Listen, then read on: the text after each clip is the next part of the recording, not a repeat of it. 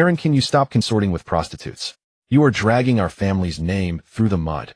You have spent more than 300 gold dragons of mine on prostitutes in just 1 month. It would already be bad enough if you only went to prostitutes, yet you even lay your hands on the maids in the castle.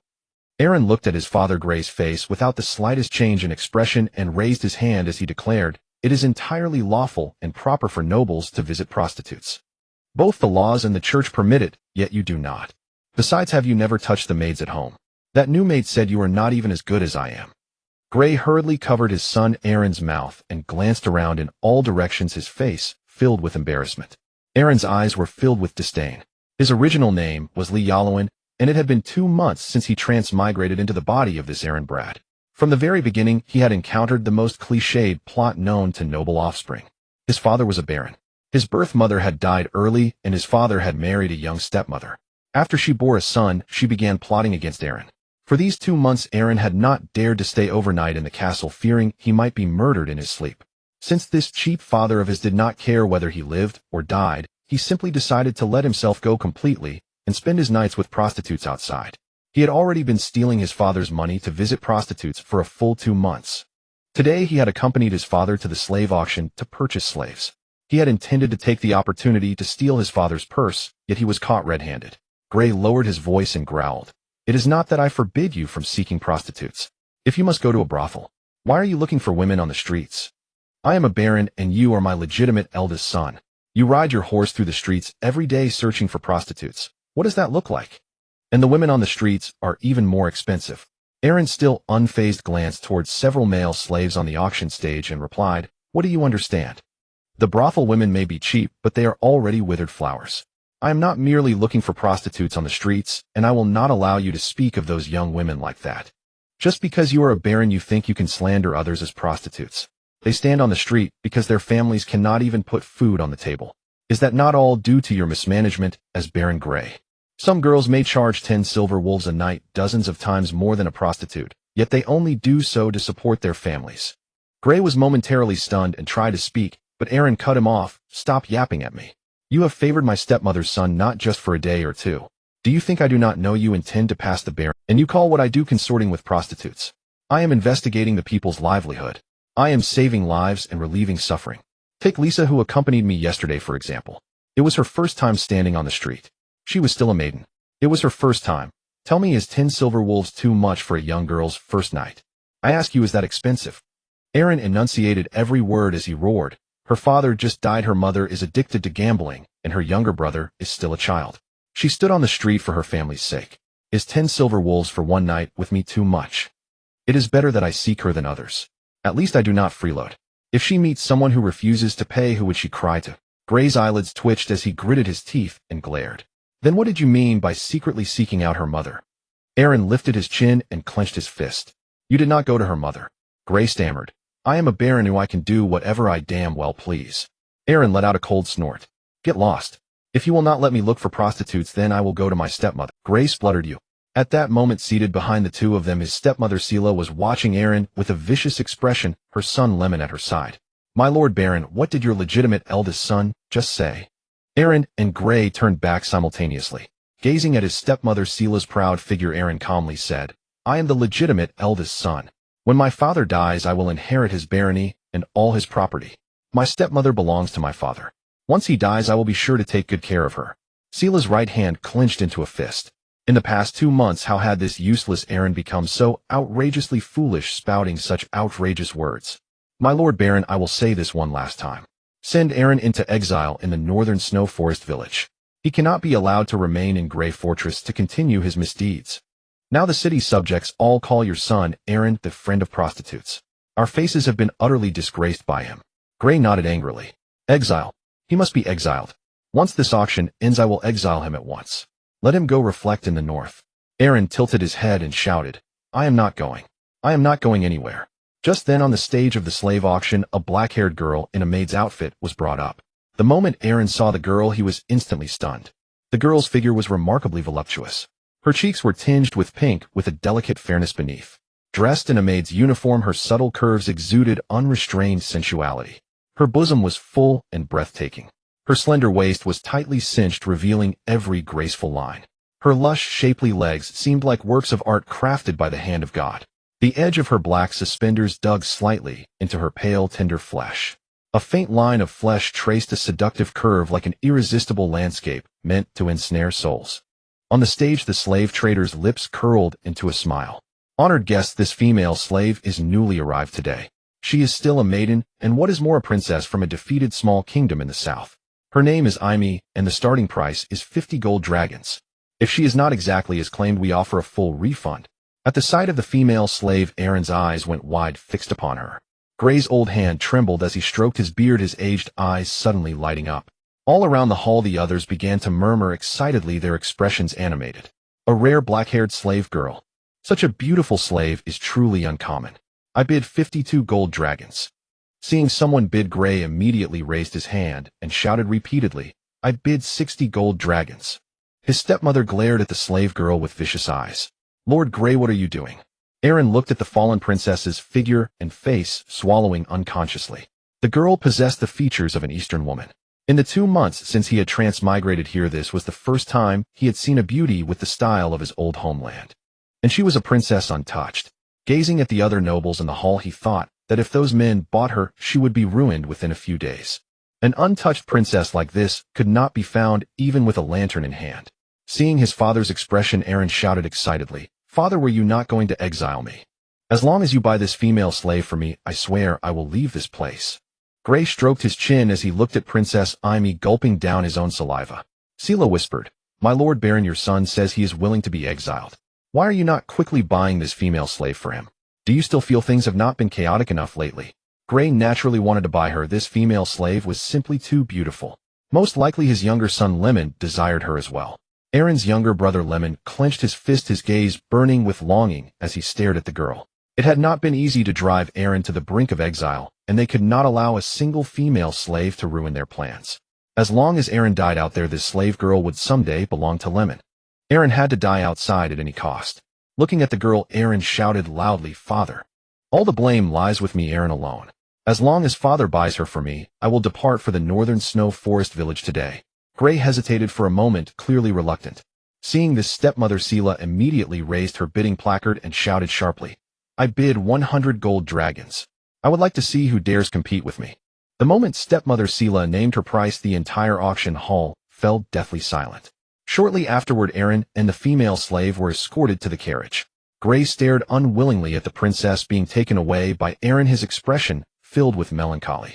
What a sin, he thought. How could any female slave be worth 100 gold dragons? Once the carriage had gone far down the road, Sela's laughter burst forth and would not stop. At last that accursed Aaron had been sent away.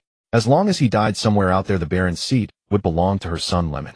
Jinsui City. Even in the daytime, a layer of lingering gray-black death energy still enveloped the entire city. The towering city walls were in ruins, and one could vaguely see the dense shadow. The young girl blushed and lowered her head.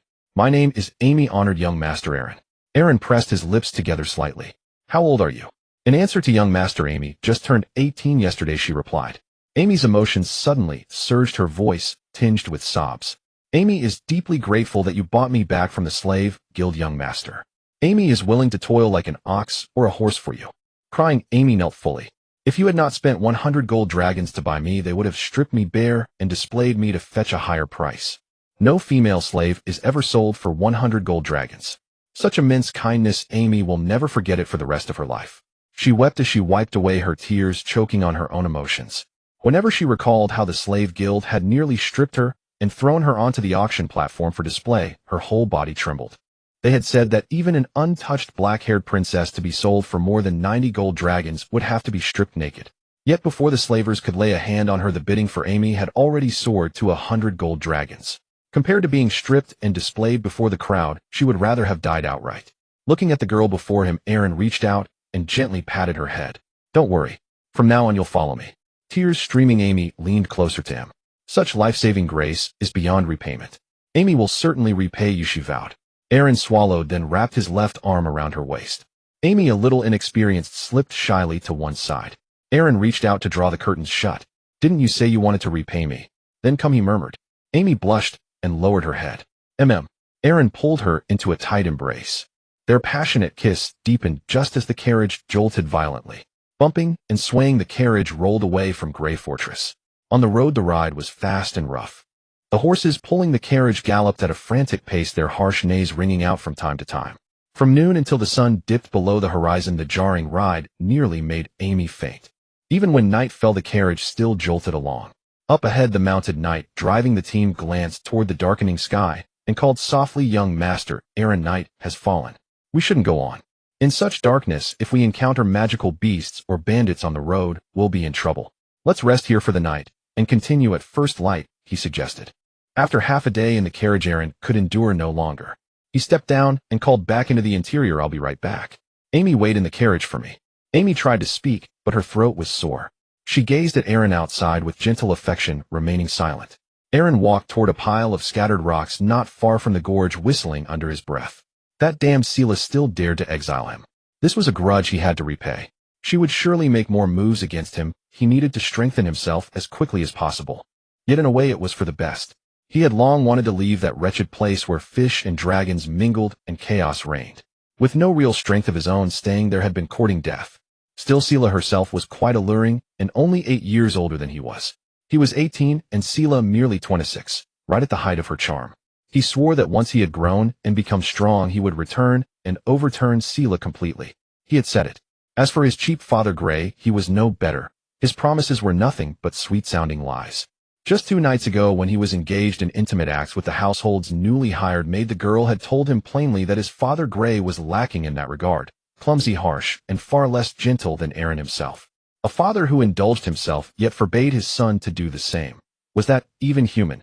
Just then, as Aaron relieved himself, he suddenly noticed a few silhouettes behind him and hurriedly went to pull up his trousers. Before he could fasten them, one of the figures flashed a blade. Aaron bolted in terror. The men behind him gave chase with all their might. His cries for help startled the knight who had accompanied them. The knight drew his sword on the spot, cleaving one assailant down with a single stroke. "Damn it," he cursed. "Run, young master Aaron. Lance will deal with them. These people must have been sent by Lady Seela." Aaron had already fled far ahead, but when he saw one of the attackers slipping toward the carriage, he immediately turned back. "Lance," he shouted, "protect Amy. They mean to kill witnesses."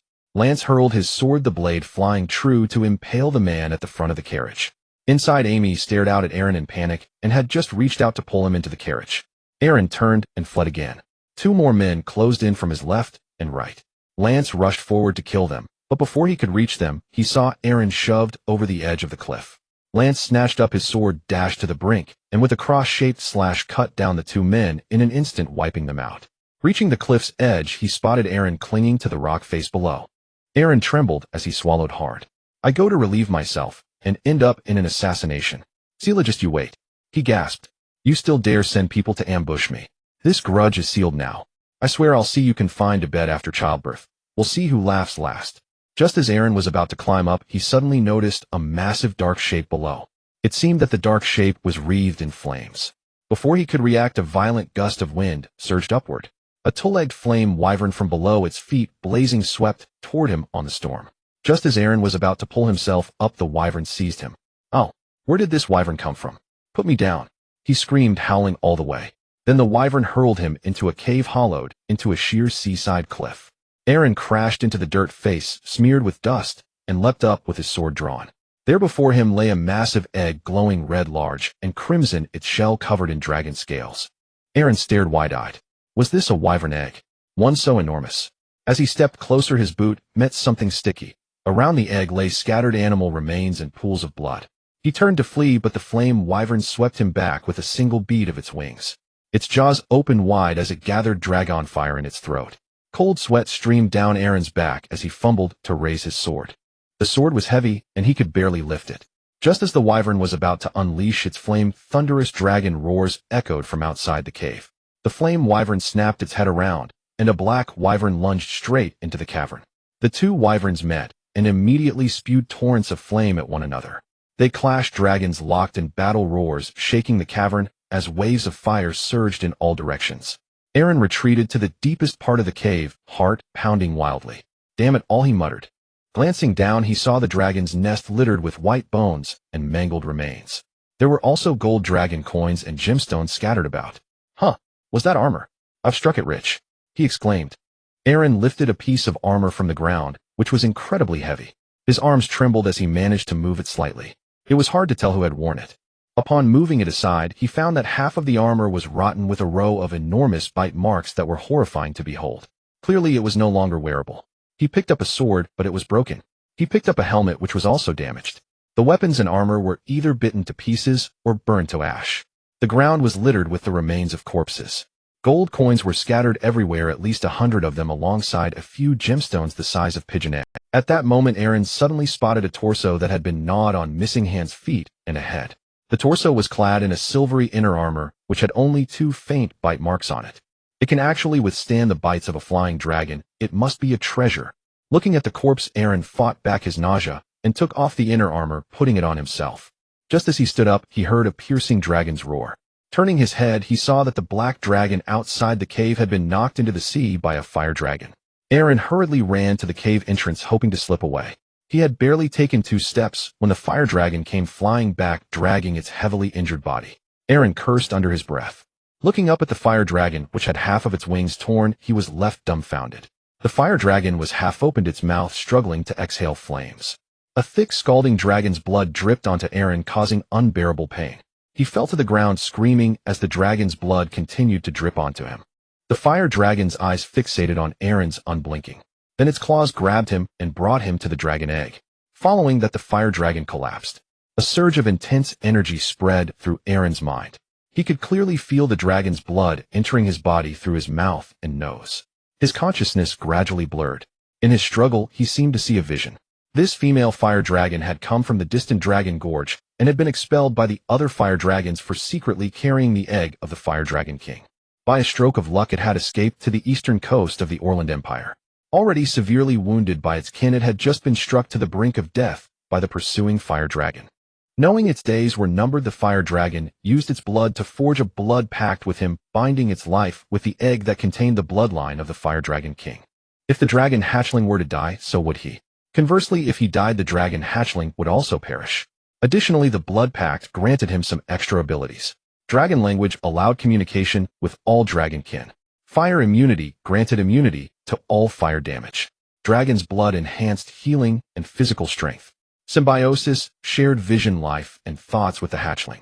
Aaron's mind was flooded with the languages of the dragon kin. He clasped his head in pain. The scalding dragon's blood drenched his entire body. Slowly, he found he no longer felt the heat. His consciousness faded and he drifted into a slumber. After some time, Aaron was awakened by a chorus of voices. "Young Master Aaron! Young Master Aaron! Wake up!" Aaron slowly opened his eyes and Lance's blue hair came into view. Lance's face was filled with joy. "Great. Young Master Aaron, you're all right. I am terribly sorry for being late." Aaron slowly sat up, looking at his hands in confusion. Didn't he remember being submerged in dragon's blood? Looking at the dragon egg beside him, Aaron wore a puzzled expression. Lance gazed at the corpse of the fire dragon nearby, his voice urgent. This should be the dragon that recently defected according to the Northern Elf tribe. Normally flying dragons do not leave the Dragon Gorge. Young Master Aaron, we must leave quickly. If this female dragon was hunted by the dragon kin, there will certainly be other flying dragons coming to kill it. Aaron rose and searched for the dead man's cloak to wrap the dragon egg. He gathered all the gold coins and gemstones. Lance glanced at the egg, hesitating to speak. The two then returned to the carriage. Lance did not dare to linger, holding a torch as they traveled through the night. Aaron held the warm dragon egg deep in thought. According to the original owner's memories, dragon eggs shouldn't be this large, right? Moreover, this dragon egg was glowing, emitting a red light. Young Master, if I am not mistaken, you must have been contracted by that female dragon, which is not a good thing. Lance's voice came from the front of the carriage. Although there are forces on Noah continent that can raise flying dragons, they are extremely rare. Furthermore, once contracted by the dragon kin, if the flying dragon dies, the master will definitely die. Conversely, if the master dies, the flying dragon is freed. This is the pact given to slaves by the dragon kin. Aaron frowned. The pact he received seemed different from what Lance described. Could it grant the contract holder other abilities?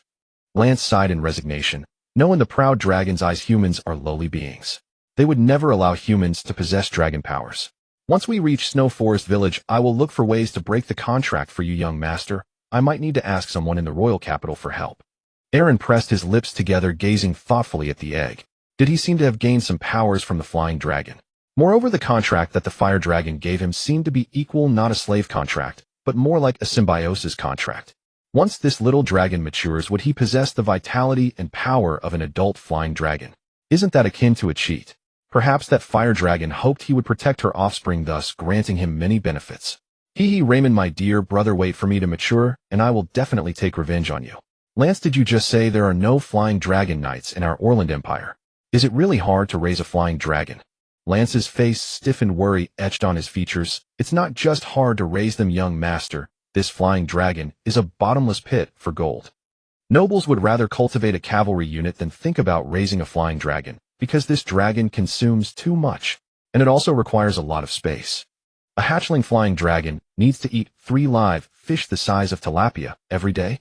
Once it learns to fly, it will need to eat live food the size of small dogs such as lambs or goslings. At least 1 meal a day, or some might even eat 2. Lance lamented. If it grows to adulthood, a single flying dragon will need an entire live cow for 1 meal. That's hundreds of cows in a year. As it grows larger, ITLL needs several cows for a meal. My God, the expenses for this could easily support a cavalry unit.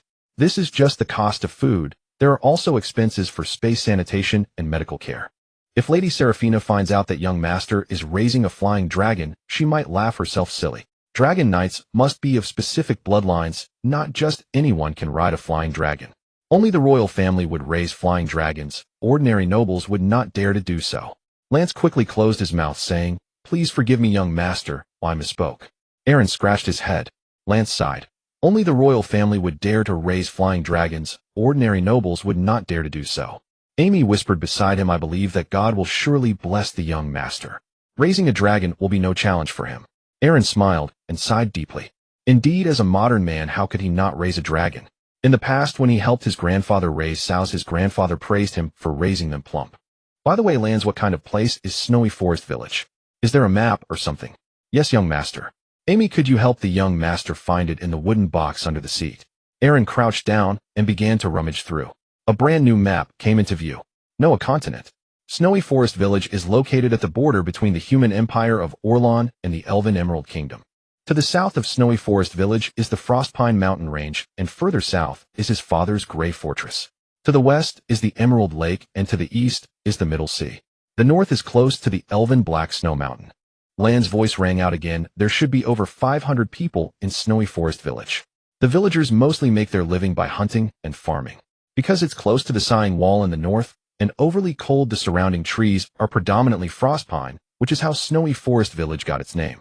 There should be a small castle for the young master to reside in. It seems that the Baron once sent people to garrison it. Aaron looked at the location of Snowy Forest Village on the map and asked quietly, "Isn't this place close to the elven territory? Won't they attack us?" Lance raised his head and shouted, "You can rest assured, young master Aaron. The elven Emerald Kingdom has stationed troops at the Sighing Wall all year round and has signed a treaty with our Orland Empire. As long as you do not cross the border privately, the elves will not take the initiative to attack.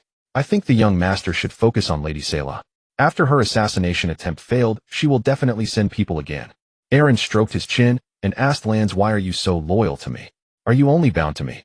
Lance smiled, his gaze shifting to the frostpine forest on either side. "I was previously your mother's knight. Lady Exiled was kind and beautiful, and she saved my life during her lifetime. I promised your mother that I would protect you well." Aaron lowered his head and looked at the map again. It was impossible to return to Grey Fortress now. His father, suffering from kidney deficiency, was likely about to be drained by Selah. The inheritance of Grey Fortress probably had nothing to do with him anymore. Opening the wooden box again, Aaron found a decree and an appointment letter. It was issued by Count Field, Selah's cousin. Although the territory of Snowy Forest Village is not small, encompassing the entire Frostpine Forest, the population is pitifully low. Nominally, he is now the Lord of Snowy Forest Village. In reality, without money, food, guards, or equipment from his father, he is equivalent to an empty lord. Most absurdly, the decree stated that he must pay a tribute of 300 high-quality large beast skins to Grey Fortress each month.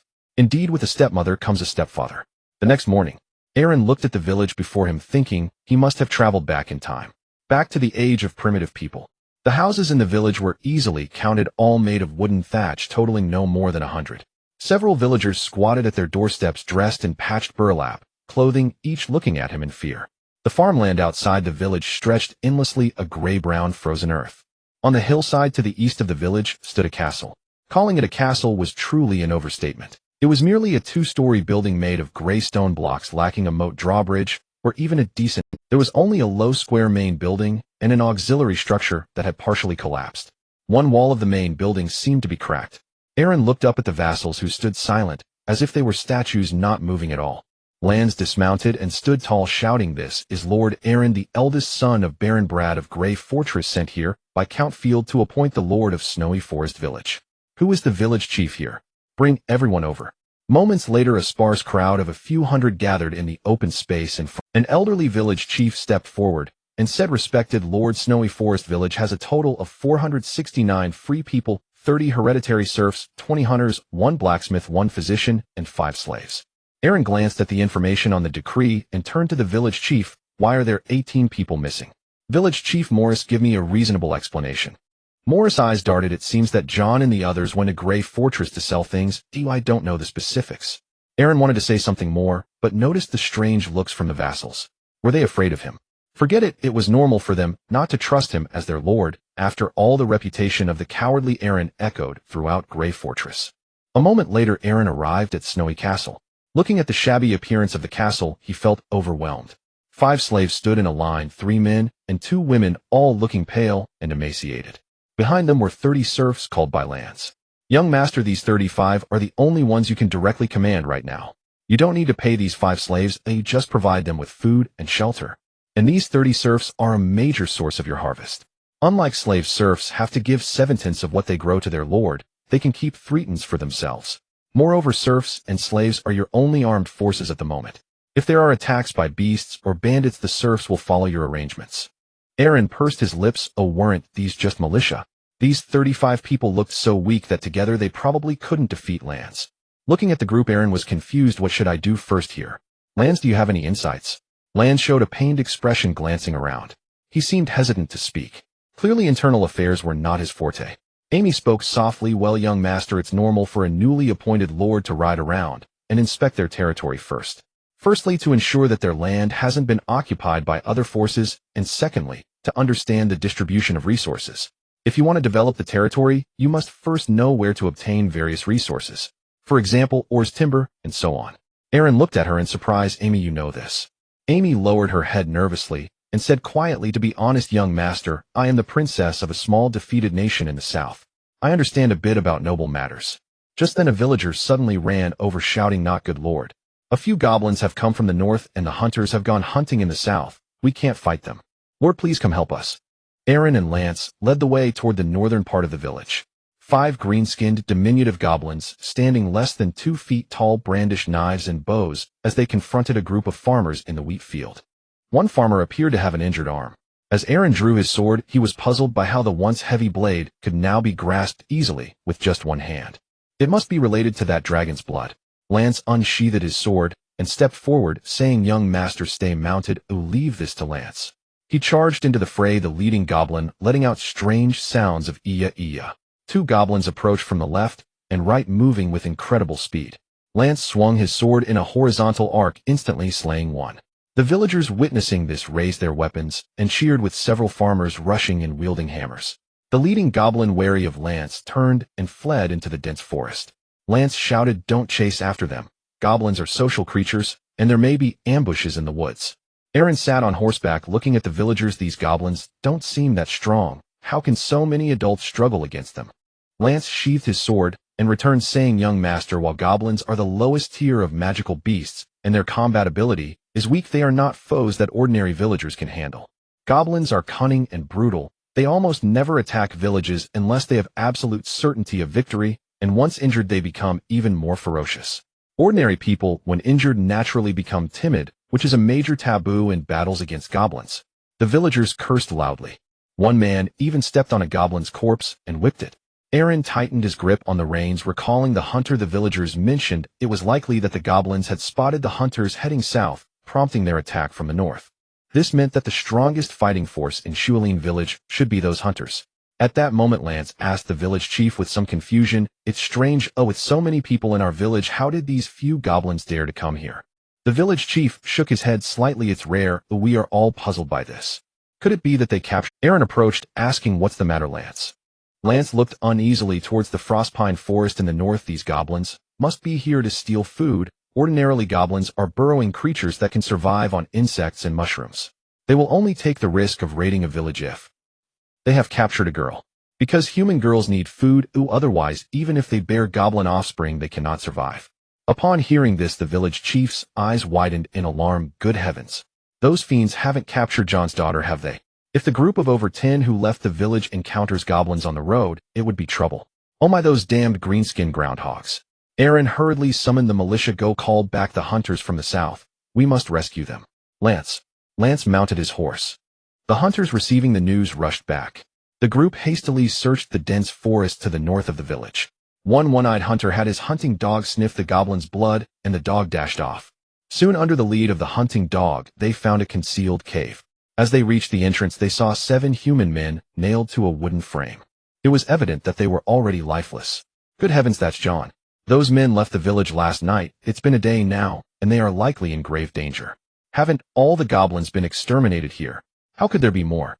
Lance led the way inside, and before they even entered the cave, they heard the cries of women. Lance raised his sword and charged in. Upon entering, he saw 2 women bound to wooden frames covered in goblins. A few goblins turned and hurriedly raised their weapons.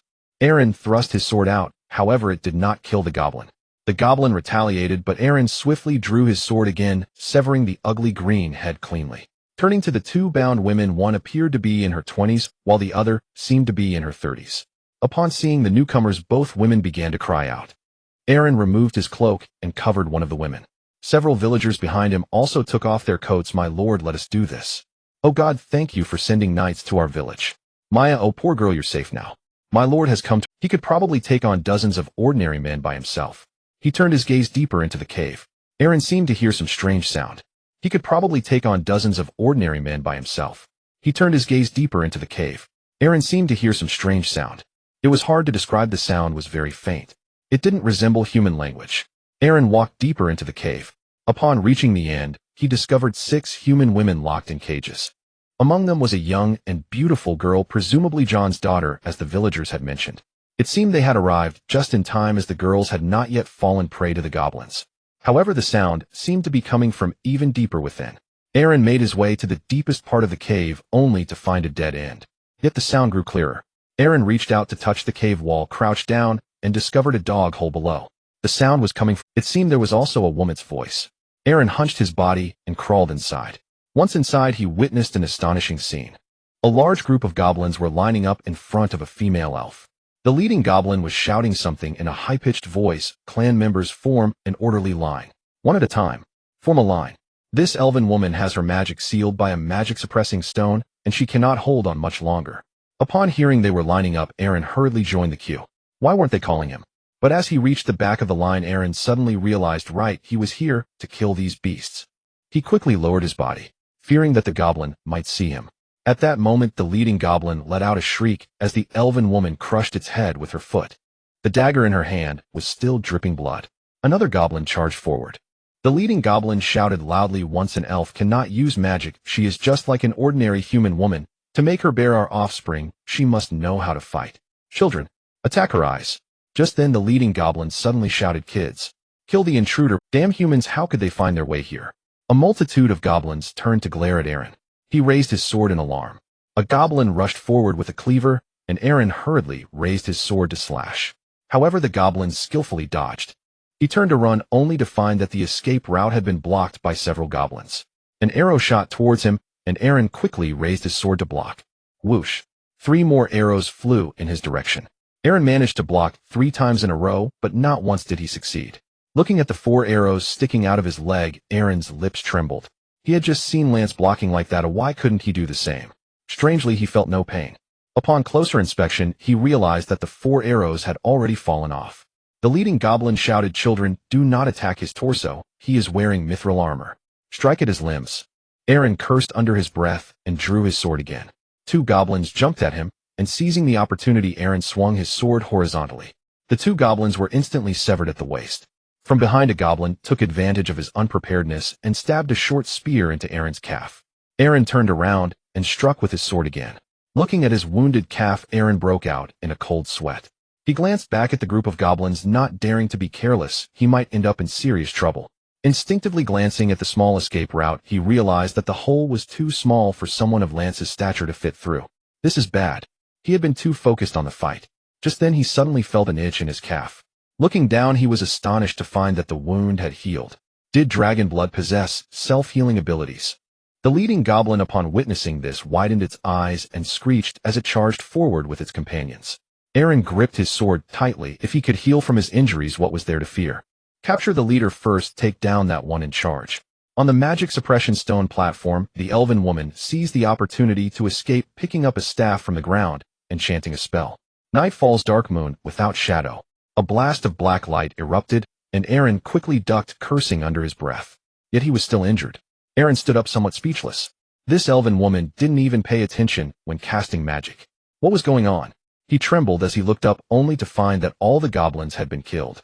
The elven woman stepped on the head of the leading goblin, crushing it underfoot. The goblin screamed in agony, reaching out to Aaron. Human. This is a dark elf. She will not spare you. She is Alchemy, the queen of the Dark Moon Court. They have fallen. Saving her is seeking your own demise. Aaron looked at the goblin's expression, then glanced back at the elven woman. The elven woman had long, sleek black hair that cascaded elegantly with one eye hidden behind her hair.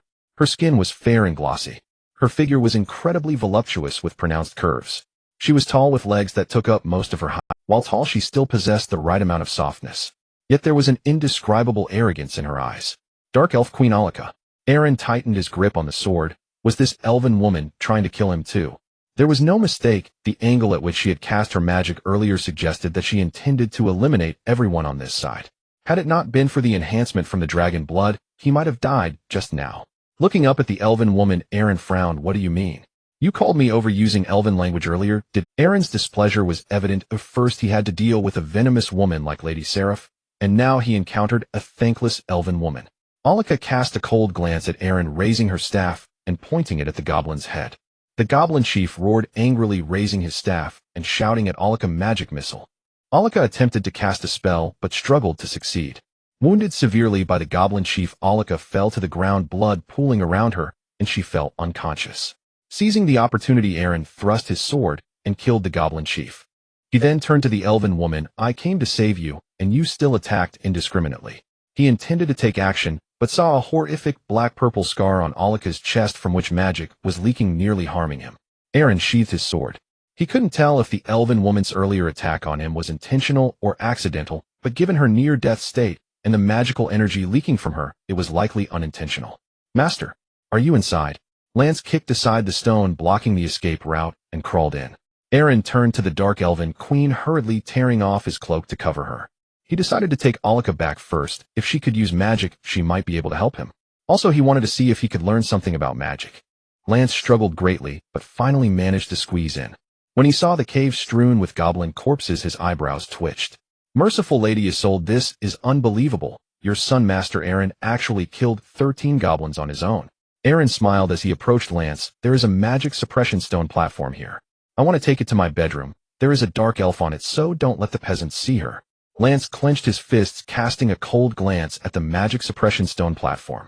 Dark elves are always arrogant and unreasonable. They have long been at odds with the Emerald Court, which destroyed them last year. Don't worry, Master E, I know what to do. Soon the peasants began to dig open the cave. Lance shouted, someone bring this magic suppression stone platform back to the Lord's room.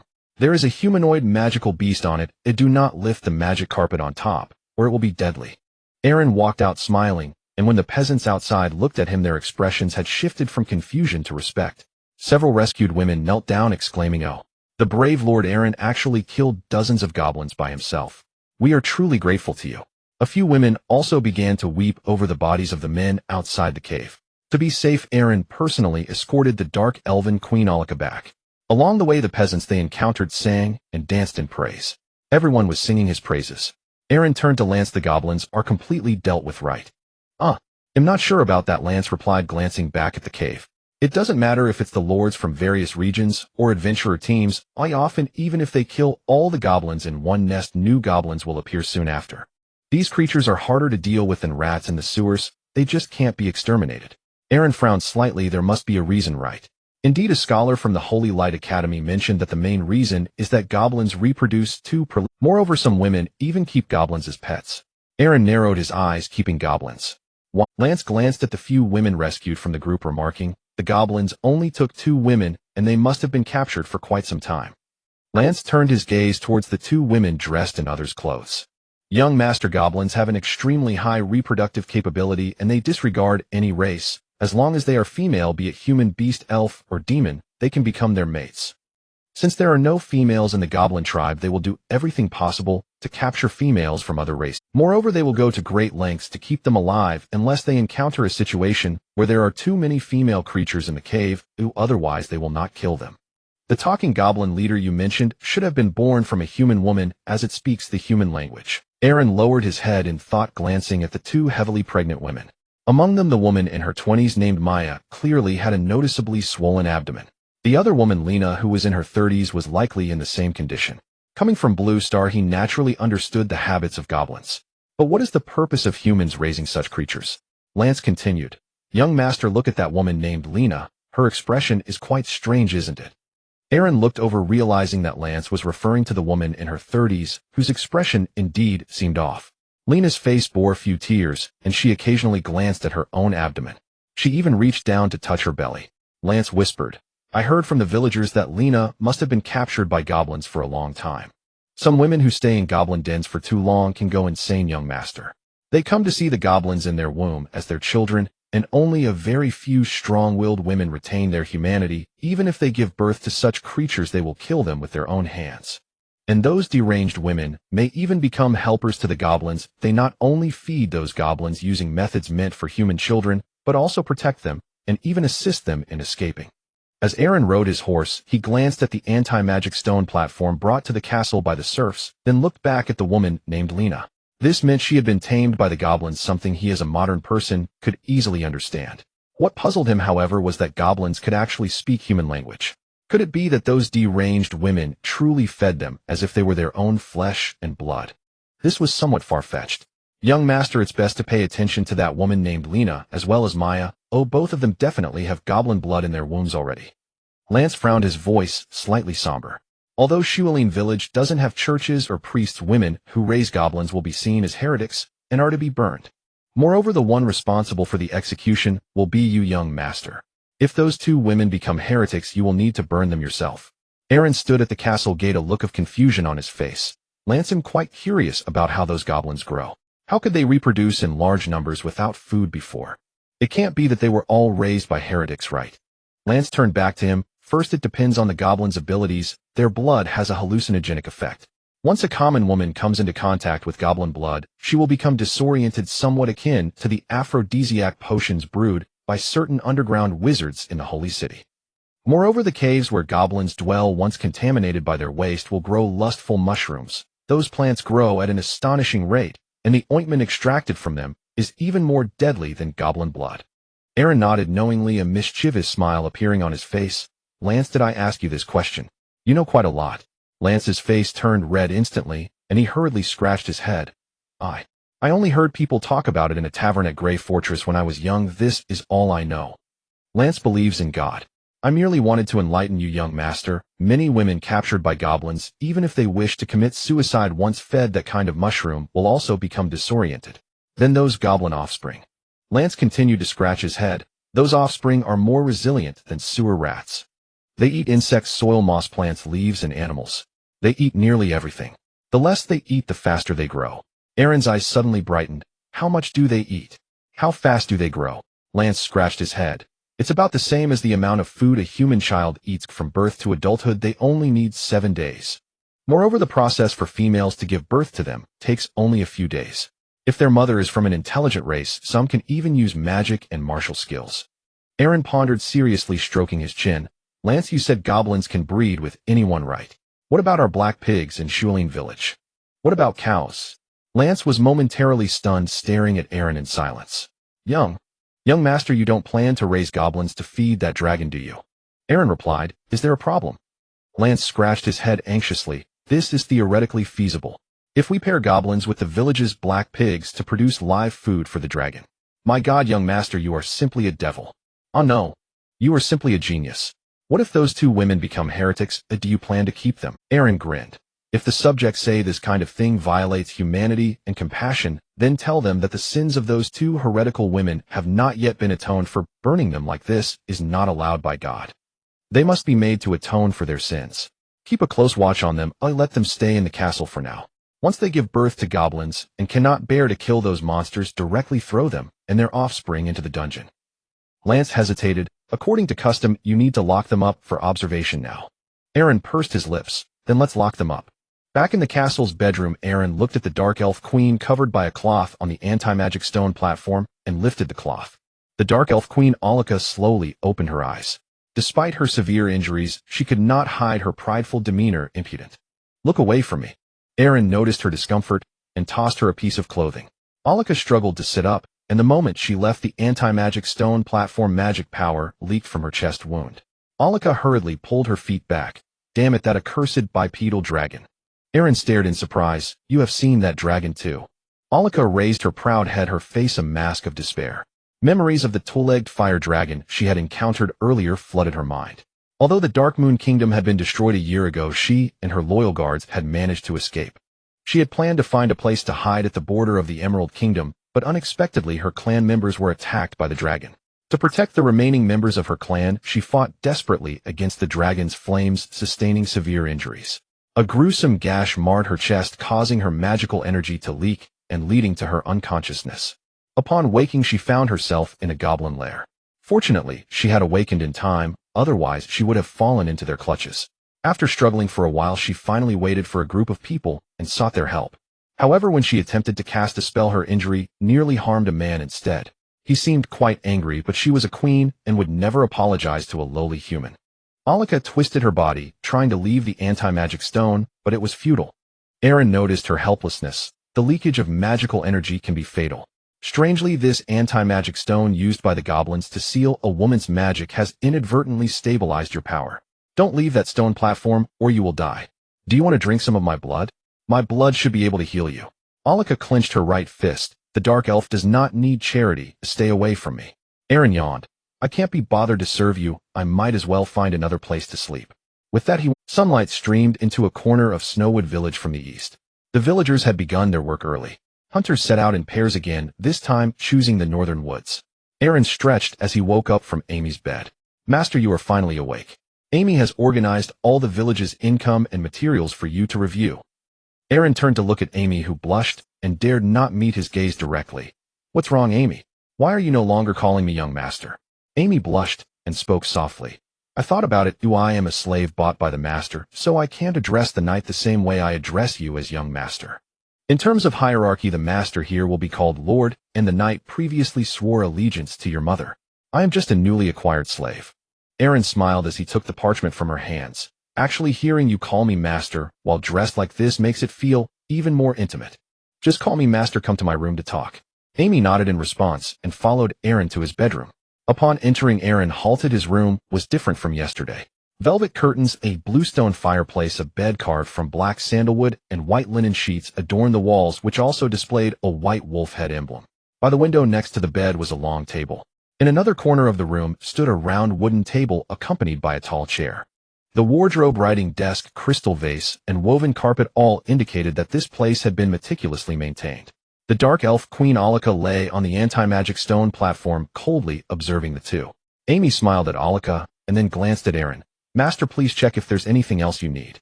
I have arranged everything for you today.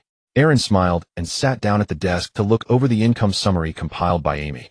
Snowwood Village head's income summary from last month: food income 20 gold dragons month, wood income 10 gold dragons month, stone income 6 gold dragons month, livestock income meat 12 gold dragons, hides 20 gold dragons, miscellaneous income 7 gold dragons, total monthly revenue 75 gold dragon coins. Aaron looked at the pitifully small revenue, tapping his right hand on the wooden table. A village of over 500 people, and this is all.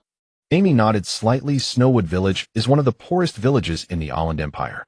These are just the tax revenues paid by the subjects. They have their own reserves, and they also have their consumption to consider. Moreover, you need to deliver 300 high-quality large beast hides and other tributes to Grey Fortress every month, and if you were to purchase them with gold dragons, your monthly revenue would be less than 40 gold dragons. Aaron looked at the village's earnings, feeling rather helpless. According to the original owner's memories, 1 gold dragon coin, 100 silver wolf coins. 1 silver wolf coin, 100 copper shield coins. The purchasing power of 1 copper shield coin is equivalent to a loaf of rye bread or a hot meal. 4 ordinary free citizens in the territory purchases are usually made through bartering. A day's labor earns about 2 copper shield coins, totaling only a few dozen copper shield coins a month. For slaves it is even lower, and their work is compulsory. Even if they earn a lot, it ultimately belongs to the slave owner. For craftsmen, daily wages range from 3 to 5 copper shields, and skilled craftsmen can earn even more. There are only a few individuals in Snowwood Village who can be considered craftsmen, and even if Aaron wanted to create additional revenue, he had no artisans. Amy continued, Master, I propose that we first increase the production of wood. Snowwood Village is cold and frozen, making it difficult for the subjects to mine stones in this environment. We can gather more wood to trade at Grey Fortress for the supplies we need to survive the winter. With winter arriving in 2 months, the revenue of Snowwood Village will suffer greatly. It would be fortunate to maintain half of the Gold Dragon revenue. Some subjects might not even survive the winter, as Snowwood Village experiences deaths from freezing every winter. The main issue is still poverty. Aaron pressed his hand against the table, looking troubled. Amy lowered her head, raising her voice. Master, if we want to quickly increase revenue, we can only make good use of the 30 serfs in the castle. After all, 70% of their yield belongs to us. They are our labor force that we can use for free. For example, we can rent out the farmland they cultivate to other free citizens, allowing the serfs to focus on logging, which we can sell directly. Moreover, it is too cold here. Even if we cultivate more wasteland to rent out for farming, the revenue will be minimal. Developing agriculture in such a cold place is unwise. As long as we ensure that food production can sustain us, we can free up more manpower to explore other revenue sources short-term, such as increasing shepherds and sheep. However, this requires building new pastures and clearing nearby beasts. Alternatively, we could develop fish and aquatic products in the Emerald Lake to the west, but that also requires clearing nearby beasts. Aaron nodded. You go ahead and do it. You are my personal maid, and now I appoint you as my steward in the name of the Lord. Today Lance will patrol the territory. You should tell him about the task of clearing the beasts. Amy's face lit up with joy. Master, you might as well appoint village head Morris as the steward, and I can be his assistant. The subjects won't listen to a mere slave like me, and Aaron suddenly raised his hand to interrupt her. He seemed to smell something burning. He turned to look under the bed. In a hurry, he retrieved a locked iron box. Upon opening it, how was that dragon egg emitting flames? As a crack appeared on the eggshell, Aaron quickly got to his feet. Is it about to hatch? A crack on the eggshell deepened further. Delicate golden red patterns spread across the dark red surface of the shell. A piece of the shell fell away from the top, revealing a small red claw. Aaron joyfully stepped forward, placing his hands on either side of the dragon egg. On one red dragon claw, a few tender toes wiggled a couple of times, then firmly grasped the edge of the shell and pulled with all its might, causing half of the eggshell to crack open. A dark red hatchling tumbled out of the broken shell. It was soaked all over, but a faint flame flickered on its head, accompanied by a pair of imposing dragon horns. Its wings were folded at its sides, the membrane sticky and clinging together, allowing Aaron to see the tiny blood vessels within. The hatchling opened its eyes, its golden red eyes gazing at Aaron. As the human and dragon locked eyes, Aaron could clearly sense the thoughts of the other. One word: hungry. The hatchling suddenly opened its dragon mouth and let out a childish roar. A puff of black smoke erupted, followed by a fit of coughing. Amy had already brought over 2 plates of meat. The hatchling's eyes lit up, and it clumsily crawled towards the nearby plate of meat, stumbling several times in the process. Gradually, it managed to find its balance. Upon reaching the meat, it began to bite into it. Aaron looked at the little creature with delight, noticing it seemed larger than he had imagined. How could such a small dragon egg hatch into a hatchling the size of a puppy? Moreover, it was not a bipedal flame dragon, but a quadrupedal one. That female flame dragon was clearly bipedal.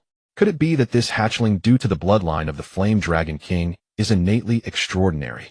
The hatchling tore at the meat slice, took a bite, but found it tasteless and attempted to spit fire once more. Roar! It failed on its first try. Second try. Then a small flame burst forth from its mouth. Instantly, the meat in front of it was charred to a crisp. Aaron's eyebrows raised slightly. The temperature of this flame. So high. This little golden devourer has been born. I must advance my plans a bit earlier. The hatchling seemed to sense his thoughts, turned to look at him with its head drooping and an unhappy expression. This little one has quite the temper. Aaron smirked, realizing that he and the hatchling not only shared a life, but could also sense each other's thoughts. Looking at the hatchling that was now full and lying asleep on the table, Aaron smiled. A little female dragon, what should we name her? Old Flame. Amy's face lit up with affection as she reached out to pet the little dragon. But the hatchling looked up at her, then raised its head like a superior and lashed its tail against Amy's hand. "Oh, this little one." Aaron chuckled as he patted the little dragon's head, and this time it did not. Whether it is a giant dragon or a bipedal flying dragon, they are proud beings. It is normal for it not to let you touch it. What name should we give it? Amy tilted her head and pondered. Born of fire, extraordinary from birth, how about Ignia? Aaron contemplated. As a modern person, he found it challenging to come up with a name from ancient Western lore. At least Amy was a well-read princess. Then let it be Ignia. At that moment a series of knocks echoed from outside, and a maid called softly, "My lord, the village chief Morris seeks an audience." Aaron looked at the little dragon. It had already fallen asleep. He gently picked it up and placed it on the bed, whispering, "Ignia, you must not run around, understand? Do not let anyone discover you, and do not breathe fire carelessly. A well-behaved Ignia will have an endless supply of meat." Ignia yawned, gave a light nod, and then went back to sleep. Aaron exited the room, with Amy closely following behind. They arrived at the hall downstairs. Village Chief Morris was accompanied by 6 women, seemingly seeking something. Upon seeing Aaron, Morris hurriedly exclaimed, "My lord, these 6 free women wish to work in your castle. Their husbands and sons were killed by goblins. What do you think?" Aaron sat in the lord's chair holding several sheets of parchment. He scanned the 6 individuals, 5 middle-aged women and a young girl. The girl was someone he had seen yesterday in the goblin lair. She should be the deceased John's daughter with blonde hair and blue eyes, quite charming. "Morris, what can these 6 do? What skills do they possess?" Morris paused briefly, then turned to look at John's wife. Helena is a seamstress, and John's daughter Jenny can also sew, particularly skilled at making leather garments. As for the other 4, they were all farmers like their husbands. Jenny nervously approached, holding a pair of black leather gloves, each glove adorned with the Brad family crest, a white wolf's head. "My lord, thank you for saving us. Jenny wishes to gift you these gloves." Morris stroked his sparse beard, chuckling. "Jenny worked hard all night to embroider these 2 crests. She came to my house before dawn asking me to bring her to you." Jenny's cheeks flushed, slightly feeling shy to look up. Aaron took the gloves and put them on right away. Clenching his fists, Aaron smiled. "I am very pleased. Thank you for the gift, Jenny. You and your mother can work in my castle from now on. I will give you each a silver wolf every month." Everyone's eyes widened in shock. Jenny hurriedly lifted the sides of her skirt and bowed. "My lord, you are too generous. I will surely weave the finest fabrics of the Orland Empire for you." Morris' old eyes twitched. "My lord, don't be fooled by my age of 60. I can sew too." Aaron chuckled softly. "Morris, are you sure you can see the thread when you sew? But I need your help elsewhere, Morris." As for the other 4, Aaron looked at the 4 women. He had heard that some had lost their husbands while others had lost their sons, leaving them with no one at home. However, if he simply took in these people without special skills out of pity, it would likely cause issues with accommodating them later. Aaron rested his chin on one hand, placing the parchment on the table. "As for these 4, let's wait for now. I will expand the number of shepherds and shepherdesses later. If you have no food at home, let Amy provide you with 3 days' worth of rations. You know better than I how poor Snowy Forest Village is. My castle currently only needs craftsmen and similar talents. I am rewarding Jenny and the others because they can help me create fabrics that can be sold for wealth. Being a shepherdess might be somewhat hard, but the pay will certainly be there, and it won't be worse than farming." Morris, hearing this, hurriedly stepped forward, exclaiming, "My lord is merciful." The 4 women all stepped forward to express their gratitude. Aaron waved his hand. "All right, you all can leave now. Morris, Amy, stay behind. I have something very urgent to discuss with you." Amy and Maurice took seats on either side. Aaron unrolled a newly drawn map and began marking it. "Yesterday, lands surveyed the plains within our territory. According to the demarcation agreement between the Orland Empire and the Jade Court, he has delineated the precise boundaries of our domain. Though Snowwood Village is exceedingly impoverished, its land area is vast." Maurice stroked his sparse goatee as he watched Aaron mark the map. "My lord, though the territory is expansive, much of it is barren wasteland. To the north lies the Black Snow Mountain, out to the south the Snowwood Range. As you can see, frost needle pines grow predominantly on the mountainsides. Should you wish to harvest timber, how would you transport it? Carriages cannot ascend those slopes. Surely you do not intend for villagers to carry logs down the mountain one by one." Aaron remained silent, continuing to annotate the map. The western expanse, though flat, is the Everfrost Plain, a desolate stretch teeming with wolf packs.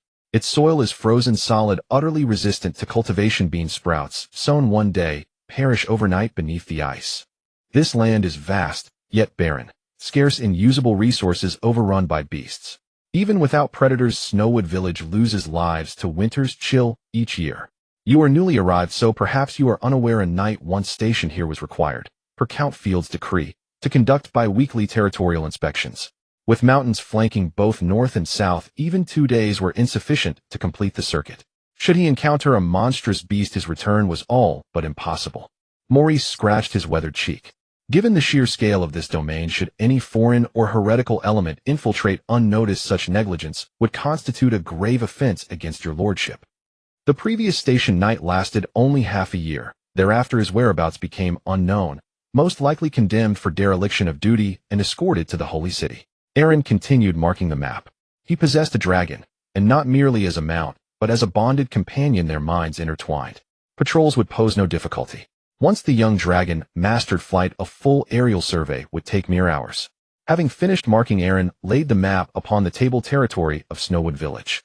Both Maurice and Amy leaned in to examine it, their expressions markedly distinct. Maurice's face bore deep lines of concern, while Amy frowned pensively, lost in quiet contemplation. Aaron pointed toward the black snow mountain north of Snowwood Village, his voice low and deliberate. If my assessment is correct, the pass between the mountain and the village is a landslide-formed incline. Should a catastrophic avalanche or major landslip occur, Snowwood Village stands perilously close to total submersion. Maurice stroked his beard. Avalanches are not uncommon, but none have ever reached us directly. The largest in living memory occurred 30 years ago, yet it did not inundate the village. Aaron gestured westward toward the Everfrost Plain. In my homeland there is an old saying: to prosper, first build roads, then till fields, then fell timber. Lands escorted me here via the central courtyard coast. To the south of Snowwood Village, terrain is rugged and treacherous, unsuitable for development. Road construction there would be prohibitively difficult. If we relocate the village to the northern shore of Jade Lake, we may construct a lakeside road, granting direct access to the Orland Empire's interior. Moreover, as you yourself noted, the last great avalanche nearly buried the village 30 years ago. Who knows when the next will strike? Our current site rests precariously beneath a crumbling cliff. Maurice studied the Jade Lake region. A shoreline road was indeed feasible, but such a vast lake surrounded by wild beasts would demand staggering sums of gold, dragons, and legions of laborers. So this new noble scion was an idealist, undoubtedly another youth ablaze with fervent ambition, soon no doubt to be brought low by reality's crushing weight. Amy rested her chin upon one hand. Master, you propose relocating the village to this hazardous zone. Yet the Everfrost Plain soil is impenetrably hardened. Construction would be arduous and the cost prohibitive. Aaron recalled his dragon. In his vision, the dragon's fiery breath would soften the permafrost once thawed. Artisans could prepare foundations. That plan held promise. True development demands foresight. Generations past recoiled at obstacles. Thus no one has dared attempt what lies before us. As for funding, I shall find a way. We must not only found a new village, but also establish a port along the eastern coast. Fisheries must flourish. To thrive, we must circumvent Greyspire Fortress to the south. Thus a western route into the Orland Empire's heartland is indispensable. Relying solely on agriculture promises little prosperity here. We must forge alternate paths, and with mountains flanking us on both sides, surely mineral veins lie hidden. Maurice paused, startled. Minerals? The Black Snow Mountain abounds with, or my lord. Brother Eck ventured there last year. A faint smile played on Aaron's lips. And where are they now, eh? Frozen to death upon the Black Snow Mountain. Aaron fell silent. Maurice sighed wearily. Only mages endure such extremes. Knights succumb to the bone-deep cold. Even if one scaled the peak, descent would likely prove fatal. And mages disdain mining common iron ore. Thus the Black Snow Mountain's riches remain ornamental, mere spectacles for your lordship. Aaron tapped the tabletop with one finger. Others could not ascend, but he could. His body coursed with dragon blood. Since bonding with the young dragon, cold no longer touched him. He burned with inner fire. When the dragon matured, further scaling the Black Snow Mountain summit to retrieve rare ores would yield immense profit. Perhaps a dragon industry was not mere fancy. Yet that lay in the future. What could he accomplish now? Aaron picked up Amy's ledger of revenue summary. Relocation to the west must wait until spring. These 3 winter months demanded urgent preparation, securing sufficient gold, dragons, materials, and skilled artisans, and above all cultivating loyalty and belonging among the villagers. His rescue of villagers from the goblin lair yesterday had granted him nascent authority, but it was far. Aaron unfurled a parchment scroll. I intend to expand livestock farming. Yaks, sheep, draft horses, black swine. Hardy breeds suited to this frigid climate. Presently the village's herds are woefully insufficient. Any refugees or displaced persons who settle in Snowwood Village shall enjoy full tax exemption on their first year's harvest. Thereafter standard levies resume. Amy discerned his intent. Master, if population expansion is your aim, I recommend purchasing slaves from Gracespire Fortress. Market rates stand at 2 gold dragons per able-bodied man. Of skilled laborers may fetch up to 10. Morris's eyes lit up. Precisely. Slaves offer the swiftest means to swell our numbers, and supply essential labor for your lordship's endeavors. But what shall they eat? The granary holds provisions for the entire village. You, my lord, must personally fund their sustenance in these early days. Aaron nodded slowly. In the end, it always returns to coin. That I shall resolve. After leaving the scene, Aaron found himself alone in the dungeon. He discovered the spoils from the goblin den that had been cleared yesterday, a pile of crude weapons. According to the original owner's memory, these ordinary short swords and bows would fetch very little. The only valuable item among the pile of weapons might be the goblin staff, embedded with a magic stone, which the goblin chief used to enhance his powers and should sell for around 50 gold coins. With the more than 100 gold coins found in the dragon's nest, his personal pouch should contain about 200 gold coins. The slightly valuable items would be the gems obtained from the dragon's lair, which could sell for around 300 at market price. However, the most valuable item would definitely be the Darkmoon staff of the Dark Elf Queen. Aaron opened an iron chest and took out the staff. Glistening with a purple light, it was clearly not an ordinary object. It could easily fetch 20,000 gold coins. He wasn't sure. After all, the original owner had never seen such a thing. Aaron stroked his chin. If he could get this female elf to assist him using her magic to create some magical items, could serve as an additional income, and the profits would surely be substantial. Now she was injured, and if it weren't for the sealing of her leaked magic by the magic-constrained stone platform, she probably wouldn't survive. Given her proud personality, it would be impossible for her to help him. Why not check the goblin den to see if there's anything valuable left? Aaron exhaled, standing up and leaving the dungeon. He mounted his horse and headed north toward the village. Arriving at the goblin den from yesterday, Aaron tied his horse to a tree trunk. Approaching the entrance, he noticed a few patches of dried blood on the ground. Looking back at the cave entrance, it seemed to be warmer inside than outside. Aaron felt the stone walls of the cave as he slowly walked in. A foul stench assaulted his senses, a nauseating odor. Aaron scanned the surroundings, his gaze landing on a cluster of red, umbrella-shaped mushrooms. These must be the love-lost mushrooms that Lance mentioned. Just eating one will induce a hallucinatory effect. Moreover, it can be extracted into a paste that stimulates the nervous system even more than goblin blood. Aaron tried to recall the original owner's memories. This fellow was practically useless, only showing interest in potions and herbs used on women during his lifetime. He only knew a little about alchemy, but for Aaron, a modern elite well-versed in mathematics and science with the original owner's scant memories, it shouldn't be difficult to concoct some potions for profit. To produce such potions, he would need to farm goblins, as only goblin excrement could cultivate these mushrooms. Moreover, goblin offspring could be used to raise flying dragons, which would speed up the development of the territory once the dragons grew a bit larger. A complete economic production line for the territory slowly took shape in Aaron's mind. Aaron took out a burlap sack and picked some mushrooms. He then continued to walk deeper. Arriving at the previous queuing spot, Aaron thoughtfully stroked his chin. This cave was considerably warmer than outside. Should he consider making this place his base? Perhaps as a place to farm goblins. Just then Aaron suddenly heard movement behind him. Instinctively gripping his sword, he saw a young goblin charging at him with a wooden stick. Aaron grabbed it by the neck, a stray fish. So small it must have just been born recently. He recalled the middle-aged woman named Lena from yesterday. Before leaving, she seemed to glance back at this den from time to time. Having one alive is better. It saves me the trouble of waiting for Lena and those 2 women to have another batch. Aaron snorted coldly and knocked the goblin cub unconscious with a punch. Returning to the dungeon, Aaron tightly bound the goblin and prepared to bleed it out. Blood flowed slowly from the goblin's struggling arm into a container. Aaron took out a few mushrooms and opened a copy of the alchemical primer that the original owner had read. Grinding, mashing, boiling. It looked so much like Eastern traditional medicine. However, further on were items that required magic and alchemy. Goblin secret potion crafted using goblin blood and other ingredients to produce various effects of goblin secret potions. Epimedium, holy grass, succubus blood. There's even dragon blood. Aaron was momentarily intrigued. Dragons, the most powerful creatures of the Noah continent, have had many servants and mates since ancient times.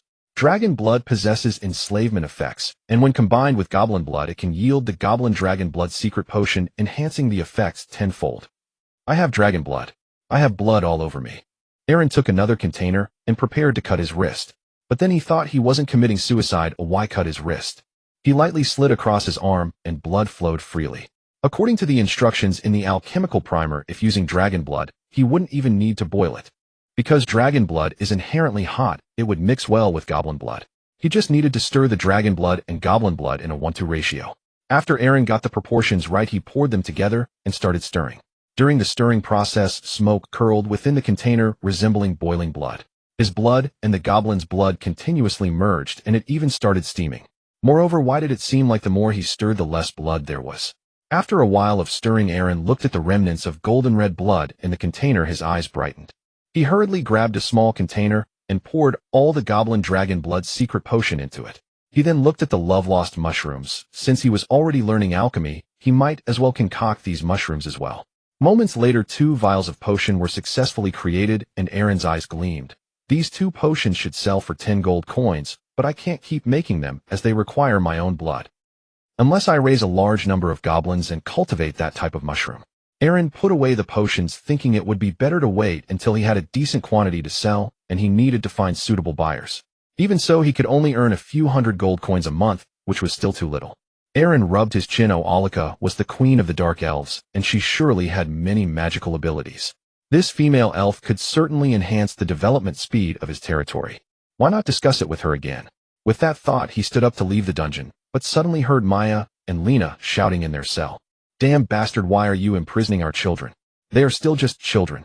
Aaron looked at Maya in disbelief. She had already given birth to a goblin cub and was still nursing it.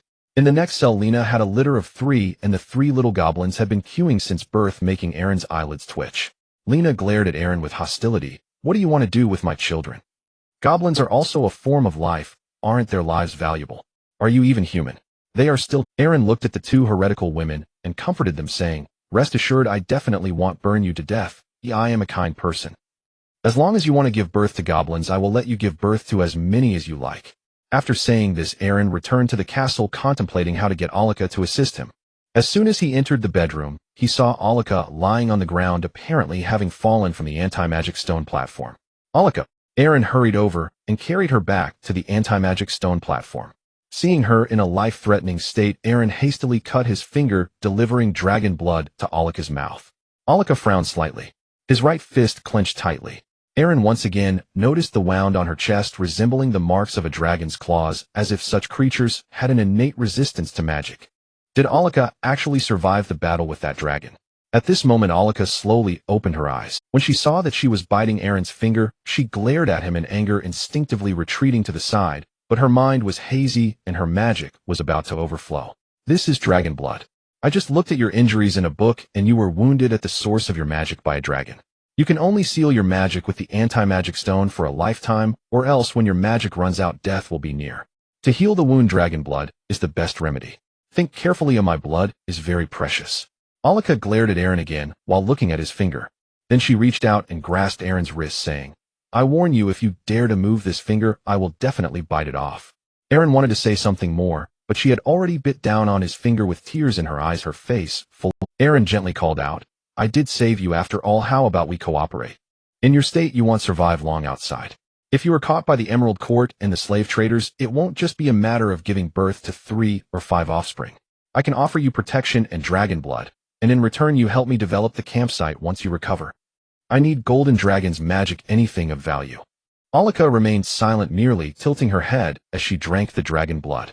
She drank it sip by sip, tears streaming down her face. In a cave near the Black Snow Mountain by the shore, a dozen dark-skinned dark elves were arguing. Chloe, we can no longer wait. Although you are the queen's personal knight, you are just a half-breed born of a human and an elf. What power do you have to command us? On that day, Queen Discretia III Alchemy was captured by the fire dragon. Oh, everyone saw it. We also went to the dragon's nest by the shore, which had already been ravaged by the giants of Dragon Valley. Queen Alchemy is dead.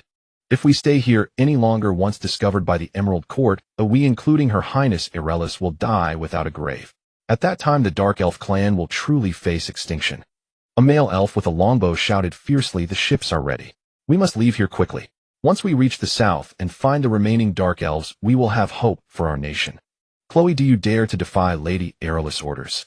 Chloe clenched her fists, respectfully looking at Irelis Discretia, Alchemy's sister. and knelt in reverence.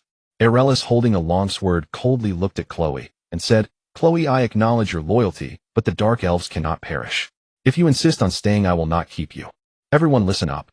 Set sail immediately, from the central sea to the southern continent, for the Dark Moon Lord." The elves all knelt down, chanting for the Dark Moon Lord. Chloe looked at the ships heading south and donned her cloak. Remembering the scene of battling the fire dragon that day, she grasped the dagger at her waist. She had been to that dragon's nest, and not only was there no corpse of Alika, but even her Dark Moon staff was missing. Moreover, her Queen Alika was the only mage among the Dark Elves. Even if Queen Alika was heavily injured in the battle against the Emerald Court, she should still have the ability to cast magic. If she wasn't killed by that dragon, there was a great chance she survived. Could it be that she was captured by someone? This is the border area between the Emerald Court and the Orland Empire, with not even a shadow in sight. Where could her queen have gone? Could it be that she was captured by the Sunlight Elves of the Emerald Court? Chloe, wearing her cloak, walked down the mountain. If she remembered correctly, there should be a human village nearby. Could it be that she was captured by humans? Human nobles love to keep female elves as pets. Chloe walked forward with her head down. On the way, she saw a lance chasing a pack of wolves with a group of hunters in the distance. A young knight. Just a glance was enough for Chloe to conclude that this person was definitely not a match for Queen Alika. Chloe bypassed the crowd and continued onward.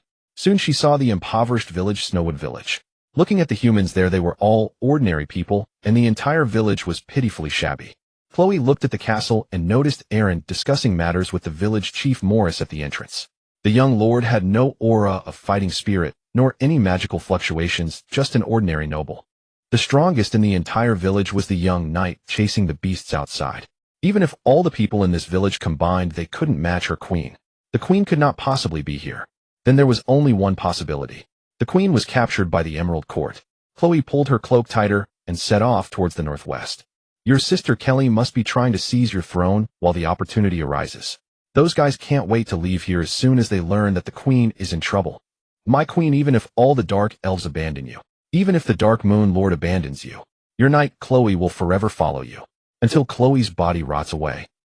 At the entrance of Snowwood Castle, Morris Osborne held a list and spoke to his son Jack Osborne beside him, saying, "We must not make a mistake. The Lord requires 50 adult male slaves and 20 female slaves. Additionally, we need stonemasons, carpenters, and various craftsmen, if available by them, but don't exceed 10 golden dragons. Jack, remember, you only need to pay the slave trader 20 golden dragons as a deposit. You let the slave traders bring the slaves here, and I will pay upon delivery." Jack scratched his head, saying, "Pay upon delivery? Why does the Lord do this? You'd be better off choosing yourself, or what if I choose someone you don't like?" Morris punched his son Jack in the head, saying, "The Lord has ordered you to go, so go without question. You mustn't let Baron know, especially Lady Selah. If they find out you were sent by young Master Aaron to buy slaves, you definitely won't come back. Remember, have the head of the merchant guild bring people over. Even if the slaves die of hunger or illness on the way, it will be their responsibility." Jack took the small bag of gold dragons Aaron had given him and jumped onto his horse. Aaron watched Jack ride away, exhaling with a face full of impatience. There were just over 2 months until the snow fell, and time was tight. He needed to ensure the new village was built before the harsh winter arrived, and if necessary, see if trade could be established with the Emerald Kingdom. To engage in trade, he needed to have goods to offer. Although the Elven Queen had cried out for her mother under the influence of a secret potion, once its effect wore off, she returned to her haughty self, making it unlikely that she could be dealt with anytime soon.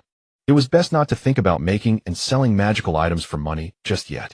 Aaron looked around, asking, "Morris, does our snowy forest village have any specialties? Something that can be sold, something that isn't found anywhere else?" Morris stroked his sparse goat beard while still watching Jack disappear into the distance. Morris hurriedly turned around and bowed, saying, "What is it, my lord?" Aaron looked towards the nearby fields, asking, "What specialties does Snowy Forest Village have?" "Specialties?" Morris frowned, saying, "Black Mountain Snow Lotus, 1 piece for 1 gold coin. But it's found in high and cold places and is quite rare. Then there's Frost Pine. The wood from the southern Frost Pine forest is dense and becomes harder and less likely to crack in cold weather. It's a quality material for building wooden houses and bridges, and many places procure this wood from Grey Fortress, but much of it is sent there by us Snowy Forest villagers. As for crops, we have black ear wheat. Its advantage is its frost resistance and ability to withstand hunger, but it's difficult to eat and tastes completely different from regular wheat. However, southern merchant caravans often come to Grey Fortress to buy the straw from black ear wheat." Aaron frowned, asking, "What do you mean?" Straw. Morris grinned self-deprecatingly, saying, in their eyes, the most valuable part of black ear wheat is the straw because it's cheap and frost-resistant. They use it to fill cold-proof boots and clothing, somewhat like the use of Eurograss. People from the southern Orland Empire once said that they use black ear wheat to feed pigs. Aaron squinted, instinctively looking towards the nearby black ear wheat field. It seemed he still needed to find a type of grain that could adapt to the frozen soil environment. Morris suddenly thought of something, his old eyes brightening.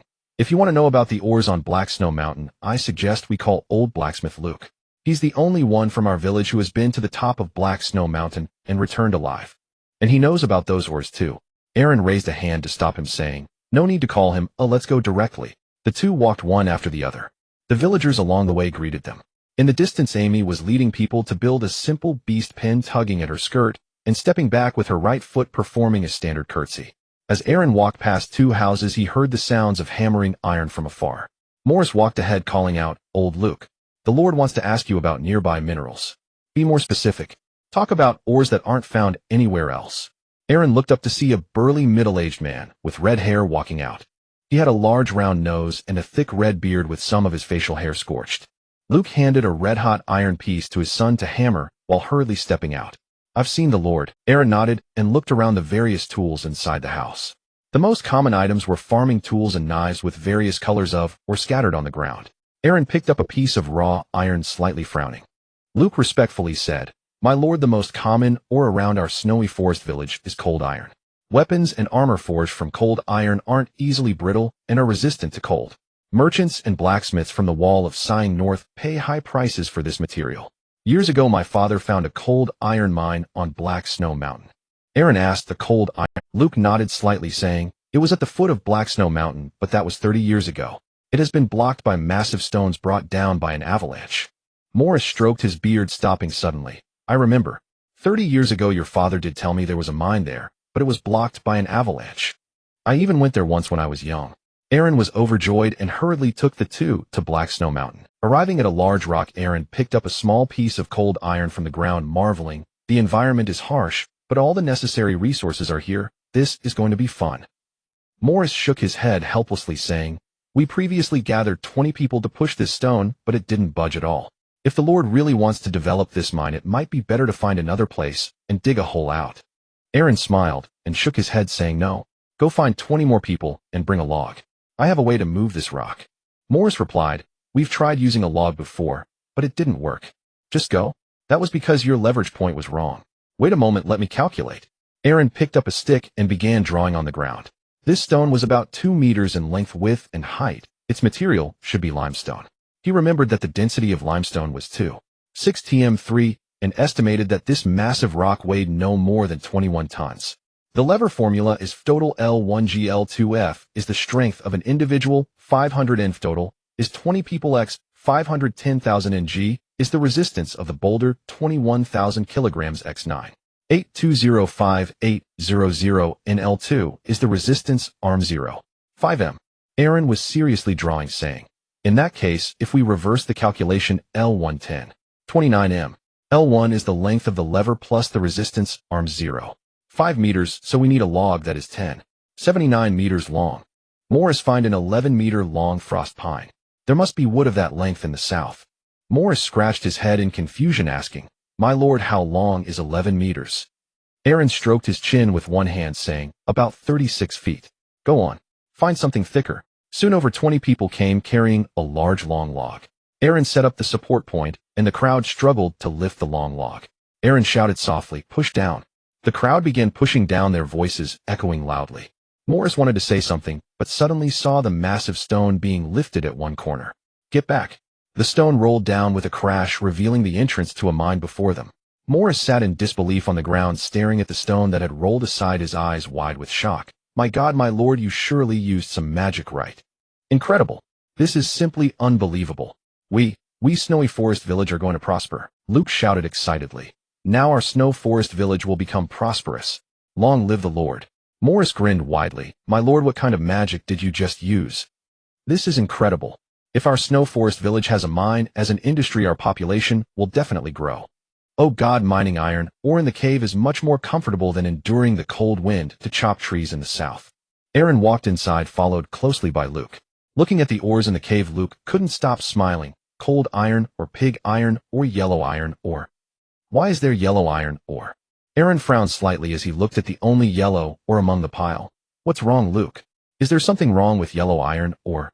Cold iron ingots are 3 times the price of ordinary wrought iron, but the iron ingots made from yellow iron are only half the price of ordinary ones. And there will be a lot of sulfur left after smelting this yellow iron ore. Aaron replied, sulfur. He instinctively thought of gunpowder. If there is yellow iron ore here, all he needs is to find saltpeter to try making gunpowder. Aaron continued walking inside. The more Morris and Luke went further in, the more excited their expressions became. The cave walls were covered in cold iron ore, while the ground cracks were filled with ordinary iron ore and yellow iron ore. My God, is that a rich vein? It's so big. How many iron ingots will this yield? My lord, how do you plan to develop this place? Can I have Morris be in charge here? Oh my, haven't you noticed that it's not cold here? Aaron continued walking in. He had noticed earlier that the temperature in this cave was actually higher than outside. Moreover, the deeper they went, the warmer it became. Turning a corner, Aaron's pupils suddenly dilated. This is... Morris stood frozen in place, staring at the dense golden minerals. Dazed. Gold. Gold. Praise the goddess. There's actually gold here. Aaron shook his head. It's not gold, it's sulfur and saltpeter. There's sulfur ore and saltpeter deep down here. This place must have once been a volcanic vent. There should be magma below. With cold iron outside and heat inside, sulfur inside, means there will be obsidian and gemstones. Aaron looked towards the deepest part. If this was once a volcanic vent, he was in for a fortune. Sure enough, at the deepest part of the cave there were indeed gemstones on the walls. Morris' expression changed, and he turned to the rest of the group, saying, everyone listen carefully. This mine was opened by our Lord, and private mining is strictly prohibited. Our snow forest village has been poor for so many years. If you still want to be poor, keep the secret of this place to yourselves. The villagers all echoed in agreement, their eyes filled with anticipation. One person whispered, do you think the Black Snow Mountain has constant avalanches because there's a volcano underneath? What if the volcano erupts? Won't we be burned? Morris whispered, the Lord has already planned to establish a new village in the Western Plateau. Don't worry, as long as we follow the Lord's steps, even if there are 10 volcanoes that won't burn us. The Lord is our savior in Snow Forest Village. Aaron smiled. This was a case of a blind cat stumbling upon a dead mouse. It was likely that if Morris told others there was a volcano here, even if he didn't pay the villagers, they would work tirelessly to build the new village. After all, no one wants to live at the foot of a volcano. A moment later, Amy arrived with Jenny at the cold iron mine. After a rough calculation, a profit forecast appeared before Aaron. Master, we should initially send 100 people to mine this cave. We must not abandon livestock and farming industries. Together with the slaves you purchase later, we will have enough manpower for the mine. The main revenue relies on cold iron and iron ore. The output of saltpeter and sulfur is too low. We will not sell them externally. Roughly, once mining officially begins, we can earn around 2,400 gold dragons in a month. Aaron was overjoyed so much. But you still need to deduct labor costs, charcoal consumption, tools, maintenance, and other expenses. In the end, there would only be around 1,900 left. Aaron looked at the budget sheet. Charcoal consumption was 300 gold dragons a month, along with various tools and maintenance costs totaling about 150 gold dragons. When he saw the slaves' wages, his eyes narrowed. Slaves do not get paid. He only needs to provide food and basic shelter. Don't the slaves receive any wages at all?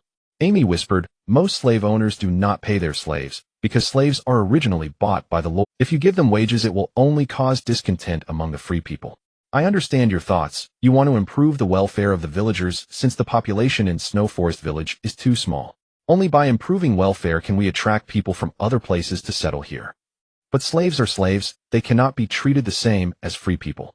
You can only pay the free people. You cannot pay the slaves. You can reward slaves for their performance, such as giving a copper shield coin to the top 10 slaves who exceed their work quotas each day, and that will be enough. Additionally, rewarding the top 3 slaves each month with 10 copper shield coins will boost the motivation of all the slaves and increase our output. Morris was calculating with his fingers. It seemed that Amy was very proficient in internal affairs. With such arrangements, it would definitely stimulate the productivity of the slaves. My lord, I know you are kind, but giving slaves wages from the start will trigger a chain reaction. Free people earn about 2 copper shield coins daily, while craftsmen earn around 35 copper shield coins. Even if you give slaves 1 copper shield coin a day, it will cause dissatisfaction among others.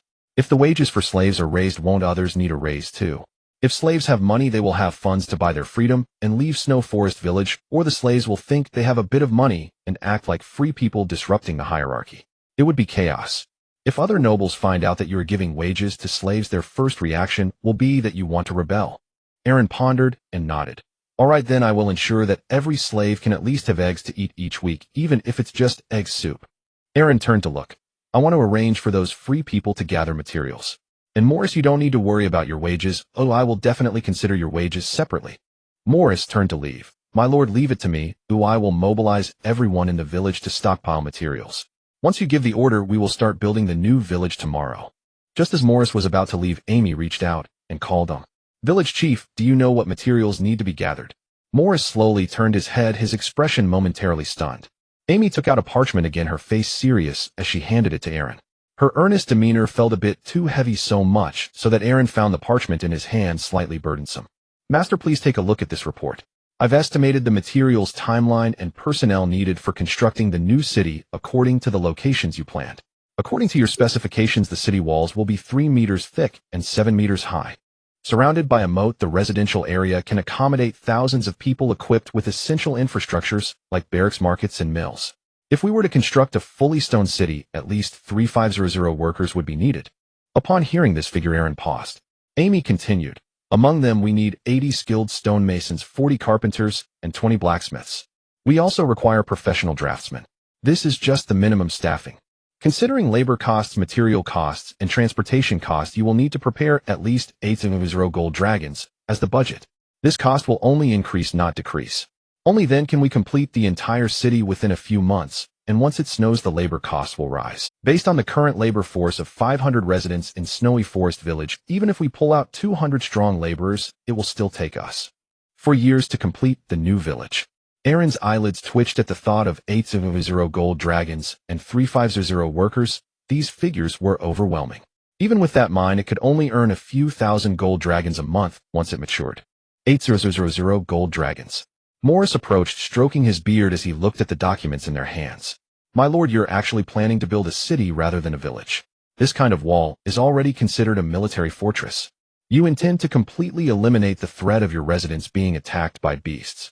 However, old Morris suggests that you need not follow the rules too rigidly at the beginning. To be honest, I used to be a stonemason when I was younger.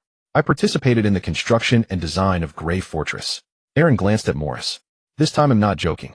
I was part of the Silver Stonemason Association, and I participated in the entire construction period of Grey Fortress.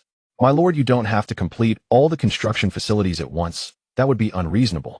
No lord wants to build a new settlement without a transitional phase.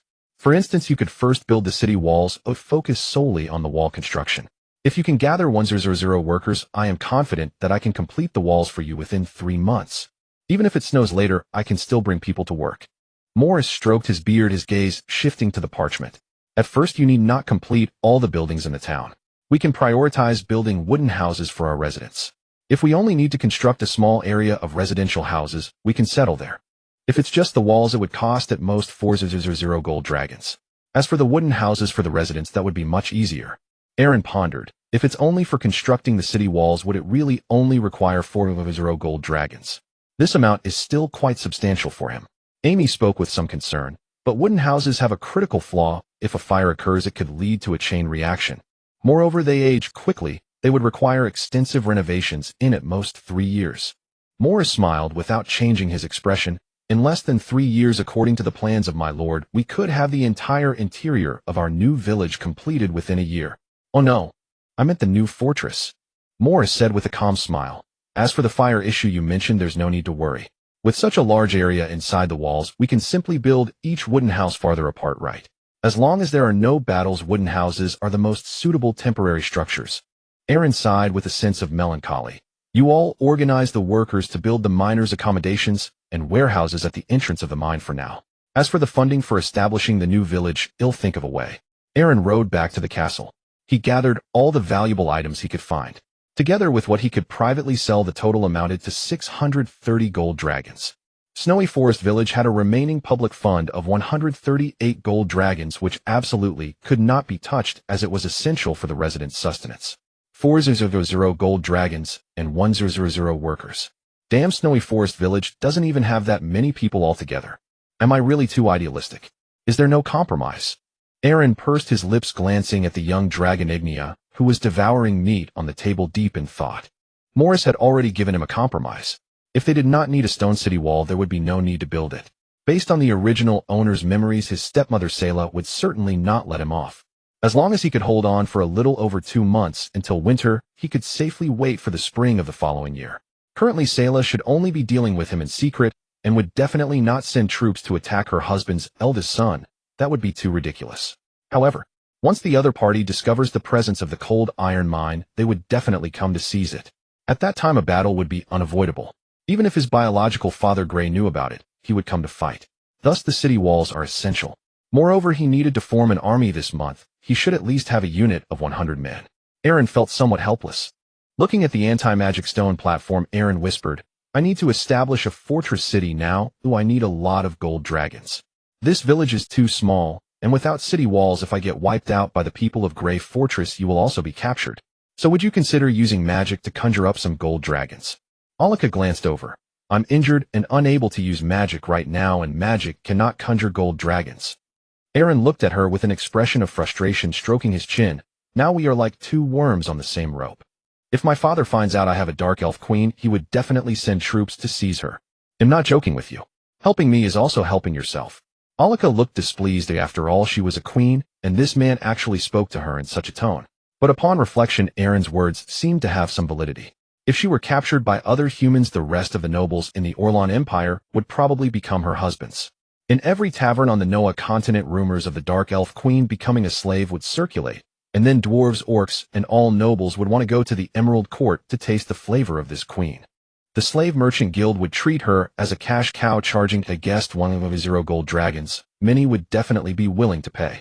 Alika trembled her lips, looking begrudgingly at the anti-magic stone platform below her. This stone can fetch quite a bit of money. Aaron was taken aback. The anti-magic stone can be sold for money.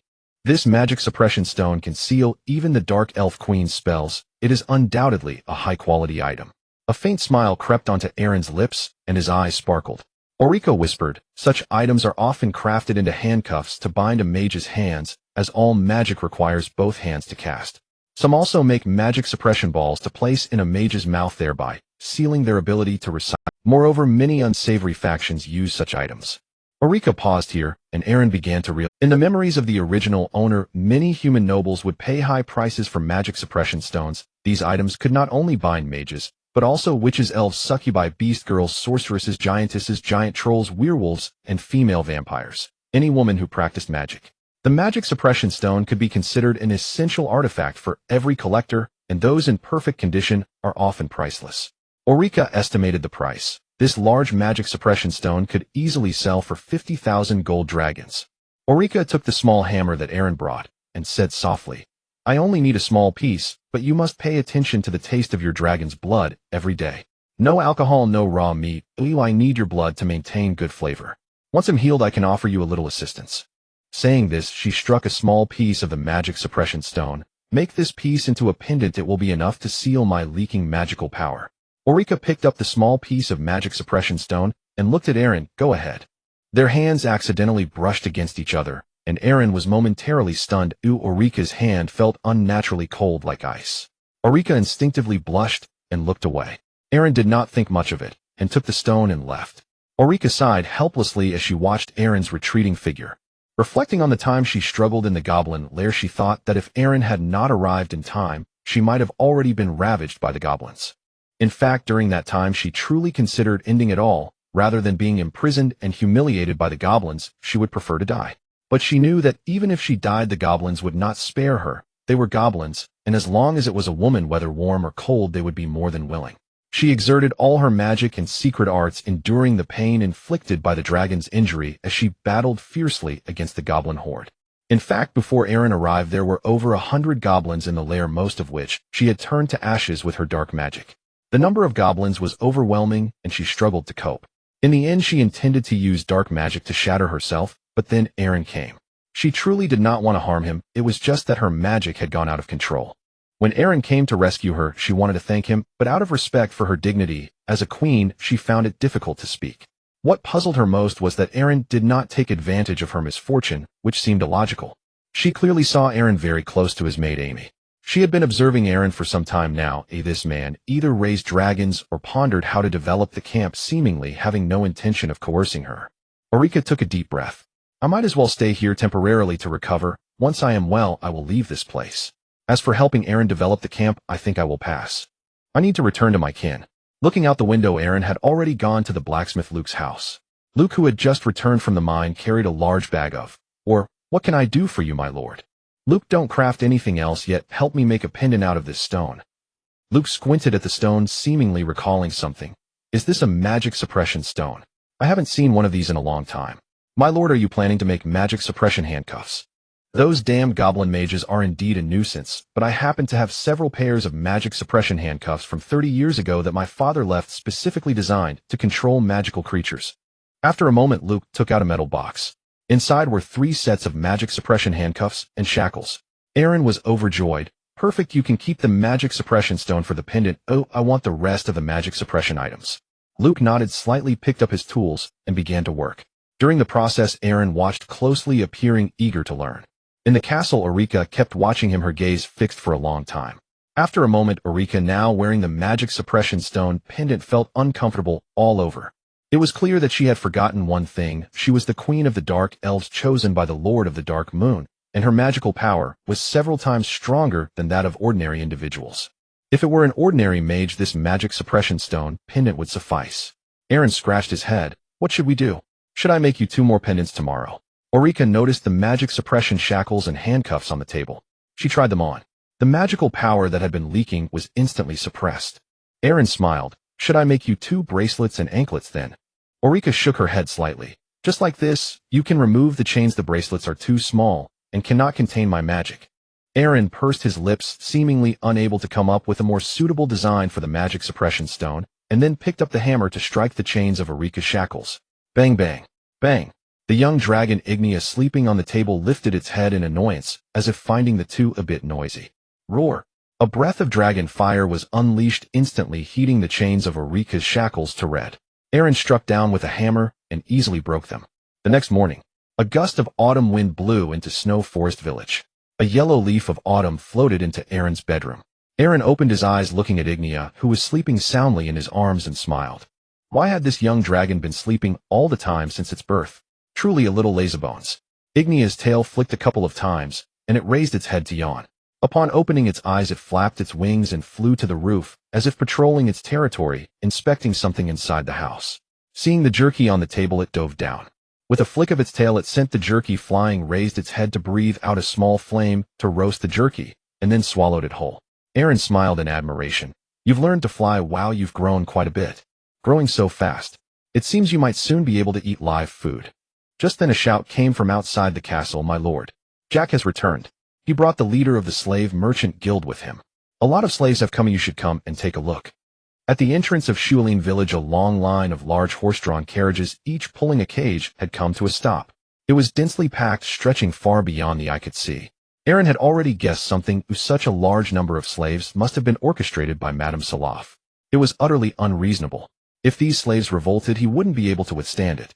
Looking up at both sides of the slave procession, he saw several men dressed as mercenaries guarding the fort. Aaron dared not imagine what would happen if the mercenaries withdrew. He had to think of a way to pacify them. Moreover, he was certain that not purchasing these slaves would only exacerbate the problem. In the procession, a portly man in a dark red tailcoat twisted his body and grinned at Aaron. Young master, Aaron, we meet again. Maros is honored to serve you. Aaron looked at the golden-haired fat man, recalling the memories of the original owner. Previously, the original owner had entrusted Maros to purchase Amy. Aaron gazed at the slaves, puzzled. Why are there so many? There must be at least 3,500. Maros smiled obsequiously. These are certainly not for you. They are slaves requested by the 4 clans coalition from the north, the Sign Wall. They want over 1,000 slaves. If a batch freezes to death on the way, I fear I won't be able to account for it by the time we reach the northern border. Since you also need slaves, I thought I'd bring all the ones from the Merchant Guild along to see if you have any needs. You and the Baron are regulars. I definitely won't charge you a high price. Feel free to choose, feel free to inspect. Aaron walked up to the large array of carriages deep in. The slaves outside the carriages, all with their hands bound, looked quite ordinary, each wearing gray linen garb and appearing rather frail. Some were clearly ill, their steps unsteady. The slaves inside the carriages were mostly robust men along with some children. In one large iron cage, a stern man clad in leather armor was confined. Aaron looked at the leather gloves on the man's hands and frowned slightly. Morrows, what is the background of these slaves? What are the differences? Morrows smiled and stepped forward. The one in front of you is a war captive slave bought from those war-torn nations in the south. If your territory needs guards, war captive slaves are the best choice since they have all been soldiers. The price is 3 gold dragons. Morris whispered beside Aaron. My lord, the loyalty of war captive slaves is low and they are prone to escape. The price is on the lower end. Moreover, they may not even have been soldiers, they could just be civilians abducted from the south. Morrows walked to another carriage and continued, the ones in this carriage are children, all slaves that our merchant guild has been nurturing for a long time. Many of their parents are also slaves sold to us. These children are highly moldable. Having followed you since childhood, their loyalty is also high. The price for a boy is 4 gold dragons. A girl is 1 gold dragon, and if she is particularly beautiful, 10 gold dragons. Well, you understand. Morrows then walked a few steps further. The ones in front are criminal slaves. Although they are somewhat difficult to manage, they are cheap. Each is sold for 1 gold dragon. They're the cheapest for labor, it wouldn't hurt if they die. Morrows pointed again at the bound people outside. These are debt slaves, they might have been free people or craftsmen, but after going bankrupt and owing debts to the lord, they were reduced to slaves. The prices for these vary, each is 2 gold dragons. I heard you wanted stonemasons and other craftsmen slaves, and I actually brought some along. Take a look, these 100 are all craftsmen priced at 10 gold dragons each. Aaron first focused on the 100 craftsmen. Each wore a wooden tag around their necks, indicating their trades: carpenter, blacksmith, tailor, mason, artisan, stonemason. Among them, blacksmiths and stonemasons made up the majority, nearly half of the group. Morris whispered beside Aaron. My lord, a small portion of these are young craftsmen, likely the sons and apprentices of craftsmen. They are definitely not worth 10 gold dragons. Let me help you select them. Aaron waved his hand. No need. They'll take all 100 craftsmen from Morrows, but for the young ones I will only pay you 5 gold dragons. Then I will select 1,000 debt slaves. Morris select 600 males and 400 females. However, you must sell the female debt slaves to me at the price of 1 gold dragon. Morrows was overjoyed to hear this. If you buy 1,000 male slaves, I can even give you 400 female slaves for free. Morris shot a sidelong glance at Morrows and whispered in Aaron's ear, my lord, this fat pig is trying to trick you. Many of these slaves sent from Grey Fortress are likely to be sick, and it's obvious they have contracted a cold. With the recent drop in temperature, it's normal for slaves without clothing to fall ill. The slave guild wouldn't bother treating them. Even if they did, they might still die. He's trying to offload these slaves. Morrows kept smiling, rubbing his hands together in front of him. Aaron glanced at Morrows and then at the slave. Some looked more than just sick. They appeared on the brink of death. Is a cold just a common cold? If it's just a cold, then it doesn't matter. He has ways to treat them. Morrows, don't scheme too much. Apart from the 1,000 slaves you need to send to the Sighing Wall, I'll take those war slaves too, but you can take the criminal slaves away. Just quote a price. How much would roughly 2,000 slaves cost? Morrows grinned. 6,000 gold dragons. Morris' eyes widened in disbelief, trembling. What? Many of these slaves are likely to die of illness. 6,000 gold dragons. Morrows rubbed his hands. Just over 1,000 debt slaves will cost nearly 3,000 gold dragons, and the 100 craftsmen will add another 1,000. That totals 4,000. Aaron shouted. Your craftsmen aren't worth 1,000, 2,000 gold dragons for the 2,000 slaves total. Morrows hurriedly pulled out a contract. Deal. Please sign. Aaron was taken aback and turned to Morris. Morris half opened his mouth, staring at the contract, speechless. Aaron took the contract and began reading it. Indeed, there were hidden terms. He needed to think of a way to pacify these slaves, as he also needed manpower. Looking back at Morrows, Aaron stroked his chin. I don't have that much cash in gold dragons. You know I was exiled, but I have something to trade with you. Morrows kept smiling, his grin growing even friendlier. Aaron had no idea what he was scheming. This man seemed to have only one expression. At that moment, the anti-magic stone was brought out by Lancelot and others. Morrows was momentarily taken aback upon seeing the large anti-magic stone. He hurriedly took out a magnifying glass and leaned in. A top-grade anti-magic stone. Such a large top-grade anti-magic stone. My God, if the people of the Sighing Wall find out there is such a large top-grade anti-magic stone, their cavalry will definitely surround this place. This thing could definitely become a great artifact for the Four Clans Alliance against the Ice Giant. Young Master Aaron, this stone could sell for 50,000 gold dragons at market value. Why not sell it to our merchant guild? am just about to head to the northern border. Aaron's face darkened. I said, Maros, you should know your limits. I know you must have dealings with my stepmother. If you want to make money, you better consider your own identity. Maros laughed leisurely, saying, it really is worth 50,000 gold dragons. You can go ask around at Grey Fortress. What price can you offer? Arlen frowned, one hand resting on the hilt of his sword as he scoffed. Malos, we've done business before. How many of your slaves are ill is hardly worth mentioning. The northern front grows desperate. Once this massive anti-magic stone reaches the region, all 4 clans will vie fiercely for it. I'll tolerate your overcharging on slaves. But dare you deceive me about the anti-magic stone? Malos glanced at Arlen's hand gripping his sword, then at the damp dungeon walls surrounding them. He hastily bowed his head. You're absolutely right. The stone's value will surge in the north. I offer you 60,000 gold dragons, and gift you all 2,000 slaves. How does that sound? Arlen's expression remained stern. You'll keep this matter strictly confidential. If I learn you've told even a single soul in my household, especially my family, you'll answer for it. Malos beamed with relief and immediately dispatched servants to deliver 6 iron-bound chests to Arlen's castle. Then he departed without delay. Mosley gazed anxiously upon the vast throng of slaves. Should they rise in revolt, Snowwood Village would be utterly plundered. He needed a way to calm them. A noble without armed forces but burdened with slaves stood on the precipice of annihilation. If these slaves were not steadied, catastrophe loomed. What was young Lord Arlen thinking? They'd agreed only to purchase a modest number, yet now he'd acquired so many. The village granary's stores would barely last 2 weeks. Arlen stepped before the crowd. Those who are not'll step forward. Amy, clear every chamber and hall within the castle for the injured to rest first. Bring forth all timber stored in the warehouse and erect temporary tents immediately. Women and children shall be housed separately, and every tent must be completed before nightfall. Morris, fetch provisions from the granary. Let them regain some strength.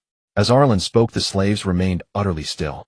Their faces were numb, eyes hollow and vacant, until Morris served steaming rye porridge and faint sparks of life flickered in some gazes. After screening, nearly 1,500 proved healthy, the rest suffered from frost sickness. Amy segregated the ill near the village's southern gate and voiced her concern. My lord, 523 are afflicted, and 31 more abandoned by Malos in the southern woods lie near death. They won't survive the night. Arlen drew his blade and slashed open his forearm. Crimson droplets fell into a barrel of rye. Amy's eyes widened. She clapped a hand over her mouth. The blood of the fire great dragon is nature's sovereign balm against frost sickness. My lord, you foresaw this all along, but how much blood must you shed for so many? Arlen continued bleeding, uncertain how much had flowed, until his arm throbbed with fatigue. The porridge now steamed violently, its surface glowing crimson. Enough. As he reached to bandage the wound, he saw it had already sealed itself halfway. Only a faint dizziness lingered. He'd already deduced the truth. His stepmother had orchestrated this, sending doomed slaves to incite rebellion and destroy him. After all, most were already dying. Why should they care about anything else? Even if he'd intended to ration food and demand labor, the present crisis forced him to weigh every choice. Even promises, however hollow. Amy and Jenny hurriedly distributed the hot porridge. His Grace the Lord shows mercy. He has infused this broth with sacred remedy. Drink and you shall heal. A man cradled the bowl in both hands. The scalding dragon blood porridge burned down his throat, and instantly his face flushed red, sweat beading across his brow. Cough, cough. Ugh. Cough, cough. He retched violently, coughing up thick yellow phlegm streaked with blood, then straightened, invigorated and alert. I'm healed. What?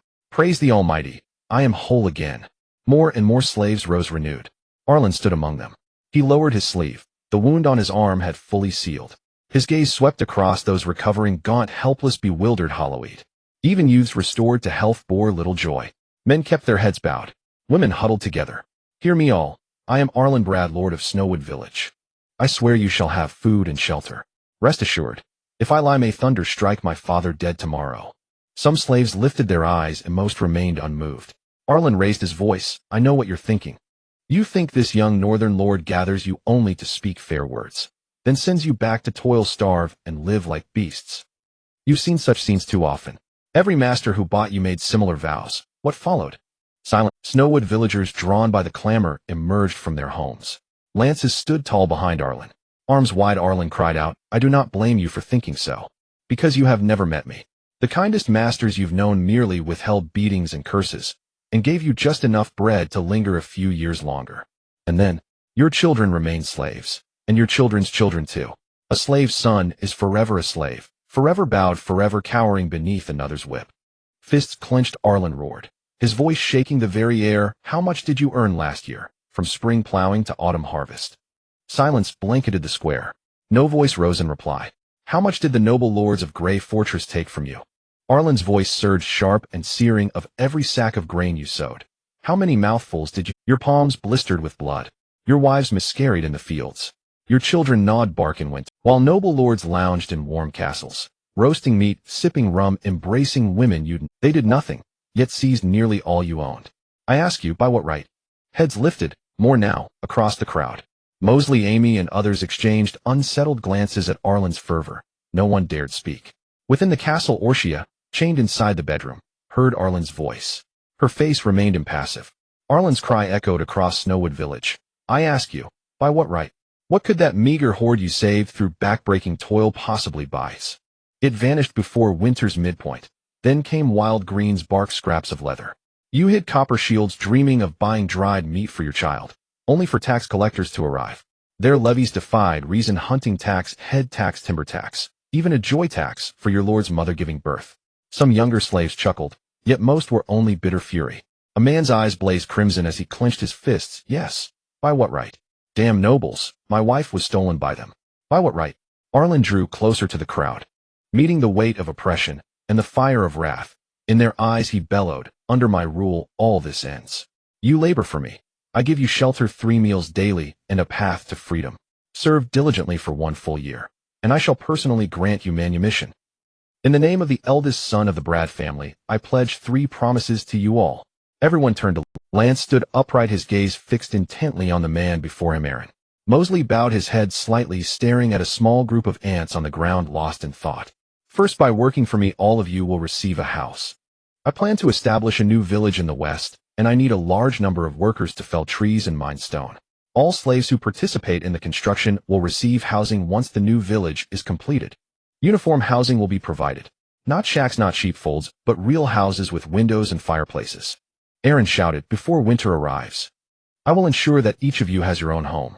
This is not Grey Fortress, and its rules do not apply here. The crowd began to stir. Whispers filled the air. Aaron observed their reactions and clenched his fist, shouting, second promise. I will not allow you to suffer from hunger. I will not let you eat leftovers and moldy bread. As long as you participate in labor, you will have 3 meals a day, eggs every 3 days, and meat every 5 days. I will keep my word. The man at the front knelt down, directly sinking to his knees while holding a cross in his hands, muttering something. Third promise. Aaron drew his sword, his voice ringing out like an oath, passionate and resolute. As long as you labor diligently for a year under my command, I will formally grant you freedom from your status as a slave. People shoved each other, murmuring.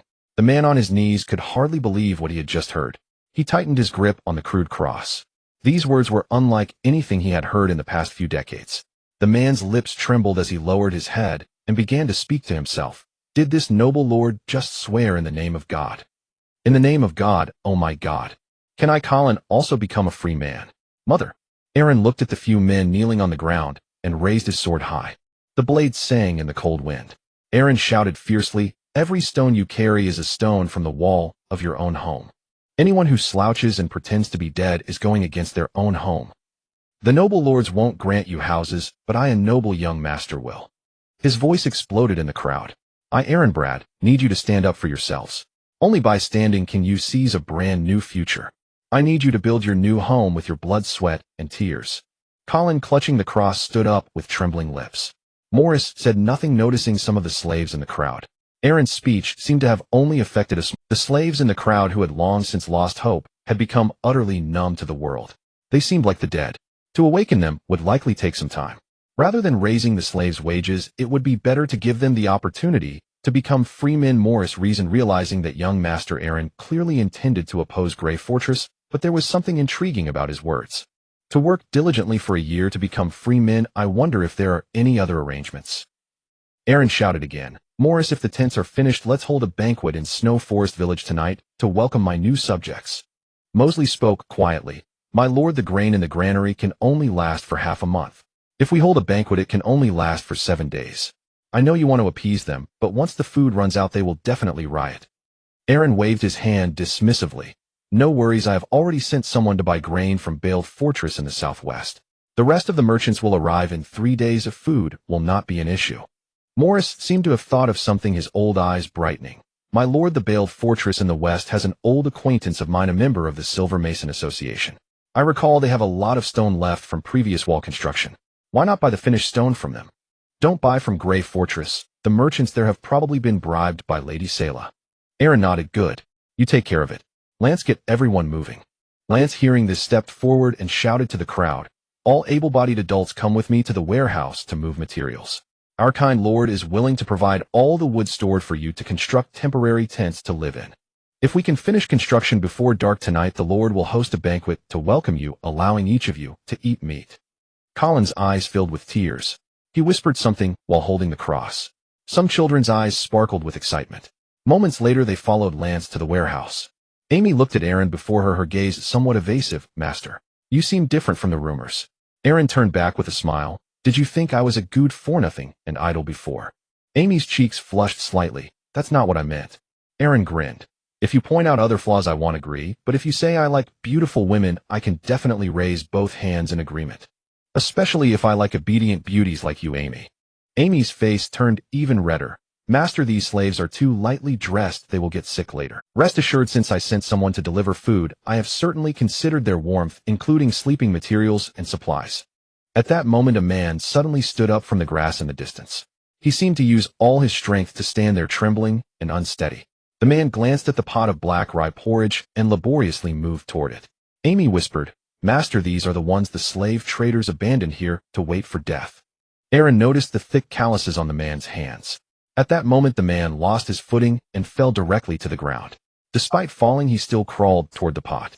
A female slave responsible for cleaning up the leftovers was frozen in place, terrified by the man's gaze. The man's eyes were fiercer than the wolves on the Everfrost plains. The woman dared not move. Aaron approached and served a bowl of porridge to the man. Amy, go get another pot of porridge and share a bowl with those 30-odd men. The man before him glanced at Aaron and then at the bowl of porridge. He snatched it and swallowed a mouthful, then reached out and handed the bowl back to Aaron. Aaron directly lifted the pot and poured it into the bowl. Hey there, my friend, do you want to join me in a grand endeavor? The man drank another bowl and wiped his mouth with his sleeve. Do you know who I am? I don't know, but I can tell you must have killed before and have long been accustomed to using weapons. The man turned to glance at Amy, who was distributing rye porridge to the other dying slaves before getting up to follow her. He found a weak, dying man and scooped a spoonful of soup from the pot to feed him. Benny, drink this. It's me, Cliff. The dying man slowly opened his eyes, his gaunt face pale and his lips white. Aaron walked over, noticing that the man named Benny also had calluses on his hands. Moreover, the calluses on his hands were different from those of the agricultural slaves in Yalun village. Theirs were too thick. Even though the man's face was emaciated from hunger, his expression still radiated a fierce vitality. A fierce vitality akin to a dragon's spirit and a tiger's might. Cough, cough. Benny began to cough, struggling to swallow the coarse rye porridge. Cliff clenched his fists in frustration, grasping Benny's hand. Benny, hang in there. Those guys who drank this stuff got better. Benny's lips trembled, his sunken eyes pleading. Captain Cliff, have we reached the Northern Territory? I'm so cold. Cliff took the bowl from Amy's hands. He scooped a small mouthful of thin soup with the spoon. This is Yalun village, still within the borders of the Orland Empire. Don't talk, Benny, just drink it. Benny gazed at the clouds above, his voice weak. If this isn't the Northern Territory, why is it so cold here? I saw those brothers who were hanged at the city gate, Captain. I saw Rake and Little Langle too. That kid still owes me a golden dragon. Cliff stood frozen in place, gripping the bowl, tightly motionless. A hand reached toward Benny's mouth. Aaron dripped a few drops of blood from his cut palm into Benny's mouth. Benny's Adam's apple twitched. He moved again. Cliff glanced at Aaron, who had already added so much blood. This noble. Cough, cough, cough. Cough, cough. Benny suddenly erupted into a fit of coughs, retching violently. A mouthful of bloody phlegm was expelled, and Benny opened his eyes once more. Aaron extended his hand, saying, Amy, have someone carry them to my castle to rest. They can't endure any more cold. The agricultural slaves in the castle came out using a crude stretcher to carry the people. One slave whispered, My lord, 7 of them have already died. Aaron continued walking toward the castle. Bury them by the dirt road at the village entrance. Leaving them here will attract wild beasts. Cliff watched as Benny was carried away and followed along. On the way, he saw some slaves not far away already constructing tents. So many tents densely packed. My lord, I hope you'll forgive my impudence. My name is Cliff Tacrenes. Aaron paused for a moment, wondering if he was from the Tacrenes family.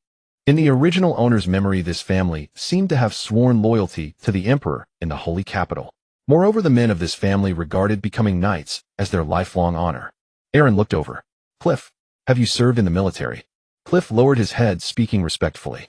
Previously, I served as the captain of the Orland Empire's Royal Heavy Cavalry's 7th Brigade in the holy capital. Last year, after the southern campaign to eliminate the rebels, I was betrayed by my brother, who took my glory and my cavalry. How many of these slaves have military experience? What about Benny? He is my deputy. Some of my cavalry perished on the way to eliminate the rebels, some surrendered to my brother, and a few unwilling to surrender were hanged outside the city gate of the holy capital. Cliff said this and paused for a moment, staring at a passing, made his gaze lingering. His eyes turned red and he tightened his fists, looking down. Aaron looked out at the tent camp outside the castle and sighed softly. There are 200 or 300 war slaves among these people. How do you view them? Are there any who could be selected to become soldiers? Cliff walked to the stone window and shook his head slightly. I know these people. They are all war prisoners from defeated small countries in the south. The truly capable fighters have already been incorporated into the victors' ranks. Most of these people were forcibly conscripted to be militia. They despise war, so you can't rely on them. However, among them, there should be one who can help you, my lord, to form an archery unit. Cliff pointed to a blonde war slave with his wife and children. This man is named Osiris. He has been a bowman for 30 years and participated in the decisive battle between the Golden Empire and the Boyar Kingdom, where he once held off 2,000 attackers with 100 bowmen. My lord, forgive my impudence. Earlier you mentioned wanting to build a new village in the west. May I see the construction site? Aaron looked at him with some confusion. Cliff knelt on one knee, performing a standard knight salute. Cliff Tacrenes is willing to pledge allegiance to you, Lord Aaron. Thank you for saving my life, my lord. On the way we heard that you are the eldest son of Baron Grey. Lady Seraph's cousin is an earl, so she naturally wants to seize the inheritance rights to Grey Fortress. As the eldest son, you are a thorn in her side, so your construction of a new village is likely to prepare for war. In other words, your opponents are not just Lady Seraph, but also the family forces behind her, including their army. Cliff has participated in many wars, raids, extermination battles, sieges. Aaron nodded. Get up, Cliff. I understand what you mean. Aaron took out a map and handed it over. Cliff examined it closely, his gaze fixating on the red mark on the frozen plains. After looking for a while, Cliff lowered his head and said, My lord, forgive my impudence, but if you intend to build a fortress on the frozen plains, it would be like digging your own grave. Aaron furrowed his brows. Cliff instinctively lowered his head. It's fine, I'll continue, Cliff. Cliff put away the map and respectfully suggested, My lord, why don't we go see the site in person? It would be best to call everyone who has fought before. Moments later, Aaron, accompanied by Cavalry Captain Cliff Bowman Osiris Knight Lance and Village Chief Mosley, arrived at the location marked on the map. Cliff touched the frozen ground and looked around at the vast plain. If you, my lord, had 1,000 cavalry, building a city here would be absolutely no problem. But now your strength is weak and the people's hearts are unstable. If war breaks out, there is a high probability that those people will defect. Even if you built a city in such an expansive area, you couldn't hold it. The plain is a battlefield for cavalry. The iron cavalry of the Orland Empire could surround you here. Moreover, with the flat terrain, their siege engines would easily roll in. If Lady Seraph's cousin sent 100 cavalry, you wouldn't be able to hold here. Aaron's face reflected deep thought. You can't hold against even 100 cavalry.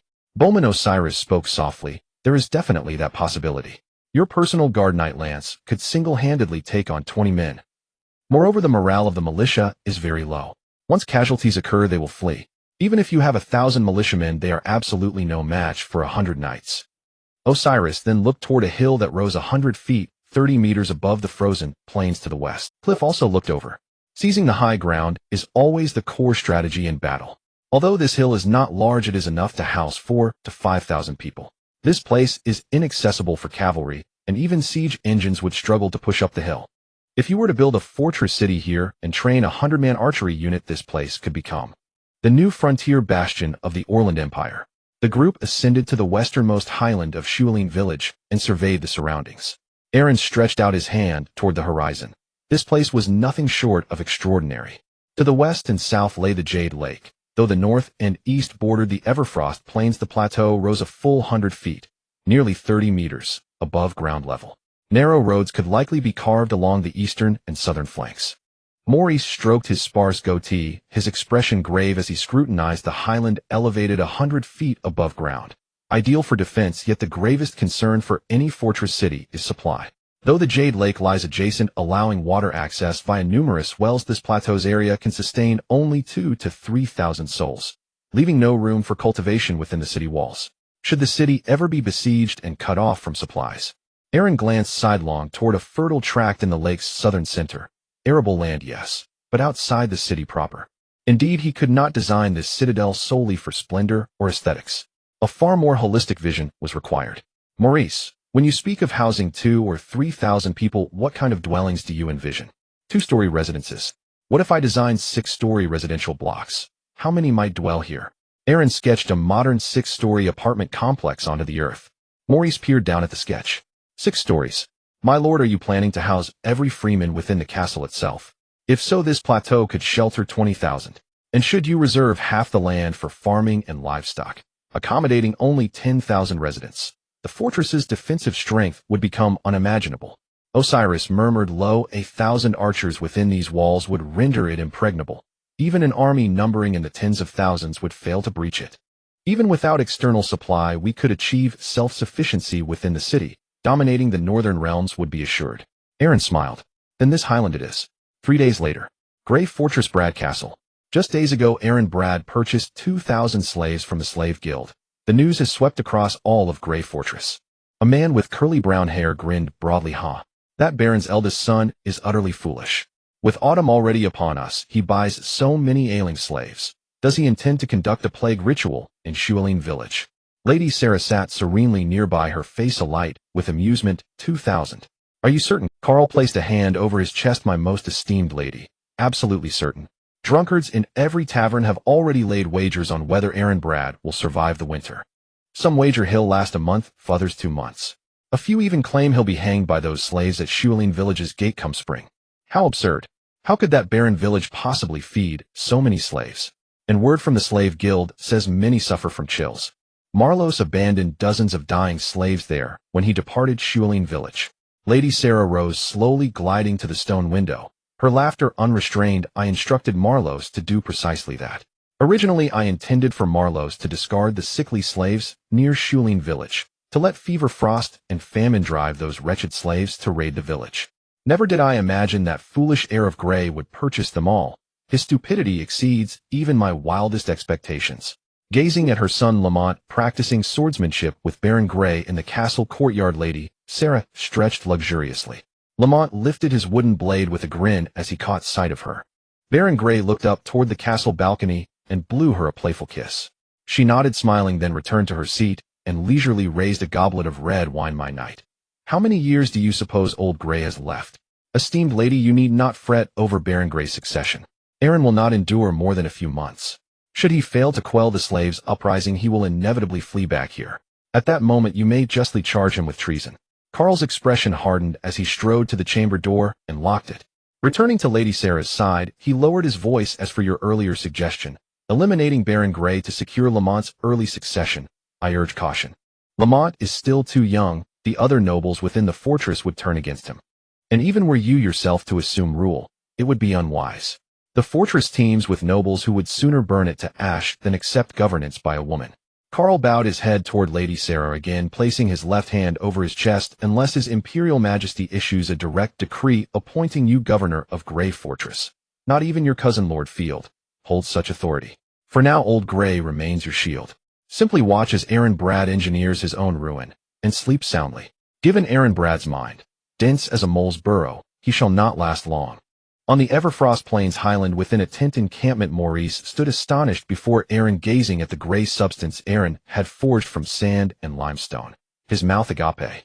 He had watched spellbound as that gray powder fused 2 stones into seamless unity, its strength unlike anything produced by the Silver Stonemasons Guild's finest mortar. My lord, how did you create this substance?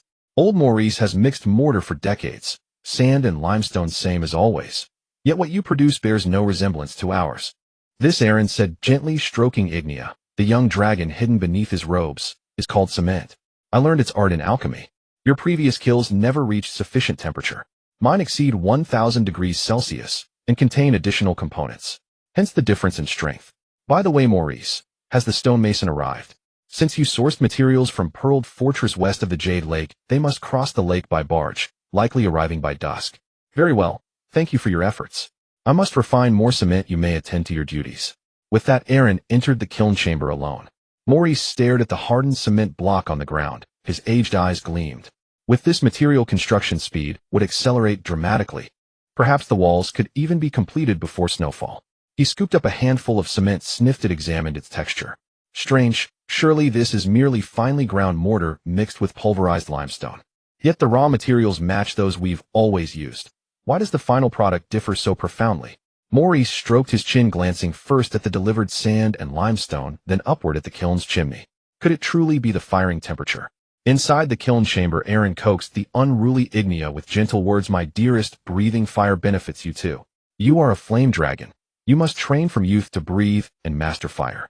What do you mean I'm a wretched slave master? Have I fed you in vain? Is igniting cement truly such a burden? With cement our walls shall stand harder and prouder than any rivals. Ignia let forth a sharp cry and blasted Aaron with a torrent of dragon fire. He raised his hand to deflect it. Ungrateful wretch. Now you dare defy me. Aaron grabbed Ignia's tail, and Ignia fiercely bit down on Aaron's arm, displaying an expression of a dragon that would never be enslaved, head held high. Aaron tried to grab her with both hands, but Ignia burrowed into his armpit, climbing all over him. I said, are you out of your mind? I am your master. Do you understand that our fates are intertwined? If I die, you won't survive either. Currently, we only have 4 soldiers. If we don't even have a wall, we'll both be dead when the spring gray fortress attacks. There's an old hound to the south who has been trying to deal with me. Ignia stood there in a daze, tilting her head and pouting. Aaron exhaled helplessly, stroking her head. Our lives are bound together. If I perish, you cannot live. Aaron squinted. What do you mean? We just run away without caring about those slaves. Am I trying to keep a woman here? You can read my mind and know what I'm thinking, right? Fine, I'm done pretending. I'll lay my cards on the table. I just want to dominate the world and keep a harem of beauties. So what? So what? Can't I even think about it? Don't you fantasize every day about becoming the richest dragon? Ignia yawned, looking exasperated. Aaron squinted again. Since you know what I'm thinking, you should know that I'm sincere towards you. Do you want to eat? I locked up 2 heretics in my dungeon. Those 2 ladies can provide you with goblins to eat every day. Moreover, I've already sent a few black pigs to the dungeon, and in 4 days you'll have a goblin buffet. Grow stronger and create brilliance again. Aaron spread his right hand. Once I become powerful, you'll eat better. At that time, you can have as many cows as you want. Amazing. Don't you want to eat cows? Ignia lifted her head, her wings fluttering. Do you want to eat sheep? Fine, whatever you want, I'll raise it for you. I know goblin meat isn't tasty, but the conditions are limited. At most, I'll give you some chili powder. But first, you need to help me make cement every day. After finishing, if you want to fly out, follow the route I've drawn and patrol around. If you see anything strange, make sure to report back to me. Do you understand? Ignia yawned, reluctantly walking to the heated clay platform, opening her mouth to spew dragon fire. Aaron whispered, the temperature is a bit high. I'll control the intensity. All right, keep it burning. Well done. Watching the young dragon finally getting the hang of it after 3 days, Aaron walked out with a face full of impatience. Outside, Morris was organizing workers to move the stone materials delivered by the supplier. The workers appeared much better than 3 days ago, looking energetic after donning the cotton jackets and gloves he bought. Finally, work has begun. At this moment, a young man on horseback rode over from afar. It was Morris' son Jack. My lord, it's not good. There's someone in the barracks challenging Osiris, and a group of people are not following orders. Aaron hurriedly mounted his horse and rode east. Jack followed closely behind, panting and shouting. My lord, there are 7 or 8 men. They seem to know each other, probably southern prisoners. Aaron remained silent, speeding up. He had already provided such high treatment. How could there still be trouble? Upon arriving at Snow Forest Village, he saw a burly man with a gothic hairstyle shooting at a distant target with a long bow from afar. An arrow struck the dummy's chest. Then, with a disdainful look, he stared at Osiris. Osiris raised his long bow, his gaze sharp as an eagle's. Whoosh! With the sound of an arrow, it instantly pierced through the dummy's head. The burly man coldly snorted. I have a single question, Osiris. Do you dare to compete with me? Why should you be the captain? We brothers used to hunt for a living. None of us are inferior to you. You with a family to care for, would you dare charge to the front lines in battle? You're right. Why is it that you, Osiris, still have family by your side?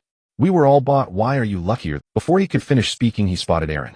He hurriedly lowered his head and fell silent. Aaron approached, observing the 100 archers hastily assembled. He turned back to see Cliff the cavalry captain training infantry, not far away. He turned back to the troublemakers. What is this ruckus? The leader stepped forward and bowed, saying, My lord, my name is Walker. My archery skills are no less than Osiris, and I can serve you better. Aaron remained silent, his gaze on Walker and his companions. Walker bowed again. Osiris' wife just came to the barracks to deliver food. A man who focuses on family cannot train a good team. My lord, many of us are thankful for your life-saving grace, but we are unwilling to entrust our lives to someone with family worries. Aaron looked at Osiris, who lowered his head, and said, My lord, my wife was worried when I hadn't returned for 3 days. I should have explained it to her clearly beforehand, and I promise not to let family members come to the barracks in the future. Aaron nodded. You all heard it. Osiris has a beautiful wife waiting for him at home. He has spent 3 days in the barracks with you, and he is the captain I appointed. Walker. Walker hurriedly knelt. My lord, Walker absolutely did not mean to offend you. I just... Aaron, you mean you feel unbalanced because you all have lost your families while he has won? Walker was momentarily speechless, lowering his head in silence. Aaron patted his shoulder. I understand your imbalance, and my father abandoned me, his eldest son, for a younger stepmother. Sometimes I wonder why my foolish brother Raymond is favored by my father. It's mostly because Raymond's mother has a backside 3 times larger than the average woman's. Walker chuckled. Aaron grinned. Later I realized that half of my foolish brother's mother's backside is even bigger than my father's head. I even think that the black pigs in our snow forest village are not as big as her backside. Ha! The group laughed heartily. Walker wanted to laugh, but held back. Mocking the nobility is a grave sin punishable by whipping. Aaron smiled wryly. In truth, we are all in the same boat. This archer team you have is an elite selection consisting not only of local hunters from Snow Forest Village, but also war prisoners and debt slaves. I know you all don't see eye to eye with one another. Since this is the case, then I will train with you all as well, Aaron said as he stepped into the ranks. Walker showed a panicked expression. My lord. What do you mean? Aaron stood in the team, looking towards Osiris in front of him. Osiris, we will conduct team running training next. Everyone will run 20 laps around Snow Forest Village. If everyone succeeds, I'll take you all to find some girls this afternoon. Walker and the others exchanged glances. Osiris wanted to say something, but lowered his head instead. Aaron cleared his throat. But let me be clear, if any one of the 100 archers falls behind or fails to complete it, I won't take you to find girls this afternoon, and you will continue training. During the team running training, you can support each other, pull each other along, or even carry the ones who fall behind. As long as everyone finishes the 20 laps within the specified time, I'll take you to find girls this afternoon. I mean it. Walker and the others stood up straight, eager to try. Aaron gestured and rode his horse into the village. A moment later, he returned to the barracks. I've already asked Amy to notify the unmarried girls. You are all warriors defending the village, and under my command, being a warrior means not only glory, but also gold dragons, houses, and girls. However, if you want those girls to be fond of you, it depends on your personal charm. Aaron shouted passionately, his voice hoarse. Let's move, brothers. Let the girls of the village see our strong and powerful muscles. Walker shouted loudly. The group. Aaron shouted, maintain formation. Osiris, lead the team. At first the group was somewhat disorganized in their running, but gradually the entire team became orderly. After 5 laps, Aaron looked at the team with approval. Indeed, the influence of Eastern culture proved effective. Just talking to the soldiers below wouldn't help. You need tangible rewards. Hope filled Aaron's eyes. He felt moved.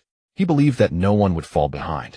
After running 7 laps, however, Walker and Osiris had already run 10 laps while Aaron fell to the back, gasping for breath.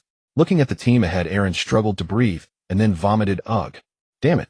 Ugh, ugh, ugh. Aaron leaned on his knees, drenched in sweat. Oh, ugh. He felt like his liver was about to come out. Looking up at Osiris, who had lapped him again, Aaron's eyebrows trembled. Damn, he couldn't handle it after just 7 laps. Everyone had already surpassed him, the Lord. Had he known it would be like this, why did he even try to show off at the beginning? Couldn't he just watch from the side?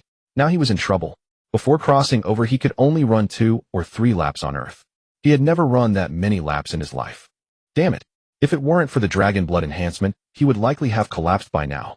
As he started running again, Aaron felt dizzy. Damn. He never realized how big Snow Forest Village was. After 9 laps, Aaron squatted down again and began to vomit. Ugh. Osiris, who had already run 16 laps, saw Aaron half dead and hurriedly grabbed Walker. Walker raised his hand to hit him, but Osiris whispered, if you outrun the Lord by 10 laps, do you think the Lord will look up to you, or think you are looking for a beating? Walker turned around and saw that many villagers in Snow Forest Village were watching them, including some girls led by Amy. Walker suddenly shrank his neck. The two of them unconsciously slowed down. Walker ran while vomiting. The others also reacted, each slowing down and dry heaving. Aaron started running again, feeling frustrated. It was really life-threatening. If it weren't for the dragon blood, he would probably have collapsed by now. His little arms and legs were no match for this. Looking up at Amy, Aaron gathered his strength again. After 13 laps, he was already lying on the ground, gasping for breath, looking completely exhausted. Osiris glanced at Walker. "Go help the Lord." Walker replied, "Why don't you go?" "I'm too scared to go." Osiris said, "I have a wife anyway. It doesn't matter to me if I don't go find girls this afternoon."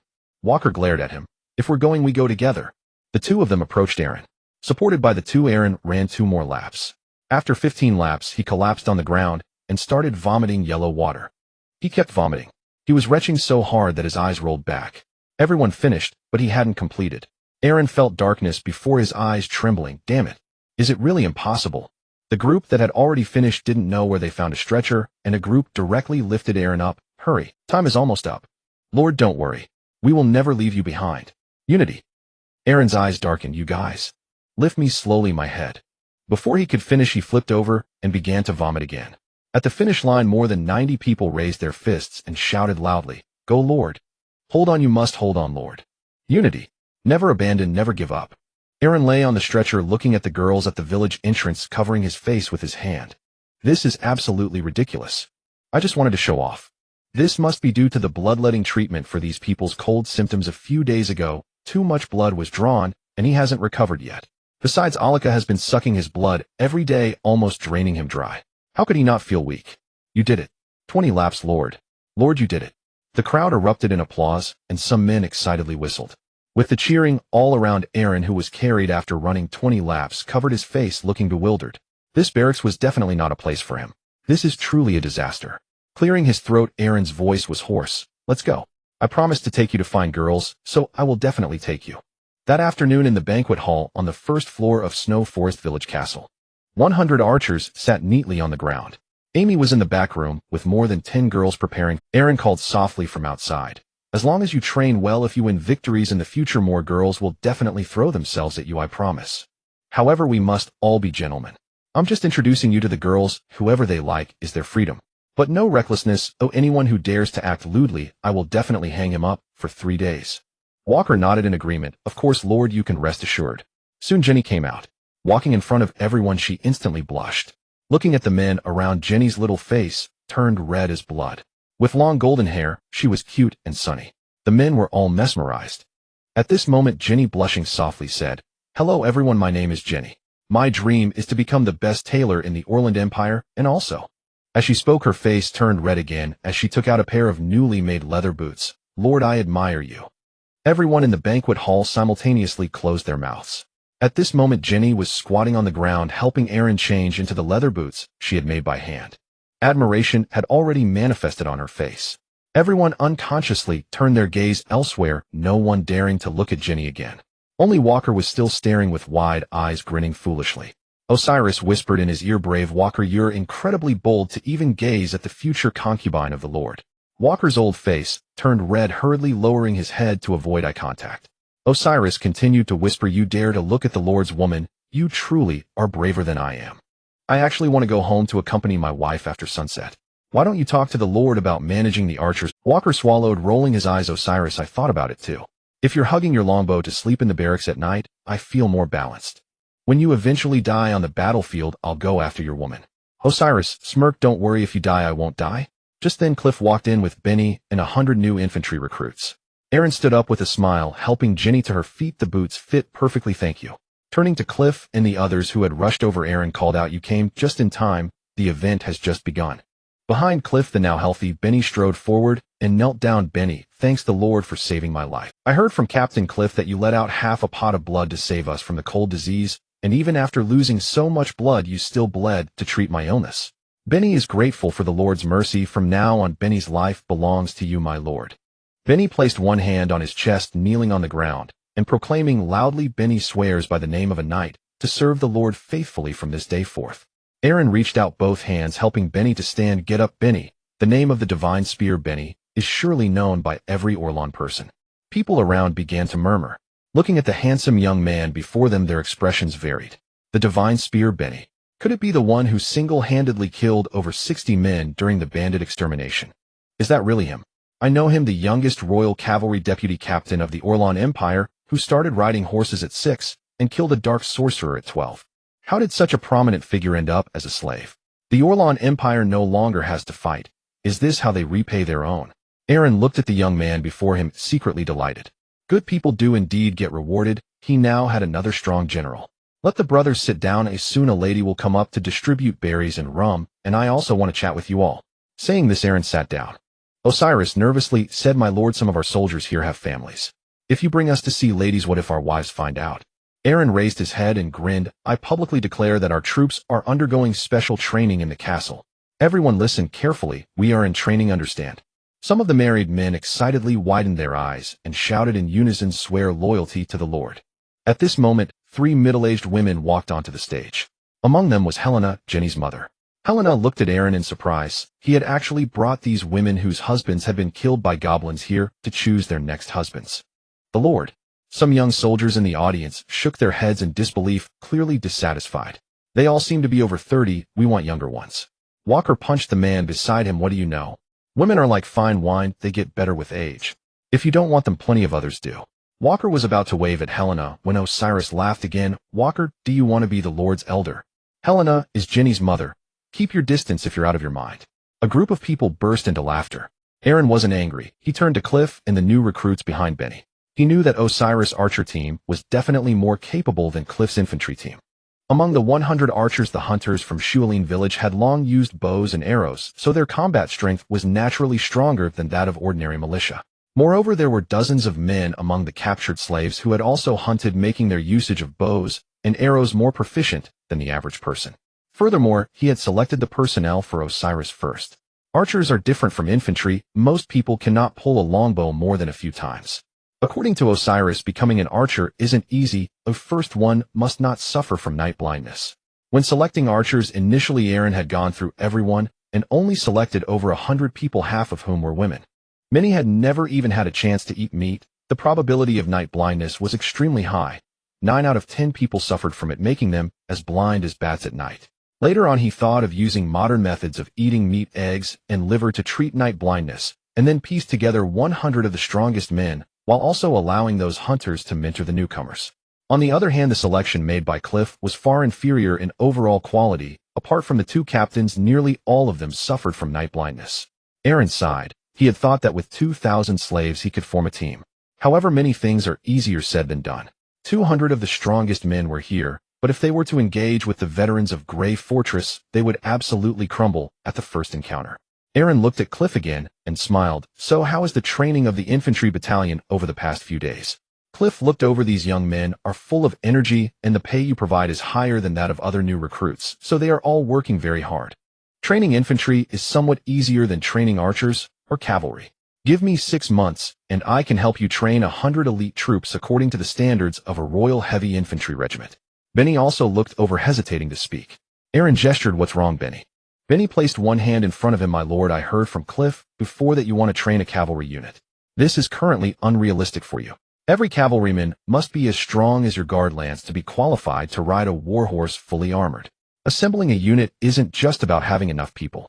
Gathering 100 militiamen to ride horses and armor is just sending them to their deaths. They wouldn't even know how to maintain formation while mounted. Cavalry require years of training to meet combat standards. Moreover, the requirements for warhorses are also very high. Not just any horse will do. You currently don't even have a single warhorse in your estate. Aaron frowned. Not even one. Don't I still have several draft horses? Benny lowered his head. Those can't be called warhorses. Benny looked at the woman on stage, introducing herself, and respectfully said, My lord, selecting warhorses is akin to selecting soldiers. A soldier cannot merely be about numbers. The same applies to warhorses. The draft horse, despite its imposing size, is only meant for transportation. The warhorses ridden by the Royal Heavy Cavalry are hybrids bred from the finest warhorses and the most elite draft horses. These horses are significantly larger than ordinary horses, capable of charging and withstanding impact, and even when fully armored, their speed does not diminish. If you wish to form a cavalry unit, you cannot overlook the essential components, such as stallions, horse trainers, breeders, farriers, and veterinarians. They must be professionals. A low-level breeder cannot produce superior warhorses. Aaron looked expressionlessly at the woman introducing herself on stage, realizing that the cavalry unit was currently out of funds. Should he first focus on advancing technology? According to the original owner's memories, the Noah continent lacked firearms, and although there were mages, their numbers were scarce. It could be considered a low-magic world. Furthermore, the last group using magic on the Noah continent was currently in the northern territories fending off trolls, and such special professions rarely appeared in ordinary wars. Now that the construction of fortresses, troop training, and mining operations have entered a steady rhythm, he should find time to develop modern technologies. He may not be able to produce an AK-47, but he should have no problem with makeshift firearms. At that moment Osiris approached and said, "My lord, I would like to report on the situation of the archers." Aaron already guessed what he was going to say. This kind of unit would give anyone a headache. "Go ahead." Osiris lowered his head and said, "I suggest we split our archer unit into 2 groups. I will select 40 hunters from the team to train as elite archers. If we forcibly insert inexperienced recruits, it will slow down our training progress. You might as well let Walker form a crossbowman unit with the remaining novices, as the strength requirements for crossbowmen can be slightly lower, allowing you to expand the crossbowman unit to over 100 people. In our country there is an old saying, 3 years for archers, half a year for crossbowmen." Aaron stroked his chin, looking thoughtfully at Walker sitting in the crowd. 3 years for archers, half a year for crossbowmen. Osiris said earnestly, "This means that it takes 3 years to train archers, while half a year is sufficient for crossbowmen. Although longbowmen are the core force of battlefield suppression, their training takes time. If you plan to fight a defensive war next spring, the crossbowman unit can be trained quickly. And if my unit consists entirely of hunters, I can ensure that each of them reaches the level of elite crossbowman by next spring." Osiris added, "With these 40 elites, I can hold off 1,000 assailants at the city walls." After much contemplation, Aaron decided to adopt Osiris' suggestion. Leaving the banquet hall, Aaron returned to his bedroom. It was time for the bloodletting again. Alika looked at Aaron's finger, her cheeks uncontrollably flushing. Aaron cut his finger and reached out. Alika tilted her head and asked, "Can you wash your hands first?" Aaron looked at his bleeding finger and called for Amy. Amy entered holding a wooden basin, and Alika glanced at her. Amy gazed at Alika by the bedside for a long time. She managed a weak smile, but Alika remained silent and looked away. Aaron watched the two, somewhat bewildered, wondering if there was a past between them. After washing his hands, he took up a dagger and cut his finger. Alika, in a commanding posture, held Aaron's wrist with one hand and began to drink his blood. Seeing this, Amy's face turned stern as she held the basin. "Master, I shall take my leave now." Aaron waved his hand, and Amy pressed the basin tightly, her displeasure evident. After closing the bedroom door, Amy stood silently behind it. Her right fist clenched tightly. If she remembered correctly, just a few days ago when she saw this dark elf, she had been cursing Lord Aaron for being a filthy, noble-looking, fierce, and menacing.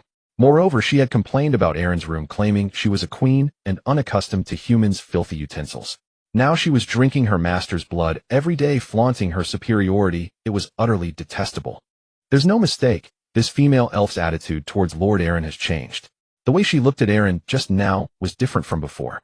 Amy clenched her fists, her displeasure apparent on her face. "Sister Amy." A voice came from the corridor on the right. It was Ginny, carrying a set of exquisite black leather armor, along with a cloak, leather boots, and gloves. At first glance, Amy thought of that female elf. These clothes were likely prepared for her. Could it be that Lord Aaron initially recruited Ginny and her mother, the tailors, to make clothes for that female? "Sister Amy, is the Lord inside?" This leather armor was made according to the Lord's designs, and after several busy days, it's finally finished. "Sister Amy, why is your face so red?" Ginny asked curiously. Amy hurriedly put on a smile. "It's nothing, you just give me the things. The Lord is busy now." Ginny handed the items over, and her sunny smile left Amy somewhat dazed. "Thank you, Sister Amy. I'll take my leave." After watching Ginny leave, Amy knocked on the door with the strange leather armor in hand. "Is it Amy?" "Yes, master." "Come in." Amy's face turned even redder. She lowered her head and walked in. At that moment, Alika was still drinking Aaron's blood, her eyes closed, hands covering his hands, sipping as if she were a true vampire. At that moment, Alika opened her eyes and said, "The wound has healed." Upon hearing this, Aaron raised the dagger again.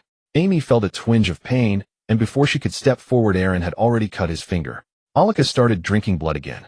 Aaron whispered, "This is unavoidable. If dragon blood is put into a bowl and given to you, its efficacy will be reduced. As a dark elf, you should know this. Only the freshest dragon blood can heal your wounds. Why don't you drink directly from me? This way the wound won't heal." Amy's voice grew urgent. "No, master, you should let Ignia treat her instead." Your health is paramount. Moreover, this woman hasn't helped you. She surely plans to use you and leave. Alika drank a mouthful of blood, and Aaron felt a sharp pain in his finger. Alika wiped her mouth and fixed her gaze on Amy, saying, Aaron, this female slave is actually more skilled in internal affairs. She shouldn't be spending all her time in your room cleaning and doing laundry, or she should invest more time in managing the village. Keeping her in your bedroom is a waste of her talents. Amy set aside the clothes in her hands, her eyebrows slightly raised. I am full of energy, I can serve my master well, and also manage internal affairs and finances. You need not worry about it. Amy walked over to Aaron, somewhat angrily examining the wound on his finger. She turned and glared at Alika, momentarily stunned. This female elf's figure. Not only was her body enchanting, but her face was also uniquely beautiful, likely to be fiercely pursued by countless nobles if placed in the holy city. Even though Alika wore a loose nightgown, it couldn't conceal her captivating figure that resembled a goddess. A surge of jealousy welled up inside. Aaron picked up the black leather outfit and placed it beside Alika. The finest material in the village is the beast skin from the Ginny family. I guess you wouldn't even look at linen clothes, so make do with this. Alika looked at the clothing, frowning slightly at the beast skin outfit. Amy hurriedly stepped forward. Master, if she doesn't want it, can I have it? Alika snorted coldly. Does a slave dare to make such a request to her master? Who said I didn't want it? Alika directly put on the leather outfit, and surprisingly it fit her perfectly. Moreover, the leather outfit accentuated her figure even more enchantingly. When she donned the black leather boots, her height reached 180 centimeters. Aaron smiled in admiration. Actually, if you weren't so arrogant, you'd be quite charming. Alika blushed and glanced aside. Aaron opened his mouth again, hesitating to speak. Alika glanced at him. Speak up. What's your purpose in being? Aaron scratched his head with some impatience. My dragon Ignia told me it saw a dark elf ship heading south from the central courtyard and has already left the coastline of Snow Forest Village. Alika's eyes widened in shock, her lips trembling. Are you sure? Aaron nodded helplessly. Ignia said it discovered traces of dark elves in the cave in the northern Black Snow Mountain. Ignia has a keen sense of smell. It detected the scent of dark magic. That cave is now deserted, but near the coast, not far from it, Ignia saw leftover wood from shipbuilding, which also seemed to carry traces of dark magic. I don't know how many of your kin are left, but that ship seems quite large. Alika couldn't believe her ears. Had her kin truly abandoned her? She had risked her life to protect them against that dragon, suffering a magical backlash, and nearly being violated by goblins, and her kin had fled, leaving her behind. Damn it. It must have been her younger sister's doing. Aaron looked over. They must be afraid of the Emerald Royal Court's pursuit. But don't worry, even if your kin has abandoned you, I won't do anything to you. Amy had wanted to make a sarcastic remark, but seeing Alika's face filled with sorrow and anger, she lowered her head for a moment. What right did she have to laugh at others? She was a princess from a fallen nation. Alika's eyes turned red with trembling anger. Impossible. You must be trying to deceive me, right? So I can stay here and help you with peace of mind. Absolutely impossible. How could my kin abandon me? I risked everything to protect them. How dare they? Aaron said softly. How about I take you to see the cave in Black Snow Mountain? If Ignia hasn't been there, how would it know there are traces of dark elves? Alika's eyes turned red. That place was their former stronghold, and she was all too familiar with it. She stared wide-eyed in furious disbelief. Bastards. Those traitors dared to abandon her. Despicable. Unforgivable. It had to be her younger sister's doing. Most likely her younger sister had already claimed the throne. Leaving her here was clearly a plan to let her die. Amy sighed deeply. I say, why don't you consider staying by my master's side? He saved your life after all, and even helped you heal your wounds. My master would never betray you, and he is the reincarnation of a true dragon. He will eventually become the strongest dragon knight in the Noah continent. Like you, my country has fallen. If it weren't for my master, I wouldn't have a good outcome either. You could actually consider staying here. Alika glanced at Amy, then at Aaron, who was yawning. Aaron yawned repeatedly. Alika, it seems your injury won't heal without me draining your blood for a few months. You might as well help me a bit to think it over. As long as you're willing to cooperate with me, I won't treat you unfairly. Saying this, Aaron went next door with Amy, leaving Alika alone with her thoughts. The next morning, Aaron stretched lazily as he walked out of Amy's bedroom. He headed to the dungeon. Looking at Maya and Lena, who were locked inside with 2 goblin babies, he smiled with amusement. Oh, what a delightful surprise. Congratulations to the 2 heretics. Maya, panic-stricken, hugged the goblin babies in the cell, her anger flaring. You damned noble, don't you dare kill my children. Lena was even more agitated, reaching out from the dungeon, grabbing. Wildly, goblins have lives too. They just look different from us, you demon. Why are you imprisoning us, mother and child? Do you still have any humanity left? They're still just children. Aaron couldn't help but laugh at these 2 troublesome women. Goblins have lives too. You two harlots, your husbands were killed by goblins, and instead of seeking revenge you hide the fact and give birth to such lowly creatures, expecting to raise them in secret. When they grow up they'll harm even more people. Don't you understand that those who are not of our kind will have different hearts? Maya shouted repeatedly. How could that be? My child will be taught by me, and it will surely get along well with us humans. But at that moment the goblin baby in her arms suddenly launched a fierce attack on her. Maya's expression trembled, but it was too late. The goblin had already made its move. Aaron laughed coldly. Isn't this what you wanted? Then let it give birth to goblins for a lifetime. I happen to need such low-tier creatures to feed my dragon. Then Aaron looked at the two female black pigs sent to the dungeon. Turning to the previously captured goblin, no. Aaron grabbed the goblin by the neck and sent it in. But as soon as the goblin saw the black pigs it bit down. Like a wild beast it tore off a layer of pigskin. Aaron kicked it away. The goblin still wanted to bite. Aaron tightly grasped the goblin's neck and turned to look at Maya in the neighboring cell. Could it be that this goblin was selective? The black pigs were off limits. Aaron thought, and sent goblin no. One to Maya's cell. This time goblin no. One did not bite, but like the other attacked Maya. Aaron showed a puzzled expression. Could it be that this goblin only targets intelligent races? Or is there some other setting? Aaron looked at Maya and Lena in the cell, embracing the goblin with a loving expression. These two women were beyond saving. Since they wished to bear goblins and be with them, they might as well embrace their heretical fate. However, their productivity was indeed not high. In recent days his young dragon Ignia had already grown to 80 pounds. It was growing far too quickly. If he didn't find a way to increase the goblin's yield, Ignia would soon be eating livestock. Aaron cast his gaze upon goblin no. One and pulled it away from Maya. He then sent it back to the black pig. Goblin no. One struggled, desperately screeching loudly. Maya shouted, "What are you trying to do? You damned noble. Don't hurt it. All beings are equal. God will not forgive you for harming goblin. You cursed noble." Aaron didn't even bother with her. He took out the goblin dragon blood elixir. He looked at goblin no. One and forced it to take a small sip. Immediately goblin no. One began to roar and scream. Moments later it turned sharply and ran towards the black pig. Then Aaron saw the scene he most wanted to witness, and a smile crept upon his lips. It seems that this low-level goblin has a certain ability to discern. They preferentially choose beautiful young intelligent races, but under the influence of the potion they can also go after the black pig. Now Ignia's food supply is secured. Aaron felt elated sitting at the wooden table and pulling out several packets of powdered medicine and the alchemist's primer. Now everything was back on track. It was finally time to research modern technology. He took out saltpeter, powder, charcoal, and sulfur and placed them on the table. Then he became bewildered. When he watched movies on Blue Star, those time travelers used these three materials to synthesize gunpowder, but how much of each should he use? Aaron squinted, flipping through the alchemist's primer. Currently there was only one substance similar to gunpowder in the Noah continent, the black powder used for making fire pots and other tools. There was a profession called fire mage, specializing in researching black powder. They would use black powder for royal ceremonies, signal fires, fire pots, and rockets. There really is a ratio for mixing. First boil the saltpeter to extract white saltpeter crystals. Aaron stroked his chin with one hand.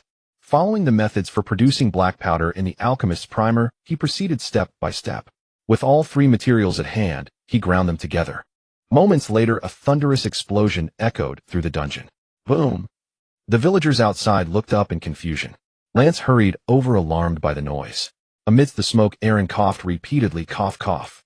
It's fine, I lack practical experience, but I'll get the hang of it soon enough. Lance looked at Aaron, who was covered in soot, and at his burning clothes, his voice filled with confusion. Young Master Aaron, aren't you afraid of flames? Only then did Aaron notice his clothes were on fire. Instinctively he tried to pat them out, but when his hand touched the flames he surprisingly felt no heat. Lance's eyes lit up. I understand now. Ignia is a four-legged dragon, and her bloodline is of true dragons. You share a bloodline with her, so now you are also not afraid of flames, and you might even resist magic. Aaron extinguished the flames on his body and stood up, a dragon. Lance was extraordinarily excited, a glimmer in his eyes. There are many branches of dragons. The two-legged flying dragons are favored by many empires. They are the ones that captured you last time. Their size is often not too big, and most dragon knights bonded with them do not possess special abilities. In contrast, the four-legged dragons are the true dragons, which can live for thousands of years, often several times larger than the two-legged flying dragons. Some ancient giants could even grow as tall as mountains. Only true dragons are unafraid of flames. You are a true dragon. Aaron shook off the dust from his clothes and turned to look at the charred wooden table. He didn't want to think about what was a true dragon or not, he just wanted to create modern gunpowder. He took off his jacket and the gloves Jenny had given him and began grinding the saltpeter crystals again. Next he took out charcoal powder and sulfur powder. According to the ratio in the alchemist's primer, it was 15 parts saltpeter to 3 parts charcoal to 2 parts sulfur, and he began mixing slowly. He ground slowly. Then there was another explosion. Lance rushed forward, seeing Aaron with an injured left hand. He hurriedly exclaimed, "Young Master Aaron, this is too dangerous. Let the craftsman handle it." Aaron shook off the dust on his body. The wound on his right hand was visibly healing. He took a deep breath, realizing it was not quite what he had imagined. Previously, he had thought too theoretically. Building cities, training armies, researching technology. He had overthought each of them. Practical operations and theory were entirely different matters. It wasn't that the theory was flawed, but rather that his skills were inadequate, leading to operational problems. Lance was still shouting beside him, and Aaron waved him off. "Lance, have you completed your patrol of the—" "But young master, it's fine, I'll recover shortly from my injury. If those craftsmen make mistakes, it will be a problem. Go." After sending Lance away, Aaron pulled out 3 sheets of paper. Earlier he had mixed all 3 substances together. Would it be better this time to keep them separate? This time he successfully ground out 3 types of powdered medicine. Next he gently mixed them according to the ratio. Seeing the quality of the gunpowder, a smile spread across Aaron's face. It's done. Looking at the alchemist's primer, there were no further records beyond this point. Aaron stroked his chin, noting that this gunpowder was quite different from what he had seen on Blue Star. The granules were too large, and the color seemed off as well. Observing the unevenly sized granules, Aaron pursed his lips. He found a sieve-like object to separate out the finer particles. At this point he recalled that in modern gunpowder manufacturing, preventing moisture was a crucial step, though once gunpowder became damp, it would be ruined. Moreover, in the process of making modern gunpowder, alcohol and other flammable liquids were added to enhance and stabilize the properties of the gunpowder. Aaron pondered seriously, stroking his chin. Looking at the powdered gunpowder, he realized that the various components were likely unevenly distributed, which would result in inferior quality. It needed to be processed again. He then brought over a barrel of alcohol and kneaded the gunpowder into a dough-like consistency, repeatedly kneading it. Next he used the sieve again to break it into smaller granules. Leaving it in a cool place to dry, Aaron smiled confidently, saying, "The gunpowder I developed will definitely shine on the Noah continent. Next it's time to make the fire gun." Blacksmith Luke stroked his beard with his left hand, carefully examining the design drawing that Aaron had given him with his right hand. He looked at it once, then again. His expression grew increasingly puzzled. "A long-barreled firearm. I've never seen anything like this before. What is this thing for, young Master Aaron?" Aaron, looking at the contents of the drawing, replied earnestly, "This is a type of weapon, Luke. You just need to make it according to what is on my drawing. The barrel must be straight. I trust your craftsmanship, Luke." Luke scratched his head. "My lord, give me 3 days. This is the first time I've made something like this, and I need to study it." Aaron smiled as he walked out of the blacksmith shop. "No problem, Luke. Even if it's a few days late, it's all right. I believe in you." Just after leaving the blacksmith shop, Aaron saw Lance escorting a man towards the castle. Lance happened to see Aaron and hurriedly brought the man over, glaring angrily. "Young Master Aaron, this man is called Grey Mouse, and he is one of Lady Sayla's people. I saw him before at Grey Fortress." He continued, "Moreover, I heard from Kalen that the slave traders are in cahoots with Lady Sayla, and they have already begun to act against you." Aaron frowned, looking at the bound Grey Mouse with a heavy heart. Grey Mouse pleaded repeatedly, "Young Master Aaron, please listen to me. It's not as you think. I was indeed Lady Sayla's spy before, but after coming here I no longer wish to leave, because you said the workers involved in building houses can receive their own houses for free. Can you give me a chance? I can also construct houses." Grey Mouse shouted hoarsely, kneeling on the ground and repeatedly bowing, "My lord, the slaves are right. You are our protector. Many of those slaves building the fortress in the west refer to you as their protector. A lot of those who wanted to harm you no longer wish to do so." Aaron bowed his head, observing Grey Mouse's gaunt figure. He sighed helplessly. "Lance, have Kalen come here and also summoned some of the debt slaves and war captive slaves from each area to the banquet hall. It's all right, untie him. Who wants to work like a beast when they can feed their family?" Lance untied Grey Mouse, who bowed repeatedly, his eyes reddening. "My lord, what those slaves said is true. You are indeed a protector. I, Grey Mouse, will follow you from now on." Moments later, the banquet hall was filled with people. Debt slaves, war captives, child slaves, archers, infantry, and the villagers of Snow Forest. Aaron looked at the man named Kalen, remembering him. At the beginning of his speech, this man stood at the front holding a cross and was the first to kneel. Later he joined the infantry. Grey Mouse lowered his head, his voice somewhat timid. "My lord, and everyone present, I, Gray Mouse, am also a victim of circumstances. I have been a slave since birth. My wife is also a slave and my son is also a slave. Gray Mouse trembled with emotion. You should know how it feels to see your wife being bullied by the slave owner right in front of you, right? Lady Sayla's son Raymond has bullied my wife before. I wanted to leave there long ago, but as a slave I couldn't go anywhere. Lady Sayla, upon learning that young Master Aaron sent Jack to the slave trading house to buy slaves, had already made arrangements with the chairman of the slave traders Marlos. They sent all the slaves from Grey Fortress. They wanted to incite a riot to seize Snow Forest Village, and Lady Sayla hoped to see us kill my lord. The crowd murmured. Some men lowered their heads in silence, pondering. Village Chief Morris looked displeased at his son Jack. Jack quietly said, I entered Grey Fortress with my face covered, father. I really didn't expose anything. It has nothing to do with Jack. This kind of thing can't be hidden. Aaron waved his hand. Gray Mouse hastily looked around at the crowd and continued, I don't want to see my wife bullied by that little demon Raymond anymore. In the eyes of those nobles, the lives of us slaves are worthless. They toy with our lives and expect us to be grateful for their mercy. I was truly fortunate to be sold by Lady Sayla to the slave traders and then sold here to young Master Aaron. Now I can drink broth and eat eggs. I want to bring my wife and child here. I want them to taste what meat is like. Gray Mouse's eyes brimmed with tears, choked with emotion. My son has been alive for 6 years, and he has never eaten meat. For his birthday, we 3 shared 1 egg. Sayla and Raymond, those 2 demons, still expect us to be grateful for their mercy, as if they gave us a chance to live. I couldn't afford to take my son to see a doctor when he was sick. My wife cried by the bedside, weeping all night. At that time I wondered, where is God? I believe in God, but where is he? What did we do wrong? Why does God punish us so? The crowd bowed their heads in silence. Some men clenched their fists and began to curse. Kalen stood up with the cross. Actually, before we were sold, I heard the slave traders say something. They said that the slaves at Grey Fortress who haven't been bought yet were the ones that Baron Grey did not purchase. According to Baron Grey's character, he wouldn't buy any more slaves before winter this year. The food consumption of 2,000 slaves is unnecessary for him.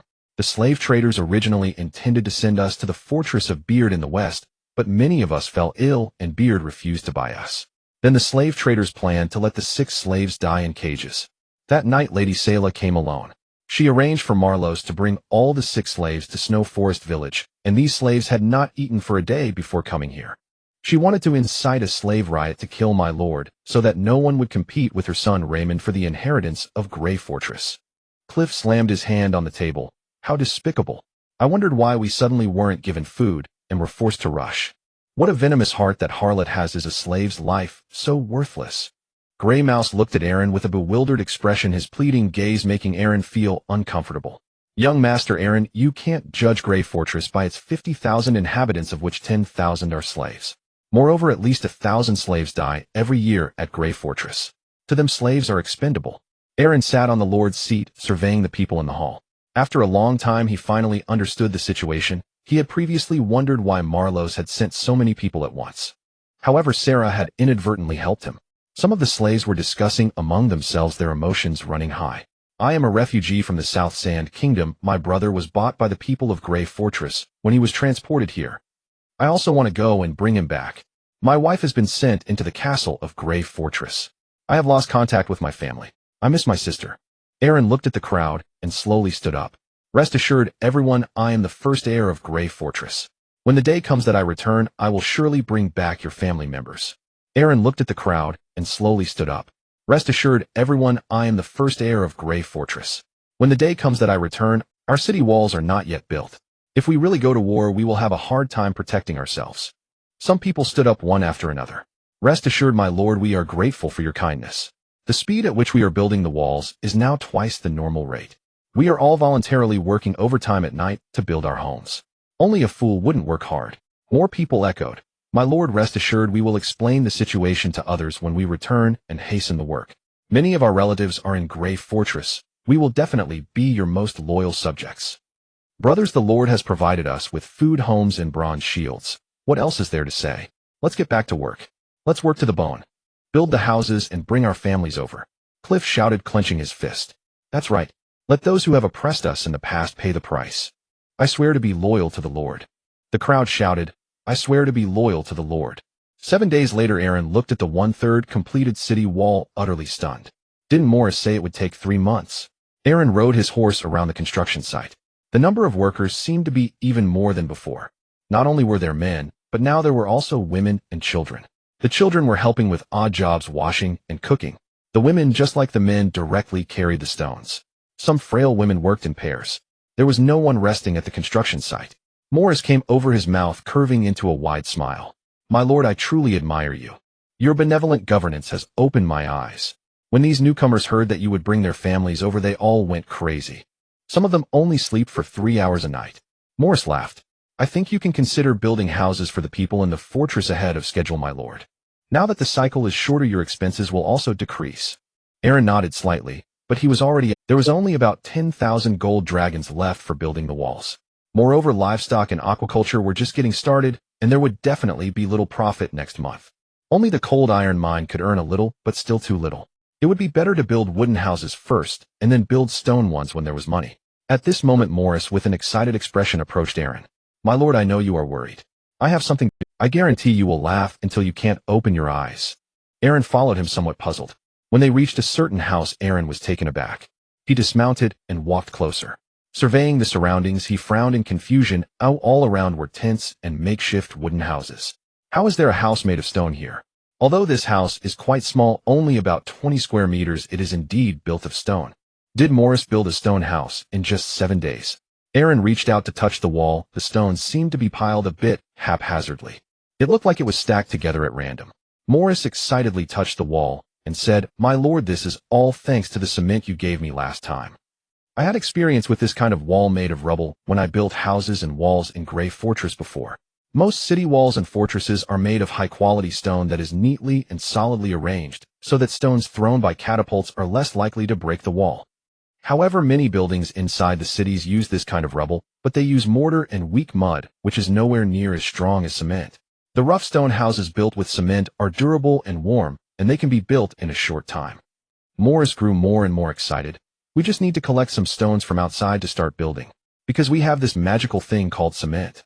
Aaron's eyes lit up. If that's the case, it means he doesn't need to spend extra gold dragons to buy high-quality stone. He just needs to let these workers go to the nearby mountains to dig out the stones and bring them back to directly build these rough stone houses. Or perhaps develop a new mine in the cold iron mine. The stones collected could be used to build rough stone houses. He seemed to have seen such houses in rural areas of Blue Star. However, if that's the case, Aaron pursed his lips. Morris, in that case, we won't be able to build 6-story apartment complexes, right? Morris nodded. The kind of building you want requires a lot of time, cost, and labor. Although rough stone houses are a bit ugly, those subjects will definitely like them.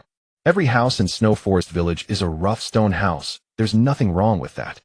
But Morris can guarantee that according to the current enthusiasm of the workers, as long as you are willing to build rough stone houses before winter, all of us can move into new houses, and I can build 3-story rough stone houses. Aaron tugged at his leather gloves and looked toward the workers laboring in the distance. 3-story stone houses should be enough. If he wanted to build apartments to increase occupancy, he could wait until he had money later.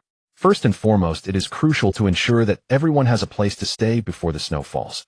Morris, I have a standard for building these 3-story houses. Morris walked over with a smile. Aaron pulled out a blueprint and said, each house must have an independent. The streets of Snow Forest Village are full of excrement. Morris' mouth fell open, his eyes wide. Aren't toilets meant for nobles? My lord. Aaron looked at him disdainfully. You don't need to worry about that. I don't want to see my subjects throwing their waste into the streets every day. Snow Forest Village is almost unwalkable. When building houses, follow my blueprint and first establish the drainage system for the entire city. Some areas still need to dig biogas pits.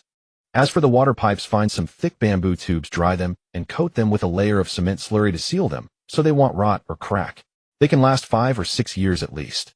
Aaron grew more excited as he recalled the scenes he had seen in Snow Forest Village, raising his hand and shouting, we also need to build several public toilets. They must be built, and everyone must develop the habit of using toilets. And bathhouses. Aaron looked at Morris with disgust. Morris, how long has it been since you last bathed? Morris sniffed his clothes. I only washed half a year ago. Does it smell bad? Morris was still there, stretching out his sleeves to smell, but after a long time he couldn't detect any scent. Just as he wanted to say something, Aaron had already walked far away. Looking up into the distance, Walker and several men were squatting behind a pile of stones. Aaron instinctively pinched his nose. The fortress wasn't even built yet, and the foundation was already filled with excrement. Can you believe this? Walker even crouched down and greeted him with a knight's salute upon seeing Aaron. Greetings, my lord. Everyone shifted in place and stretched out their hands. Greetings, my lord. Aaron said, you all continue, and turned to walk away. He returned to Morris' side and said with a serious expression, let's not talk about anything else for now. First, you need to build a wooden toilet for me today so that everyone doesn't relieve themselves everywhere. Morris nodded in response, looking at Aaron, who seemed ready to head back. Morris quietly called out, my lord, I have a few matters I'd like to report to you privately. Aaron glanced at Morris, who looked around at the workers, stroking his beard with one hand. It's regarding public order. Aaron dismounted again and entered the small stone house with Morris. Morris closed the door and poured a cup of tea for Aaron. My lord, your benevolent governance has been recognized by most of the residents and slaves. Those who have served in the military also respect you greatly. Not only did you save their lives, but you also compensated them, so good people are naturally grateful to you in a short time. However, among the slaves you purchased, there are some who are forming cliques, and even some have gone to Snow Forest Village to harass the wives and daughters of the residents.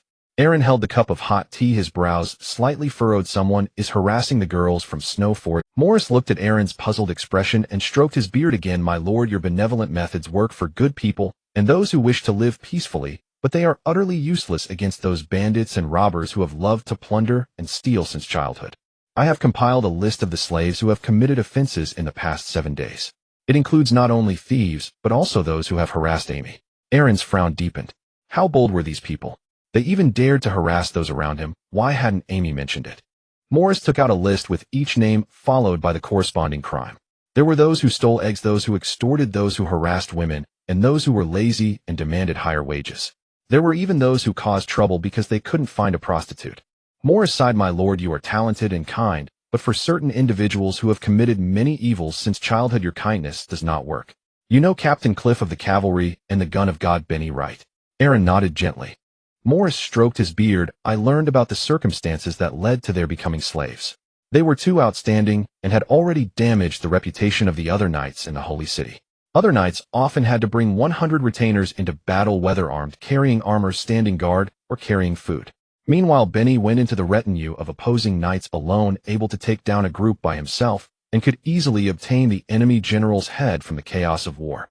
Although his fame initially resonated throughout the Orland Empire, there are no wars to fight now, and Benny is still of common birth. Those knights in the Holy City are all nobles. They certainly would not tolerate him. Aaron could already foresee the consequences. It was like the national football team. If the higher-ups do not allow you to win, you cannot achieve victory. Otherwise, they would come back to punish you. Did you follow the proper procedures? Did you apply? Benny, who is not of noble birth, has still slapped the nobles' faces. No matter how capable he is, he cannot withstand the small shoes people will make for him before the emperor. Morris, are you suggesting I punish those who have committed wrongdoings? Morris nodded. It is very necessary. For those evildoers, your kindness will only make them think you are inept, and they will lose respect for you. Hang them and execute them to serve as a deterrent to the others. Aaron called for Lance and Amy. When it came to executing others, he wanted to consider the opinions of more people. It wasn't that he didn't trust Morris, he just wanted to be more prudent. Lance looked at the contents of the list and took out another list. I have already detained 7 individuals these days, and they overlap significantly with those on your list. Aaron looked at Amy. Amy shyly lowered her headmaster. I'm fine. Lance's right hand was still resting on the hilt of his sword. The man who previously harassed Amy has already been locked up. That guy recognized Amy. She is actually the second princess of the Bayan Kingdom. After the Bayan Kingdom was occupied by the Golden Empire, many Bayan people have been displaced. That man was previously a free citizen of the Bayan Kingdom. Seeing a former princess serving as a slave to Master Aaron here, he spoke disrespectfully and even wanted to. Lance did not finish his sentence as he saw Amy's face turn red. Aaron tapped the table with one hand. If Amy really was a princess of the Bayan Kingdom, this news would be catastrophic if it got out. Every noble would want a princess as a plaything. Although the population in his territory had increased, it was a mixed bag, and public order was indeed a significant problem. Looking again at the contents of the list, half of the individuals had caused trouble because of women. Next were thieves and extortionists. This way, lock up all the thieves. All those who extort others are no different from gangs. I execute them all. Morris showed a look of confusion. What is a gang? Aaron replied, just robbers. Extortion is an unforgivable crime. As for those who harass women, Aaron pondered for a moment before looking at Lance. Lance, you have been patrolling for so many days. Are there any prostitutes in the territory? Lance shouted seriously as a knight. I would never seek out such women. It is against the knightly way. Aaron wanted to ask further. Lance shouted again. The spirit of knighthood must not be desecrated. Upholding my vows is the lifelong principle of Lance Rod. Aaron grinned. Did I say you were looking for one? I just asked if there are any prostitutes in your territory. Morris glared and shouted. Old Morris is 66. Even if I wanted to find one, I have to be able to work the fields first. Amy, blushing quietly, said there are some. There should be quite a few. At least over 30 women are doing that. Amy spoke softly, her face flushed. In many places, women stand on the streets after their husbands die in battle because they have no income. I've interacted with quite a few women down below these days, and nearly half of the female slaves have done this kind of work. Aaron was taken aback. So many. Half of them are prostitutes. Lance wanted to say something, but closed his mouth instead. Morris shouted. Our captain seems to know some important information. The Lord is discussing public security issues. If the knight has any insights, please share. Lance glanced at Morris, his eyelids twitching. Aaron squinted. Oh, when did these two start getting serious? Glancing at Lance, who hurriedly straightened his posture, he said, My Lord Lance also has some knowledge. Many small countries in the south are in constant warfare. The men are conscripted, and the women have no savings, so to feed their children, they end up on the streets. Normally it costs 3 silver wolf coins, but during wartime, it only costs 1 silver wolf coin. Morris praised. As expected of Lord Lance, you know more than us locals. Well informed. Lance's eyelids trembled. Morris, have you noticed that your son Jack's hair is not the same color as yours? Lance's words seemed to hit a sore spot for Morris, who immediately changed his expression. Friend of prostitutes, what are you saying?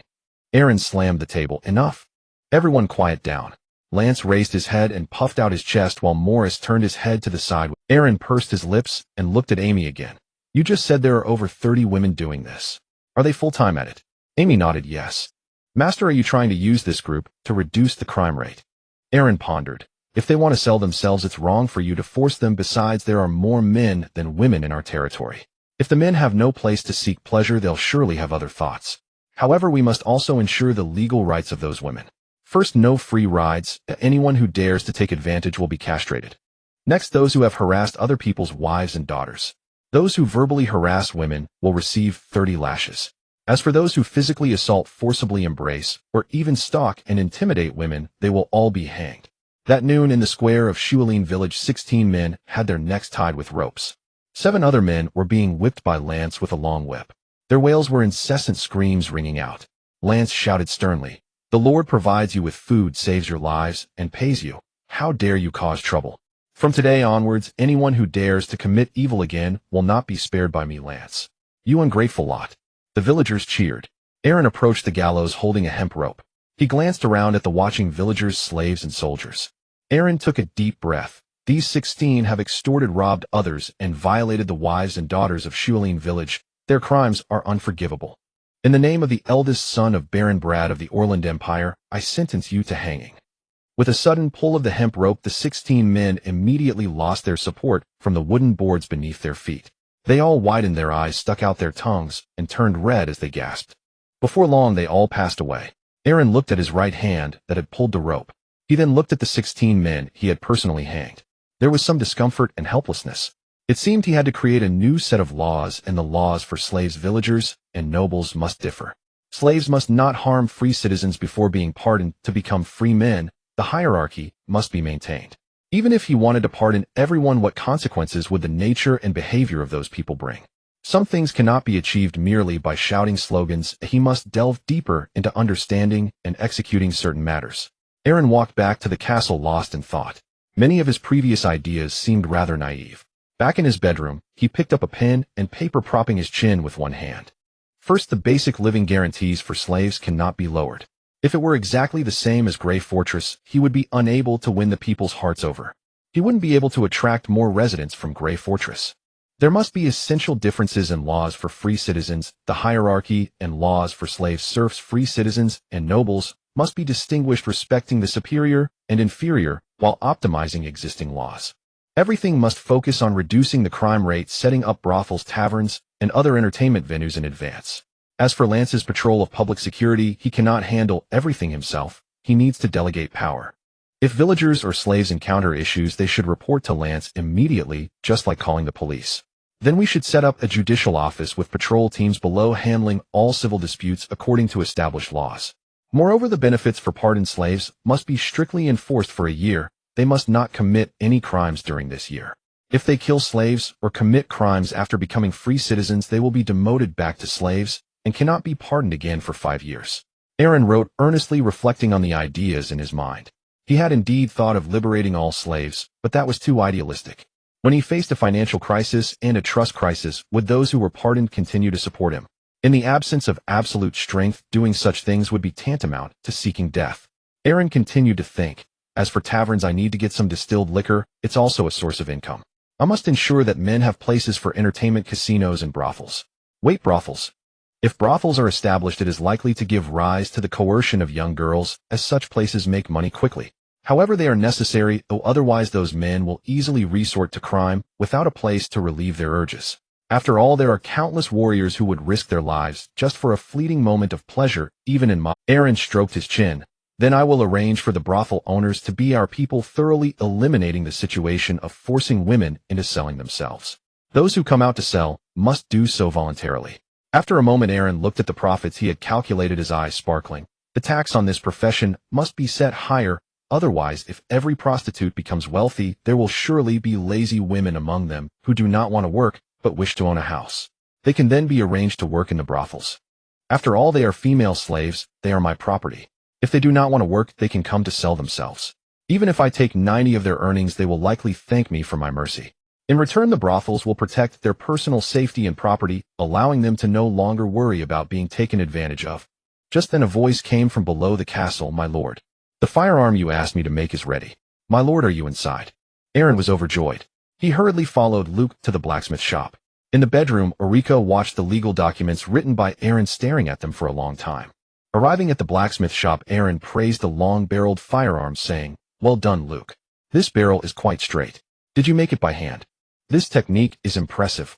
Luke awkwardly smiled. It took me 2 extra days to finish it.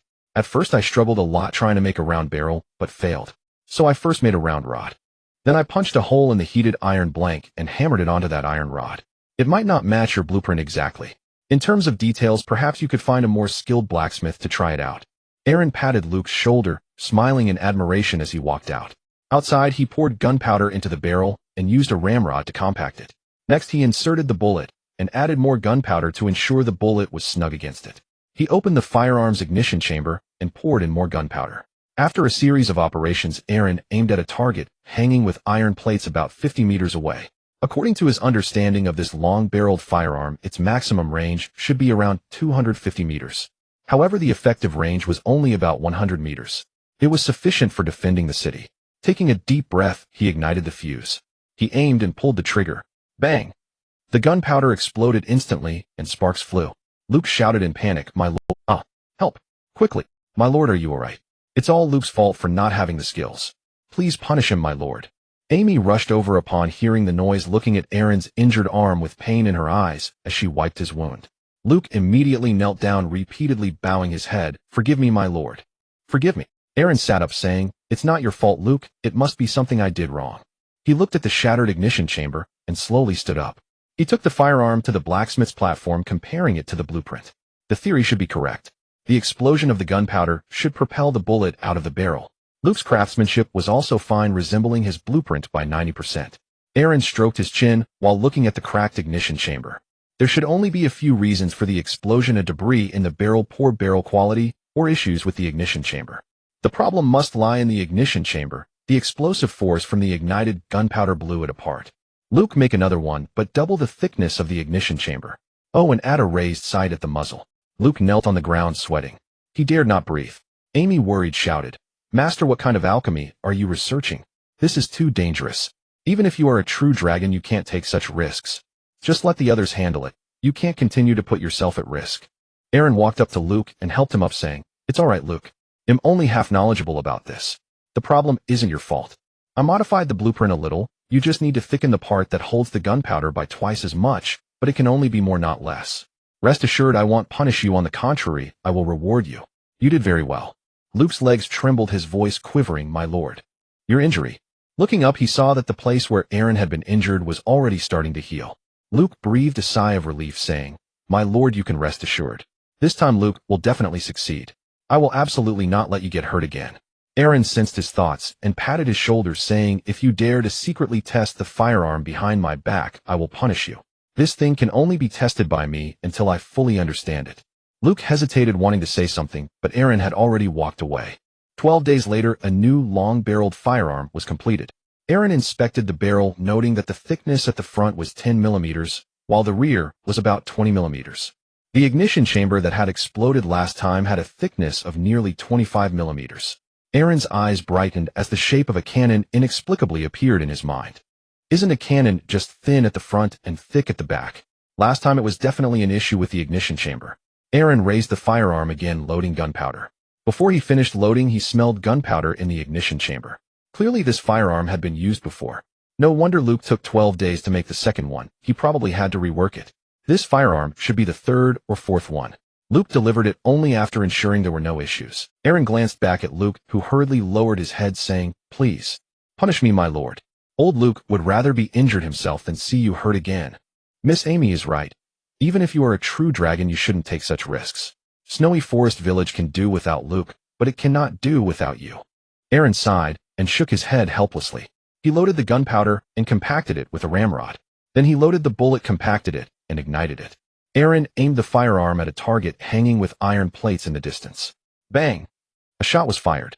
The gunpowder exploded in the ignition chamber, and a round bullet was propelled out with a spark. It successfully hit the iron plate in front of the target, piercing through it along with the target. Lance watched the pierced iron plate, his eyebrows trembling. He instinctively looked at the armor on himself, his eyes wide with disbelief. The thickness of that iron plate was probably similar to his armor. What kind of weapon is this? A dark sorcerer's wand. For so many days had their lord been tinkering with this thing. If everyone had won, the imperial cavalry force would be. Aaron inspected the barrel again, finding not a single crack. The barrel was also undistorted. Our Snowy Forest Village is going to be invincible. I originally had no hope of producing this. I only understood a bit, but you are simply a genius, Luke. Luke, I need these things. First, make 100 of them to this standard.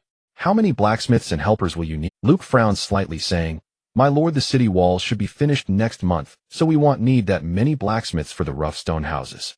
Just let village head Morris send half of the blacksmiths to me. I will strive to make 100 for you by next spring." Just then a shadow flew over everyone's heads. A four-legged fire dragon with a wingspan of 4 meters and a body length of 3 meters hovered in the air. Amy exclaimed in curiosity, "Wow, this little guy has grown so big. He's growing too fast." Aaron stretched out his hand to look at the sky, squinting and frowning. "Ignia, what did you find?" Ignia dived down, hugging Aaron's waist and flying into the sky. Flying was slightly strenuous as they flapped their wings toward a snowy mountain to the north. He saw a bloody dark elf being chased by a large group of sun elves. "Put down your weapons, and we can give you a complete corpse. Surrender, remnants of the dark elves." The dark elf had long silver-white hair and somewhat dull skin. She wore a black fitted outfit and held a slender sword embedded with gemstones. A small amount of blood stained her elongated ears. With a swift strike, she instantly killed a man. Then her body turned transparent, causing chaos among the male elves of the Sunlight clan. You are actually the personal guard of the Dark Elf Queen. This is the shadow escape technique. Be careful, Chloe. This is Chloe of the Dark Moon Court." As soon as the words were spoken, the elven archer had her throat cut. A strange shadow was rampaging through the crowd, displaying extremely fierce sword skills. Aaron furrowed his brow in the sky. Didn't Alika tell him that dark elves should have abandoned her and headed south? Why was there still one? Moreover, the female elf below, who was wreaking havoc, seemed to move even faster than Rand's. Her speed was dazzling. Furthermore, she looked distinctly different from Alika. Alika was a tall and voluptuous female elf, exuding a mature charm with Eastern features, while this dark elf below had facial traits typical of Western women. With white hair and pointed ears, her body was clad in tight black leather, accentuating her graceful figure and exuding a unique allure. Chloe. At that moment, the last 3 sunlight elves simultaneously drew their longbows, chanting some incantation. "O beautiful and mighty goddess of light, please grant me the power to shatter the night." Sensing danger, the concealed Chloe thought quickly and turned to flee. In an instant, 3 arrows radiating brilliant golden light shot towards her from behind. Chloe hurriedly raised her sword to defend herself. She successfully blocked 1 arrow, sidestepped to evade the second, but the 3rd arrow struck her shoulder. She fell to the ground, unable to rise. The 3 sunlight elves approached. One sunlight elf gazed up at Aaron deep in thought. "We've already run into the territory of the Orlan Empire. No wonder it's so hard to kill her. After all, she has slain so many of our kin. It turns out she is Alika's personal knight. Take her back. The Elven King will surely reward us. Arin slowly descended to the ground, extending his hand to greet the 3 sunlight elves. Currently they were neighbors, so they naturally couldn't become enemies. Just as one sunlight elf was about to lift Chloe, she suddenly opened her eyes wide. With an uncanny sword technique, she instantly decapitated 2 individuals. The third, panicking, drew his sword, but was pierced through the abdomen by Chloe's blade. Chloe weakly withdrew her long sword, panting heavily. She glanced back at Arin, her eyes filled with a murderous intent. Arin recalled that expression. When he first saved Alika, she had the same look. Chloe tightened her grip on the sword and looked at Arin. When she noticed the small dragon behind him, her brows twitched. A dragon. She attempted to approach, but suddenly lost her footing and fainted. When she awoke again, her eyes were met with a human room. Chloe opened her eyes, her whole body trembling violently. Looking up, she saw her hands shackled by magic-restricting handcuffs. Her feet were also bound by magic-restricting shackles. Chloe's eyes were frantic as she tried to break free from the chains, but could not move an inch. Desperately pulling at the chains, they rattled loudly. Damn it! Where's this place? Those damned sunlight elves, how dare they imprison me here? Arin, looking nervous, stretched out his hand and said, Please don't be agitated. I'm worried you might attack me, which is why I restrained you. After all, you're very strong. Looking at Chloe's murderous demeanor, Arin continued, The Dark Moon Court and the Emerald Court have been in conflict for 100 years. In the early years, the Dark Moon Court had the upper hand, but because the Emerald Court was willing to send troops to defend against the trolls north of the Sighing Wall, the Orlon Empire sent troops to help suppress the Dark Moon Court, and since then the Dark Moon Court has suffered a disastrous defeat. So you Dark Elves harbor strong animosity towards the Orlon Empire. When you killed those Sunlight Elves, I could see the murderous intent in your eyes towards me, so don't blame me for this. Chloe's eyes widened and she growled fiercely. Human are you from the Orlon Empire? Damn it, what is your purpose? Arin looked at the wounds on Chloe's body and quietly said, Do you want to drink my blood? It should be able to heal your wounds on the spot. Before Arin could approach, Chloe glared at him angrily and shouted, Get away from me. Damn human pig. Get far away from me. Damn it. Damn it. I will definitely kill you. Just wait.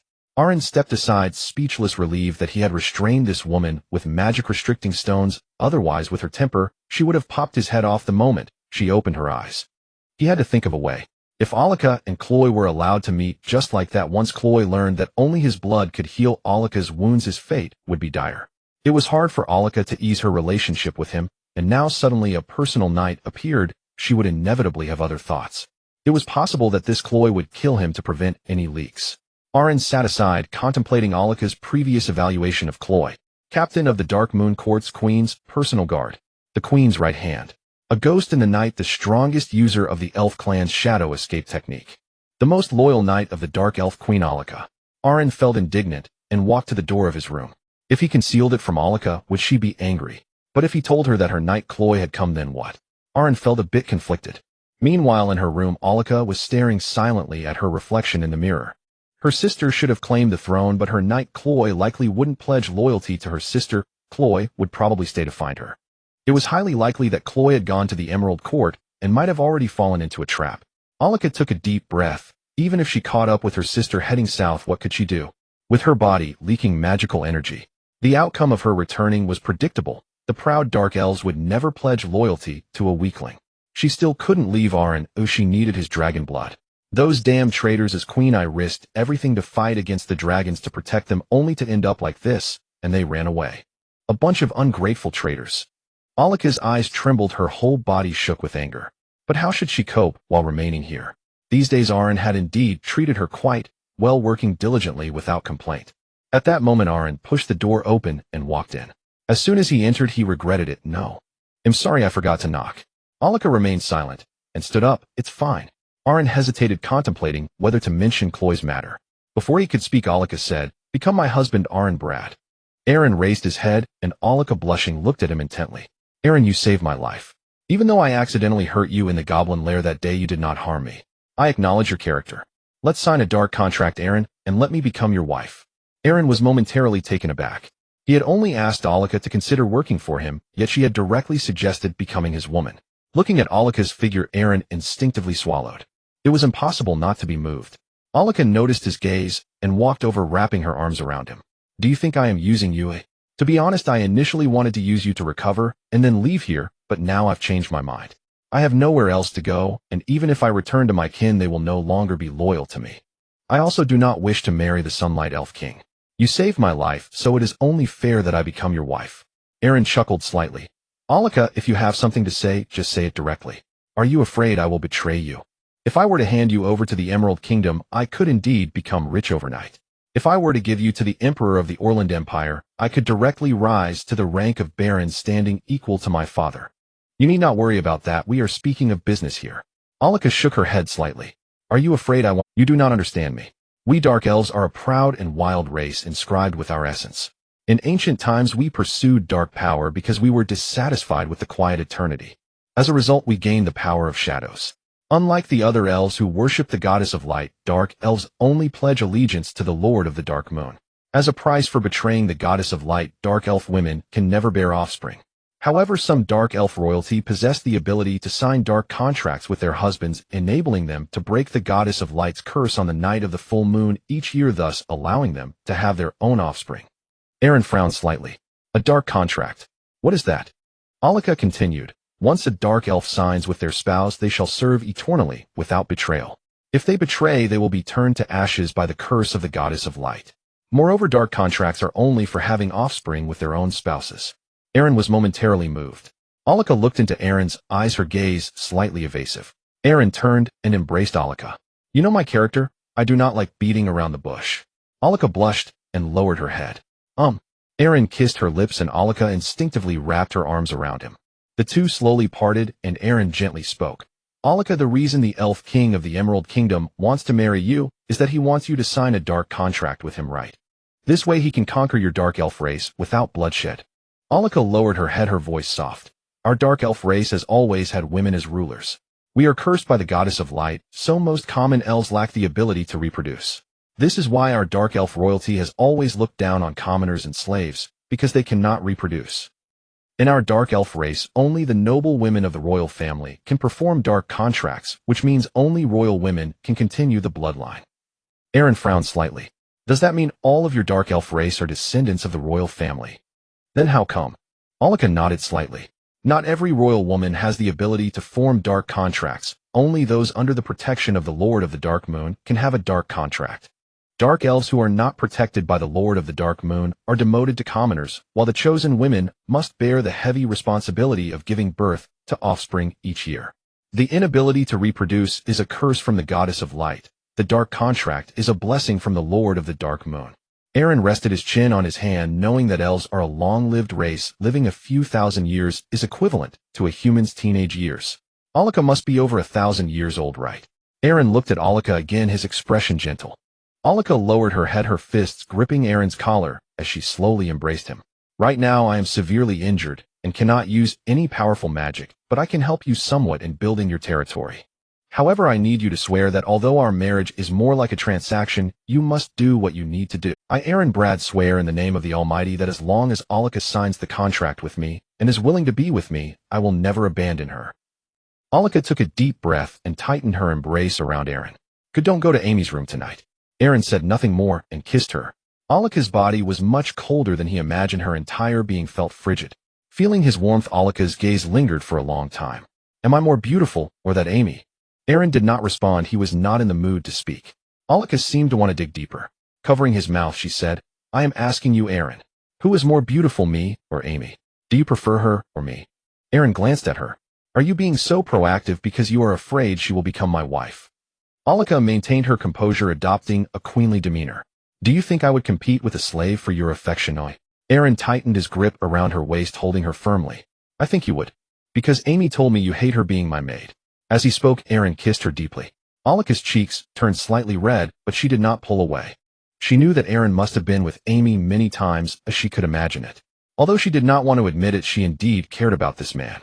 Throughout these days, her greatest fear was that Aaron would suddenly sell her one day. Watching Aaron act recklessly in her arms, Alika chose not to disturb him. Aaron looked into her eyes, remaining silent. Unlike the obedient and shy Amy, Alika at this moment did not exhibit any girlish shyness. She stared at him intently, causing Aaron to falter slightly. Alika gently cradled the back of his head, her hot breath brushing against his face. You are really strange. I have already said I want to sign a dark contract with you, yet you do not ask how to sign it, and just indulge yourself. Did you already want this? Aaron looked up. During this month, did you think I didn't notice you watching me from the windowsill?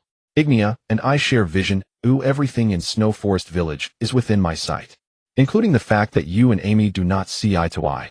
Erin brushed aside Alika's long hair from her right cheek. When did you start to like me, eh? Alika replied, the day you saved me. Ulrika knelt before Erin. She pressed her hands in front of her, silently reciting some incantation. Her eyes were slightly reddened. She had sacrificed so much for her kin only to be abandoned in the end. If it weren't for her chance encounter with Erin, she might have become the mother of dozens of goblins, perhaps even more. If she had encountered other humans, the consequences could have been far worse. Ulrika's tears fell. It didn't matter anymore. To hell with her kin, those who fled would surely meet a bad end. Ulrika continued to chant the incantation, and a purplish-red contract pattern slowly emerged at her brow. A circle of black light appeared beneath Erin's feet. From the center of the circle, a beam of light shot forth. Ulrika's soul instantly surged out, flying toward Erin's brow.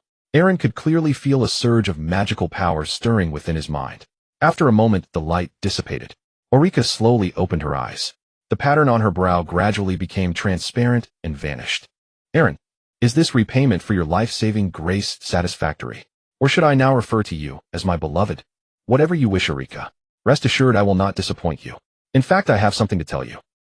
Sorry, I intended to tell you when I first arrived, but upon hearing you wish to become my wife, Ulrika's eyes trembled. Where is she? She hasn't harmed you, has she? Erin shook his head slightly. She killed a group of sunlight elves and fled to Snow Forest Village. She was injured, and fearing she might attack me, I bound her with a magic suppression stone. Ulrika anxiously wrapped her arms around Erin's neck, pondering. Chloe is my loyal knight. She swore allegiance to me. If she finds out I formed a dark contract with you, she will surely pose a threat. No. Chloe will definitely kill you. She will definitely kill you.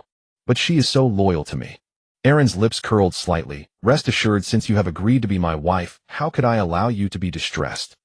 Isn't she your knight? Shouldn't knights protect their queen at all costs? Can you persuade her to swear allegiance? Ulrika shook her head with a sigh. The fall of the Dark Moon Court is closely related to the human empire of Orlan. Chloe does not know your character. She will likely advise me to leave you, and it would be inappropriate to directly tell her that I signed a dark contract with you. Erin nodded. I understand. After all, you are the queen, and you care deeply about your reputation in front of your subjects. Rest assured, dear Ulrika, I will maintain your image because you are now my wife. Midnight. Erin dragged Chloe bound in chains from the dungeon to his bedroom. As soon as they reached the door, Chloe began to curse loudly. Damn human pig. I will definitely slaughter you. I will gouge out your eyes with a dagger, and I will smash your fingers one by one. You dare to do this to me relying on the magic suppression stone. Do you dare to let me go? You damned coward. Useless. Scum. Erin grinned. Curse louder. Let everyone know that a dark elf has arrived here. It would be best to attract the eyes of the Emerald Court. Chloe continued to curse as Erin opened the bedroom door. He dragged Chloe inside. The cursing Chloe, upon seeing the woman in the room, widened her eyes in shock. Her features froze in place. Chloe stared at the Queen Ulrika before her, completely stunned, her mouth agape, unable to speak for a long time. Erin finally breathed a sigh of relief. Dear Ulrika, you heard that she has been cursing me all along. To be honest, if it weren't for her being your knight, I would have wanted to deal with her as a heretic. Ulrika smiled and approached. Rest assured, let me talk to her. Ulrika walked towards Chloe, looking down at her. Chloe, my knight, why don't you kneel? Chloe hurriedly knelt, the shackles on her, making it somewhat uncomfortable, kneeling awkwardly. Your Majesty, I'm so glad you're safe. I've been looking for you for so long. The second princess has already declared herself queen. She took everyone south, and I couldn't stop them. Ulrika nodded and looked at Erin. This is my husband, and he saved your life, Chloe. Why are you disrespecting? Chloe glared at Erin, her brows furrowing. That damned. Shut up, Chloe. Ulrika whispered fiercely. I command you, Chloe, you cannot disrespect this man. He saved my life. That day I fought against a fire dragon to protect you all, and was severely injured. When I awoke, I was captured by a group of filthy, lowly goblins in a cave. If my husband hadn't saved me, I would be dead, Chloe. Chloe trembled, her expression bewildered. Ulrika stepped closer, looking down at the kneeling Chloe. The dark elves have betrayed me, but my knight you have not. If you still remember your knight's oath, then obey my husband's commands. Even if he commands you to die, you must. Ulrika paused. If you still recognize me as your queen, then obey my orders. If you think I have fallen as a queen, you may leave. Chloe shouted loudly, but your Majesty, this guy locked me up with a magic suppression stone. He is a human, and those filthy creatures love to use magic suppression stones to trap and toy with elves. Ulrika replied, it was I who locked you up, Chloe, because I knew you would turn against my beloved. Ulrika halted her words, grasping Chloe's chin, staring intently into her eyes. You swore before the statue of the Dark Moon Lord Chloe. Back then you were a slave, and as a half-breed you had no right to enter the temple. It was I who granted you glory and the title of knight there. Chloe hurriedly lowered her head, her voice respectful. I remember your majesty. Chloe has not forgotten her oath. I am the queen's blade and the queen's armor. I will follow the queen with my soul and flesh for all eternity. I will not forsake. I will not betray. I will not doubt. Chloe will follow the queen unwavering until death. Ulrika nodded slightly. I make you swear allegiance to my husband Aaron Brad. Chloe hesitated no longer. In the name of the Dark Moon Lord, I swear to be loyal to the queen's beloved Aaron Brad. Should I betray this vow, may I be shattered to pieces. The next morning, Aaron slowly opened his eyes in the embrace of Ulrika, who held him tenderly. Aaron wrapped his arms around Ulrika's soft waist and said softly, Chloe is quite impressive with a fiery and fierce temperament. I'm curious how you trained such a knight, who rivals the deadliest of warriors. Ulrika kissed Aaron's cheek and replied, Chloe is actually a half-human, half-elf hybrid. I found her in the slave market of the Dark Moon Court many years ago. Her father is a dark elf, but his mate was incapable of bearing children. So he purchased a human female slave, and thus Chloe was born. However, the Dark Elf clan has always considered themselves noble, and the clan members absolutely do not accept hybrids. With human blood, Chloe is capable of bearing offspring, which has already defied the will of the Dark Moon Lord, naturally relegating her to the lowest tier of slaves. Even the male elves in the clan regard her as illimened, and no one dares to associate with her. She awaited death in her cage, but I saw her combat talent and bought her to train as my personal guard. Aaron nodded slightly, realizing why Chloe was so loyal. So goblins can have offspring with your dark elves? Ulrika nodded slightly. Some goblins can, but the offspring will be goblins, not dark elves. At that moment, the village chief's son Jack rushed to the castle gates, shouting frantically, my lord, people are coming from Grey Fortress. They are almost here. Your brother Raymond is here to collect this month's tribute.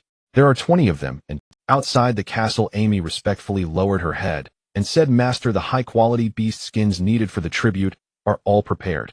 Aaron nodded slightly and looked towards the village entrance. Even if they were ready, it wouldn't be given away so easily. After putting on his clothes, Aaron looked at Ulrika and said, I'm afraid things won't be that simple. Normally I would take the tribute back to Grey Fortress. Raymond must be up to no good. Ulrika donned her leather boots and gloves and sat on the edge of the bed. Do not underestimate the nobility. Even if some nobles are foolish, there are certainly shrewd individuals within their families. For instance, your brother Raymond is a fool, but your stepmother is cunning enough. A cunning person will not confront. Aaron shook his head with a grin. Doesn't that woman Selah dare to confront me directly? She sent someone to kill me on my way here. Ulrika chuckled softly. My dear, she is a baroness. Would she send someone to kill you right after exiling you? You must understand that murdering a firstborn son is a serious crime, even for nobles. They are extremely concerned about their reputation. Once it is tarnished, it is difficult to redeem. Do you really think Selah sent someone to kill you? Ulrika's words made Aaron realize something. If it wasn't Selah's people, then it must have been Raymond. Recalling the look on Raymond's face when he saw Amy, Aaron clenched his right fist. What you say makes sense. I felt something was off at that time. Ulrika embraced Aaron, appearing wise. I am over 1,000 years old, Aaron. I understand many of the tricks of humanity. Raymond is jealous of your beautiful maid and wants to kill you to take her. When his mother Selah learned of this, she feared that you would tell your father about it. Just when Selah was troubled, your servant Jack, who went to buy slaves, arrived at Grey Fortress. Then she thought of using a slave uprising to have you die in Snow Forest Village. This way she could silence you. Ulrika showed admiration, but who would have thought my husband Aaron actually managed to stabilize the slaves and made them grateful to you? I truly admire you for this, my dear. Ordinary nobles would never use the method of setting an example to gain the trust of their slaves. For the vast majority of noble, slaves are merely pigs for manure, and they can hardly be bothered to say a word to them. My lover, I can see your ambition to dominate. Aaron looked at Ulrika, feeling that she seemed to be more insightful than he had anticipated. This woman appeared to be smarter than he thought. Ulrika stood up. Deceiving the enemy with weakness is what you need to do now. Let your soldiers lie at the entrance of Snow Forest Village pretending to be dead and make it convincing. Let the majority of the slaves hide, and let some pretend to be mad and foolish fighting for food. Aaron laughed. My dear, you think like I do. I didn't expect you to be good at scheming. Ulrika shook her head self-deprecatingly. First, let your wyverns scout from above. I will help you take revenge, my dear. As soon as she finished speaking, Ignia returned, barking non-stop at the window.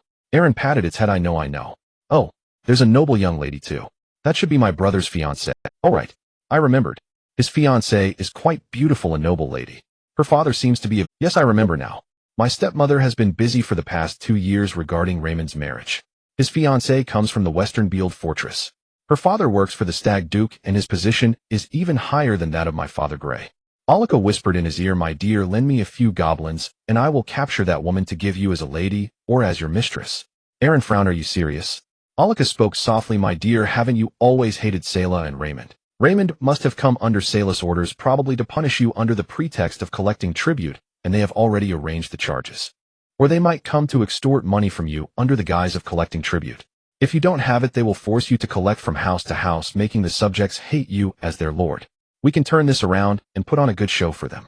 Aaron nodded and walked out. Lance had already prepared the tribute at the castle, accompanied by 10 patrol. After assigning tasks to several servants, Aaron approached Lance. Hide half of the tribute first, and come with me to meet my dear brother. Lance, take off your armor, and let's go play the pity card. Why are you all dressed so neatly? Make yourselves look a bit shabby. If those guys see us, they might think Snow Forest Village is wealthy. But young Master Aaron, can't we just give them the tribute in full? Aaron walked ahead to find a stick. Lance, if they really came to collect the tribute, would they send 2 knights and a dozen fully armed attendants? Lance suddenly realized, hurriedly shedding his armor and rolling. At the village entrance, Lemon wore a grin on his face, clad in an opulent fur coat, with 2 large gemstone rings adorning his right hand. Looking around Snow Forest Village, Lemon scoffed repeatedly. This truly is one of the poorest villages in the Orland Empire, quite shabby indeed.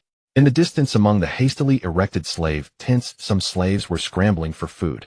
Dozens of corpses lay on the ground, seemingly there for quite some time. At that moment, a dozen slaves began to fight each other over food, creating a scene of chaos. Lemon grinned widely, laughing. Haha, look at all these slaves still alive. These lowly beasts sure are hardy. Beside him, the armored knight Carl squinted in amusement. Young Master Lemon, your mother specifically instructed us to collect the taxes from Snow Forest Village in full. 300 large, high-quality animal skins, not a single one less. If young Master Aaron can't provide them, we'll have him sign an IOU. Lemon raised the corners of his mouth. Carl, you needn't involve yourself in this. You are my mother's personal knight. Just focus on protecting me and my fiancée Malin. There's no need for you to worry about other matters. At that moment, Aaron, accompanied by Lance and others, emerged from the village entrance, leaning on a cane and limping. Lance, with a tense expression, gripped his sword, scanning the surroundings. Lemon frowned slightly, wondering why Aaron was still limping. Moreover, judging by Lance and his companions' gear, had they just been in a battle? Aaron glanced at the 2 knights behind Lemon, then shifted his gaze to the noble girl behind him. The time for revenge had finally come. Lemon stepped forward on his horse, asking, my dear brother, what has happened to you? Who has beaten you to such a Aaron sighed, raising his head with a troubled expression. Lemon, my brother. Snow Forest Village is no place for humans. Goblins are everywhere, and our village is constantly tormented by them. Moreover, there are remnants of dark elves lurking about. Can you plead with Father on my behalf? Aaron grasped Lemon's hand. Good brother, I wish to return to Grey Fortress. Lemon feigned helplessness and smiled. Oh brother, you know Father's temper. It's not that I don't want to help. As the Lord, it is your duty to eliminate nearby magical beasts. However, even in hardship, the necessary processes must be followed. How is your preparation for this month's tribute? Aaron instinctively froze. The tribute. I've only prepared half. I simply don't have that much money right now, and Snow Forest Village isn't profitable. I've spent all my money forming a militia to deal with the goblins. Lemon pretended to be dissatisfied and said, brother, as a minor lord, it is your responsibility to deliver tributes. Although I understand your plight, that is no excuse for not contributing. Quickly bring out the tribute, and for the rest, just write an IOU. I'll act as your guarantor. Just then a villager shouted from afar, not good. The goblins are coming again. The goblins have entered the village. Aaron shouted in a panic, brother, please help me. As long as you help me exterminate the goblins, I will do anything. I really am at my wit's end. I have no more tricks up my sleeve. Lemon froze momentarily, taken aback by the phrase. Since when did his brother start using idioms? The knight Carl drew his sword and scoffed. A few low-level magical beasts dare to wreak havoc in the Orland Empire. Soldiers, follow me. Carl led the charge, moving swiftly. Lance and the others followed closely behind. Lemon smiled meaningfully. It was just a few goblins. Those under Carl could easily slay them. Taking out a pre-prepared IOU from his sleeve, Lemon smiled slightly. Shall we sign this, brother? I genuinely wish to help you this time. I'll lend you the money. Just don't let Father get angry and punish you later. That would be troublesome. Aaron nodded slightly, instructing someone to bring forth dozens of high-quality animal skins. Brother, calculate how much is lacking. When we return, please speak favorably of me. Lemon chuckled coldly within, pretending to calculate. His gaze occasionally flickered towards Aaron's castle, wondering if that valuable female slave worth 100 gold dragons was still alive. He needed to think of a way to bring her here. He was nearly going crazy after a month. Not far behind a house, the disguised Eureka was reciting a spell with her staff. A group of goblins controlled by her magic emerged wielding long knives. While Lemon was still calculating his fiancée, Malin yawned, showing signs of drowsiness. At that moment, Malin suddenly spotted several small figures in the grass far away. Initially she thought that, but upon closer inspection, they turned out to be goblins. "Ah, Lemon, there are goblins here." Lemon hurriedly turned back. 2 goblins charged at him. Lemon, frightened, fell off his horse. Aaron protected Malin, kicking one goblin away. Malin watched Lemon being surrounded and hurriedly drew her dagger. Lemon, scared, hid behind Malin as Eureka directed all the goblins to attack Lemon. Lemon, terrified, abandoned Malin and ran, leaving her to be surrounded. With a trembling face, Malin looked at her fleeing fiancé. At that critical moment, Aaron stepped forward to block a goblin's blade. Malin looked at Aaron, who shielded her, her brows trembling. Aaron shouted, "Malin, don't be afraid, I will protect you." Then he and Malin were tied up by a group of goblins and carried away. Lemon, witnessing his fiancée being taken away, raised his sword and shouted. A few goblins came at him with knives, causing Lemon's legs to turn to jelly from fear. Malin cried out, "Lemon, save me." Lemon's face turned pale, his legs trembling. Watching the scene before him, he mounted his horse, intending to flee. Malin's lips trembled, her eyes wide open in disbelief. She couldn't believe her fiancé had actually run away, or she had dared to step in when she saw Lemon being attacked. Malin cried out loudly, "Carl, someone please, hurry and save me."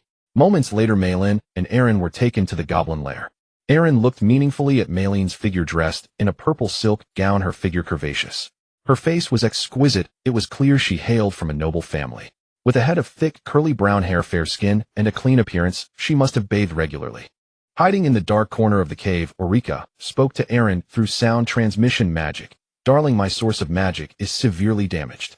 I can't control too many goblins, and it can't last too long. Dear Aaron, now that we are husband and wife, let me give you your first lesson. Always remember that noble marriages are political tools.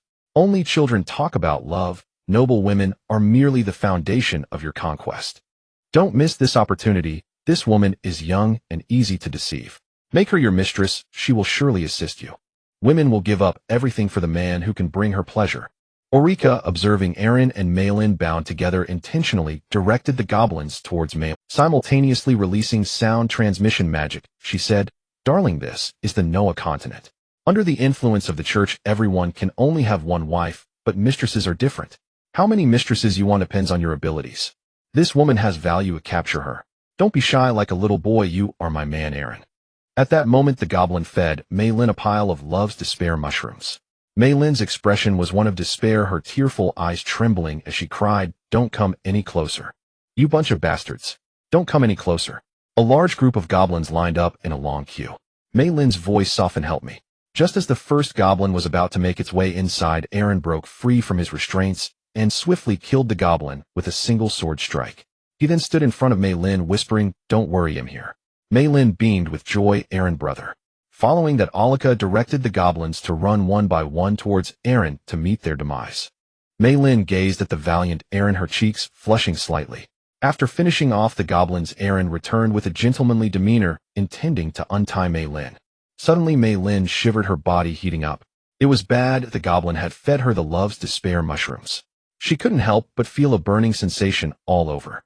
Just as Aaron was about to step forward, Malin wrapped her arms around him. "Aaron, brother, I'm so hot." Aaron, flustered, stepped aside. "No, you are Lemon's fiancé. You have a betrothal with him." Malin was overwhelmed with heat, and she knew very well what the goblin had fed her. Feeling embarrassed, she reluctantly released Aaron. But as soon as she let go, she regretted it. Unable to control herself, she tightened her grip around him once more. Malin gasped for breath, drenched in sweat. Looking at the man before her, and recalling the scenes of being abandoned by Lemon, Malin's lips trembled as she said, "Aaron, brother, I was fed that by the goblin. I can't take it anymore. Help me, I'm in so much pain." Aaron, torn between rejection and acceptance, reached out his sleeve to wipe the sweat from Malin's face. Taking a deep breath, he exhaled. His expression softened slightly, yet he looked down and said, "Though you are beautiful, I cannot take someone else's love. Hang in there, I'll find a way to take you back." Aaron brushed aside Malin, standing up to survey the surroundings of the cave. Alika's scheme was indeed meticulous, having the goblins capture them inside the inner nest. From this angle, there seemed to be no exit at all. Just as Aaron pretended to search for an escape, Mei Lin wrapped her arms around him from behind once more. At this point, Mei Lin had completely lost herself. Her eyes were glazed over, her cheeks flushed, turning red all the way to her neck. Aaron still wanted to leave, but Mei Lin had already kissed him. Aaron no longer held back, embracing her tightly around the waist. Half an hour later, Lemon, returning to the village, was filled with rage as he scolded Carl. "What were you doing? I told you to kill the goblins. How could you let a few escape? Where is my Mei Lin? It's been half an hour. It's been half an hour. Go search for her. What are you all doing?"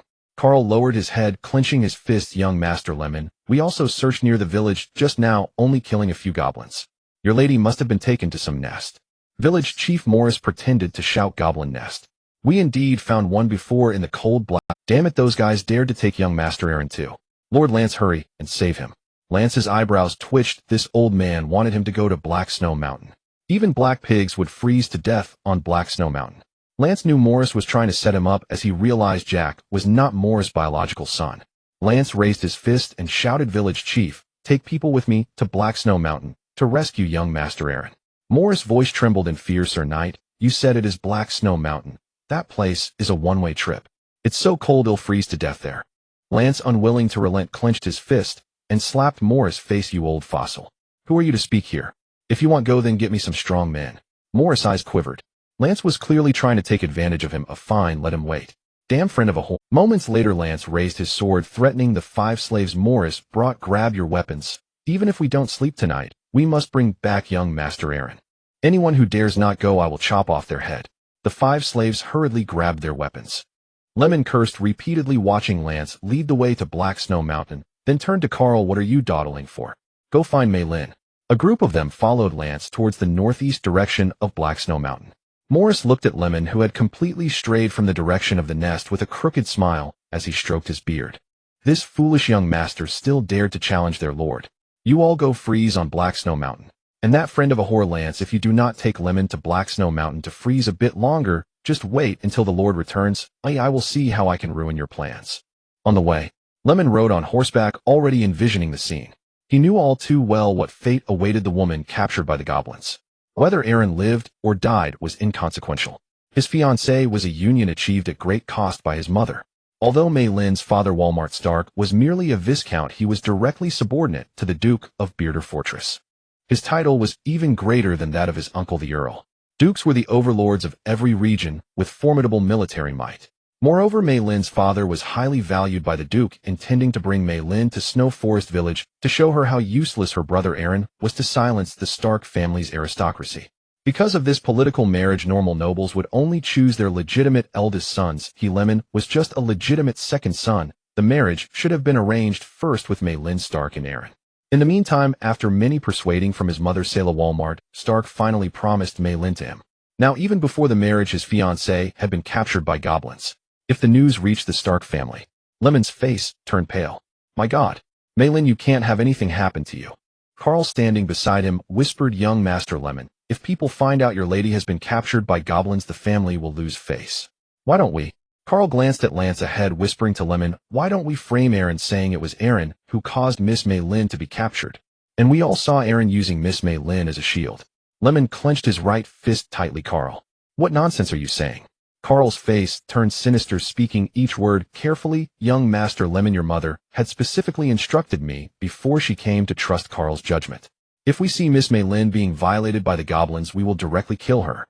Then we will push all the blame onto Aaron, the Lord of Snow Forest Village. It's his responsibility that monsters appeared here. When the Stark family comes to seek justice from your father, we will have your mother step in letting your father hand it. The Stark family will definitely eliminate Aaron. By then, there will be no one to compete with you for the inheritance rights of Grey Fortress. You can have as many women as you want." In the deepest part of the goblin lair, Aaron and Mei Lin were ablaze with passion. Taking advantage of Mei Lin's unconscious state, Aaron fed her a vial of goblin dragon's blood elixir and applied a potion of lust. When Mei Lin woke up, she was even more fiery than before. She clung tightly to Aaron as if entranced. Aaron gently reassured her, "Mei Lin, what we're doing is wrong. If our families will hold us accountable for this." Mei Lin held on to Aaron tightly, her eyes glazed. She no longer wished to think about anything. All the symptoms she felt were attributed to the things the goblins had made her consume earlier. Time passed, and Maylin could no longer remember how many times she had been with Aaron. Yet she had no desire to sleep, continuing to hold him tightly. She noticed a change in his gaze. Aaron, the marriage alliance between your Brad family and my Stark family still exists. My Stark family is assisting the Duke in managing the fortress at Beard. Originally, my father Walmart Stark intended for me to marry the heir of your Brad family. It was Lady Selah who sent her brother to speak to my father. Later the family felt you seemed somewhat cowardly, not as good as your brother Lyman, and thus I was betrothed to Lyman. Maylin clung to Aaron tightly, kissing him passionately, her gaze intoxicated. The two were ablaze with passion, and she looked at Aaron with increasing admiration, saying, "Dearest Aaron, I am very satisfied with you. The true coward is that timid Lyman. When I went to protect him, he actually pushed me towards the goblins and fled on horseback. But you, my Aaron, are a true warrior." Maylin embraced him and kissed him again. Aaron held her tenderly, saying, "In truth, I was deeply attracted to you the moment I laid eyes on you, Maylin. Your eyes are so enchanting. Everything about you captivates me like a deadly poison." Yet, Aaron's eyes turned red, revealing his... With tears welling in his eyes, Maylin wiped away the tears at the corner of his eyes, asking, "What's wrong, Aaron?" Aaron shook his head slightly, saying, "It's nothing, just suddenly thinking of my deceased mother. Ever since she passed away, Lyman and his mother have been trying to seize the inheritance of Grey Fortress, which is why I was exiled here. To be honest, a month ago Lyman killed my most cherished maid.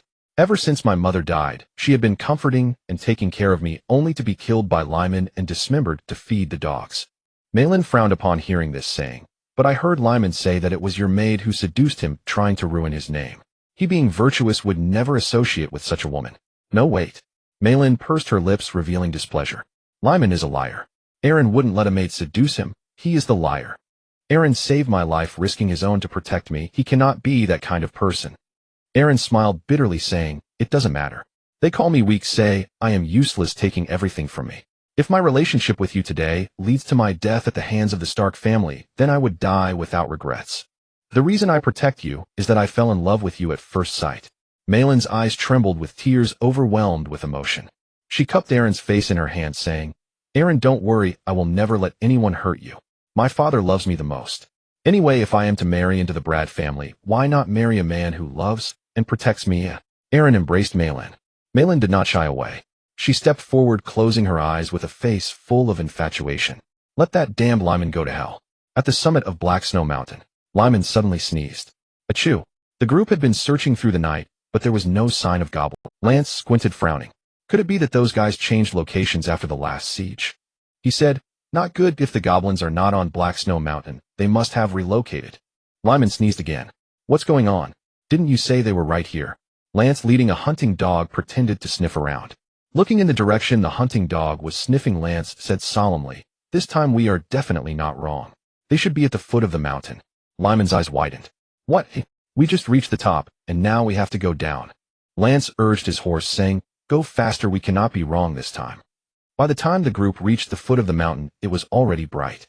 Lance was the first to rush into the goblin lair, shouting, "Young Master Aaron! Young Master! Lance has come to save you." Lance slashed a goblin in half with his sword. Then Carl and Lyman also entered. "Maylin, where are you, Maylin?" Carl crushed a goblin underfoot. He then noticed a cave below. Seeing this, Lance hurriedly crawled down, shouting, "Young Master Aaron." Lyman followed him in second. Once inside, he saw piles of goblin corpses. Aaron and Maylin were nestled together, with Maylin still wearing Aaron's cloak. Lyman approached with a smile. But as he got closer, he noticed Maylin's hair was disheveled, and there were red marks. Aaron stood protectively in front of Maylin, saying, "Brother, let me explain. Things are not as you think. Maylin was fed mushrooms by the goblins. After I killed them, all her consciousness was a bit unclear, and Maylin's was also somewhat dazed." Lyman's expression suddenly collapsed, hands on his head, shouting, "Ah, you can't tell me you two. How dare you? You two actually did such disgraceful things." "Ugh, Maylin." "Damn it, Aaron, you bastard." Lyman shouted, about to strike. Maylin stood protectively in front of Aaron, holding a dagger, saying, "Lyman, Brad, I haven't settled the score with you yet. I saw you surrounded by goblins. I rushed over to save you, and you abandoned me to flee. If it weren't for Brother Aaron, I would have been captured by the goblins. Brother Aaron saved my life. Oh, we merely acted without awareness." Aaron lowered his head, saying, "Fortunately, Maylin was not harmed by the goblins, which is a blessing in disguise." Lyman's eyes trembled with tears, shouting, "Shut up. Damn it. I searched for you all night, Maylin. You can't treat me like this. You wouldn't even let me hold your hand." "Ugh, hi. You can't." Maylin coldly retorted, "What? In your eyes, being occupied by Brother Aaron is worse than being captured by goblins. You hope I face misfortune so much. Lyman, Carl hurriedly interjected. Miss Maylene, you are being too harsh. Young Master Lyman was just looking for you all night, and is a bit tired. It's great that you're all right. Lance stood beside Aaron whispering, since everything is all right, let's head back to the village. Lyman suddenly glared at Aaron, furiously gritting his teeth. Aaron, Brad, you useless fool. You can't even manage such a small place as Snow Forest Village. You can't even handle a single goblin lair. Are you worthless? Damn it. I will make you pay. You will not deduct a single coin from this month's payment. Malin directly took off a ring, saying, Young Master Aaron, I will cover this month's payment. Lyman's eyes twitched as he tightly gripped the sword hilt. Lance drew his sword, asking, What are you planning? The two sides were on the verge of conflict. Lance stood before Aaron's sword in hand, his gaze fixed fiercely on Carl. Laimon gripped the hilt of his sword, glaring at Aaron, with eyes full of anger, wishing he could tear him apart. How dare you? How dare you do such a thing to my Maylene Aaron? It is unforgivable, unforgivable. Carl did not draw his sword, his gaze fixed on the goblin corpses on the ground. Were these goblins all killed by Aaron? Now there were only the 5 of them in this inner cavern. If a fight were to break out, he could only match Lance evenly, and Lyman being a few years younger than Aaron, could he really win? Oddly, when did the usually cowardly Aaron dare to kill goblins? At that moment, Malin's personal night baboos crawled in through the dog hole. Carl instantly revealed a smile, stepping forward to press down on Lyman's hand, gripping the sword hilt. Young master, what are you doing? Your brother protected your wife from the goblin's harm. This is a good thing. Laimon shouted with tears in his eyes, pointing at Aaron and scolding loudly. Damn, Aaron, how dare you touch my woman? I will definitely tell father about this, you worthless coward. You are finished, Aaron. How dare you do such a thing to my wife? You will be imprisoned by the Stark family. You will be punished. I will make sure father breaks your legs, damn it. Damn it. Baboos walked to Malin's side, shamefully bowing his head and kneeling. Malin looked coldly at Baboos, her right fist clenched. You have failed in your duty, my knight, but now I do not wish to punish you. With a knight by her side, Malin's earlier timidity vanished. She walked up to Aaron, raising her head and shouting, Who is your wife? We only have a marriage contract, you cowardly, timid fellow. Brother Aaron saved my life. If it weren't for him, I would have already fallen into their hands. Lyman, our marriage contract is void. I dislike you, I do not appear before me again. Laimon stood there in shock, his lips trembling. He wanted to speak, but found himself at a loss for words. He turned to look at Carl, his face full of helplessness. Carl respectfully stepped forward, bowing his head, and saying, Dear Miss Maylene, the marriage contract between the Stark family and the Brad family was decided by both parents, and noble children have no right to cancel it. Do not worry. None of us will speak of today's events. Our young master Laimon has a broad mind, like an eagle soaring in the sky. He will not mind your relationship with his brother. He merely spoke out of grief just now. Carl cast a glance at Laimon. Laimon was stunned. Even if his fiancée had relations with Aaron, he would. Carl's eyelids twitched as he watched the bewildered Lyman looking at him with a mix of disappointment and You should say something. Aaron pretended to be worried and asked, Lyman, my dear brother, are you sure you don't mind what happened between Maylin and me? We lost consciousness the entire night. The phrase the entire night shattered Lyman's last defense. He howled as he charged at Aaron. I don't mind. How could I not mind? Aaron, one of us must die today. I will fight you. Carl, with a dark expression, blocked Laimon and whispered, Young master, the overall situation is paramount. You must remain calm. Laimon retaliated with a slap, landing heavily on Carl's face. How can I be calm? Your wife lost consciousness with someone for a whole night, and you can be calm. Carl was taken aback. Looking at such a foolish Lyman, he regretted coming to Snow Forest Village with him. Malin's face was cold as she stared directly into Lyman's eyes. Lyman, do you think it would be better for me to be dead than to be like this now? Yes, I know that the marriage contract of noble children is entirely decided by their parents, and if children betray the contract, they will be judged by the church. But Malin walked to the dog hole, reaching out to take Aaron's hand. But it was you, Lyman, who abandoned me first. You pushed me into the goblins' encirclement to save yourself. If I tell my father about this, he will surely lead 500 iron cavalry to besiege your gray fortress. At that time, it will no longer be a matter of the marriage contract, Laimon. Your actions would amount to murdering your fiancé, to murdering a noble. It is you who should be imprisoned, not Brother Aaron. Lyman's lips trembled, and he collapsed in fear. Seeing this, Aaron kindly advised, Miss Maylene, please do not be so angry. My brother is simply immature. After all, he is a few years younger than me. Please forgive his transgressions. Aaron then knelt on one knee, performing a knight's salute. Please calm your anger, beautiful and kind Miss Maylene. Snow Forest Village is indeed my territory, and the appearance of goblins is my failure. Malin squatted down with a face full of tenderness, holding Aaron's hands. Brother Aaron, you are not to blame for this. It's already commendable that you managed to defend the village, especially since your father did not provide you with the necessary support. Our Stark family is engaged in the stone business, while Grey Fortress deals in timber. The union between our two families is based on resource exchange, a commercial and political alliance. Then I might as well directly ask my father to apply to the church for me to marry you, Brother Aaron. Besides, you are the legitimate heir, the future successor of Grey Fortress. At that time, we can directly exchange resources with Snow Forest Village, and I will bring 100 soldiers with me to help guard the village. Carl wanted to argue further, but before he could speak, Laemon raised his sword and charged at Aaron. I will fight you. Die, Aaron. Before he could reach him, Malin drew a slender western sword. Carl quickly moved forward and hurriedly embraced. Laemon screamed wide-eyed and howling. Carl hurriedly said, Miss Malin and young Master Aaron, you should leave first. I will comfort young Master Laemon. Malin snorted coldly. Then with a face full of tenderness, she took Aaron's hand, signaling him to leave. Lance goes out first, Brother Aaron second, followed by Babu's. Protect him well. If the servants of Grey Fortress dare to harm a heir on Brother Aaron, kill them. Carl kept smiling, feeling quite speechless inside. After those people left, Carl sighed helplessly. Young Master Lyman, you are too impulsive. You shouldn't show your emotions on your face. And do you not think?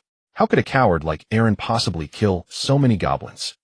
Moreover, last night Lance and that old village chief took us so far to the Black Snow Mountain clearly to create an opportunity for Aaron to spend time with Miss Malin.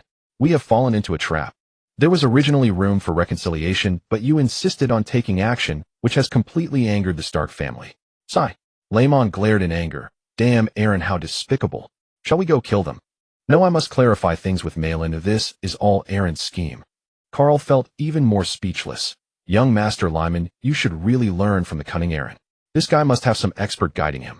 Who would believe you if you speak out now?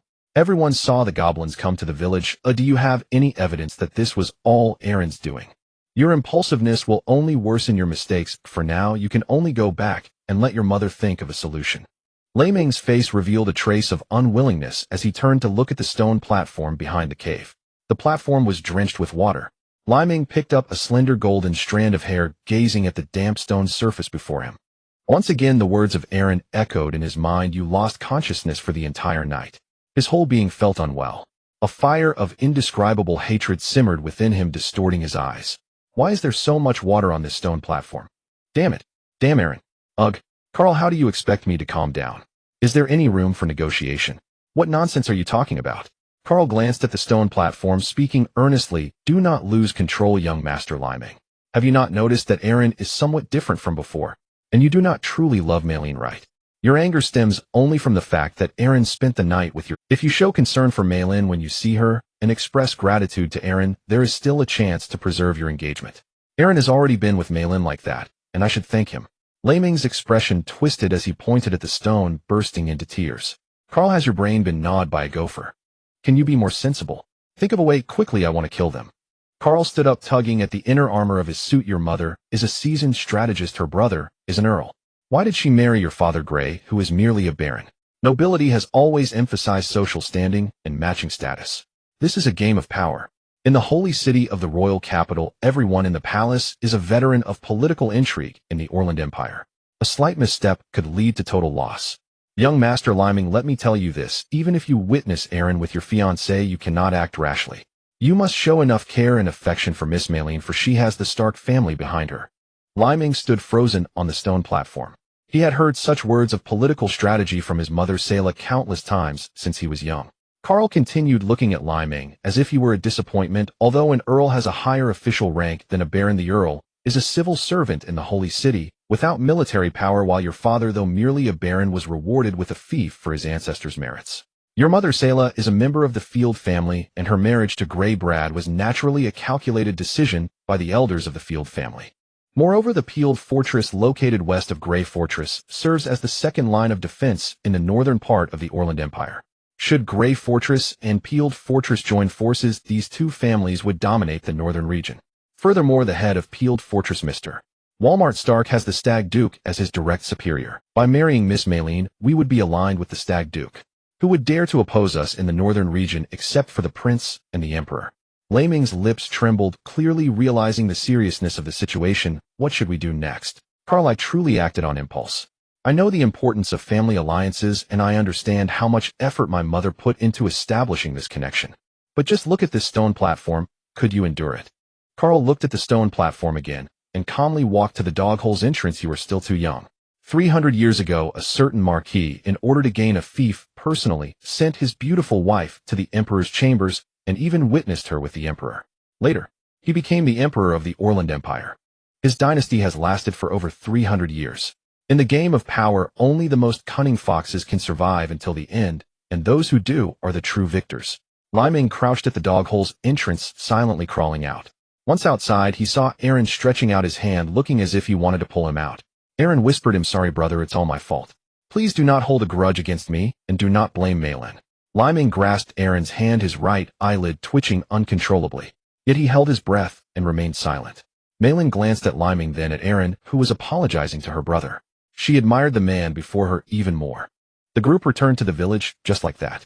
Liming rode alongside Carl, heading back to Grey Fortress with urgent matters at hand, leaving even the tax tribute behind. Malin watched Liming leave in silence. Only after he was far away did she turn back, gazing affectionately at Aaron. Everything from last night was vivid in her memory. She had not slept at all last night, and was very pleased with the man before her, brave, kind, and strong. Especially after learning that Aaron's eldest son was neglected by his stepmother, and father, her affection for the man before her grew even stronger. "Brother Aaron, do not be afraid. I will return to Peeled Fortress right now, and I will personally explain it to my father. If your father disagrees with our marriage, then let him hand over Liming. He is already suspected of murder." Aaron looked troubled, as if he had something to say. Malin took out a dagger from her waist. A finely crafted steel dagger intricately engraved with stag patterns. "This dagger is for you. If Liming and his people threaten you while I'm away, use this dagger. This dagger was given to my father by the Stag Duke, and then my father passed it to me.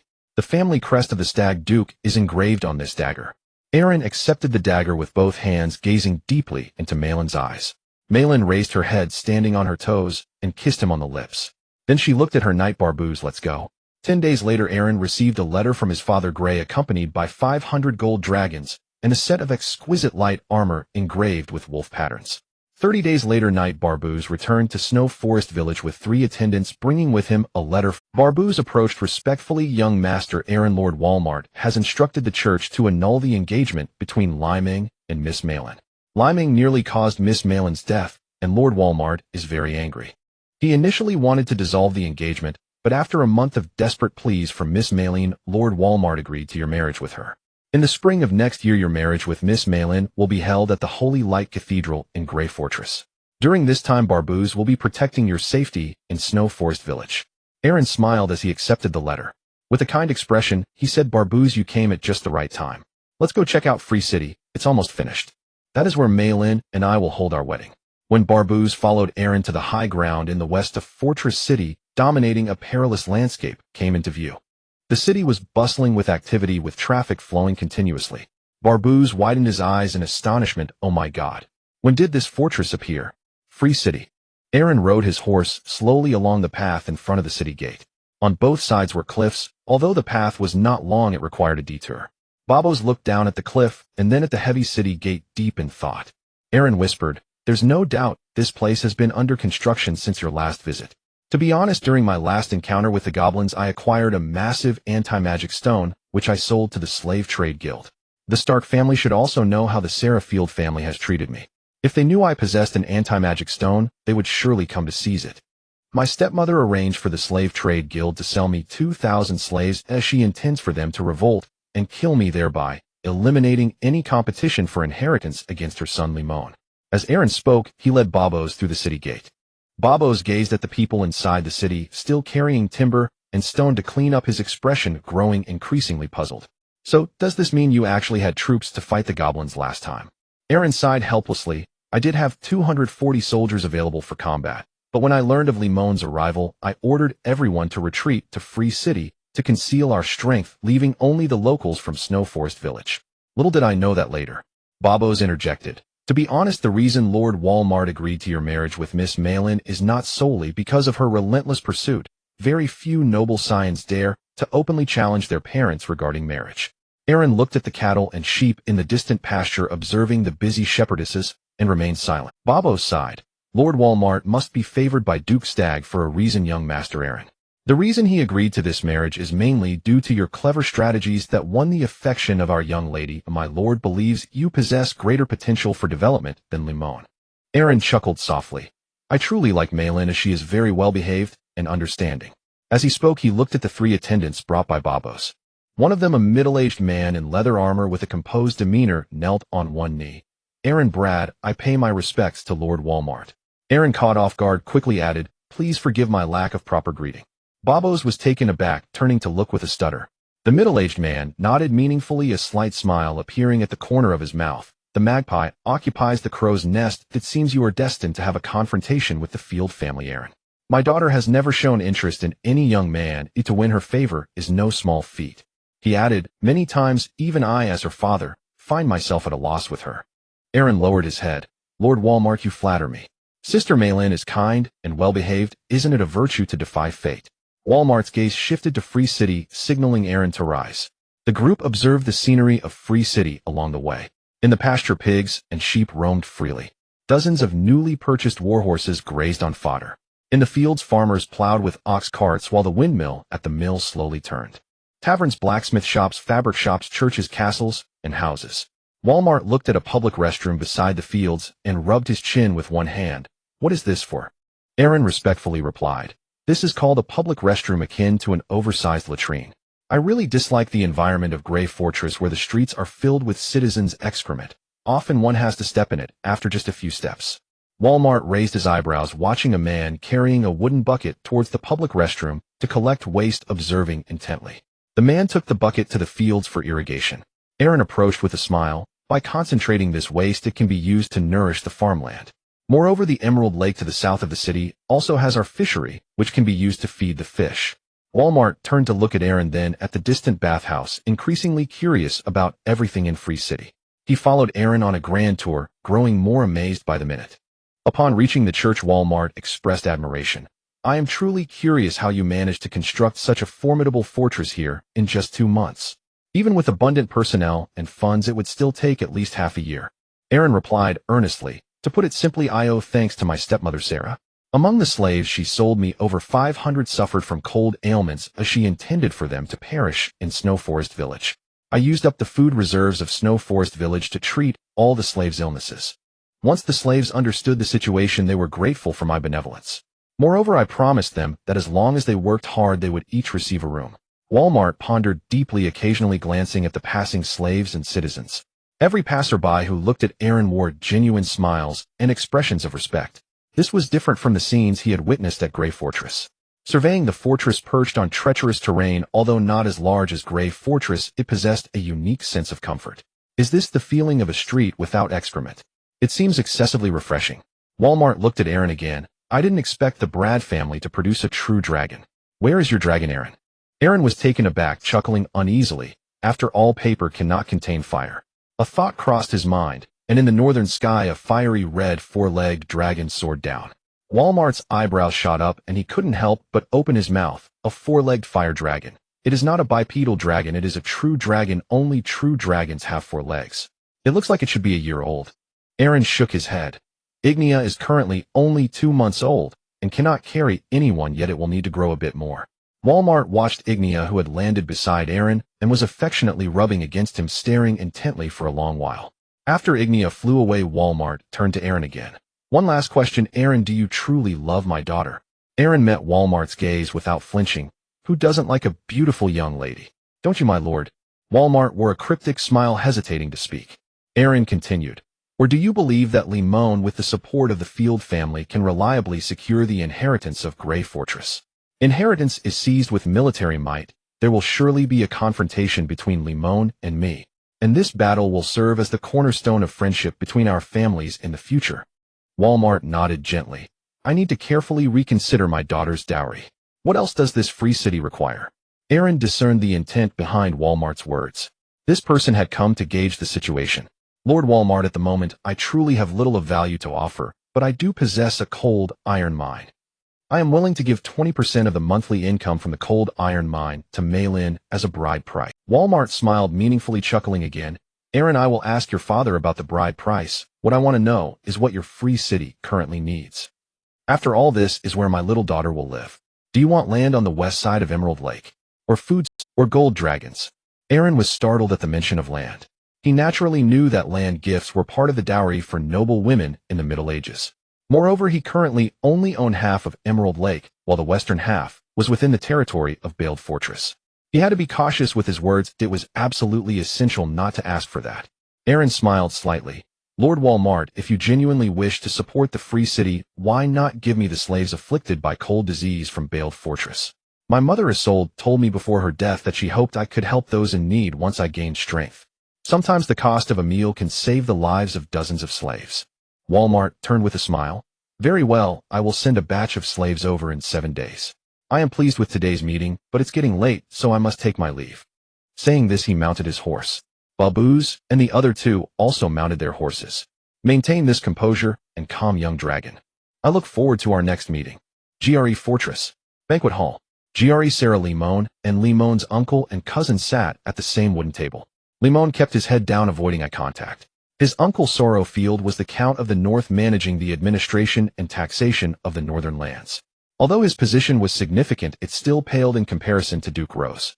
Had he known the situation would escalate to this extent, he would have done everything to appease Malin back then. GRE sighed helplessly as he looked at Sorrow across the table. I have truly done my best, Sorrow. You should know better than I how cunning the Stark family is. I am certainly on Limon's side, for he is the future of both the Brad and Field families. I would be more than happy to pass GRE Fortress to Limon in the future. I know what Walmart is thinking. He knows we have neglected Aaron and wants to win him over to control him. After all, Aaron is still young, and dealing with him is surely easier than dealing with your brother-in-law. Sorrow tapped the wooden table with one hand, occasionally glancing at the silent Limon. He then turned to GRE, remaining silent. Sarah spoke in a low tone, glaring at GRE with displeasure. Walmart, that old fox, surely wants to control GRE Fortress interests through Aaron. GRE, are you losing your mind, or has Satan cursed you? Did you really send 500 gold dragons to Aaron behind my back? What did you promise me before? GRE maintained his composure. When did I send gold dragons to Aaron? That was something left to him by his deceased mother. Sorrow shot a glare at GRE, his expression dark. GRE raised a hand in protest. Sorrow, you know that I care for Limon the most, otherwise I wouldn't teach him swordplay, personally, every day. Our two families have mutually trusted each other for many years, you know that. Now there are so many officials in GRE Fortress who are from our two families. How could I possibly pass the inheritance to Aaron? I have watched him grow up. He lacks the ability to lead GRE Fortress. Sorrow rubbed his thumb against his index finger, casting a cold glance at Limon. Limon dared not breathe. He never imagined the situation would evolve into a tussle among various families. At that moment he was seething with anger, wanting to eliminate those who had caused this. Who knew things were so serious? Sorrow slammed his hand on the table, glaring coldly at GRE. GRE Fortress has developed to its current state thanks to our family's contributions. It was my father who helped your father build this damned poor place into a fortress. Have you forgotten? Your father was merely a minor baron with only over 8,000 subjects. Do not forget how GRE Fortress was established. GRE, I will ask you once more, have you made any private agreements with Walmart? GRE shouted loudly, absolutely not. And do not forget, Sorrow, that for so many years 30% of GRE Fortress tax revenue has gone into your Field family's pockets. Hasn't that debt been repaid after all these years? Do you wish to eat off GRE Fortress for a lifetime, or what? At that moment a servant approached and whispered softly in Gress's ear, My Lord Viscount Walmart wishes to return to Exiled Fortress and would like to speak with you before he leaves. GRE stood up. I have never done anything that goes against our two families. Moreover, those 500 gold dragons were indeed meant for Aaron's mother. As a father, what is wrong with helping my eldest son through winter in snowy forest? As for the matter of changing engagement, that was not caused by me. Shouldn't you ask what Limon has done? GRE waved his sleeve and walked out. Sarah glared at his back with displeasure, wanting to reprimand. Limon, however, began to cry pitifully. Mother. Sniff, it's really Aaron who is too cunning. How could I have expected that the usually cowardly Aaron would be so despicable? If it were you, Mother, would you have thought of this? He can now kill over a dozen goblins by himself. I suspect he has been pretending to be foolish all along. It must be like that. Seeing Limon so aggrieved, Sarah felt a pang of sympathy.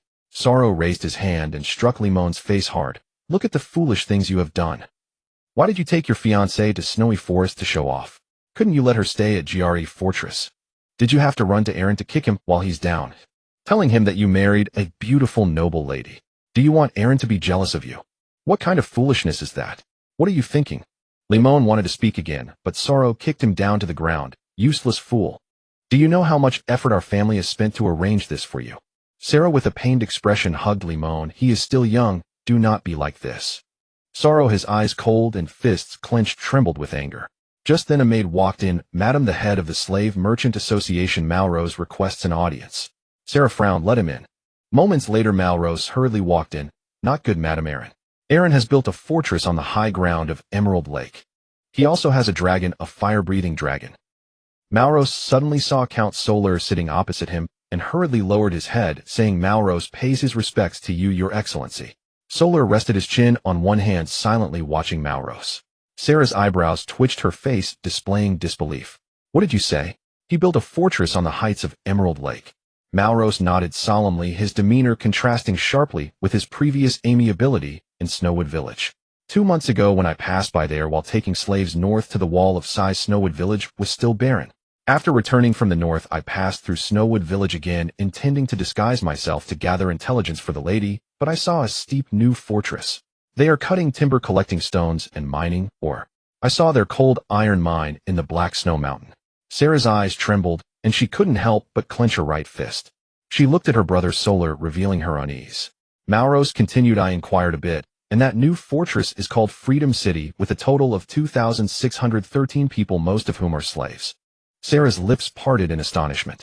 How can there be so many people? Weren't those slaves nearly dead when you sold them to him? Malrose scratched his head. I was puzzled too, but later I found out that Aaron has a fire dragon, and the blood of the fire dragon can cure various cold ailments. Moreover, I also saw Aaron's army, a squad of 100 infantry that looked like sword and shield soldiers. A group of 40 archers led by a man from the Beer Kingdom. And there are 100 people wielding long iron staffs, somewhat resembling spearmen. Sarah's eyelids twitched, her brows furrowed. This is rebellion. Rebellion? Sarah exclaimed. Has that damned Aaron been pretending to be foolish all along? This isn't exile, it's simply letting the tiger return to the mountain. Solar glanced at Malrose and waved his hand. After Malrose bowed and retreated, Sarah trembled with anger, her right fist tightly clenched. Damn it. Damn Aaron. She continued. I wondered why that guy Walmart would be willing to let Melon marry him. It turns out this is the reason. Cold iron mine, fire dragon. These are all the properties of our gray fortress. Solar said coldly, if it weren't for the engagement between Melon and Aaron, the ores within Snowwood Village's territory would indeed belong to us, but the situation has changed now. That gray fellow must have reached some kind of agreement with Walmart. As long as the Brad family and the Stark family marry, whether it is Layman marrying Melon or Aaron marrying her, it is the same for Gray. Moreover, many old ministers from the Brad family only recognize Aaron as the eldest son. We can't do anything overtly now. Layman seemed about to speak, but cast a fearful glance at Solar. Sarah clenched her fists, staring at the territorial range of Gray Fortress on the wall, lost in thought for a long time. Solar looked at Layman. You have nothing to do here, you can leave. Layman breathed a sigh of relief, and Sarah appeared flustered. Brother, what should we do now? We can't really blame Layman. Aaron has always been timid and fearful, bearing the title of a coward for many years. My knight Carl told me that Aaron single-handedly killed dozens of goblins to save Melon. He must have been hiding his true self all along. Solar paused for a moment. His expression stiffened. The only solution is to wait until the day before Aaron marries Melon, and we let Gray die on the way to Freedom City, directly passing on the inheritance of Gray Fortress to Layman. Sarah's eyelids twitched. She looked into Solar's eyes, remaining silent. Solar turned to Sarah. We absolutely cannot allow Aaron to grow stronger. Once Layman becomes the lord of Gray Fortress, he can mobilize troops. A dragon needs 23 years to mature. If we wait until Aaron's dragon grows up and can participate in battles, both you and I will live in the shadow of the dragon flame. I will find a way to have Walmart die at Peeled Fortress. By then, Walmart's 3 sons will fight over the inheritance of Peeled Fortress, and Aaron will lose his protection. Sarah's eyelids twitched again, and as she did so, the corner of her right mouth involuntarily curled upward. With the military strength of Gray Fortress, destroying the 200 soldiers composed of slaves in Freedom City would be a piece of cake. Solar looked at the territorial range on the wall, stroking his chin with one hand. By then, with Gray and Walmart dead, we can let Layman's troops take over the cold iron mine. If Aaron dares to refuse, we will directly attack Freedom City. It is lawful and reasonable for a baron to send troops to suppress disobedient lords. Sarah's lips curled up to her ears. Coincidentally, Aaron hasn't paid tribute for these 2 months, and he's also secretly concealed the income from his territory. Once Gray dies, Layman will become the Baron, and we can conveniently accuse Aaron of refusing to pay tribute and secretly mining. Sending troops to suppress is justifiable. 7 days later, Freedom City was officially completed. Heavy snow fell from the sky. Aaron stood at the city gate watching 500 female slaves and 60 archers sent from Peeled Fortress, his eyes shining. It seems his future father-in-law has quite an eye. He actually knew about the gender imbalance in Freedom City. Moreover, he also sent 60 longbowmen, all regular troops. With Osiris' 40 men, this 100 is enough to hold off an assault from thousands. After all, to reach his fortress, one must take that rugged path. Back at the new castle, Alika was studying the map deep in thought. Seeing Aaron return, Alika smiled beautifully. Next, the Field family will definitely make a move against Baron Walmart. I've already sent Chloe to Peeled Fortress. Her shadow evasion technique is among the best in the entire elven race. No one can kill under her watch. Moreover, they should also target your father, but I can't guess when that will happen. Aaron embraced Alika from behind. I've already arranged for a seed to go to Grey Fortress. What do you think my stingy father means by giving me 500 golden dragons? Alika gazed at the map of Grey Fortress, pondering for a long time. Grey definitely isn't a match for the Field family. My dear Aaron, you should write to all the old ministers and friends in the Brad family, warning them to be cautious of the Field family. If they encounter danger, they can seek your protection from Freedom City. Additionally, you can write a reply to your father demanding the betrothal gift for marrying Melon. No matter if it's slaves, land, or golden dragons, ask for whatever you want. According to the laws of the Orland Empire Church, when noble offspring marry, the father must provide the funds. This is a regulation. Aaron directly picked up a quill and began to write. My dearest father, I am your son Aaron. Over the years I have been well aware of your dilemmas, as you are a baron and cannot handle everything perfectly. However, even if you have neglected me these years, I have always longed to reconcile with you. My mother said her greatest love in this life was you, and I have always remembered this. In truth, I have never blamed you, my father. Over the years I have been well aware of your dilemmas, as you are a baron and cannot handle everything perfectly. However, even if you have neglected me these years, I have always longed to reconcile with you. My mother said her greatest love in this life was you. Aaron finished writing the letter and handed it to Amy, who was waiting outside the door. After closing the door, Aaron sat on the edge of the bed. Ulrika sat on one side and whispered, Aaron, the visible crises have already surfaced, but I need to remind you that the rapid development of your territory and the smooth formation of your army will attract rats. You must be prepared for the hidden crises. Aaron wrapped his arms around Ulrika's waist, gazing out the window. Ulrika leaned her face against his cheek and softly said in his ear, the emblem of the Brad family is the white wolf. You know the wildness and teamwork of wolves well. They are patient, cunning, decisive, and quick-witted. Most importantly, they possess dominance over their clans. Winning a battle is not enough to claim supremacy. You need to re-establish connections with all your friends and relatives. Otherwise, once you conquer Grey Fortress in the future, you will struggle to govern it. Aaron placed his hand on Ulrika's thigh, squinting. He remembered that he had an uncle in the Brad family who was involved in the timber business at Grey Fortress and was quite wealthy. Additionally, he had an uncle named Sue Gear from his mother Isolde Grias family. His uncle had always opposed his mother marrying into Grey, and now he was in the gladiator business at Grey Fortress, purchasing strong slaves for training, likely commanding over 30 gladiators. These two connections are indeed necessary to establish. Aaron exhaled and lay on the bed. Ulrika followed up, asking, what are you thinking? Aaron glanced at her and replied, if Amy is the princess of the Beer Kingdom, she will surely attract trouble, and among these slaves some are exiles from the Beer Kingdom, like the archer Osiris.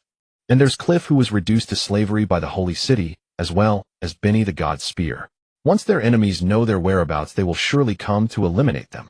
If I only marry Maylin and establish a connection with the Stark family, it will be hard for me to secure my foothold in the north. Ulrika smiled and said, I am glad you can think of this. And are you implying that both Chloe and I as dark elves are also lurking dangers? Once the Emerald Court discovers it, they will definitely send a large army to invade. This place will not withstand it. Aaron wrapped his arms around her waist, with Ulrika's tall and graceful figure leaning against him. If that day really comes, will you let me kill you? I will not let you be troubled. Aaron shook his head slightly and kissed her forehead, saying, rest assured, you are my woman. I will not let anyone harm you. You don't need to say such things to test me. It is unnecessary. As husband and wife, we must live together or die together. Ulrika leaned in for a kiss, embracing him deeply. Moments later, Ulrika rested in his arms and softly said, you now have 3 women, Amy, Maylene, and me. Amy has strong administrative abilities that do not waste her talents. As for Malin, Ulrika exhaled lightly. I see you seem to like that seamstress Jenny. Erin stroked her hair, pondering. After all, meeting a girl who likes you requires quite a bit of luck. Ulrika smiled and said, you know that in Noah continent men and women marry quite early. Many nobles get engaged from a young age, and some powerful families even marry teenage girls to men over 50 for political alliances. Erin, if you truly like her, I suggest you make her your official so that she becomes locked to you and no other man can touch her. If you really want Jenny, do it before marriage, for once you are wed, any relationship you have with her would be considered an affair between lord and subject, and according to the rules, as the lord you would have to personally whip her 30 times. The vast majority of nobles have 3 wives and 4 concubines, and under the Church's monogamy restrictions, all nobles secretly seek out women. Erin looked at Ulrika with some confusion as he brushed her long hair. My dear, I am puzzled. How can you allow me to seek other women? Ulrika tightened her embrace, her eyes filled with confidence. The 4-legged true dragon is not the same as the lowly 2-legged flying dragon. If you share life with a true dragon, your lifespan can exceed 1,000 years. And I am a dark elf. The lifespan of a dark elf is 10,000 years. Do you think I would bother with a human woman who can only live for a few decades? As Ulrika spoke, she leaned in for another kiss filled with tender affection. The next morning, Erin walked out of the castle in Free City. Heavy snow continued to fall, blanketing Free City in white. On the city walls, everything was draped in silver. The 60 archers sent from Beeld Fortress had already begun training under Osiris' guidance. Walker's gun team had received 10 firearms, and the blacksmith Luke was teaching them how to operate them. Benny had recruited 10 men skilled in horsemanship from the city, forming an 11-member cavalry unit. Cliff was running with his sword and shield soldiers on the city wall. Erin summoned Grey Mouse, Amy, Morris, and Lance sitting in the banquet hall and declared, winter has arrived, and come spring we will surely face a fierce battle with Grey Fortress. Grey Mouse, I now appoint you as the chief intelligence officer of Free City. I need you to spread rumors in Grey Fortress saying that Baron Grey initially intended for Erin to marry Malin, and that Erin's release was due to concerns about the Field family being unfavorable to him. Grey never loved Sayla. Their union was purely political. He loved Erin's mother. Proclaim that Lady Sayla and her knight Carl are having an affair, that Lyman is not Baron Grey's biological son. Erin reached into his pocket and took out 3 gold dragons, his gaze softening. Grey Mouse, you also need to build an intelligence network in Grey Fortress. Here are 3 gold dragons. Tell all the slaves in Grey Fortress that the slaves previously sold to Snow Forest Village now own their own houses and are even eating meat and eggs. Grey Mouse trembled as he accepted the 3 gold dragons, his hands shaking uncontrollably. 3 gold dragons are enough to buy his life. Go and do it. This money is to help you build your team. You are a slave. You should know better than I how to talk to the other slaves and ignite their resentment towards Grey Fortress.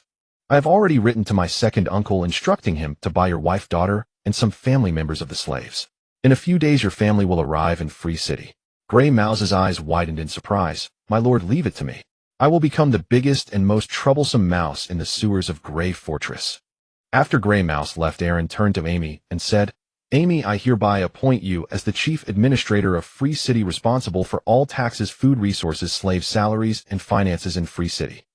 I absolve you of your slave status. From now on you are not only a free person, but also my second in command.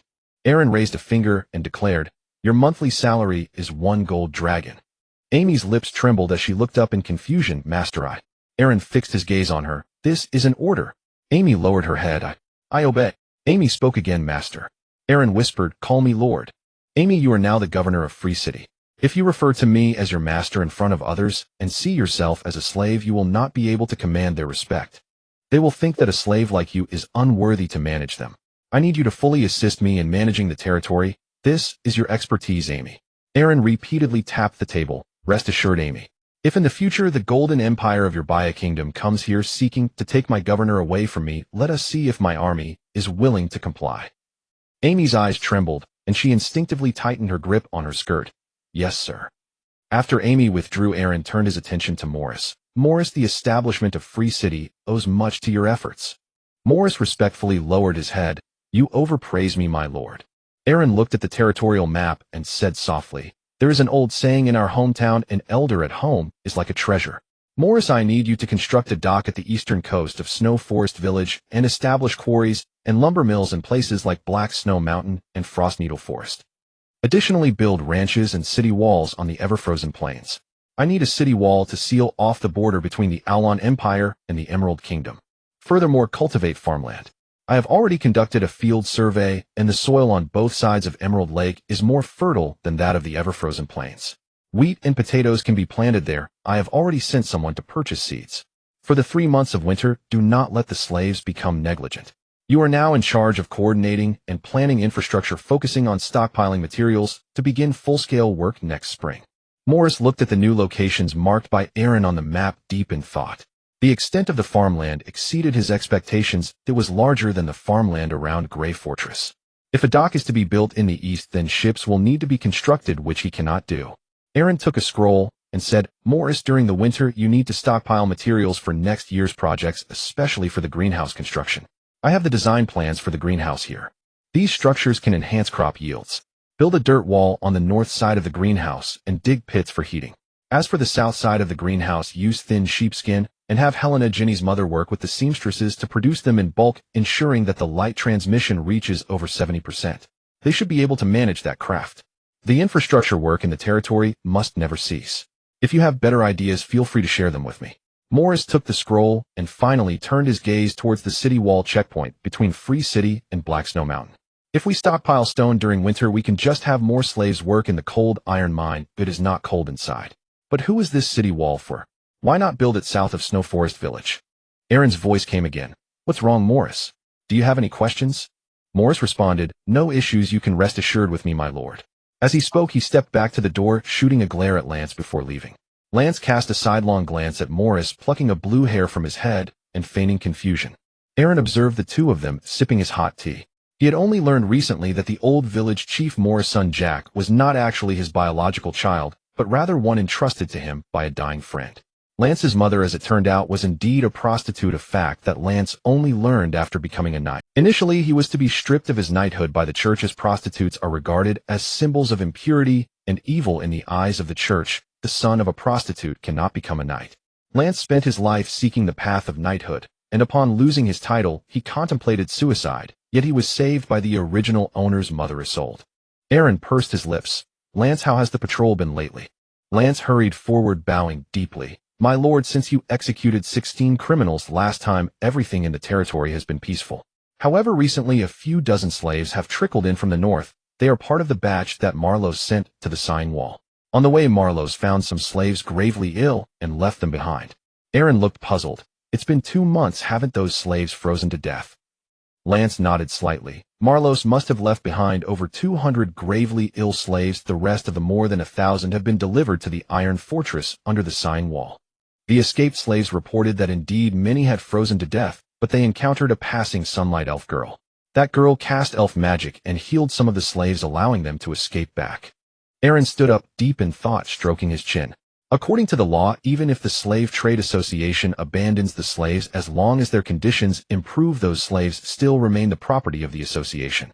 If he were to accept them directly, the Slave Trade Association would eventually come knocking, and it was possible that they would demand compensation from him. Perhaps he could let them return to Grey Fortress as spies for the Grey Rats. Aaron looked at Lance. Take me to see those escaped slaves.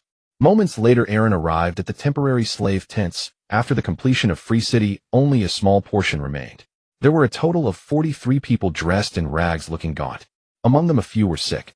Some even lacked shoes. The escaped slaves knelt upon seeing Aaron, pleading, My lord, please have mercy and take us in. We don't want to go back to Grey Fortress. We managed to escape from the north with great difficulty, and saw that the slaves you purchased have houses. We want to stay here too. Please, my lord, have mercy. All of them, including the sick, knelt down. Their pleas filled the air. Aaron looked at Lance. First, take these people to our public bath for a wash and give them some cotton clothes. Then take them for a good meal. The leading slave sensed Aaron's intention and hurriedly bowed. My lord, we beg you. We can work. Aaron sighed helplessly. I know you have all suffered, but legally you still belong to the Slave Trade Association. Taking you in would make me liable. However, I will heal your ailments and provide you with cotton clothing and shoes so that you can return to Grey Fortress in good health. The leading slave choked back tears and lowered his head, wanting to plead further, but Lance shouted, Let's go. The Lord is merciful. You should be content. At that moment, a patrol soldier hurried over. My lord, your father, Baron Grey, has arrived at Snow Forest Village and is on his way from Free City. On the road from Shualin village to Freedom City, Grey Brad gazed at the distant Freedom City atop the high ground, his face revealing shock. Beside him, the butler Bob glanced at the accompanying entourage and rode forward, saying, "My lord, is it all right for us to leave Grey Fortress and seek young Master Aaron like this?" Recently, there have been rumors that the Field family is forming a troop, having gathered 500 men, with Solarfield's brother and son bringing their own knights and attendants. Walma Stark has already recognized Aaron. I can't possibly go against the Field Fortress, can I? Lemon almost got Walma's daughter killed. This is a matter of mutual benefit. I wonder if I can discuss with Aaron and ask him not to contest the inheritance of Grey Fortress with his brother. There's really no need for conflict between siblings. Although Solarfield is merely an earl and not as powerful as Duke Stag, he is close to the fourth prince, and we cannot afford to offend either side. Grey sighed helplessly, turning his gaze towards Aaron, who was approaching with the team, so I pretended to agree with Viscount Walma's letting Aaron marry Malin first, while secretly providing some assistance to my eldest son, who has always been timid and tends to listen to me. Bob looked up at Aaron, who was riding to greet them, and was secretly alarmed at the 10 knights behind Aaron. Grey whispered, "Bob, you know what to say later." Bob nodded in agreement. In the distance, Aaron shouted loudly, "Father." Grey's face revealed a charitable smile that the original Aaron had never seen before. Even before Aaron arrived, Grey's boisterous laughter echoed, "Ha! Good son, my dear Aaron. You are truly the pride of your father. All the efforts I have put in over the years have not been in vain. You can finally stand on your own, Aaron." Aaron reached his horse closer, pulled the reins to stop, hurriedly dismounted, and knelt on one knee. Aaron did not know that father came from afar, without proper welcome. "I hope you forgive my shortcomings." Grey looked at the well-mannered Aaron and felt somewhat unfamiliar. When did his eldest son start using idiom, having come from afar with a lack of proper welcome? Aaron clasped his fists and said, "Father, please forgive my rashness. I truly did not intend to compete for my brother's fiancée. Those goblins were simply too wicked." Grey smiled, extending his hands and lifting the corners of his mouth. "It seems Walma's was right. You are indeed the true dragon of our Brad family. You have been hiding yourself all these years, haven't you, Aaron?" Aaron feigned worry as he looked at Butler Bob. Grey's smile grew even warmer. "It's all right, we are all family. Walma's told me that you are very good at hiding yourself, and in fact you are very much like me in that regard. In truth, I have always cared for you the most, Aaron. Sometimes I was merely testing you, hoping you could stand on your own as soon as possible." Aaron's eyes turned red, his voice trembling. "Please follow me to Freedom City, father. You must be weary from your journey." Grey shook his head. "I won't go. The carrier pigeon brought your letter last night, and I rushed here early this morning. I must return to Grey Fortress before nightfall. I came to discuss something with you, Aaron, or as long as you are willing, I will give you 600 gold dragons as a betrothal gift." You know, Aaron, Grey Fortress can only generate a revenue of a little over 2,000 gold dragons each month, and we still have to cover all sorts of expenses for the fortress, plus a portion goes to the Field family. The fortress income is not for the Lord's personal use. You should understand that now as the Lord. Aaron nodded in feigned understanding. "My dear Aaron, the last time I gave you 500 gold dragons plus this 600 is all my savings. As long as you promise not to contest the inheritance of Grey Fortress with your brother Lemon, aside from these 50 gold dragons, I will also give you 2 of the finest breeding horses." Aaron had already seen the 2 largest steeds among the entourage, which were the hybrid breed of draft and war horses that Benny had described to him before. The heavy cavalry of the Orlan Empire rode such magnificent horses.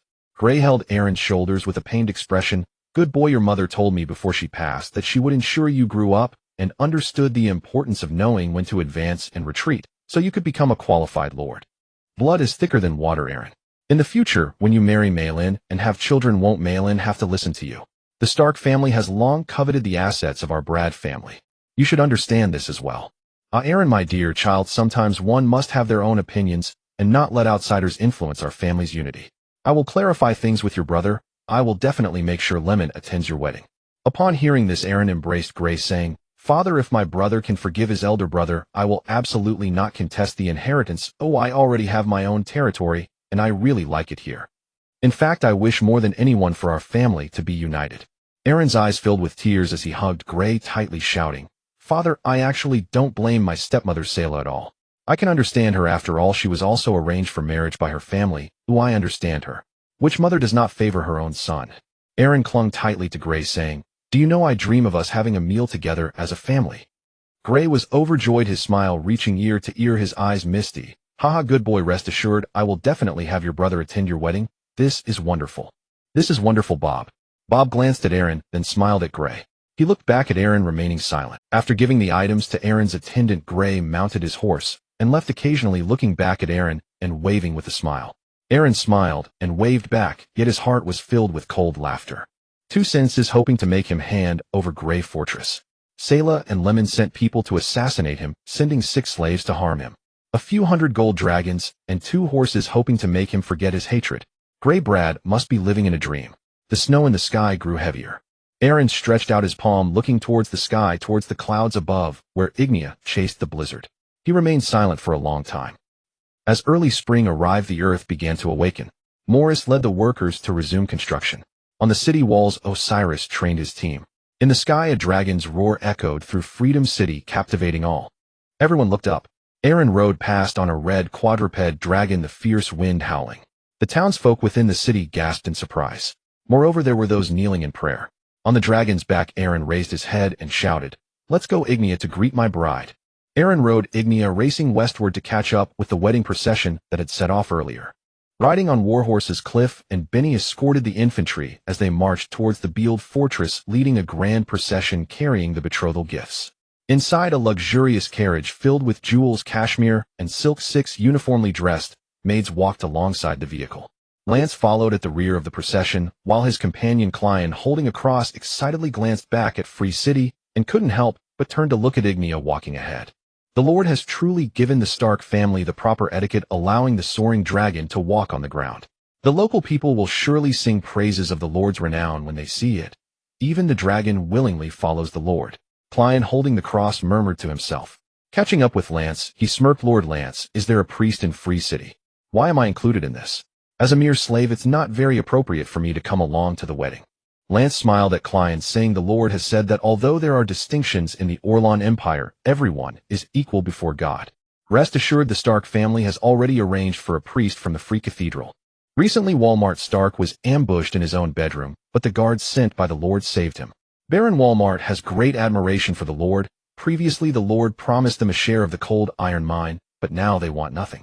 Moreover, Baron Walmart has also contributed a substantial amount of money for the personnel and expenses. Klein prayed in front of him with the cross, saying, "My God, encountering an assassination before this grand wedding, may you bless my Lord's wedding to proceed smoothly. If anyone dares to assassinate the Lord, let them come for me, Klein." Lance shook his head silently, saying, "Stop talking nonsense, Klein. Keep up with the procession. Our attending the wedding is a significant test of our etiquette. Nobility places great importance on manners, and many nobles are probably already gathered in Beeld Fortress. Our every action reflects on the Stark family's reputation." Klein quickened his horse's pace to catch up. Watching Aaron dismount from the dragon and onto his horse ahead, Klein whispered, "At this slow pace, we won't reach Beeld Fortress until tomorrow morning. I remember that there's also a night duel organized in Free City tomorrow, right? Lord Lance, will you be participating as well?" Lance tugged at the reins, watching Aaron approach, Benny in the front slightly shaking his head. "The night duel is a necessary part of various celebrations. Originally, young Master Aaron had selected Cliff, Benny, and me to duel with the Stark family knights. However, the firstborn son of the Stark family, Kellen, who is also Miss Mellon's brother, intends to participate himself, so the Lord replaced me. He wants to take the field himself." At that moment, Cliff called out from the front, "Everyone keep up. We are about to enter the territory of Beeld Fortress. Maintain formation." Aaron sat on a tall steed, tugging at his collar. It was his first time wearing such a high-collared velvet formal attire, which felt oddly uncomfortable. The outfit was incredibly extravagant, adorned with intricate golden thread embroidery of wolf head emblems and lace all over. The belt, sword sheath, and hat were studded with various precious stones. What he found hardest to accept were his socks. They were a pair of colorful tights, hand-knit by Jenny. The Brad family tradition dictates that on the wedding day the groom cannot wear coarse socks. He must wear colorful gold thread dazzling socks because the vibrant colors showcase their family's wealth and taste. Along the way, Aaron kept looking at his dazzling socks, which featured 2 patterns. On the outside was the Brad family crest, a wolf's head, and on the inside was a rose symbolizing love. Ignia, walking behind him, sensed his thoughts and smirked in her heart. Letting a proud dragon walk on the ground is simply a disgrace to the dragon's dignity. Aaron glanced back at her, saying, "Tonight, I'll give you a whole sheep to eat. Behave, you are the star today, and we must let Beeld Fortress see the bond between us, father and daughter." Ignia looked at Aaron and continued walking slowly, saying, "I want 2 whole sheep tonight. And I must clarify, we are not father and daughter. The proud dragon absolutely refuses to recognize anyone as its father. If you want to be my dad, I'll fly away now. Oh, I'm not accepting this relationship. Aaron rolled his eyes at her, saying, I told you to grow strong and create brilliance. You're here to help me with the wedding, and we'll show off a little at their doorstep. Then there will be more topics for discussion, do you understand? When I've developed, there will naturally be benefits for you. He added along the way, you must not roar so as not to scare the local people. And definitely do not breathe fire. If you burn someone's crops, they will think we lack manners. We are nobility and you are a true dragon. A true dragon is not like those low-tier flying dragons that know no etiquette. True dragons are the nobility of the dragon race, the kings. Hearing the word nobility, Ignia instantly raised her head proudly, saying, we share a spiritual bond. You don't need to fool me. We are definitely not father and daughter. Aaron pursed his lips, silently thinking, then what do you say we are? Ignia's youthful voice echoed in his mind that night, when I was sleeping in the castle, and you were shamelessly with that dark elf queen. I was on the rooftop of the castle, sensing your thoughts. Alika said she could live for 10,000 years, that you could live for 1,000 years, and that she wanted to be your woman. Proud Ignia thought for a moment, and actually asked, do you know who among all these women is most compatible? Aaron already sensed what she was about to say, and mocked internally, I think I'm quite compatible with your mother. Ignia's voice was proud. We share our lives. However long you live, I will live the same length, and we are spiritually connected. No one can deceive the other. Isn't that the most compatible? Consider me your husband and servant Aaron. Ignia will give you 3 dragon eggs. Aaron squinted his eyes and glanced back at her, saying, do you think that's possible? Stop joking, will you? Ignia said, I know all your thoughts in your heart. Amy is the most obedient, and you like playing with her. Then she added, and then there's Alika. You think her backside is bigger than Amy's. Aaron turned to draw his sword, and Ignia, unperturbed, lifted her dragon head, saying, if you dare to strike, I'll fly back to Free City to sleep. A mere human dares to threaten a dragon. Wait a moment, there's a pile of dog waste ahead. Ooh, don't step. Aaron led the horse to the left, his face filled with displeasure as he glanced at the 5-month-old Ignia. Why did his dragon differ from the one he had always imagined? Ignia lifted her dragon head high, looking down at Aaron. And you think that Melon is more willful than Alika and Amy, yet you choose to tolerate her, because she, like Amy, is a flawless beauty. You indeed like Melon because her skin is fair and she carries a faint body fragrance, plus she is the youngest among the 3 women. You may not appreciate Melon's character, but you do admire her physique. Oh, shameless Aaron, how utterly base you are. Aaron turned back again. You are a disgrace to the dragon clan. Can you please stop talking? Are you a chatterbox? A loquacious dragon? You chatter more than the shrew of my neighbor back home. Ignia, rather pleased than angry, continued walking forward.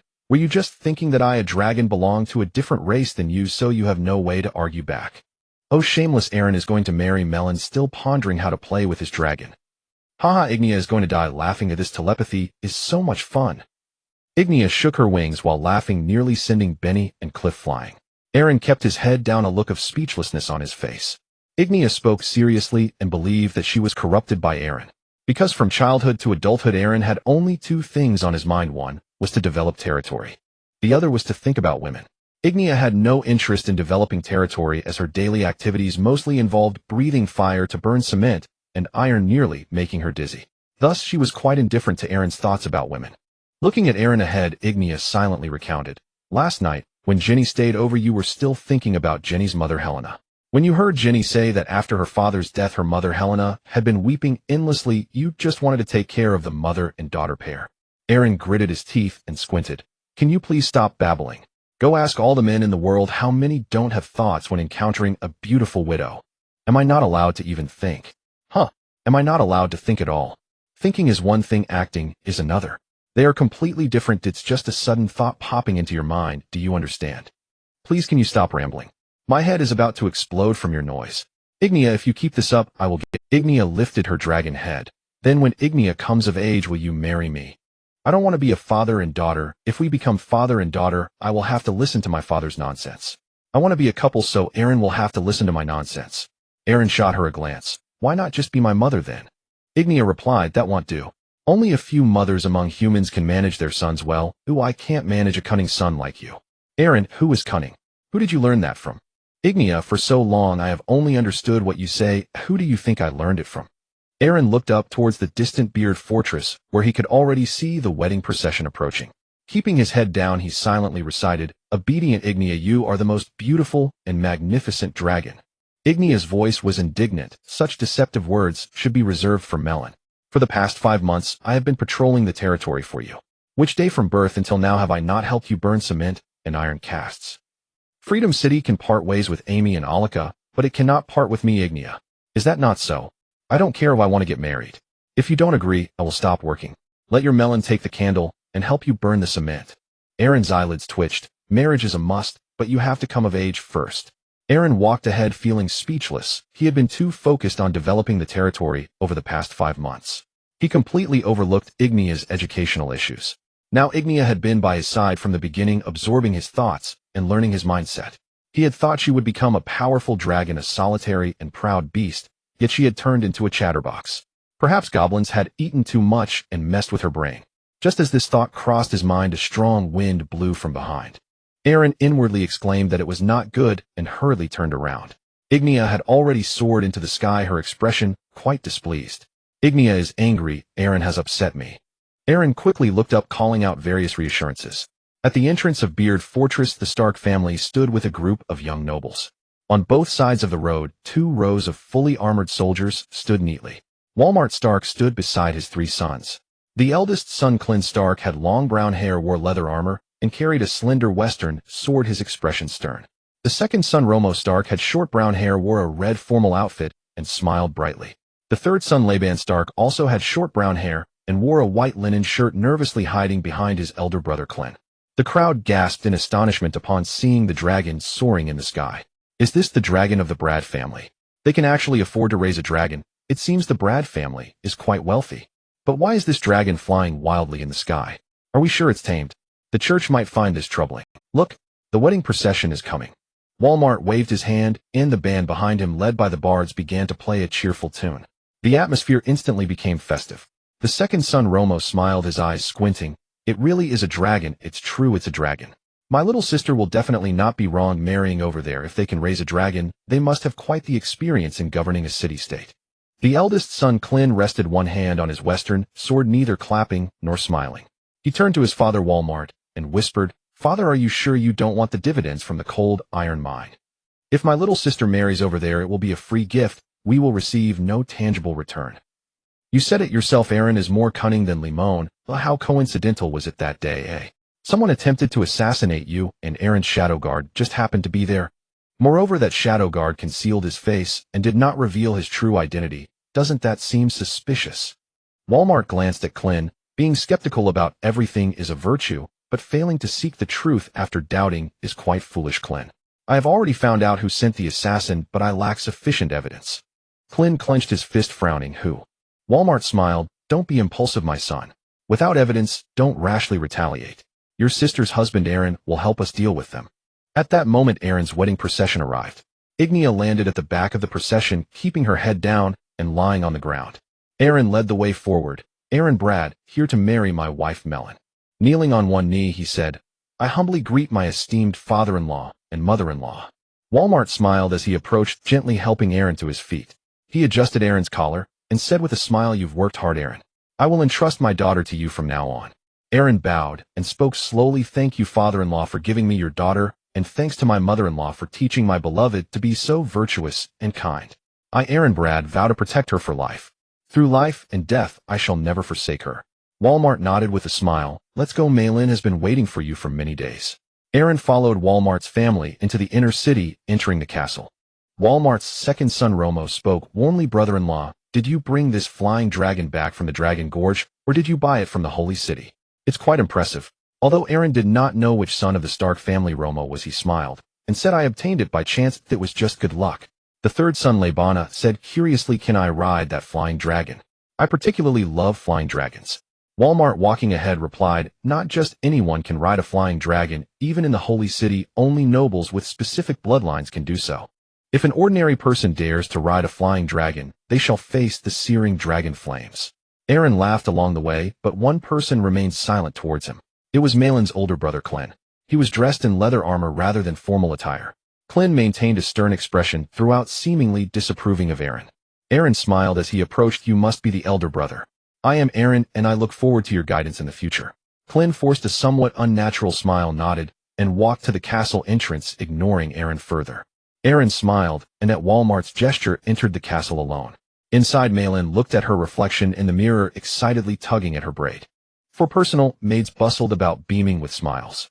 As knocks echoed at the door, Malin hurriedly. She opened the door directly and rushed into Erin's arms, exclaiming, "Dear Erin, I've finally waited for you." Erin gazed at her affectionately. "My wife, you look stunning today. Your beauty has captivated my heart." Malin's lips curled into a smile as she held her dress with one hand and extended the other towards Erin. Erin bowed and gently kissed her left hand. They then walked together outside the castle. Outside, the bard and his band played lively music. Walmart and the others applauded continuously. Malin's mother Myphilos had tears in her eyes, clapping while wiping her tears. Malin with red eyes embraced her, saying, "Mother." Erin stood respectfully beside them at the castle entrance. Carriages filled with dowries lined up. It was even more than Erin had anticipated. Clearly Walmart had added some items without informing him. After Erin and Malin boarded the wedding carriage, Walmart instructed that the accompanying dowry carriages follow.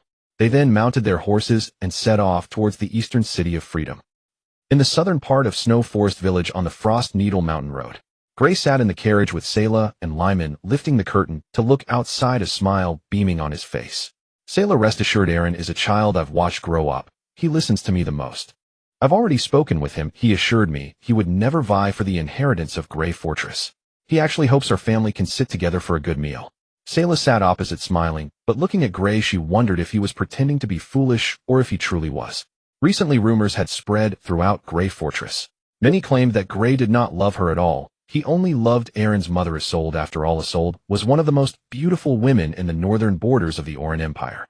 Although Gray had been neglecting Erin since her death, the recent whispers made Selah's thoughts begin to shift. She now truly suspected that Gray favored Erin more. Perhaps he exiled Erin to Snow Forest Village to protect him from the dangers posed by their field family. Furthermore, as the lord of the territory, how could Gray not know there was a cold iron mine in Snow Forest Village? He had already given Erin thousands of gold dragons in 2 installments. How much money does Gray actually have? Gray looked at the thawing woods outside and smiled, hugging Lyman. "Good boy. When we reach the city of Freedom, make sure to send your blessings to your brother. He has always wanted to apologize to you. You are the future heir of Grey Fortress. Your brother said so himself. You must think long-term. Your brother will be aligned with the Stark family while you are with your uncle's field family. You will surely become the lord of the northern borders, Laimon. You must have a broad mind. You are your father's pride, Laimon." Laimon gazed at the woods outside, smiling sweet. Gray turned to Selah, looking reproachful. "Cheer up, Selah. Why do you have such a long face? I've already discussed it with Lord Walmart. He won't blame Laimon anymore. For our son Lyman Sake, don't always think about your brother's side. Our son Laimon is what matters most. Family is family. Clan is clan. We must distinguish between them." Selah slightly raised the corners of her mouth, teasingly biting her lip. "Do you love me, Gray?" Gray was taken aback for a moment, and then covered Selah's hand. "Of course I love you. I cheer up, Selah. If you go to the city of Freedom like this, others will think we are unwilling to marry into the Stark family. I heard the citizens of Grey Fortress say that your greatest love was Exiled. You and she were in a love marriage, while mine with you is a political alliance." Gray embraced Selah, his voice gentle. "Dear, don't listen to those bastards. There are even people in the city saying Laimon is not my biological son. I never believed it. The most important thing between a couple is mutual trust. As long as we handle Erin's marriage well, our Brad family will be unstoppable in the northern borders. I hope you consider Laimon. After all, your brother knows it's for the field family. Don't forget Lyman's surname is—" As soon as he finished speaking, a knight named Carl shouted from outside the carriage, "Not good. There's a group of robbers ahead. Quickly protect the Lord Baron." Gray was startled by the voice and hurriedly leaned out to look outside. Just as he did, Carl thrust a sword directly into his throat. Gray's eyes widened in terror as he clutched his neck. He wanted to speak, but Carl swung his sword horizontally. Gray's head fell instantly. Laimon witnessed this scene, tears streaming down his face. "Carl, you bastard, how dare you kill my father?" Selah held Laimon meaningfully, whispering with a smile, "My dear Lyman, there's no need to be sad. You actually do not bear the surname Brad.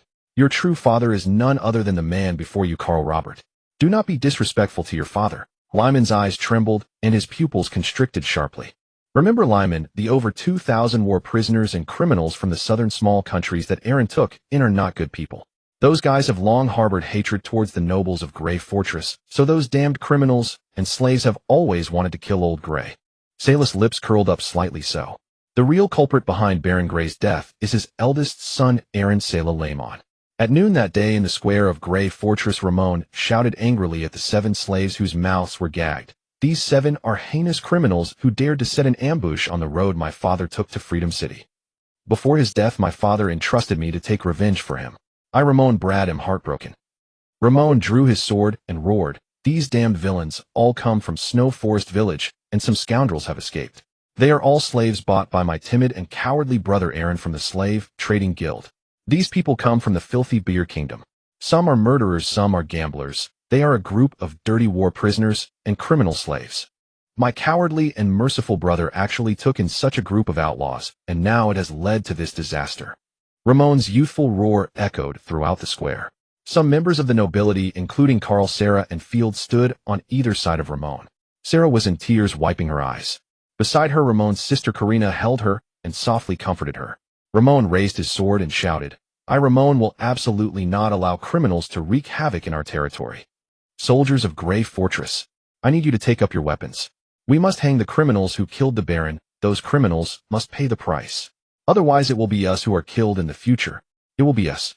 Solomon Field stepped forward and said, "The notary has agreed to Baron Grey's last will. His Baron title will be passed to Ramon Brad, allowing him to lead Grey Fortress." A priest accompanied by 2 nuns approached Ramon. They prayed and chanted. Ramon showed a look of grief and anger, clenching his right fist tightly. "Announce the death. The entire city will mourn for 3 days. 3 days later, I, Ramon, will personally lead 1,000 elite troops from Grey Fortress to the north to apprehend the hundreds of criminal slaves from foreign lands. Those who are not of our race must have different hearts. I will absolutely not allow foreign thieves to cause trouble in the Northern Territory. For Baron Grey, even more so for all of us." In the castle of Freedom City, Walmart looked at the empty seat in the Brad family and smiled slightly. His gaze turned to the night duel below. On the left was Cliff riding a black warhorse, while on the right was Melon's guard knight Babuz. The referee loudly shouted, "Please, both knights, check your lances, gauntlets, armor, and warhorses again." After confirming, make a round of the arena. Cliff inspected his equipment, gripping the wooden lance in his hand. He looked towards Babuz in the distance, who also looked back. Cliff took a deep breath, squeezed his legs around the horse, and paraded around the arena with his lance held high. Babuz was parading on the other side, his eyebrows raised. Both of them stopped their horses at a distance. With the referee's command, Cliff and Babuz both bowed and held their lances, speeding up their horses as they aimed their lances forward. Cliff glanced at Aaron in the audience, deliberately loosening his grip on the wooden lance. Babuz charged in with a loud shout, his warhorse roaring. The wooden lances of both parties collided, and Cliff's wooden lance was instantly knocked away. The audience erupted into applause and cheers. Babuz raised his lance and roared loudly. He roared at the left audience, his veins bulging. Then he rode over to the right audience, clenched his fist to his chest, and pounded 3 times, "Huh." Cliff dismounted and handed the reins to Benny, whispering, "Don't show off too much. Even if you win, leave some face for the opponent." Benny held his lance with one hand. "Look at Babuz, who has never won. The Stark family's face matters. What about ours?"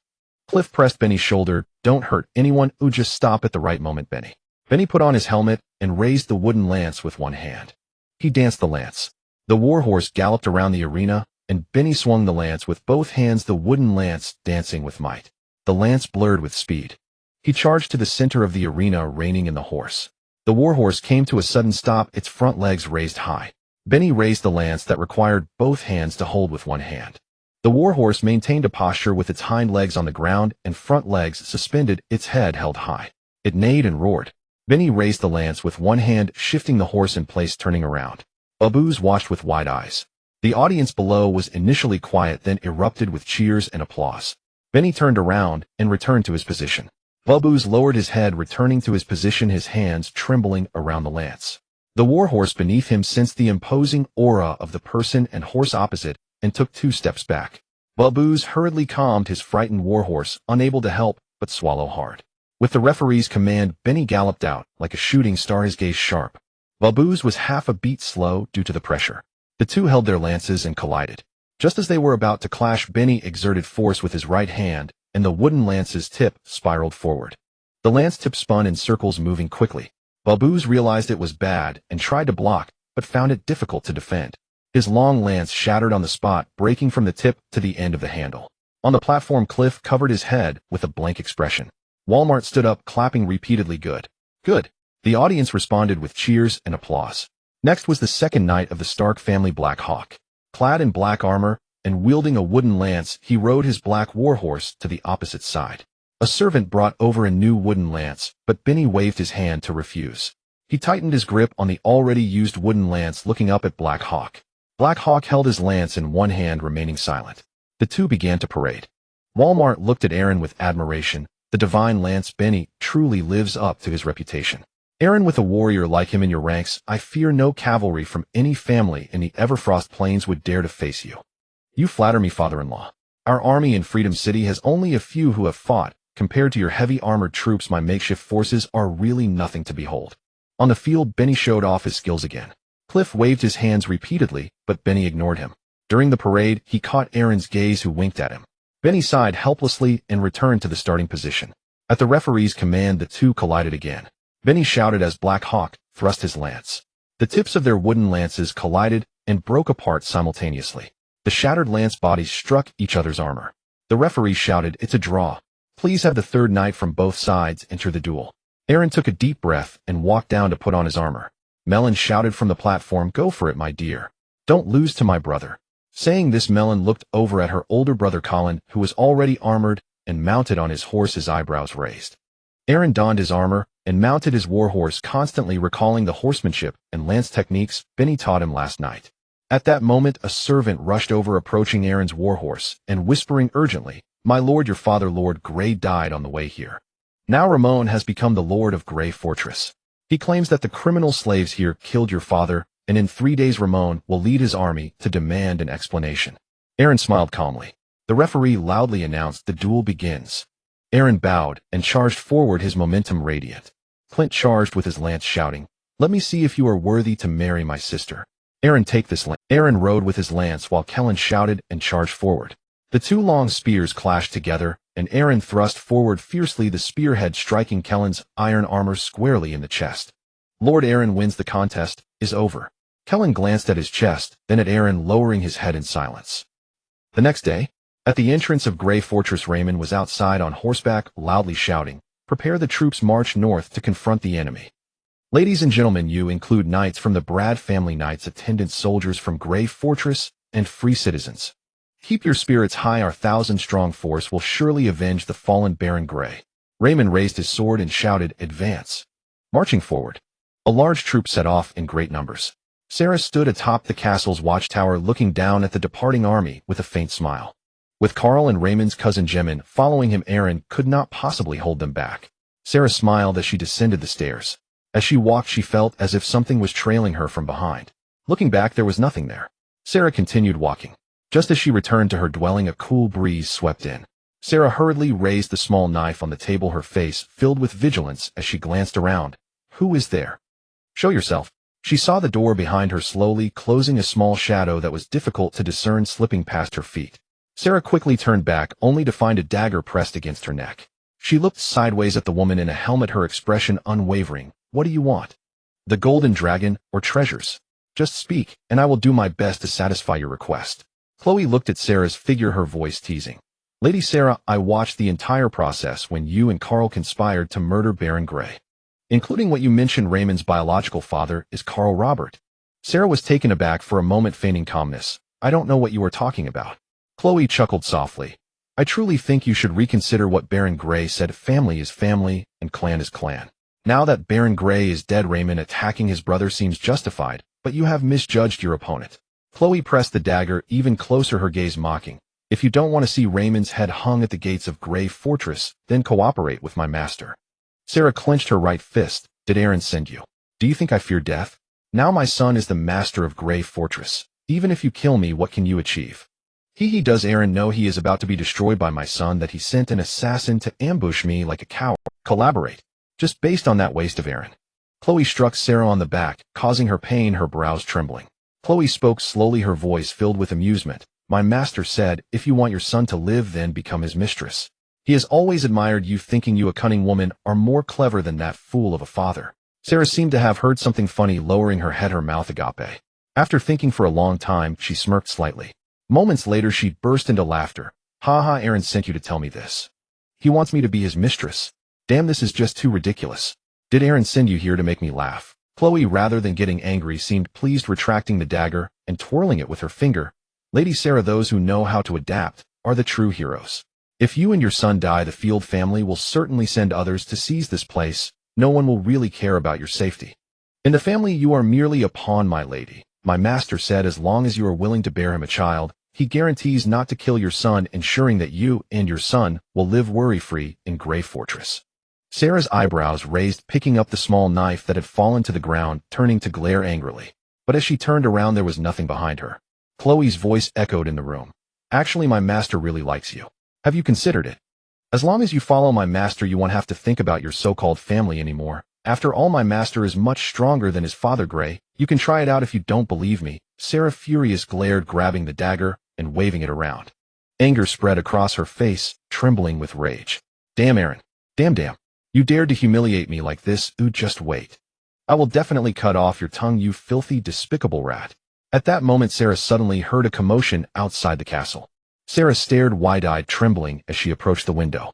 She saw that not far away the city gate had been occupied by a group of slaves, and the guards left behind had already been killed. Grey Mouse raised a soldier's head with one hand, shouting loudly, "Comrades, occupy Grey Fortress. Young Master Aaron is the legitimate firstborn. According to the laws of the Church and the Orland Empire, young Master Aaron is the legal heir. Those slaves he bought are already living good lives. They have their own houses and families." Hundreds of slaves armed with iron tools stood beside Grey Mouse, shouting, "We have people who returned from Free City. What Grey Mouse said is true. Kill all the soldiers of Grey Fortress for the Brad family."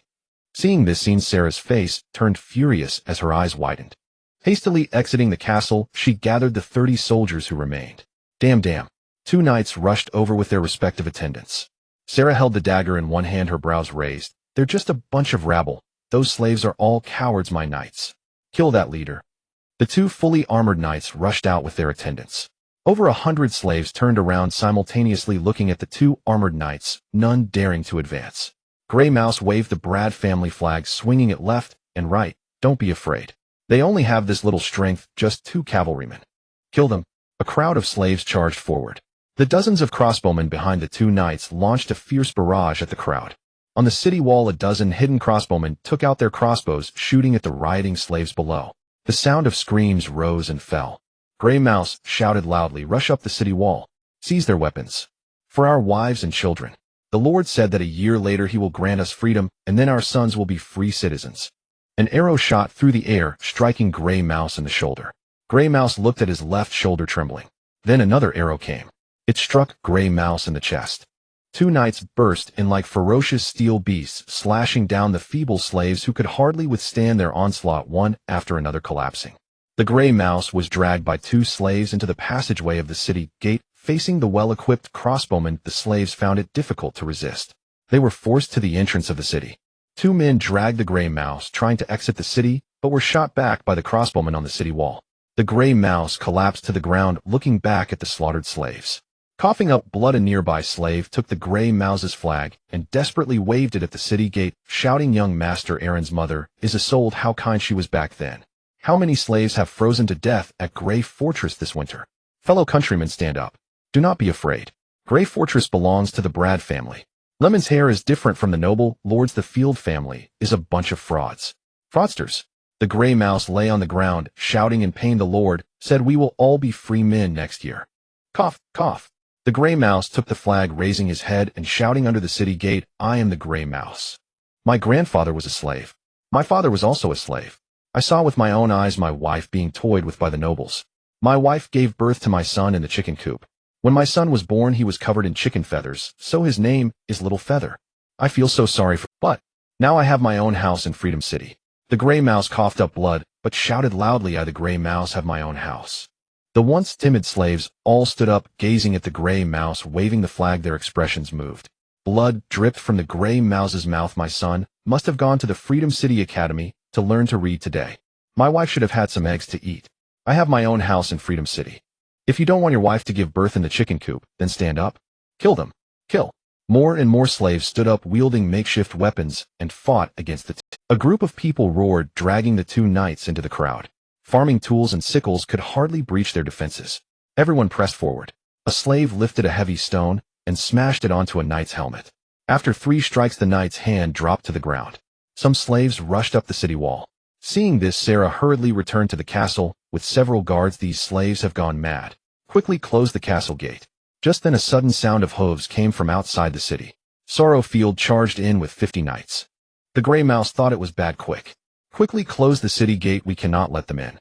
Sarah stood in the castle, a smile creeping onto her lips. She thought Sorrow's cavalry could turn the tide.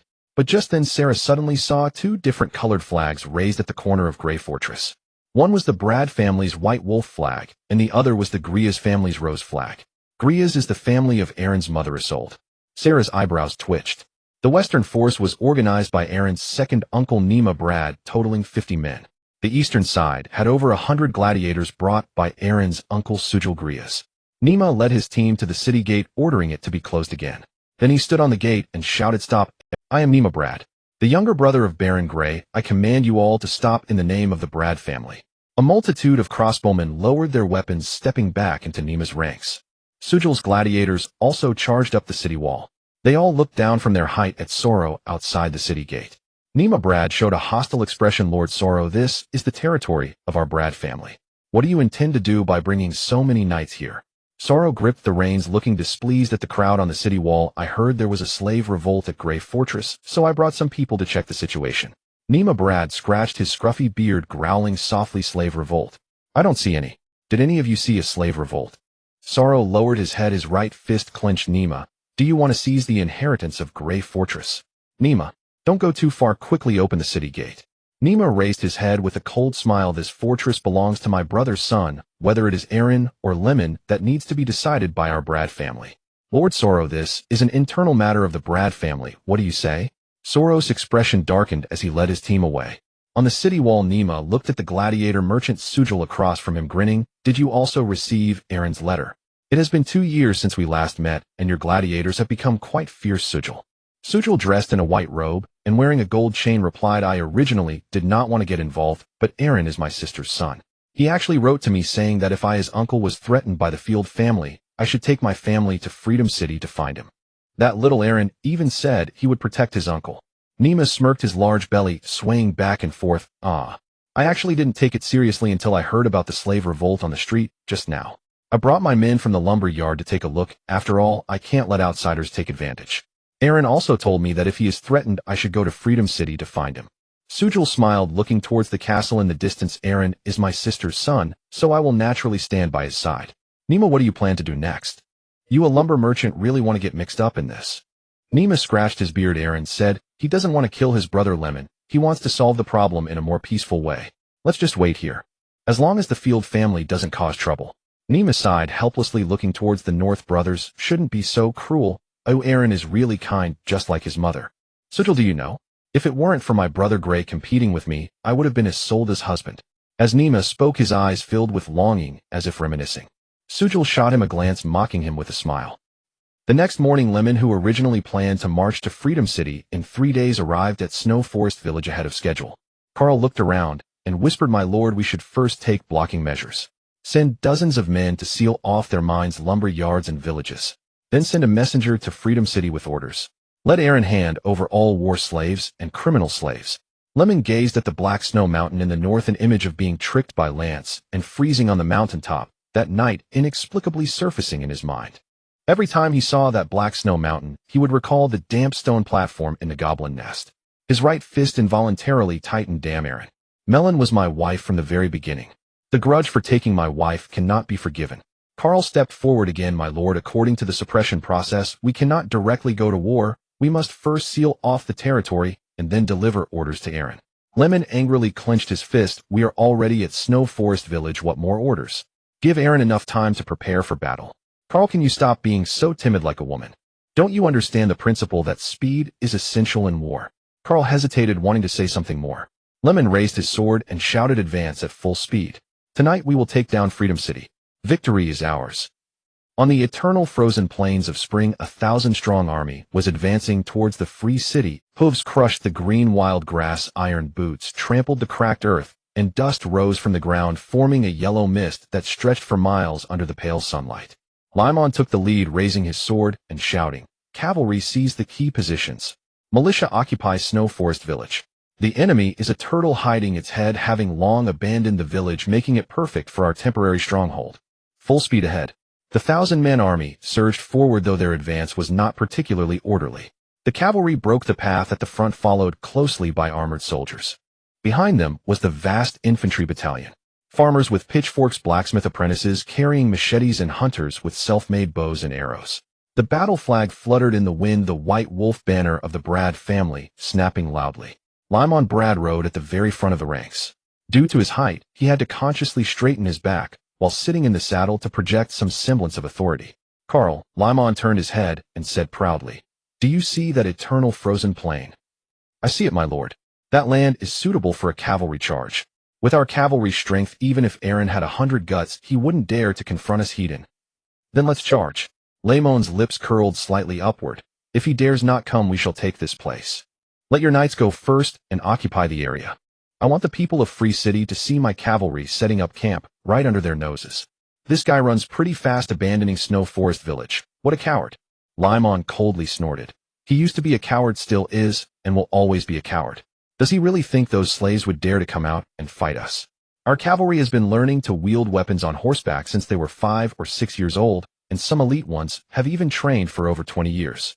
What do those weak, laughable slaves have to counter us? We have an absolute advantage in numbers." Carl nodded, turning his horse around and waving his arm toward the cavalry behind. The cavalry simultaneously urged their steeds, breaking away from the main formation. The clanking of iron armor mixed with the thunder of hooves, resembling a metallic storm sweeping close to the ground. As the cavalry charged across the plains, the figures on the walls of Free City began to stir. Yet no one came out to face them. The guards merely stood on the city walls, looking down at the well-equipped cavalry as they approached, halting their horses less than 2 miles from the walls, leisurely forming a loose line of cavalry. Carl did not dismount, but rode around the plain, using his whip to outline a rough area on the ground. The cavalry attendants quickly dismounted, driving their tent pegs into the ground, beginning to set up simple tents. The main force took nearly an hour to arrive. Lyman sat on his horse, watching his troops pass by. To be honest, these people looked more like a group of civilians hastily assembled rather than a proper army. The armored soldiers at the front were the best equipped, wearing old chainmail dug out from the castle's storerooms, with some chain links already rusted and brittle. Their long swords were sharpened, but most sheaths were tattered, with a few even strapping the swords directly to their belts without sheaths. Behind the armored soldiers were the militia, the main body of this force. As they marched, they spread out, with a few young men shoving each other and laughing, completely not looking like they were heading to battle. Lyman clenched his fist, wanting to reprimand those militiamen. Carl hurriedly stepped forward. "My lord, you don't need to worry about them right now. As long as these guys don't desert, that's already quite good. These conscripted militiamen and serfs are meant to be cannon fodder on the battlefield. Letting them die on the siege ladders is the goal. My lord, even a rabble is still a crowd. It depends on how you use them." Lyman took a deep breath, steadying his anger. After the incident with his wife, Lyman had begun to learn to control his temper. Carl smiled, showing his approval. Lyman reined in his horse on a small hill overlooking his army. A surge of hot, swelling emotion filled his chest. That Aaron, exiled to the north, must be trembling in the castle of Free City at this moment. And he, Lyman, already holding 1,000 troops, poised before Free City. "Send the orders down." Lyman took a deep breath, his voice carrying the sharpness and excitement unique to youth. "Seal off the main road to Free City." What a coward, building a fortress with only one road. As long as I surround it without attacking, he will surely run out of supplies and die. Led by Layman, the cavalry first arrived at the official road leading to Free City. This distance was beyond the range of arrows. The people on the walls could see him, but could not harm him. Lyman smiled, removing his helmet to reveal a youthful face that hardly looked like a commander, his golden short hair tousled by the wind. He drew his sword and raised it above his head. "People of Free City, listen. We will not kill those who surrender." The figures on the city walls stopped moving, all looking down. "Baron Lyman Brad is here." Lyman waved his sword vigorously. "I give you one last chance. Lay down your weapons and open the city gates, and everyone will be safe. Otherwise," Lyman paused, taking a deep breath as his chest swelled. "The day the city falls will be the day you lose your lives." There was no response from the walls. The guards merely stood in silence, observing the noisy, chaotic, yet intimidating army below. Lyman sheathed his sword, his smile growing wider. "Carl, here. Send the orders down to use local resources, chop down trees to make ladders. I want to see usable ladders set up against the city walls before nightfall." Lyman raised his chin, squinting at the silent figures on the parapet. Tomorrow morning, I want to be having breakfast in the Lord's Hall of that city. Carl led the troops away. On the city wall, Osiris knocked an arrow aiming at Lamon's head. This distance should be about 150 paces. My precise range can only hit something at 100 paces, but this distance allows our archers to shoot projectiles that can reach them. Aaron, sitting nearby drinking tea, said, "No need to startle the snake, Osiris. Let Limon play for a while if our goal is not to let those below fight for their lives against those cannon fodder." Aaron finished a whole cup of tea, calmly walking to the edge of the wall. The best way to attack is through strategy. Attacking the heart comes first. Then comes the attack on the battlefield. Next is the siege. Aaron stood at the edge of the city wall with Osiris Walker and Lance behind him. Walker, carrying a firearm, exclaimed with excitement, "Haha, finally a battle awaits us. My lord, we now have 100 firearms, and I doubt 1,000 men would be enough for us to shoot." Aaron smiled, saying, "The firearm squad is our last resort. I will not use them unless absolutely necessary. Furthermore, now is not the time. Once the other factions learn we possess such weapons, they will surely return to vie for them." Aaron then turned to Osiris, asking, "Do you have confidence in your 100 archers?" Osiris squinted deep in thought. "Aside from the fully armored cavalry, the rest will certainly not reach the city walls. However, if Raymond is foolish enough to use cavalry to scale the ladders, I do have countermeasures. My lord, what if Raymond fails to breach the city and remains outside? What if I shoot Raymond dead in the first clash? The enemy would surely collapse without a fight." A smile played on Aaron's lips as he remarked, "I have publicly declared to all my friends and family that I will not kill Raymond. Naturally, I will not allow him to die on the battlefield. We must consider that Grey Fortress now also holds the influence and properties of the Field family. If I take it, should I kill the entire Field family?" Osiris furrowed his brow. "Do you mean?"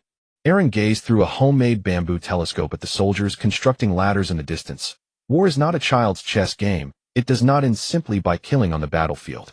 It may feel satisfying at the moment, but then what? I could indeed wipe out the Field family, but killing is not my goal. I need money, military strength, public support, and the backing of the nobles. Lady Selah is the second daughter of the Field family. She has 3 younger sisters and brothers beneath her.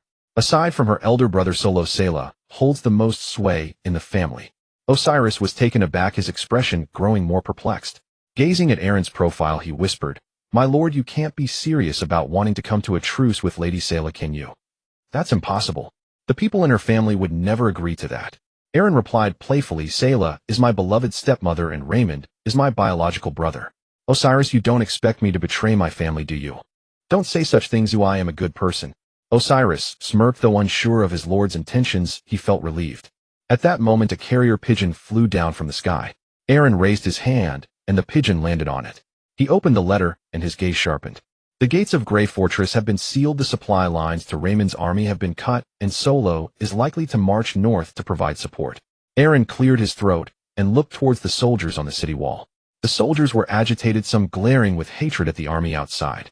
As several ladders were raised in the distance, Aaron raised his right hand. "The enemy has marched for a day without rest. Do not be deceived by appearances. This rabble will crumble at the first blow. Do not shoot, yet wait until their vanguard is all on that rugged, difficult path. Then we shall let them know what cruelty truly means." Osiris led the team forward, hiding behind the battlements, drawing his bow and aiming. Walker placed his firearm behind him, took down the crossbow from his back, and moved forward with the team, switched to crossbows. There was only one mountain path to Free City. It was so narrow that barely 7 or 8 people could walk side by side, with steep rocky slopes on either side. Raymond, mounted on his horse, gazed at the winding mountain path. The color drained from his face even more. He glanced at the vanguard militia preparing to charge, those men wielding pitchforks and wooden shields, followed by a team carrying ladders. Raymond drew his sword and pointed it at the tightly closed iron city gate at the top of the path. "All troops assault the city. Charge. The first to reach the city wall will be rewarded with 10 gold dragons." The vanguard troops let out a series of scattered shouts as they began to surge up the mountain path. The mountain path was too narrow. After the first troops squeezed up, the formation stretched into a long line, with the front and back separated by over 100 paces. The rear had not even reached the first bend when the front was nearing the city gate. The city wall remained eerily quiet. The guards did not shoot arrows, did not shout, and not a single figure could be seen. Behind the grayish-white battlements, it was desolate, with only the white wolf banner fluttering in the northern wind. Carl squinted at the city, had a sudden unease flashing through his mind. It was too quiet. Raymond shouted again, "Pick up the pace. Charge." The vanguard troops quickened their pace, the ladders being carried to the front of the line. Just as the base of the first ladder touched the base of the city wall, suddenly a mass of heads emerged from the top of the city wall. The sound of bowstrings being drawn was like the wind before a torrential rain densely rolling down from the battlements. Followed by the crisp snap of crossbows being triggered, that sound was sharp and piercing. Before anyone could react, the rain of arrows began. Hundreds of arrows simultaneously left the bowstrings and crossbow slots, forming a dark cloud that blotted out the sky as they poured down from the city wall. The shrill whistling of the arrows slicing through the air combined into a maddening hum. The first wave of arrows struck the front ranks of the vanguard troops. The screams erupted almost simultaneously with the rain of arrows. "Oh, my leg! Raise your shields! Hold your shields up!" The second wave of arrows quickly followed. On the city wall, the actions of the archers knocking and drawing arrows were synchronized. With each command of fire, a cloud of darkness lifted from the battlements, tracing a gentle arc in the air before piercing into the crowd on the mountain path. This time more people fell. The mountain path was too narrow. Those in front could not retreat, and those in the back surged forward, a mass of people trapped, like being forced into a funnel, unable to move. Some were shot through the neck, blood frothing from their mouths as they fell, while those behind stepped over their bodies to push forward. Another wave of arrows rained down. Raymond stood stunned at the foot of the mountain. He watched as his militia fell like cut wheat, one after another. Some crawled on the ground. Some lay on their backs in the mountain path. Even more jumped directly off the path to avoid the rain of arrows. "Go up. All of you go up." Raymond's voice changed tone as he straightened up in his stirrups, pointing his sword at the city wall. "Fight to the death, do not retreat. Anyone who dares to flee will be dealt with by military law." Before his voice could settle, the next wave of arrows arrived. This time the defenders changed their strategy, no longer shooting upward, but aiming directly. The crossbowmen leaned out halfway, leveling their crossbows on the battlements, directly targeting those still standing on the mountain path. At this distance, it was less than 100 paces, and the penetrating power of the crossbow bolts was enough to pierce through 2 layers of leather armor. The front ranks of the militia had no time to react. The bodies on the mountain path piled up, the living stepping on the dead to continue pushing forward, but no one could approach the city wall anymore. The vanguard troops were completely in disarray. Some had already begun to flee down the mountain path. Raymond's lips quivered. How could this be? Were these the archers of the cowardly Aaron? This was bad. The enemy had intentionally waited for them to approach the city gate before shooting, ensuring that the vanguard could not retreat. They could only serve as live targets on that rugged, steep mountain path. Impossible. This cannot be happening. Anyone who dares to be a coward, I will kill him. Charge up, victory is within reach. Carl, charge up now. My lord the Baron. Carl's warhorse rushed to Layman's side, his armor splattered with blood, unsure if it was his own or another's. Carl's face was as taut as an iron plate, his voice low. Retreat. Aaron deliberately waited for us to approach the city wall before firing, aiming to turn our men into living targets on the mountain path. Those in the front couldn't retreat as the path behind was blocked by our own troops. Quick retreat. It's just some cannon fodder that died, it doesn't matter. Layman abruptly turned his head, his eyes reddened. We've already fought our way here, why retreat? If we don't retreat, everyone will die. Carl's roar almost drowned out the arrows whistling from the city walls. Look at that road. Our men are all bottlenecked up there. One round of arrows can take down a whole line. 3 waves of arrows have already killed over 300 people. Layman shouted loudly. Those who died were just cannon fodder, it doesn't matter. Carl's voice grew louder. Once the cannon fodder is dead, how can you let the cavalry storm the city? Layman looked up the mountain path, his lips trembling. Crossbow bolts continued to rain down. One pierced the chest of a militiaman running down the mountain. He cried out and fell onto the rubble, dead beyond saving. Carl no longer bothered to ask for permission. He turned the horse around and waved his arm. Sound the horn. Withdraw. Everyone retreat. The call to retreat echoed, a heavy and urgent sound resonating beneath Free City. The remaining militiamen on the mountain path heard the horn and fled down desperately, abandoning their ladders and shields. They threw away their helmets and armor, running for their lives. At that moment, a thick black smoke suddenly rose from the walls of Free City. The smoke was dense, reaching up into the sky.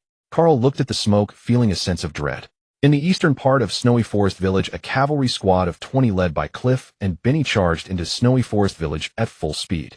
The militiamen left behind guarded the army's supplies, panicking as they faced the enemy. Benny raised a fine steel spear, leading the charge. Follow me. Charge. Galloping forward, he pierced through 2 people with one thrust.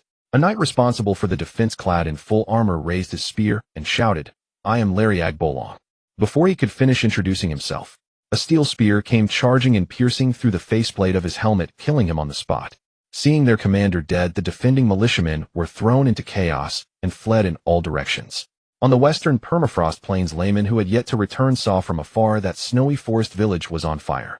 Carl's eyes trembled. Not good. Our supplies, damn it. Who was behind Aaron's schemes? Layman's expression gradually lost control as he looked at Benny and his men, fleeing to the north, raising his sword and shouting, "Kill them! Kill these damned criminals!" Carl drew his sword, his face revealing a murderous intent. "Cavalry, follow me to kill. Take down their commanding officer. We absolutely can't let them escape back to Free City." A large group charged towards Benny and the others. Benny glanced back, coldly holding his spear with one hand. Cliff hurriedly shouted, "Don't get entangled in battle, lead them to the foot of Free City. The Lord said the best strategy is to attack the heart." Benny nodded in response. Carl was quick, leading his men to intercept. They blocked the way for Benny and his group back to Free City. Benny chuckled softly. "This isn't a fight I wanted. They came to me themselves." "Keep formation. Charge through," Cliff shouted, raising his spear. Benny laughed heartily, brandishing his spear and leading the charge. "Who dares take a spear from me?" Carl led the charge, his sword held low and growling. Cliff quickened the pace, racing to catch up with Benny. Looking at Benny's back, Cliff felt a surge of emotion. Emperor Olin missed such a general, and there will surely be a day of regret. Benny's steel spear pierced, spirally stabbing as he charged. Carl watched the dazzling spear technique, his brows twitching. He hurriedly raised his sword to block in front of him.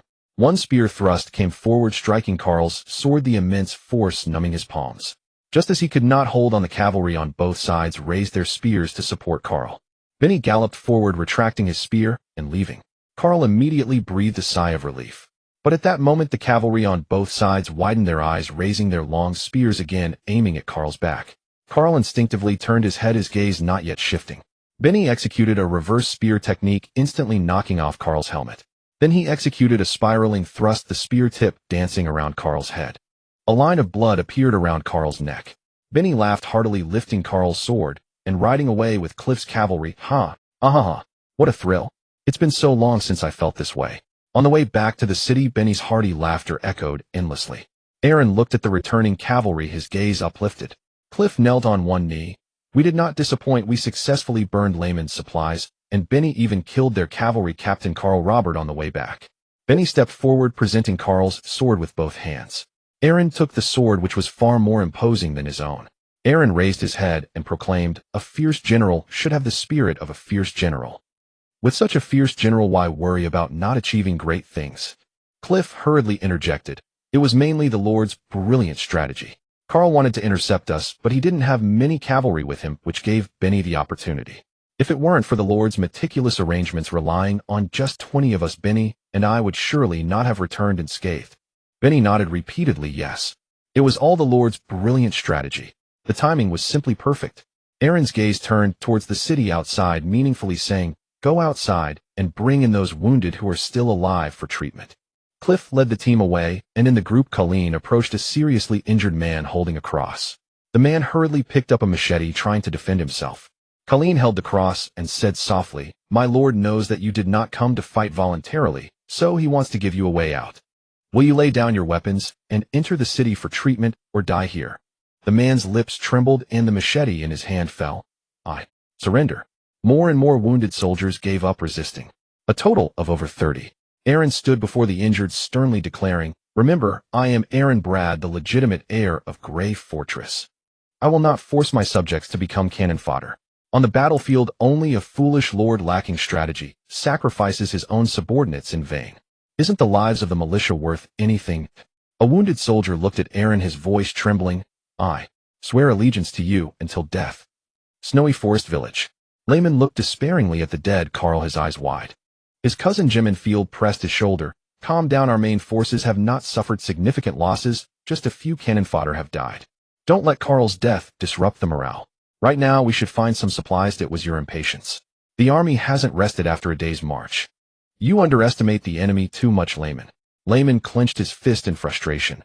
"Then we should go back to replenish supplies and bring the trebuchets from Grey Fortress." At that moment, the distant sound of galloping hooves suddenly echoed. Sorrow Field arrived with the Field family's cavalry. Grey Fortress has been occupied by the Brad family. "Layman, if we do not win this battle." Both you and your mother will face utter ruin. Sorrow looked at his son Jimin. This battle is an internal conflict of the Brad family. It has nothing to do with our field family. Jimin, lend your cavalry to Layman and return with me to the holy city. Layman's expression was frantic. Uncle, don't leave me behind. Our main forces are still here. In a frontal fight, Aaron is definitely not our match. Sorrow wore a cold expression, initially intending to strike Lemong in the face. However, he glanced around at the cavalry and soldiers nearby. With the great battle imminent, it would be better not to hit this useless nephew. Sorrow stepped aside and Lemong and Jimin followed him. Sorrow took a deep breath and said, Lemong, my nephew, it's not that your uncle doesn't want to help you, but this is indeed an internal matter of the Brad family. Right now, the Brad clan has already taken control of the city gates in Grey Fortress, and your mother is trapped inside. Those fellows do not intend to intervene in your conflict with Aaron. They are merely observing. If you manage to seize Free City, you will still be a baron, and you will possess both Free City and Grey Fortress. Sorrow exhaled, slowly gazing into Lemong's eyes for a moment. Jimin stepped forward and recounted the recent battles in detail. Sorrow nodded slightly, saying, Aaron's schemes suggest he likely has high-level assistance. His troops take risks to strike from the middle while deceiving the enemy. He aims to sever the supply lines and let the nobles of Grey Fortress watch from the sidelines. Lemong, if you wish to defeat him, you'll need to think more critically. Your uncle will leave you some troops and supplies, but these supplies will only last for 2 days. I arrived here lightly equipped and did not bring much. Lemong's voice was urgent as he whispered, Uncle, won't you leave anyone to help me? I'm all alone. How can I win? Uncle, could you leave cousin behind to assist me?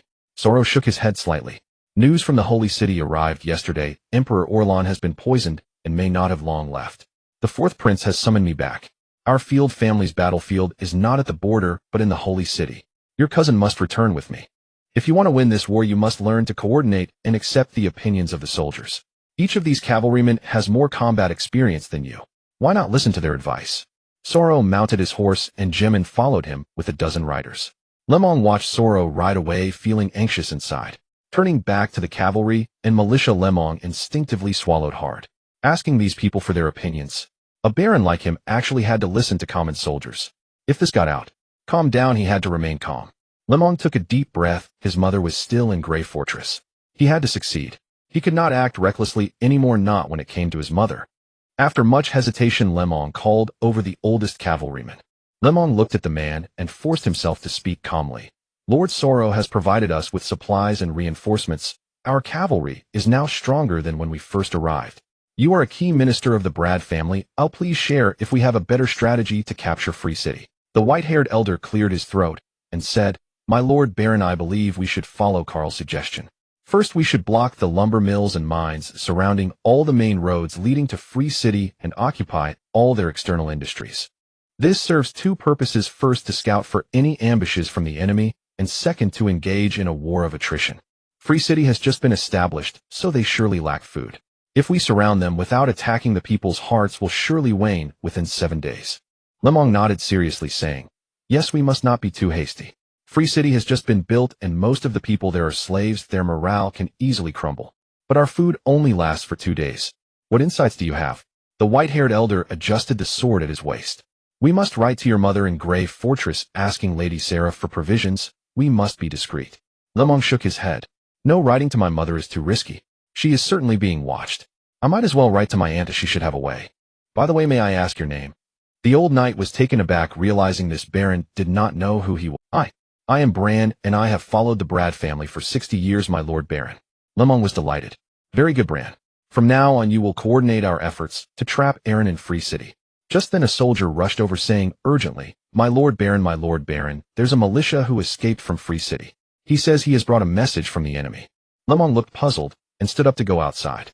Bran squinted and frowned, following closely behind. He saw a militia with an injured arm, fear etched on his face as he held a letter, and said, They didn't kill me, they told me to deliver a message. Lemong took the letter and opened it.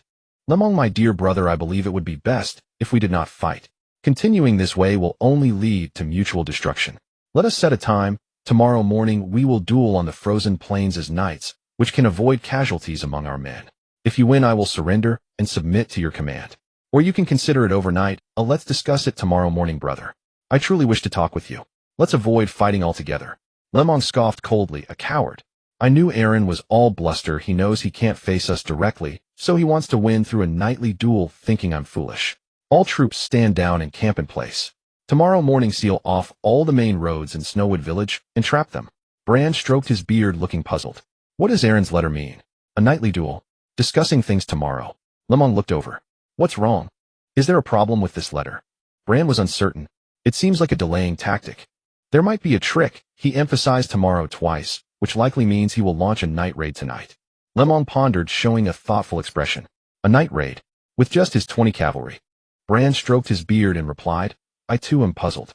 A night raid with just 20 cavalry is no different than a death sentence, especially since our cavalry has now grown in number. If it were infantry raiding at night, taking advantage of our cavalry's sleep to sneak in. By the way, I heard that Aaron's troops eat eggs and meat every day. Their soldiers' eyes are likely good enough to see at night. A night battle would be unfavorable for us. Lemon swallowed hard, feeling nervous. What should we do? Bran turned to the charred Snowwood Village and said, set up camp and establish 2 rounds of patrols to let the soldiers rest well tonight. They have traveled all day and participated in the siege. They are already exhausted. Tomorrow morning, we will fully seal off this area and avoid contact with Aaron. By the way, tonight let's light more signal fires. This will also serve as a deterrent. The more signal fires, the better. To prepare for a night raid. Midnight. Above Free City. Aaron rode Igneous soaring above the clouds in the night sky. Looking down from the sky at the tents surrounding Snowwood Village, Aaron chuckled softly, striking from a height, all's fair in war. Ignea, let them taste the flavor of dragon fire. But don't burn my dear brother to death. Aaron rode Ignea through the night, and although spring had arrived, the nights on the ever-frozen plains remained bone-chillingly cold. Aaron glanced down at the eastern side of Snowwood Village, astonished. The camp of Raymond was unusually bright, illuminated by numerous lights, clearly prepared for an impending confrontation. My foolish younger brother actually knows to strengthen his defenses. Did he guess that I was planning a night raid? Aaron grasped the dragon saddle with both hands, a slight smile appearing at the corner of his mouth, realizing he needed to change his strategy. He recalled the advantages of the dragon that Erika had mentioned. There is a distinction between quadrupedal dragons and bipedal flying dragons, one of which is their carrying capacity. Quadrupedal dragons are more robust, and most dragons can carry weight while flying. Aaron pondered the situation below. Since the enemy had already guessed at a night raid, it was even more unwise for him, as the commander, to take such risks. Raymond must have hired an experienced veteran. Flying straight down would likely expose us to a barrage of arrows, Aaron thought. Ignea turned her head and glanced at him. Those arrows can't break through my defenses. Let's catch them off. Aaron contemplated, clearly realizing that Raymond was different now. He was definitely frightened and seeking help. If Raymond had not deployed patrols, descending now would pose no problem. Burn them once and flee before Raymond could counterattack. But now, with the enemy's strategist unknown and the archer's equipment unclear, swooping down like that would be utterly reckless. He sought stability, not flair. A smile crept across Aaron's face as he flew with Ignea to the southern woods, where Ignea ignited a massive frostwood tree. After burning for a while, Ignea swung her tail, and the giant tree crashed down. Ignea laughed heartily. Cunning Aaron is truly devious. Ignea loves this sense of cunning. Haha. Laughing, she struggled to lift the burnt 10-meter log with her front limbs, and then flew directly above the Snowwood Village camp. To be precise, it was not flying, but rather moving. The speed was slower than any flying creature Aaron had ever seen, though it was strenuous. Ignea put in considerable effort. Aaron raised his eyebrows. A dragon should have a dragon style. The ever-frozen plains are too cold. Let's warm them up. Ignea gathered flames in her mouth, aiming at the giant log. Below in the camp, the old knight Bran, leading the patrol, suddenly looked at his hunting dog. The dog raised its head to the sky, barking incessantly. Bran instinctively looked up, seeing the fiery object in the sky, and shouted urgently, "Enemy attack! Enemy attack! Crossbowmen, prepare! Shoot that flying dragon down for me. Bring out the large hunting net. Once that flying dragon gets close, let it have no way back." Soldiers hastily took out their crossbows, aiming at the sky. Whoosh!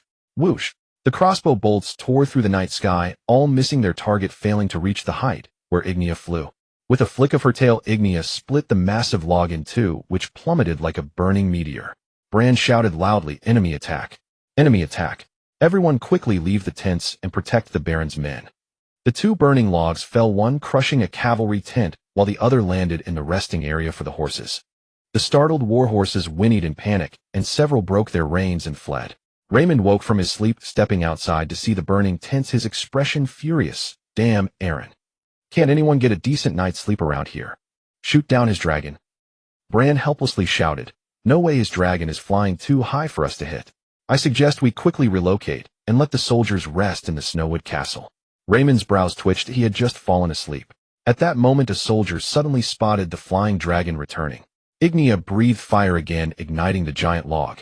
Seeing this, Raymond clenched his fists and shouted angrily, Aaron, have the guts to come down for a unknown duel. You cowardly turtle, afraid to fight face to face. You're nothing but a disgrace to the Brad family. Have the guts to come down for a duel. Aaron, high above, couldn't clearly hear what Raymond was shouting. He only saw Raymond bouncing below, and he was bouncing quite high. Forget it, whatever he shouts. I've had enough sleep during the day. Tonight, we'll take our time playing. Saying this, Ignia tossed another burning log down. A few soldiers were caught off guard and were killed on the spot. Raymond, seething with anger, shouted, relocate to the Snowwood Castle. Just as Raymond left, the fire in the rear camp spiraled out of control, and all soldiers rushed out. Quick, don't let the horses escape. Damn it, my leather armor is still in the tent. Forget about the leather armor. That dragon has flown away, or it won't be long before it returns. Oh, I haven't slept for 2 days and nights. Is there no peace to be found here?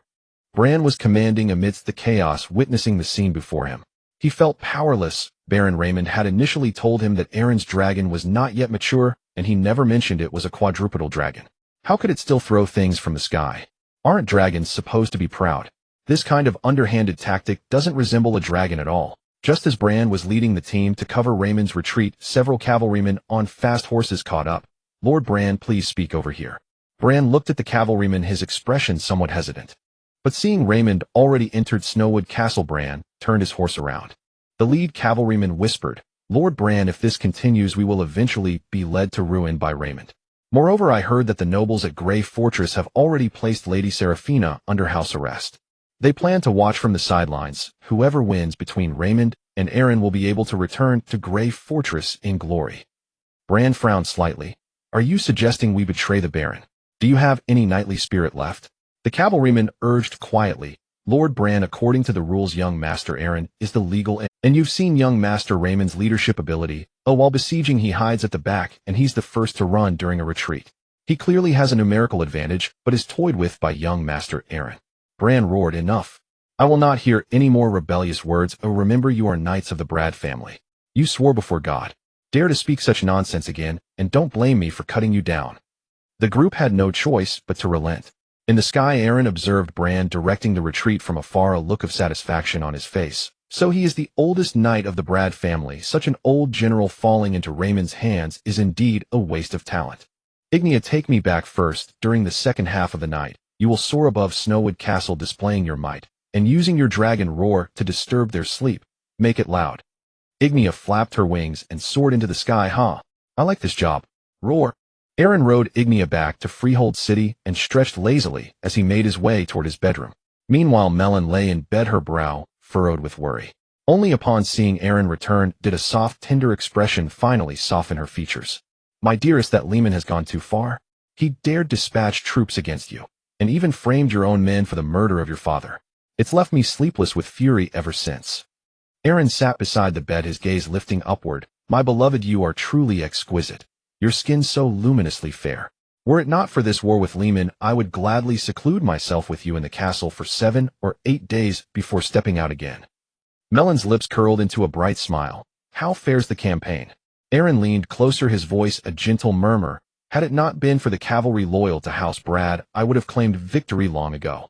To speak plainly, Leman now commands soldiers who were once mine. Yet fear not, the psychological gambit has already begun. The militiaman I released to carry word should complete his task tonight. Melon's smile lingered. Darling, your mind is astonishingly sharp, each move interlocking like clockwork. But tell me, do you truly trust that released militiaman? What if he fails? Aaron slipped an arm around her waist and kissed her gently. The supreme art of warfare lies in subduing the enemy's will, not through steel, but through strategy. A general's resolve may be shattered, a soldier's morale may falter, even a militiaman's heart may be turned. On the continent of Noah, nobles regard militiamen's lives as worthless. Most were conscripted unwillingly. That man was forcibly drafted. Leman paid him 10 copper shields. I gave him a silver wolf coin. And I showed him the former slaves in Freehold City, those who now dwell in their own homes. He could not resist.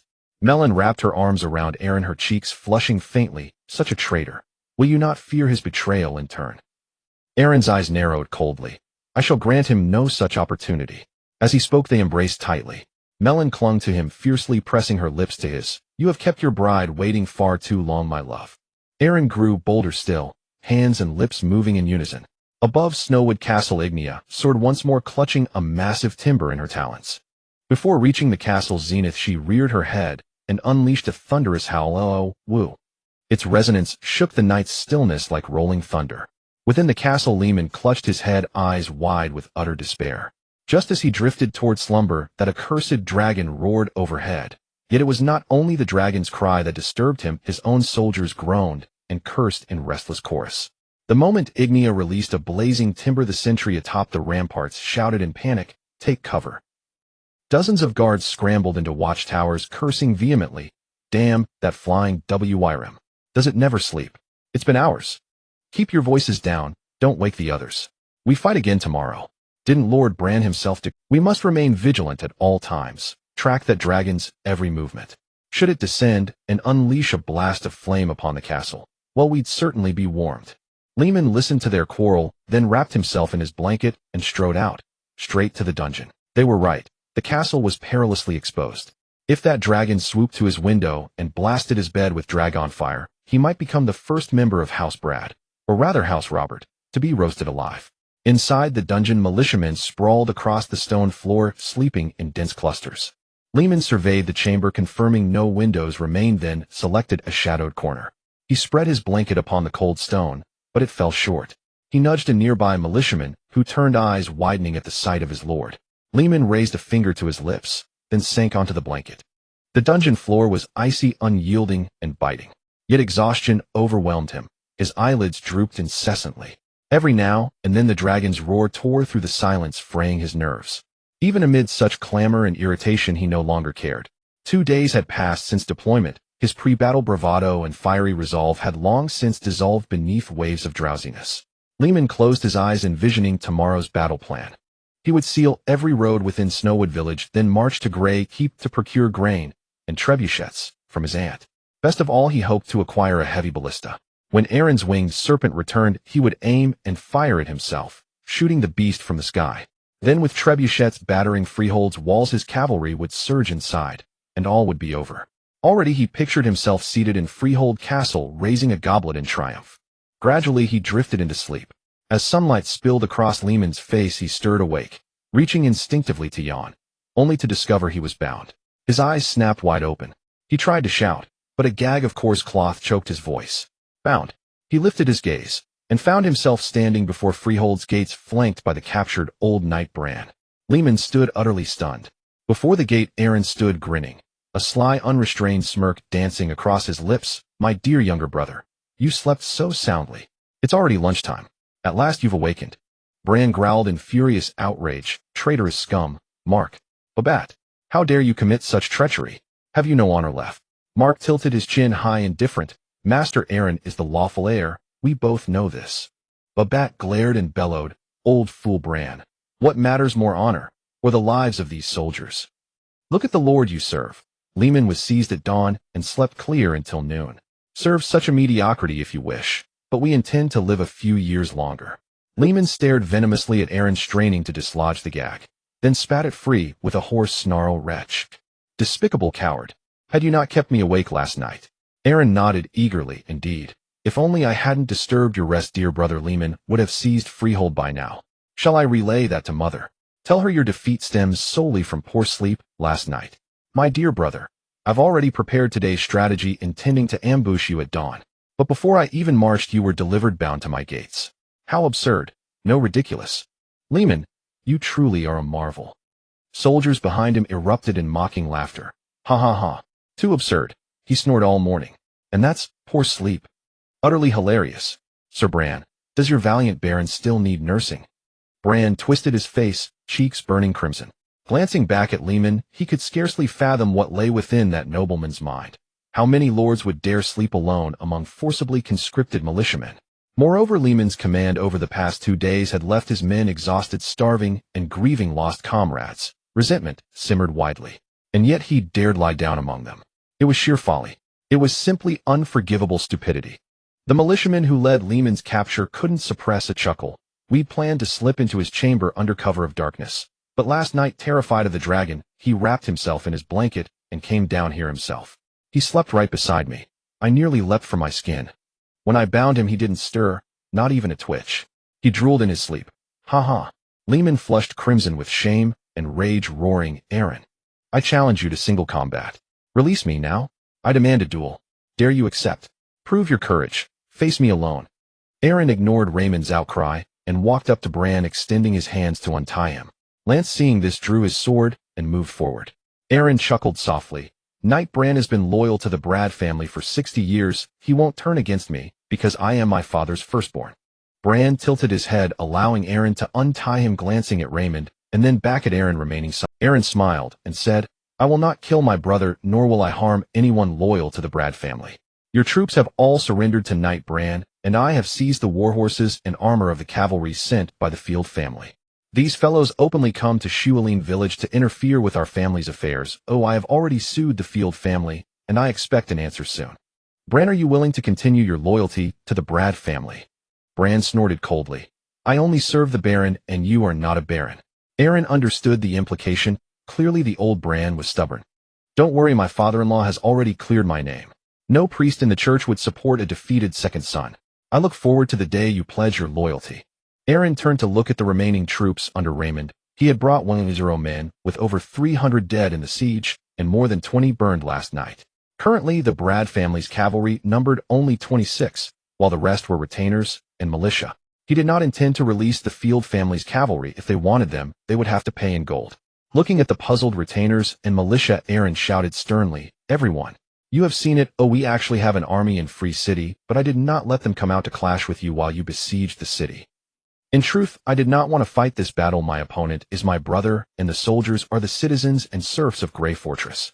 In my eyes, you are all part of the Brad family. Many of you were conscripted, and no one would want to stand as a living target at the foot of the city wall. Your families are still waiting for you in Grey Fortress, hoping you will return for dinner. You all have suffered in this battle. As for those who were harmed by my foolish brother, I will provide compensation to their families in accordance with the normal pension share. I, Aaron, will never take revenge on their families just because they aided Raymond in attacking me, for in my eyes they are also my subjects. So, my subjects, do you wish to return home with me? Several militia members clenched their fists and shouted loudly. More people began to chant. The scene instantly erupted. Shouts echoed ceaselessly. At Grey Fortress, the castle. Sarah listened to the maid's message, her face turning pale. Madam, it is indeed true that Knight Carl was killed yesterday on the ever-frozen plain by a man in red armor wielding a steel lance. And young Master Raymond has been captured this morning at the foot of Free City. Now the soldiers of the Brad family have all surrendered to Aaron, and they are on their way back to Grey Fortress. Upon hearing the news of Carl's death, Sarah's eyes turned red, and she choked, grabbing the maid's hand and crying out, What about my son? What is my son doing now? The maid's expression faltered. I'm not sure. Sarah's lips trembled, tears streaming down her face. Ever since Aaron's mother died, she had been suppressing Aaron, attempting to end his life multiple times, as she could hardly bear to think of the consequences if Raymond were captured. As the dull sound of the horn echoed from the city wall, Sarah's hair stood on end, and she glared hatefully out the window. At the front gate of Grey Fortress, Nima and Sugol stood on either side, leading the welcome for Aaron, creating a tumultuous scene. Aaron raised his hand in greeting, a smile on his face. The nobles of the Brad family bowed in respect. Nima Brad held a tray upon which rested a silver wolf-patterned ring. Aaron donned the ring that symbolized the Brad family and raised his fist, leading the way into the city. The returning militia members found their families, while the citizens inside the city knelt down under the guidance of various nobles. Bob, the steward of Grey Fortress, hurried forward, kneeling and praising. Brave young Master Aaron, it is truly wonderful to see you return. I have arranged a celebration banquet, just waiting for your arrival. Aaron feigned a sorrowful smile. Bob, you have worked hard. After following my father for so many years, your contributions are significant. Let's call off today's celebration banquet and turn it into my father's memorial service instead. Bob was taken aback, bowing respectfully. Aaron looked out at the people of the city, his voice trembling. I truly do not wish to send my subjects to the battlefield. This war is beyond my control. In fact, I had promised my father long ago that I did not want to compete for the inheritance with my brother. I only wanted to stay in Free City. But my young brother was deceived by that damned Carl Robert, leading him to wage war against me, when it was Carl who killed my father. It was Carl who deceived my brother. The crowd's expressions varied as they murmured among themselves. Aaron helplessly said, "My stepmother must know about this matter, but I have evidence to prove that my stepmother Sarah was absolutely unaware. Everything is the scheme of Carl alone. My brother and stepmother would never harm my father. Everything is a self-directed and self-acted plot by Carl." As Sarah arrived, she listened to Aaron's words, her expression dazed. Aaron had already seen Sarah, and no matter when he looked at this woman's face, he always felt an unexplainable urge. He was determined to have her. Aaron raised his hand into a fist. "Carl gathered a gang to impersonate robbers. He wanted to kill my father long ago, because Carl has admired my stepmother since he was young, but my stepmother is faithful and loyal, and she has no interest in him, so Carl has long harbored resentment against my father. He has long wanted to kill him. Carl Robert is the real culprit. How could I possibly kill my own brother?" Aaron dismounted and quickly walked up to Sarah. "My dear mother, you are frightened." Later I thought about it. I cannot ignore the subjects of Grey Fortress just for my own desire for freedom. My brother is still young, and as his older brother, I must take on the responsibilities. Rest assured, my dear mother, I, Aaron, will definitely protect you and my brother. Moreover, I will lead our subjects of Grey Fortress toward a better future. Sarah's eyelids twitched as she looked at Aaron, feeling a chill in her heart.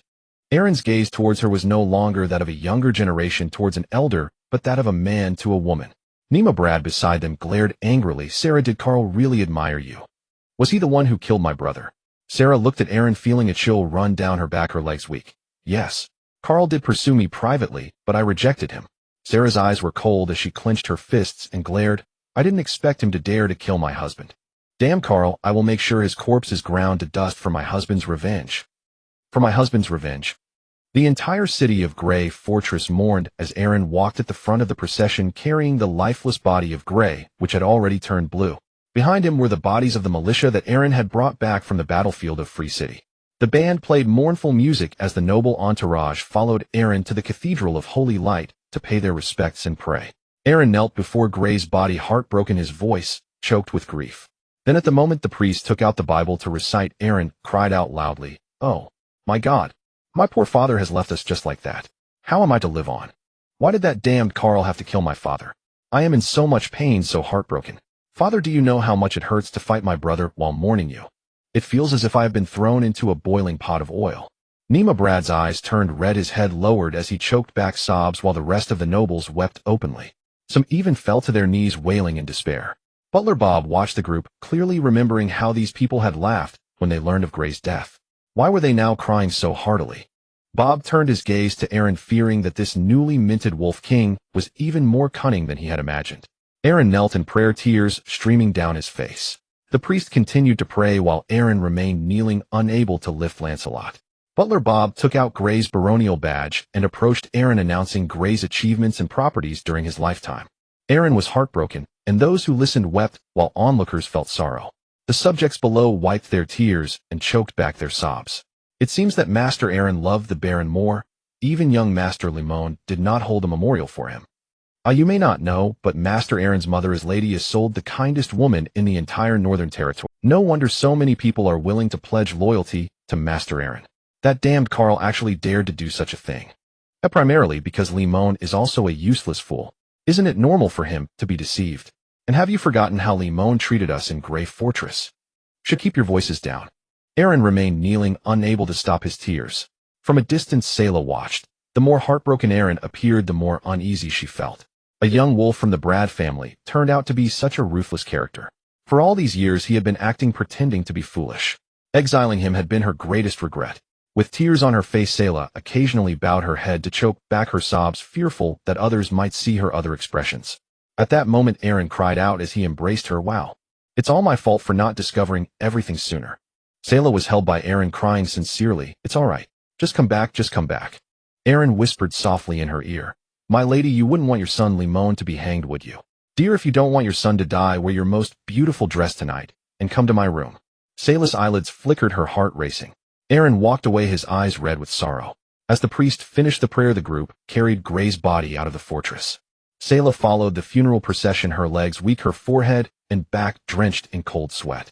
Her son was in Aaron's hands, and her brother Soros had taken most of their family back to the Holy City. Now she was isolated and helpless with no one to assist her. Thinking back on everything she had done to Aaron, she couldn't help but feel weak. Tonight was destined to be a sleepless night. Now Aaron held her secret. He knew she had murdered Gray, but why would Aaron help her? He could easily reveal the truth, leading to her and Limon's utter downfall, leaving them no chance of redemption.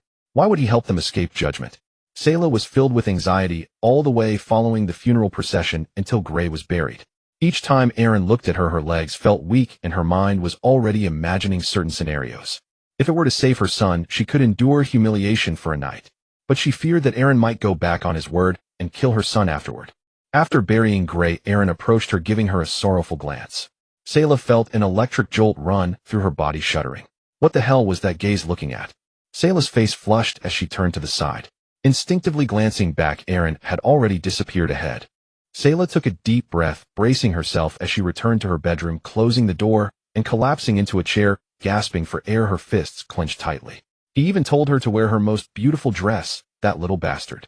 Selah glanced at the wardrobe, forcing herself to stand up, reluctantly opening it and looking at the clothes, a ruthless look in her eyes. Damn it. That damned little bastard, if you dare to kill my son, I will drag you down to hell with me. Then she called for a maid. Seeing Selah's state, the maid thought she was overwhelmed with grief. My lady. My condolences. Selah glanced at her. Help me change into this gown and fix my hair. The maid was taken aback. The Baron had just been buried and it was already dark. Why did Lady Selah still want to dress up? Selah's eyes were red, looking utterly haggard. This dress is what I wore when I married my husband Gray. Now that he has passed, I want to bid him farewell in the way I looked when I wed him. The maid was moved. It's rare to find a woman as devoted as you, my lady. The maid approached and meticulously dressed Selah, as if preparing a bride. Applying powder, spraying exquisite perfume, adorning her with expensive jewelry. The maid even put on the earrings Selah wore when she married Gray. Selah looked at herself in the mirror, speechless. Stay calm, calm down, Selah. Although she was surrounded by enemies and isolated, it didn't mean she had no chance to regain the upper hand. Aaron was only 18 this year. He was just a little brat yet to mature. What could he do if she lay before him? He was probably just as useless as his father Gray. She needed to feign submission to gather information about Limon. She had to save her son first. Taking a deep breath, Selah slowly lifted her head. Indeed, that little brat Aaron, even if she lay in his room, what could he do? How ridiculous did he think Selah was? The kind of fool who could be easily manipulated. Did he still want to taste her? What kind of world had she not seen? Could she not handle that little brat Aaron? Little brat, little cub, weakling, useless trash. Did he dare to flaunt himself before her with that frail body? Heh. Then prepare to be at her mercy tonight. That damned little brat. Sarah finished her dressing, looking at the face in the mirror with a cold smile in her heart, showing no sign of panic on her face. After dismissing the maid, Sarah hurriedly arrived in front of Aaron's bedroom. As she approached, she found that Aaron's bedroom was locked. Sarah's gaze shifted upstairs. Now that Aaron had become a baron, he should be residing in Gray's room. With both hands tugging at her skirt, she ascended the stone staircase. Along the way, she did not see any maids or guards. The oil lamps on the walls shone brightly, as if reserved just for her. Upon reaching Gray's room, Sarah instinctively reached out to knock on the door. However, she hesitated. Her brows twitched. She noticed the crack under the door. It was not fully closed. Sarah instinctively lowered her head, staring at her most beautiful shoes, her mind blank. It seemed she had some regrets. Once she entered, what would happen next? But her son was in the hands of the other party. If she didn't go, the next time she saw him could very well be his corpse. Sarah took a deep breath and pushed the door open. Turning her back, she closed the door she had shut countless times before. She locked it. Although she had been in this room countless times, this time she felt unusually restrained. Darling, I have been waiting for you for a long time. As soon as Sarah turned her head, Aaron's fingers seized her chin. His thumb and index finger pinched her jaw like iron pincers, forcing her to lift her face. The light from the oil lamp illuminated Sarah's face, which was dusted with a light layer of powder, her gaze sharp. Despite having fallen to such a state, she showed no intention of yielding. Her long golden hair, unique to the Field family, was styled at the back of her head, exuding an air of nobility. Aaron held her chin and looked down from her face to her neck, examining her entire figure. Tonight, Sarah wore a deep red velvet gown. The neckline was extremely low, with a pigeon blood ruby pendant nestled in the hollow of her collarbone, the skin beneath it nearly transparent, glistening with a cool sheen in the candlelight. Her waist was tightly cinched, the fabric abruptly narrowing from below her chest, creating an eye-catching indentation. Further down, it flared out the lines of her lower body, full and rounded. Unfortunately, the beautiful legs below were hidden by the skirt. Only a pair of exquisite little shoes on her feet were visible. Erin remained silent, looking up at her face again. Her face was more dangerous and lethal than her body. Her features were flawless, with high cheekbones, a straight nose, and full yet thin lips. But those eyes were the focal point of her entire face. They were the eyes of a venomous woman. Proud, sinister, sharp, unruly, or perhaps wild and untamed. Erin leaned closer, resting his face by her ear, inhaling the unique scent of her hair, a look of intoxication on his face. In the entire gray fortress, you are the one who captivates me the most, Sarah. Ever since the day I was exiled by you, I have longed for you. Erin gently blew into her ear, the hot breath entering Sarah's ear canal. With cold eyes, Sarah glanced at him. Where is my son? Erin's hand withdrew from her neck, shifting to grip her wrist. Sarah tried to dodge, but Erin was like a wolf, seizing the body of his prey. His left hand pinned both of Sarah's wrists against the stone wall. His right hand slid along the contour of her cheek to the back of her neck, fingers wrapping around it and pulling her forward. Then he leaned in to kiss her.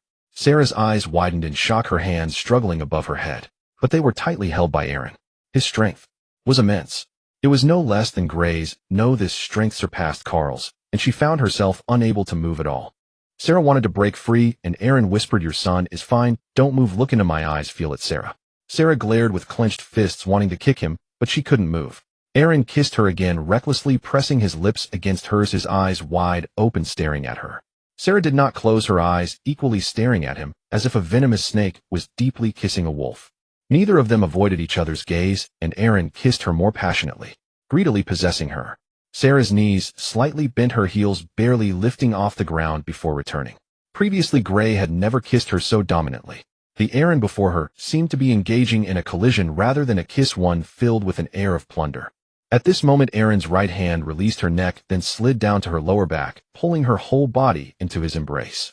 Holding her tightly, Sarah instinctively shrank her head back. Erin's left hand came down, tightening around her neck, while his right hand held her waist, leaving her no room to escape.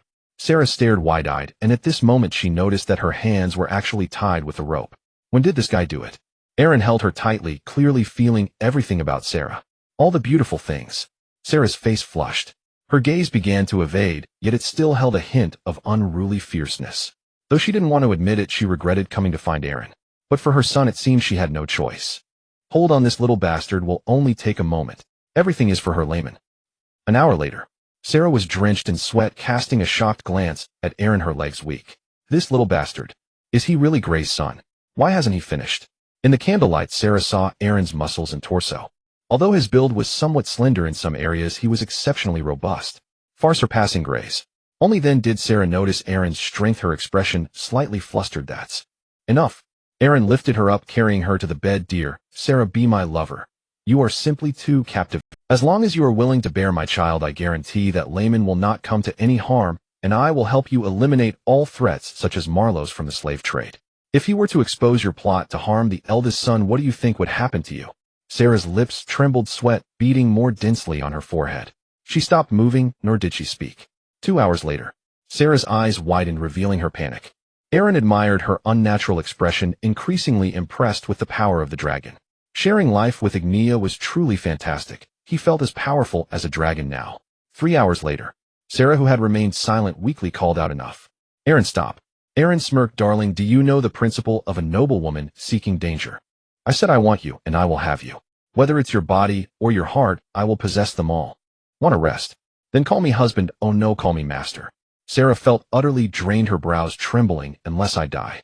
A glimmer of light rose in the sky. The sun slowly revealed a blush of red. Erin embraced Selah, smiling in admiration. Do not marvel at my strength, rather I must marvel at yours. You've shown such willpower throughout the entire night, dear Selah. Your determination surpasses that of most women, and that is what attracts me to you. Others may not understand you, but I know that feeling. Erin kissed Selah, who was utterly exhausted and no longer had the strength to resist him. Her eyes felt heavy, teetering on the brink of sleep. Yet she refused to close them, fearing that if she did, this little bastard would take further advantage. She could not close her eyes, for doing so would signify her defeat. Whether in her struggle for her son's inheritance or in every corner of this bedroom, she had lost. Erin gently caressed her cheek, his expression filled with concern. Selah, Field, the second daughter of your family. Since childhood, you have been betrothed to Grey Brad. Your life is a tragedy. You have spent your youth learning etiquette, finance, estate management, and territory governance. Before you even married Grey, you were already a pawn placed by the Field family in the north. From the very beginning you had no life of your own. Your existence has always served the family. You do not love Grey, you have loved your knight Carl since childhood. Although he is a few years older than you fell for him because he has always quietly protected you. Aaron sat up and picked up a sword from its sheath by the bedside. The battlefield knows no mercy, mourn my dear. Selah looked at the sword. Aaron brought the very sword of Carl crafted by her own hands. Looking at that sword, the once powerless Selah seemed to awaken a certain magic within her, trembling as she sat up. Clutching the sword, her eyes brimmed with tears. Yet she made no sound. Aaron stroked her head. You are not much older than I am. I learned this only later. My mother Exiled was also betrayed by Grey. She died when I was 6, and the following year you married here. Isn't that quite a coincidence? And you were only 14 at that time, the legal age for nobility to marry. In truth, you are merely 8 years my senior. If I am 18 this year, you should only be 26. Others may not comprehend your suffering, but I do. Your most painful years were at 14, when you loved your knight, yet married the over 40 Grey, that old man who is ugly, fat, old, stinky, and revolting. Every night you slept clutching a fat goblin. Your perseverance speaks volumes about your remarkable willpower. As Aaron spoke, he sat beside her and tenderly said, my dear, Carl's body lies in Freedom City, where I have given him a proper burial. I will not deny your love, nor will I harm your son, for I understand your pain is no less than mine. Now that the truth has come to light, you should see the true colors of your family. Your brother Soros has taken most of the clansmen away to assist the 4th prince in the Holy City. It seems he could not afford to lose face, so before leaving, he carelessly left your son with a dozen young knights and dozens of farmers, even though it was he, your uncle, who incited you both to kill my father. And now when trouble arises, he runs away. Selah's tear-filled eyes trembled as she clutched the sword, her lips quivering. She cried silently, holding the sword close. Tears dripped onto the sword, sheath rolling down to the disheveled sheets.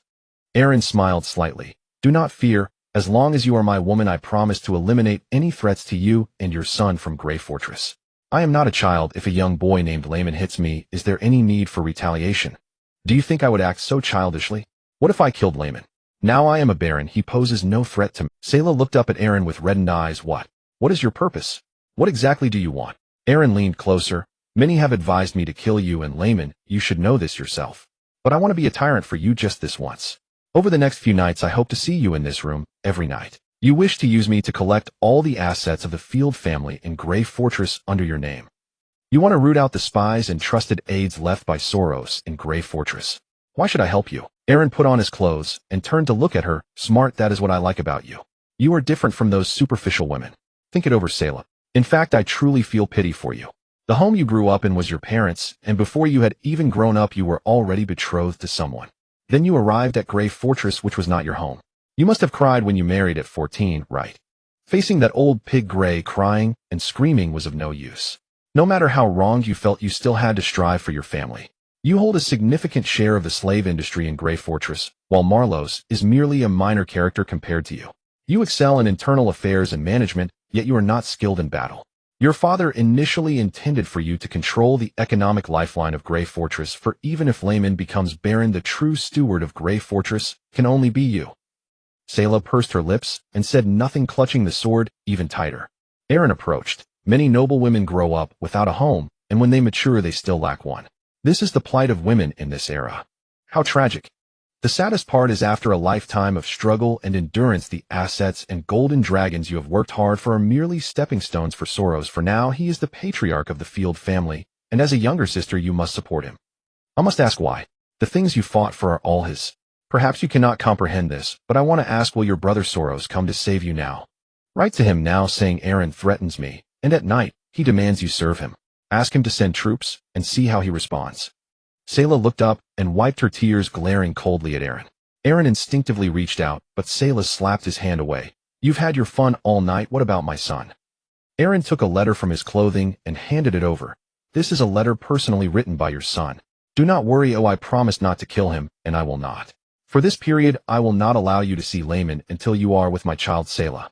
I need your help in managing the territory. I need your help in acquiring all the assets of the Field family left in Grey Fortress. As Aaron spoke, he embraced her once more. Moreover, I will show you the true joy of being a woman every day. Why can't it be me, dear? Aaron approached the door and chuckled softly. One last piece of advice, my dear. Will your brother Sora focus on nurturing his son or yours? I'm not trying to sow discord. I just want you to consider your son's future. He assured, rest assured I will grant you the dignity you deserve. In front of others you will always be my stepmother, and I will not let you lose face. Alright, I've got to get busy now, sweetheart. Erin said, closing the door as Selah clutched Carl's sword, tears streaming down her face. She instantly broke down into tears. Erin glanced back at the room, a cold glint in his eyes. As he reached the front gate of the castle, the sky outside gradually brightened. Lance came forward with a group of guards, and Erin nodded in acknowledgement. The group followed Erin into the monastery to visit the Grey Mouse. Erin adjusted his collar and took out a pardon order along with a set of pure silver rings engraved with the white wolf emblem. As the first rays of sunlight streamed into the monastery, Erin led the way inside. On the sickbed, the Grey Mouse was drowsy and initially thought it was just another injured person. Upon instinctively opening his eyes and seeing Erin before him, the Grey Mouse widened his eyes in alarm and hurriedly sat up. Grey Mouse greets the Lord. Before he could rise, Erin pressed his hand on his shoulder. Just lie down and recuperate, Grey Mouse. I heard that you risked your life to seize the city gate in this battle. The victory was achieved so easily thanks to your significant contribution, so I will pardon you from your status as a slave, Grey Mouse. The Grey Mouse was taken aback, his lips trembling. Erin raised the pardon letter and shouted loudly in the monastery's infirmary. I, Erin Brad, in the name of the Baron, hereby pardon Grey Mouse's slave status. In recognition of his loyalty and bravery, I grant him the surname Frank and name him William. He declared, William Frank, a name symbolizing the courageous and free. And I grant him the right to wear the Brad family crest ring. Lance presented the ring that symbolized the honor of the Brad family to the Grey Mouse. The Grey Mouse was overcome with gratitude, struggling to speak. Grey Mouse swears to serve the Lord unto death. Grey Mouse does not believe in God, only in the Lord. Erin smiled gently. Take care of your injuries, and once you recover, go back to Free City and see how well your son has learned to read. The Grey Mouse repeatedly thanked him, tears of joy in his eyes.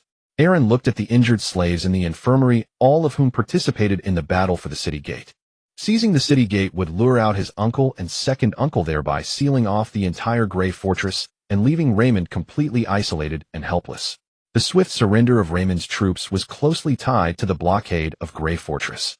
Looking at the injured slaves, Erin raised his hand, signaling, I heard that Grey Mouse inspired morale, using his house in Free City. Since my dear subordinate has already stated it, I as the Lord will certainly comply. On that day, everyone who followed Grey Mouse to seize the city gate will each receive a house in Free City. The crowd cheered in unison, their shouts bringing 2 nuns from the monastery over. Seeing Erin, the nuns hurriedly bowed. Erin raised his voice. By the way, once you arrive in Free City, do not commit any crimes. A year of honest labor in Free City will grant you a pardon from your slave status. My benefits are only for law-abiding citizens. Leaving the monastery, Erin stepped onto the street. After not walking 2 steps, he saw a farmer dumping manure by the roadside and instinctively covered his nose. Walking a bit further, he saw a girl pouring urine and excrement into the flower beds with a wooden bucket. Erin maintained a stern face. Free City was certainly more comfortable. Although Grey Fortress was larger with a population of around 50 to 60,000, the houses here had no sewage systems. Whether old or young, or even beautiful maidens, everyone dealt with their needs on the spot.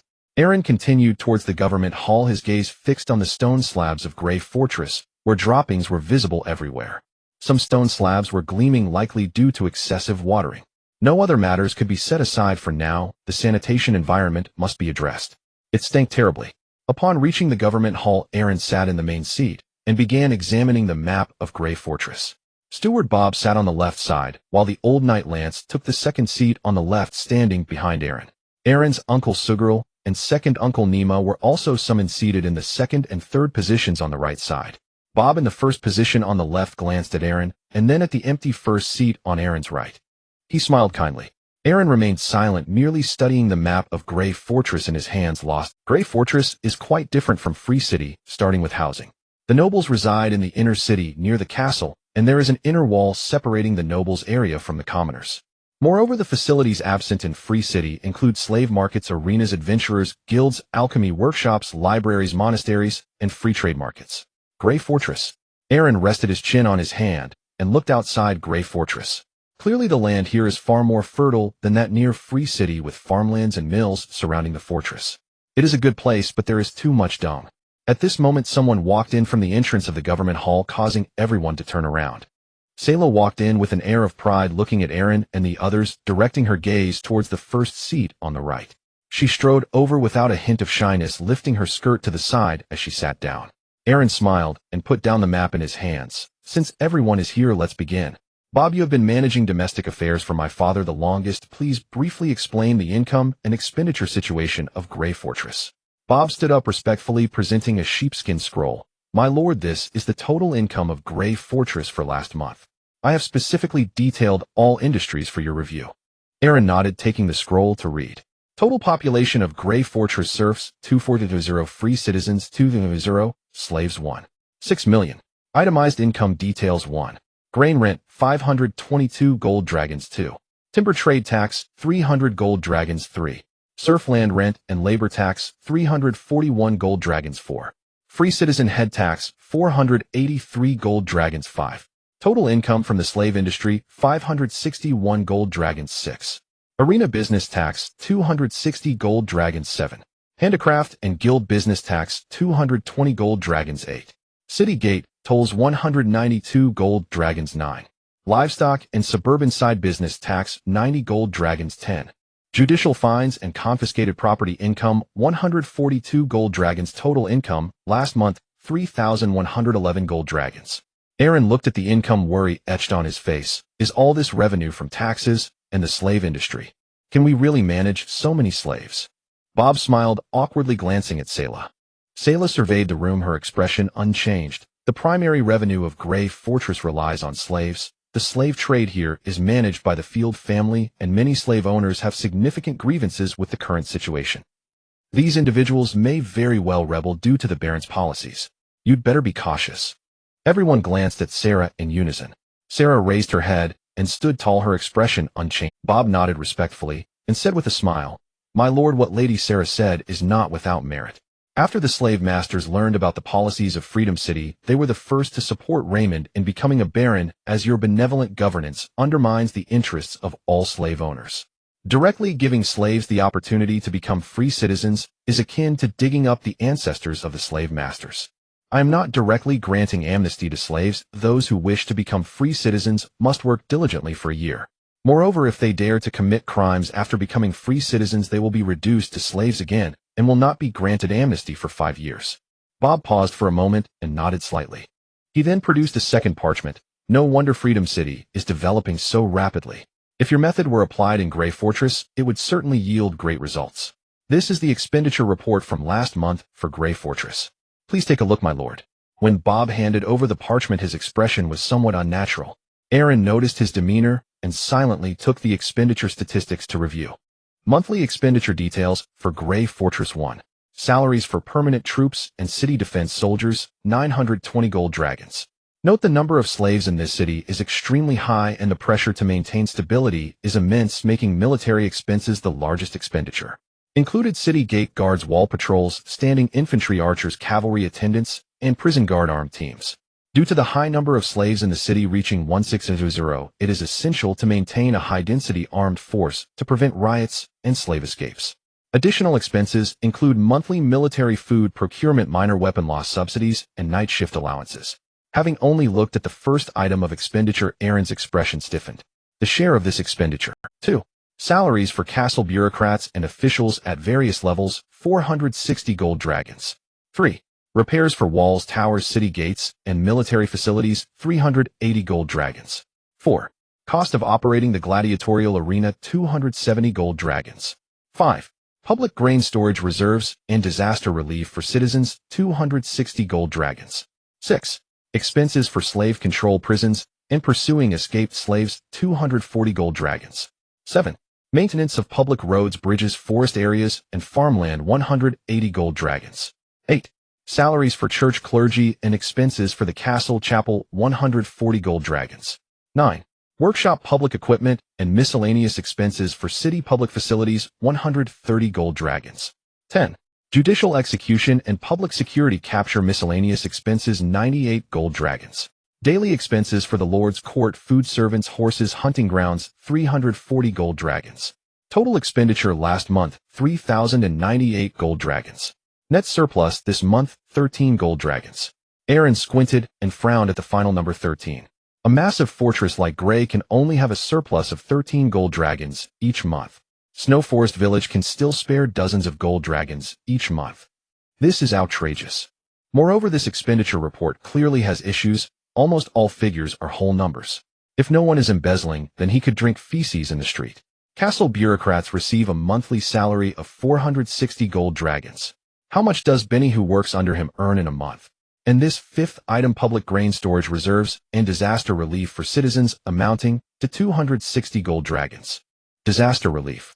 Who dares to provide disaster relief without his permission?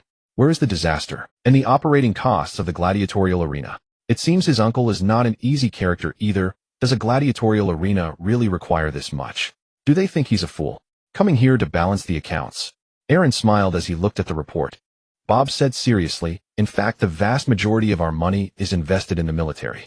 Maintaining stability and controlling slaves are the main expenses because Grey Fortress is a typical oppressive fortress. Without such a large military presence, the slaves would certainly revolt. If there weren't so many troops controlling the slaves throughout the city, the last disturbance led by the Grey Rat would not have involved just a few hundred slaves. It would have been at least 1,000, possibly even more. Those people did not want to participate in the riot. They were simply unable to do so under control. Moreover, the walls and defensive facilities must also be maintained every month. These things are also used to suppress the slaves. Aaron remained silent, continuing to smile. Looking at this report, he found it increasingly absurd. He clearly remembered his father Grey saying that they could earn several hundred gold dragons every month, right? How is it that this report shows only a surplus of 13 gold dragons each month? It seems that this is not just one or two people embezzling. It is his father Grey leading the corruption, and he dares to assert that his father certainly has additional Grey income. Otherwise, how could his personal pocket money exceed the entire fortress' monthly surplus? Bob was still talking, but Aaron no longer wanted to listen. He stretched and yawned, saying, Bob, I will give you a month to increase the monthly surplus of Grey Fortress from 13 gold dragons to 1,000 gold dragons. Do you think it's possible? Bob wore an expression of disbelief frozen in place. Aaron continued to tap the table. I will investigate each item in this expenditure report one by one. This must have been miswritten by the subordinates. Is Grey Fortress poorer than Snow Forest Village? What a joke. Bob hurriedly bowed and said, My lord, you are right. This report might indeed have issues. I will go below and ask each person again. Old Knight Bran, gripping the hilt of his sword, raised his eyebrows. I have long wanted to eliminate those corrupt individuals. Baron, just give me 100 troops, and within a day, I will definitely kill all the corrupt pigs in Grey Fortress.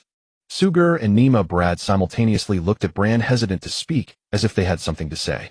Aaron nodded repeatedly, looking approving.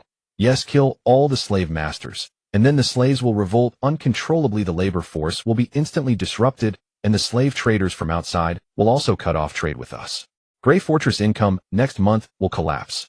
This method of eradicating the roots is truly remarkable, Bran. How is this any different from self-immolation? Bran's old face twitched as he quietly said, I meant to kill a few of the leaders. With both severity and leniency. Aaron's uncle Sugur instinctively rubbed his neck. He looked up at Aaron's second uncle, his face twitching. Aaron closed his eyes, feeling a headache coming on. Pointing at the table with one hand.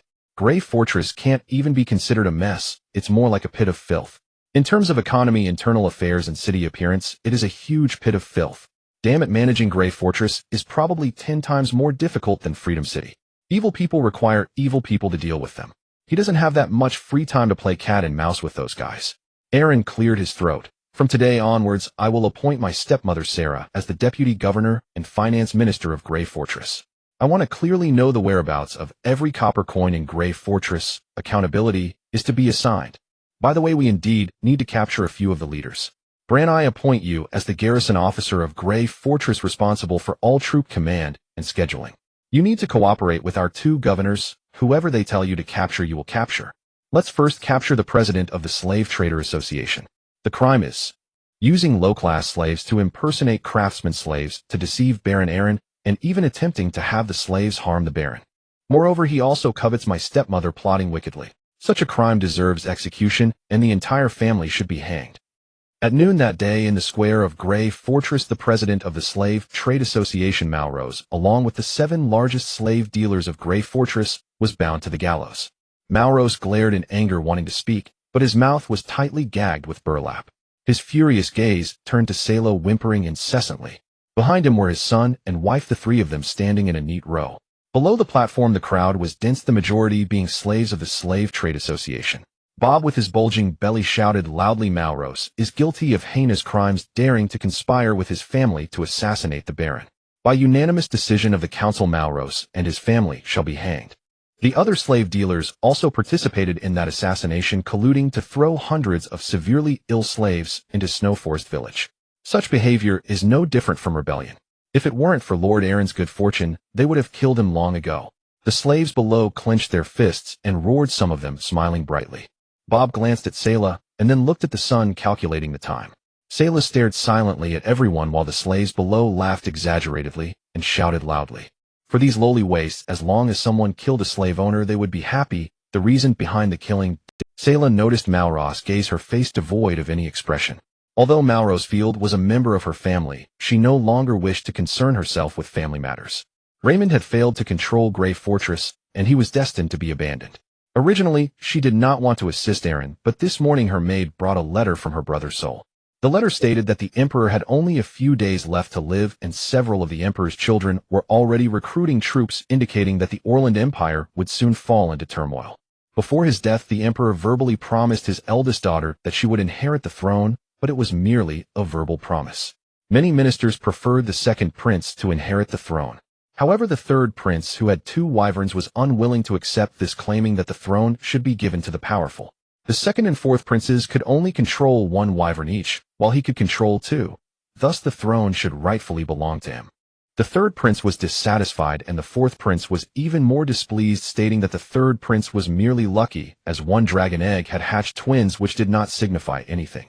Seeing this, the fifth princess directly took her knights and wyvern south, leaving the holy city, fearing being caught up in the struggle for the throne. Selah's brother Sol clearly informed her in the letter to prepare for remarriage, as a powerful viscount next to the fourth prince had previously praised her endlessly. Selah, who initially did not want to help Aaron, found her last shred of goodwill towards her family completely shattered after reading her brother's letter. What Aaron described might only be the surface of the coldness. Everything Selah had worked hard for in her life was truly just a stepping stone for her brother. In the eyes of her family, Selah was now at best merely a tool for marriage, an object, a clearly priced courtesan among the nobles. She no longer cared about what her brother and the fourth prince intended to do. She only wanted her Raymond to live well. Regardless of how Aaron treated her, as long as it ensured her son's survival, everything was worth it. At that moment, Aaron on the gallows grasped the hemp rope. He cast a cold glance at Malros and his family, snorting coldly, and tore off the hemp rope. The wooden platform beneath the gallows suddenly dropped, and Malros' feet lost support, struggling in panic. The surrounding slaves were filled with righteous indignation, watching Malros in pain, with some slaves even kneeling on the ground and crying. "Oh, he's finally dead. Malros is finally dead. Huh. Good, well done." Aaron did not look back at the struggling Malros, leaning against the hilt of his sword, and turning to the crowd. "The criminal has been executed. To ensure the normal operation of Grey Fortress and the livelihood of all slaves from now on, all unsold slaves of the Slave Trade Association will be confiscated. All those who previously worked for the Slave Trade Association, whether record keepers, managers, or guards, will continue their work, but now you will work for me, not for Malros." The crowd murmured, some showing sorrow while others expressed great relief. Aaron raised his hand and shouted, "Everything remains unchanged. It is just that these criminals have died. You will work just as you did before. From today onwards, the Slave Trade Association will become a public enterprise." Malros and his gang not only plotted against me, but also evaded taxes, embezzling at least 700 gold dragons each month. They are truly the parasites of Grey Fortress. I could kill 1,000 of such scoundrels and still not feel satisfied. At this moment, a slave in the crowd excitedly raised his hand and shouted, "Lord Baron, will we have a chance to be pardoned?" Aaron squinted at the slave, remaining silent. The slave's expression was flustered, and his gaze dodged. "I heard that you pardoned the Grey Rat and exempted him from his slave status. Can we also have a chance to be pardoned?" Aaron slightly curled his lips, repeatedly assuring, "Of course, there is a chance. However, to become someone like the Grey Rat, you must achieve merit. You must do your job diligently. If you can't even do the basics, how can I give you the opportunity?" Upon hearing there was a chance, the slave grinned widely. Aaron approached Bob and whispered, "Within 3 days, compile all the information on the slaves for me. I want to verify them one by one. Select 3,000 slaves who are naturally kind and have never caused trouble. If you can't gather enough, don't force it. I want to send them to Freedom City where they are still expanding and urgently need labor. For the remaining slaves, find the 100 with the worst character for me, hang 3 of them each day, kill the chicken to scare the monkey.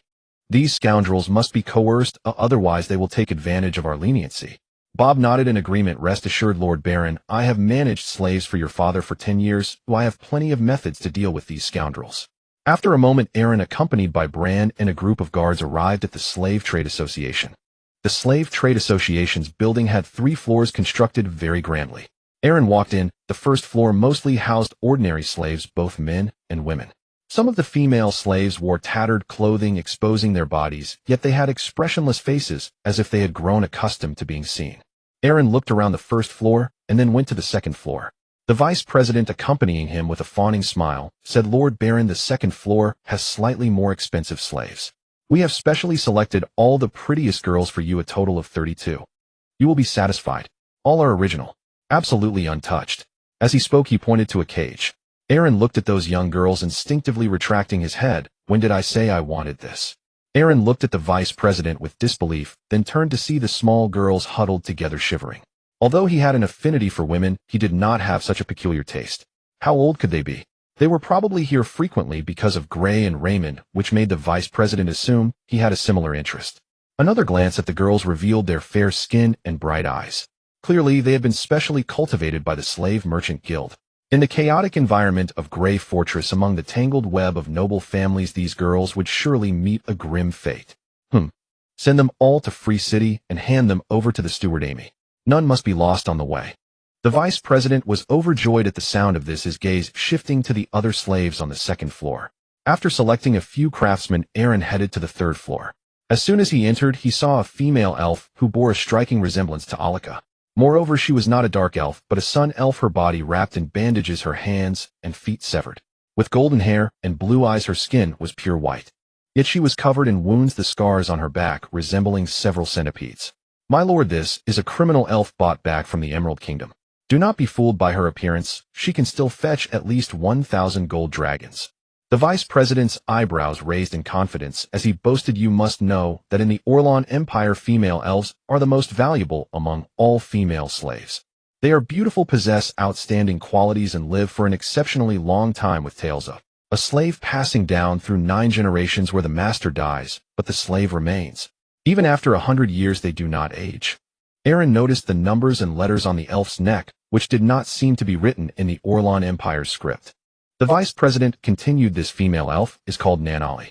After repeatedly using transformation magic to turn into small animals to escape, Marlos severed her hands and feet. Even without them, the guests still adore her. For those guests, losing her hands and feet is actually a plus. They can do whatever they want with her. Without hands, she can't use magic, and during the insurance period, Marlos even cut out her tongue. This way, she can't even utter magical incantations. If ordinary guests want her company, we can still earn 10 gold dragons a night. Aaron looked at the elf named Nanali, whose neck bore an old magic restraining collar, unsure how long she had been sold as a slave. If she could use magic, would it be worth taking her back? Yet he seemed to dislike such a worn-out elf. Sending her back to Free City felt a bit off to him. Once again, the words Alika had said to him floated in his mind. Don't act like a little boy, Aaron. Let women be the foundation of your dominance. Aaron looked at Nanali again. The transformation magic could be useful in the future. They'll take her too. Send her to my current residence first.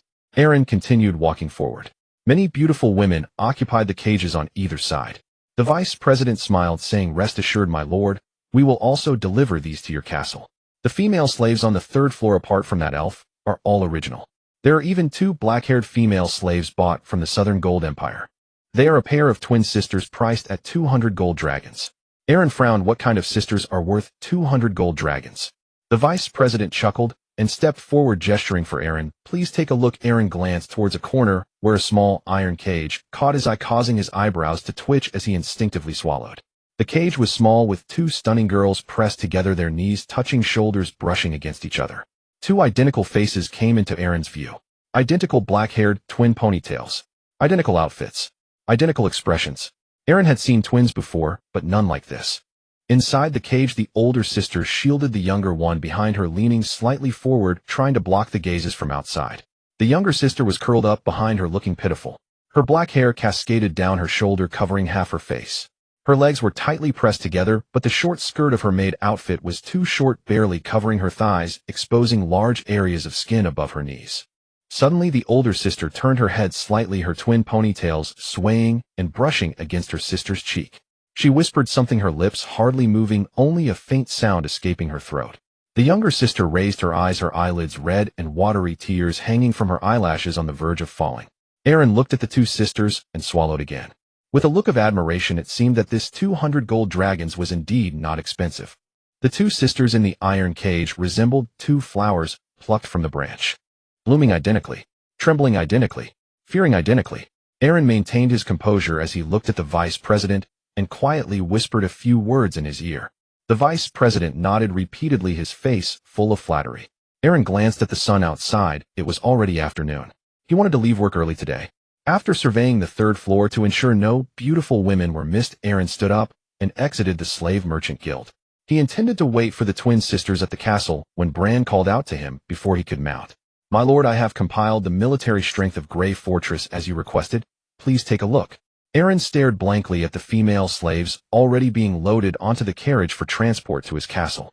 He turned to Bran, then looked back at the carriages. There were a total of 5 carriages. Clearly apart from the twin sisters and the elf Nanali, all the remaining beautiful women from the third floor were included. Aaron narrowed his eyes, reluctantly accepting the parchment scroll handed to him by Bran. Summary of Grey Fortress military strength: slave guards 500, crossbowmen 200, cavalry 52, cavalry escorts 312, guards 200, total 1264. Aaron stroked his chin deep in thought. Bran whispered, "Grey Fortress is a high-pressure slave city. 500 slave guards are essential. Besides the cavalry, the combat capability of the crossbowmen is even inferior to your archers in Free City, my lord. Moreover, many of these troops." Aaron jumped down from his horse. "Speak plainly. There's no need for secrecy." Bran looked around and cleared his throat. "Many of these troops are officials, all with connections.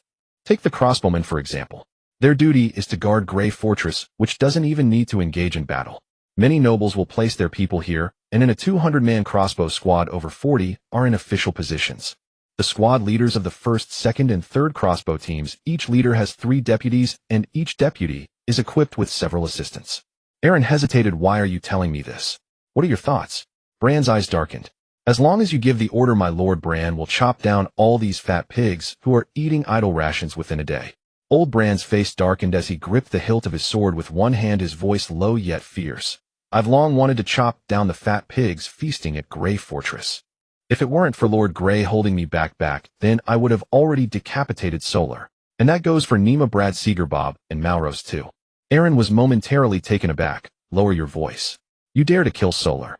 Bran glared with aged eyes, enunciating each word. "I've wanted to chop him down for ages. At worst, I can kill all these fat pigs and pay with my life." Aaron's eyelids twitched. "With a method like yours, your son and grandson will suffer too. My eldest son embezzled funds, and I cut him down with one blow of my sword. As long as I can bring a clear sky back to Grey Fortress, I am willing to die." Aaron looked at Bran's eyes. He actually preferred this upright general to go to Free City. Although Grey Fortress was larger than Free City, he wished to cultivate Free City more, because that was where he had personally built everything and the class order was transparent. But in a place like Grey Fortress, if he didn't keep seasoned veterans like Bran, Sarah, and Bob in check and replace them with Lancels, such a young man would definitely not hold up. There was no need to think about Chief Morris. Amy probably wouldn't work here either. This place needed to use the tactic of driving away the tiger and swallowing the wolf, letting the wicked manage. How to thoroughly cure the illness of Grey Fortress. Bran continued, "My lord, I've heard that the security in your Free City is excellent, with no criminals or troublemakers at all. If you are a wise ruler, I suggest you centralize power. All military, political, and financial authority in Grey Fortress should be concentrated in your hands. Currently, the news of Emperor Orlon's severe illness has spread far and wide, and the struggle among the heroes has become inevitable. If you want to get involved, you must act decisively now. Host a banquet, invite all the nobles and officers of Grey Fortress. At your command, Bran will eliminate those fat pigs. Previously, the Lord told me that if I directly killed them, the economy of Grey Fortress would collapse, but later I sent someone to investigate, and those fat pigs have enough gold dragons at home to sustain Grey Fortress for years. They have been profiting here for so long that if you don't kill them once the conflicts arise, they will run away with their wealth. It will be too late for regrets." Aaron clenched his fist, silent. If he took out all those guys, wouldn't he have the gold dragons? If he continued to let things slide, it would definitely become more troublesome. Would he dare to sleep in the castle of Grey Fortress when the war broke out? But his uncle and second uncle should also be corrupt, especially his uncle Seeger, who had discrepancies in the accounts of his gladiatorial arena. Bran continued, "My lord, the waters of Grey Fortress are murky, and you cannot clear them up. Afterward, Bran is willing to take all responsibility, even if it means hanging my whole family, as long as Grey Fortress can be like Free City, where the people's faces are adorned with smiles. Bran is willing to sacrifice for the country." Aaron muttered under his breath, "Don't tell me these nonsensical things anymore. Just do your job well." Bran's brows twitched, wanting to speak, but Aaron interrupted. "Are you suggesting I commit familial treachery? Those people just helped me take down Grey Fortress. Without them, could I have become a baron? How could I possibly do such a foolish thing as betraying my family? Those people are my beloved kin, my brothers." Aaron shouted very loudly, his voice booming. "They are relatives who have watched me grow, all my elders. Is it so unreasonable for occasional account discrepancies? Bran, if I hear you say such nonsense again, you can kneel in front of the castle and bake in the sun." Bran looked unwilling, and Aaron flung his sleeve and left. "This is outrageous. Absolutely absurd. If I did that, who would still support me in the future?" After Aaron walked away, he took a detour and found Bob. Dispersing the maids and attendants, Aaron spoke softly. "Bob, I think we need to strengthen the loyalty of all officials and nobles. Now that I've just taken office, many people don't know me. I thought about it later. Rather than reconciling accounts with them over the gold dragons, it's better to sit down and drink together. Let's chat first, make connections with them, and then resolve the issues of the accounts through policies." Bob raised his eyebrows. "Shall we arrange a banquet?" "This idea is good. Your father frequently arranged banquets to entertain all the nobles in the city, and I've always wanted to hand over the management rights of the cold iron mine in the northern part of Free City. As a baron, I definitely have no mind to manage any mines. Right now, that place is managed by an old village chief of Snow Forest Village with production too low. So I'll give you a list, Bob. Go notify them, and have all the nobles and officials on the list show up tomorrow night. I want to see their backgrounds. The cold iron mine won't be handed over to a pauper to manage." As Aaron spoke, he picked up paper and pen to write the list. Bob took the list and nodded with a smile. "All right, I will definitely have them all come tomorrow night." With arrangements made, Aaron returned to the castle. Bran was right. Without a decisive reform now, once the 5 children of Emperor Orlon initiated the 5 Kings conflict, those fat pigs in Grey Fortress would definitely have ideas. No money. Economic collapse. Killing this group of pigs would solve everything. Even if it means using the profits from Snow Forest Village to sustain Grey Fortress for a few months, he must turn the sky of Grey Fortress blue. But once those nobles are killed, their guards and attendants will definitely rebel. A bloody battle was inevitable tomorrow night. He looked up at the sky outside the window. In the distance, Ignia sensed Aaron's thoughts and flew straight to Free City. In the barracks, the archer Captain Osiris looked at the ugly characters Ignia had written on the ground, deep in thought. "Archers and cavalry are coming." Ignia let out a low growl, and Osiris understood. "Is the Lord sending our archers and cavalry to Grey Fortress, leaving Walker with the firearms squad to guard Free City?" Ignia nodded, then rose and flew away. Osiris hurriedly set off and found Cliff. Cliff handed the infantry squad over to Clan. He took 20 cavalrymen and followed Osiris' team south with haste. Grey Fortress.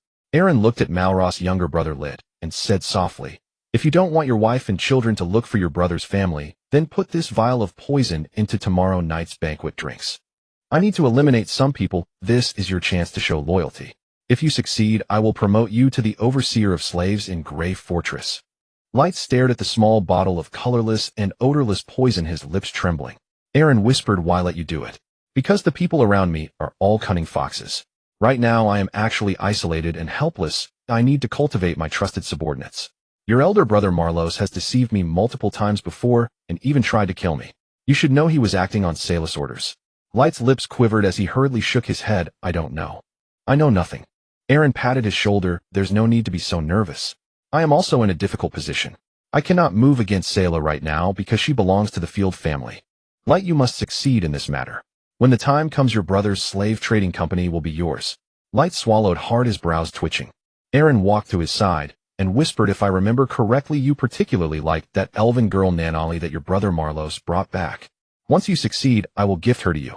Light's eyes changed instantly. Aaron smiled, "But she has to spend the night with me tonight. As long as you follow my instructions, I will definitely reward you. You know about the Grey Rat. He isn't even free, and I've given him a house. But you are a free man, Light. If you serve me, you can have whatever. Light clenched the bottle of poison, nodding all right. After giving his instructions, Aaron returned to his Selah had already changed into a new dress and had been waiting for a long time.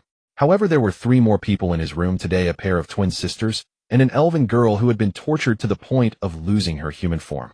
Selah looked at Aaron with an unnatural expression.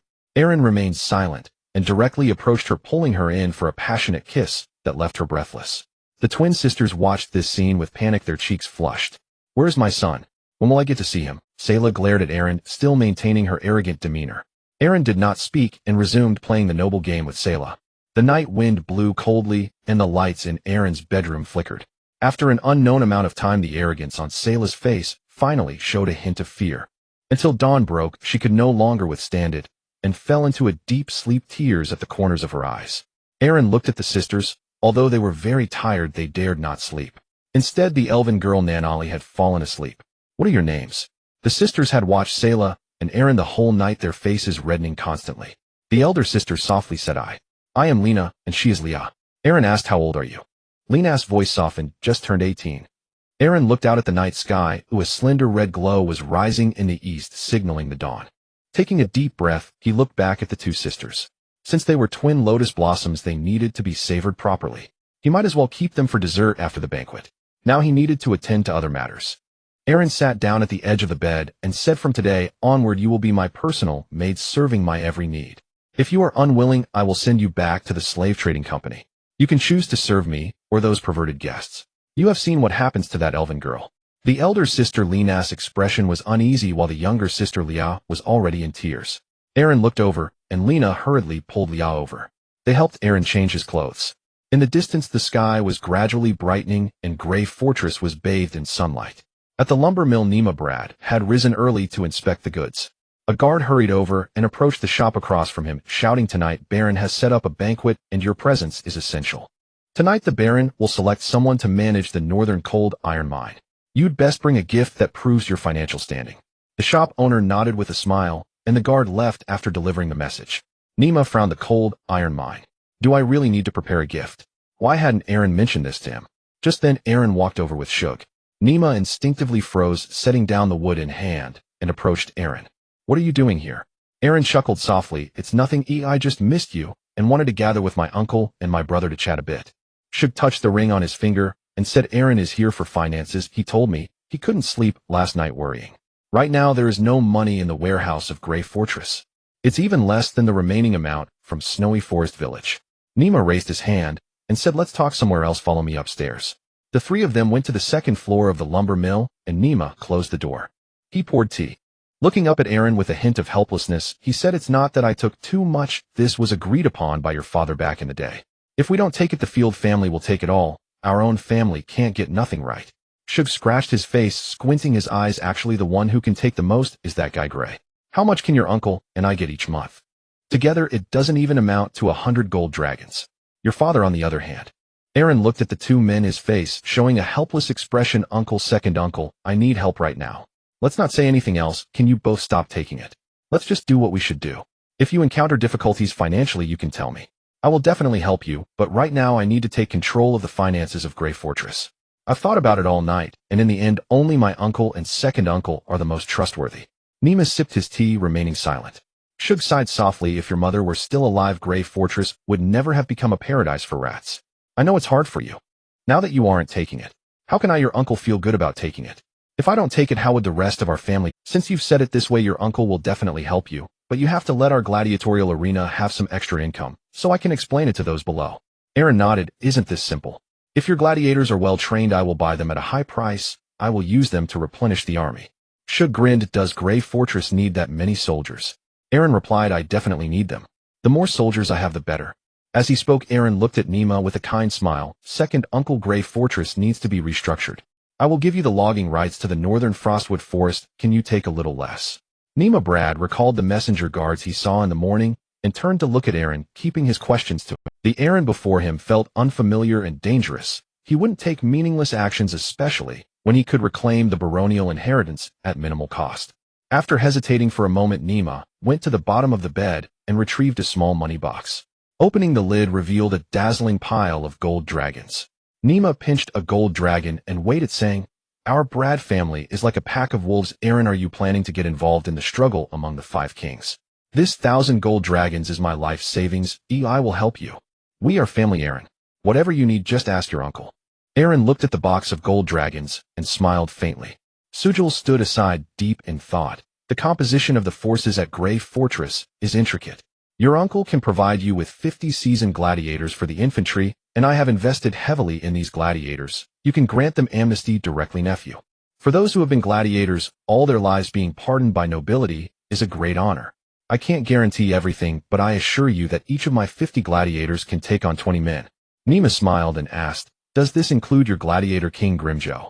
Sujal pursed his lips, seemingly hesitant. Looking at Aaron, Sujal sighed softly. Yes, I will give the strongest one to Aaron. I believe that my sister's spirit will bless this endeavor. In the evening, the banquet hall of Grey Fortress was filled with people. The musicians changed to a new tune, which was a bit more lively than the previous one. Aaron sat at the head of the table, sitting upright with his elbows resting on the armrests of the chair, his thumb unconsciously rubbing the wolf head ring on his knuckle. 2 seats were empty to Aaron's left. A young officer sat in the third position wearing a faded blue military uniform with a copper button on his epaulette that had already fallen off, revealing the grayish-white thread underneath. As the man ate roasted fish, he occasionally glanced at Aaron, smilingly gesturing. Aaron returned the smile, looking at those unfamiliar faces. Even the original owner's memories held no impression of them. Sitting in the middle of the long table was a corpulent merchant wrapped in deep purple satin, his round belly adorned with a hefty golden chain buckle. Aaron watched as the man spoke to a gaunt-faced man across the table about the cold iron mine. At the end of the table sat several young landlords, their sun-kissed skin still displaying a reddish-brown hue. On the long table at the other end of the hall, cold dishes and desserts were laid out, with several maids in black skirts bustling around with silver trays. An open space in the center of the hall was made available for dancing. A young noble couple twirled around each other. In a corner, near the main door, stood a few guards in leather armor with short swords at their waists, whispering closely together. Aaron smiled broadly as he watched the people in the hall. The buzzing noise within never ceased, creating an overwhelming clamor. At that moment, a merchant from the Field family smiled at Sarah, who was sitting to Aaron's right, raised his wine glass, and strode over. Ha ha ha, Sarah, do you remember me? I am your uncle. My father and your grandfather are brothers. Long time no see. You are still as stunning as ever. Care to share a drink with your uncle? Sarah glanced at the man without a word. Aaron smiled and tapped the table, saying, since you are my stepmother's uncle, what should I call you? The man grinned, sizing up Aaron. We are all family here. By the way, Sarah, do you have any thoughts on remarrying? Our Field family's iron rose is admired even in the holy city. Let's strengthen our ties, shall we? Don't let outsiders take advantage of us, ha ha ha. Sarah's eyes twitched, suppressing her inner anger, forcing an unnatural smile. Aaron approached Sarah, placing a hand on her right shoulder to block. The man raised his wine glass and shouted loudly, come, come, come. Elites of Grey Fortress. We shall not leave until we are drunk tonight. Let us toast to all of us first. I, Aaron Brad, sincerely thank everyone for your support and attendance. Cheers. Everyone raised their glasses and shouted, laughter never ceasing, joy abounding. Sarah raised her glass to drink, but Aaron took her glass back to his own seat. Sarah's face tightened as she glared at Aaron in anger. How dare he take her cup in front of so many people, with so many watching? Sarah's uncle approached again, grinning as he came before Aaron. Your lordship the Baron, didn't you say you would select a manager for the cold iron mine? When shall we begin the selection? What do you think of me? I have traded or before, and Sarah knows this well. At this moment, Aaron saw someone walking in from outside. It was George Brand's youngest son. George stood at the door with several guards, his expression grave. Aaron chuckled softly. Wait a moment, let us finish our drinks before discussing the mine. Aaron raised his glass, stood up, and laughed heartily. Ha ha. Today is truly joyful to see so many elders and siblings gathered. Come, let us drink another cup. Sarah's uncle raised his glass with a smile, looking extremely sycophantic. He occasionally stole glances at Sarah. But after a sip of wine, he frowned instinctively, placing his glass down as he looked at the blood in the wine, his expression frozen. He reached up to touch his nose, and 2 streams of bright red blood flowed out continuously. Looking up, he was shocked to see that everyone else at the banquet was also bleeding from their mouths and noses. Aaron sat at the head of the table, smiling as he drank his 3rd cup of wine. Sarah looked at her uncle, slumping over across the table, her eyes wide open in shock. Then more and more people began to collapse. Sarah watched the tragic state of the Field family's relatives and friends, her previously forced smile slowly transforming into one of relief. Looking at her uncle still alive on the ground, Sarah smiled brightly. She glanced at Aaron, and the smile on her face lingered. In the hall, the noble servants were drawing swords and fighting. George shouted, "Kill them all." The soldiers locked the doors. Inside the banquet hall, the sounds of fighting continued and screams filled the air. Outside, the old knight Bran, leading a dozen trusted aides, looked sharply at the approaching soldiers and knights. One knight shouted, "What's going on? Where's my lord? Bran, what are you doing? Clear the way for me." As a stream of blood surged from the cracks of the banquet hall doors, the soldiers and knights of the nobility drew their swords and charged towards the main door. Osiris, hidden on the second floor, waved his hand, drawing a bow and shooting an arrow. "Shoot." Fire. Rain of arrows fell as Osiris struck down two, with one arrow hitting the target precisely in the head. Bran stood behind the door of the banquet hall, his black armor stained dark red. Some people, seeing they were outmatched, fled in all directions. On the streets of Grey Fortress, horse hooves shattered the earthen sign outside the tavern, sending debris flying. Some people, seeing they were outmatched, fled in all directions. On the streets of Grey Fortress, horse hooves shattered the earthen sign outside. 19 riders formed a wedge formation behind him, charging into the narrow street. The sound of hooves striking the cobblestone echoed like a dense drumbeat, while iron fists clashed against the stone, sparking bright embers. The shops on both sides of the street had their doors and windows tightly shut, with arrows occasionally shooting down from second-floor windows, embedding themselves in the gaps of the cavalry's shoulder armor. However, the cavalry's momentum remained unbroken as the wedge formation charged forward like a burning iron plow, sending the scattered infantry tumbling. The gate of the first noble's residence was crashed open. Benny took down one after another. No one could stop him. The second noble's door was also breached. Gladiator Grimy Joe led 50 men into the fray like a meat grinder. Just then, a large number of enemy troops suddenly surged onto the street. Cliff squinted and frowned, watching the people among the troops, including noble attendants, knights, followers, serfs, and slaves. Those fellows had called out everyone they could from their homes. Benny's cavalry was initially only facing 100 or so fleeing soldiers, but suddenly a sea of black heads appeared in front of them. The noble's slaves surged out from the side alleys, from the open courtyard gates, and from the gaps in the collapsed walls, charging towards the cavalry line in waves. They had no formation to speak of, merely relying on sheer numbers. Behind the cavalry, a warhorse neighed and reared, throwing a rider to the ground, who was immediately pinned down by 5 or 6 hands. The lance was seized, and Benny hurriedly turned to support. Cliff growled back to the street retreat. Benny turned his horse, sweeping down 2 approaching slaves with his spear. Blood splattered from the spear shaft, arcing onto his own chest plate. He shouted behind him, "Regroup. Break through, don't let them surround us." The group charged out of the encirclement of slaves, losing 1 person. The slaves chopped the body of the fallen cavalry into pieces, spearing the rider's head and yelling as they rushed into the street. Further away, several noble officers stood at the end of the street, waving their arms to direct a new wave of slaves surging from the North Street. As Osiris led 100 archers into the South Street entrance, the rooftops on both sides had already been occupied by slaves.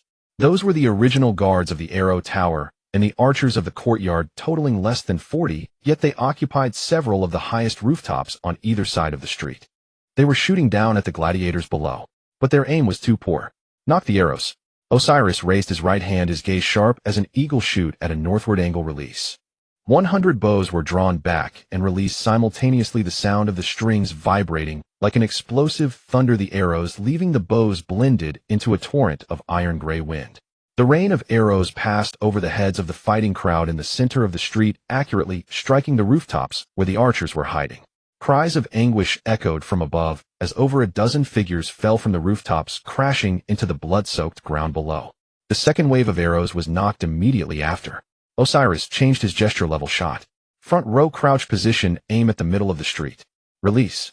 This time the arrows were shot straight ahead, embedding themselves in the crowd of slaves that were closing in on the cavalry.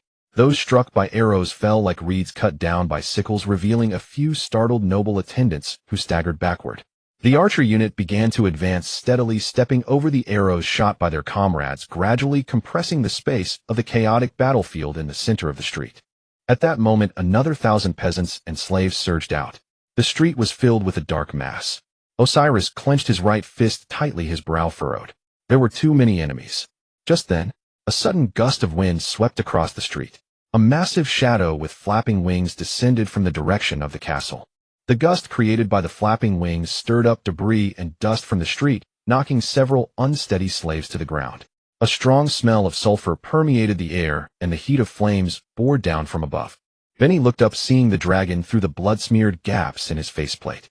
The fiery red scales blazed under the midday sun, each edge glimmering with gold and crimson embers. Its wingspan nearly spanned the width of the street, covered in red scales, and with each flap, it brought a wind pressure akin to a landslide. The dragon flew towards the castle tower of Grey Fortress. The moment Aaron leaped down from the castle tower's parapet, Ignia swooped down. He landed firmly on the dragon's back.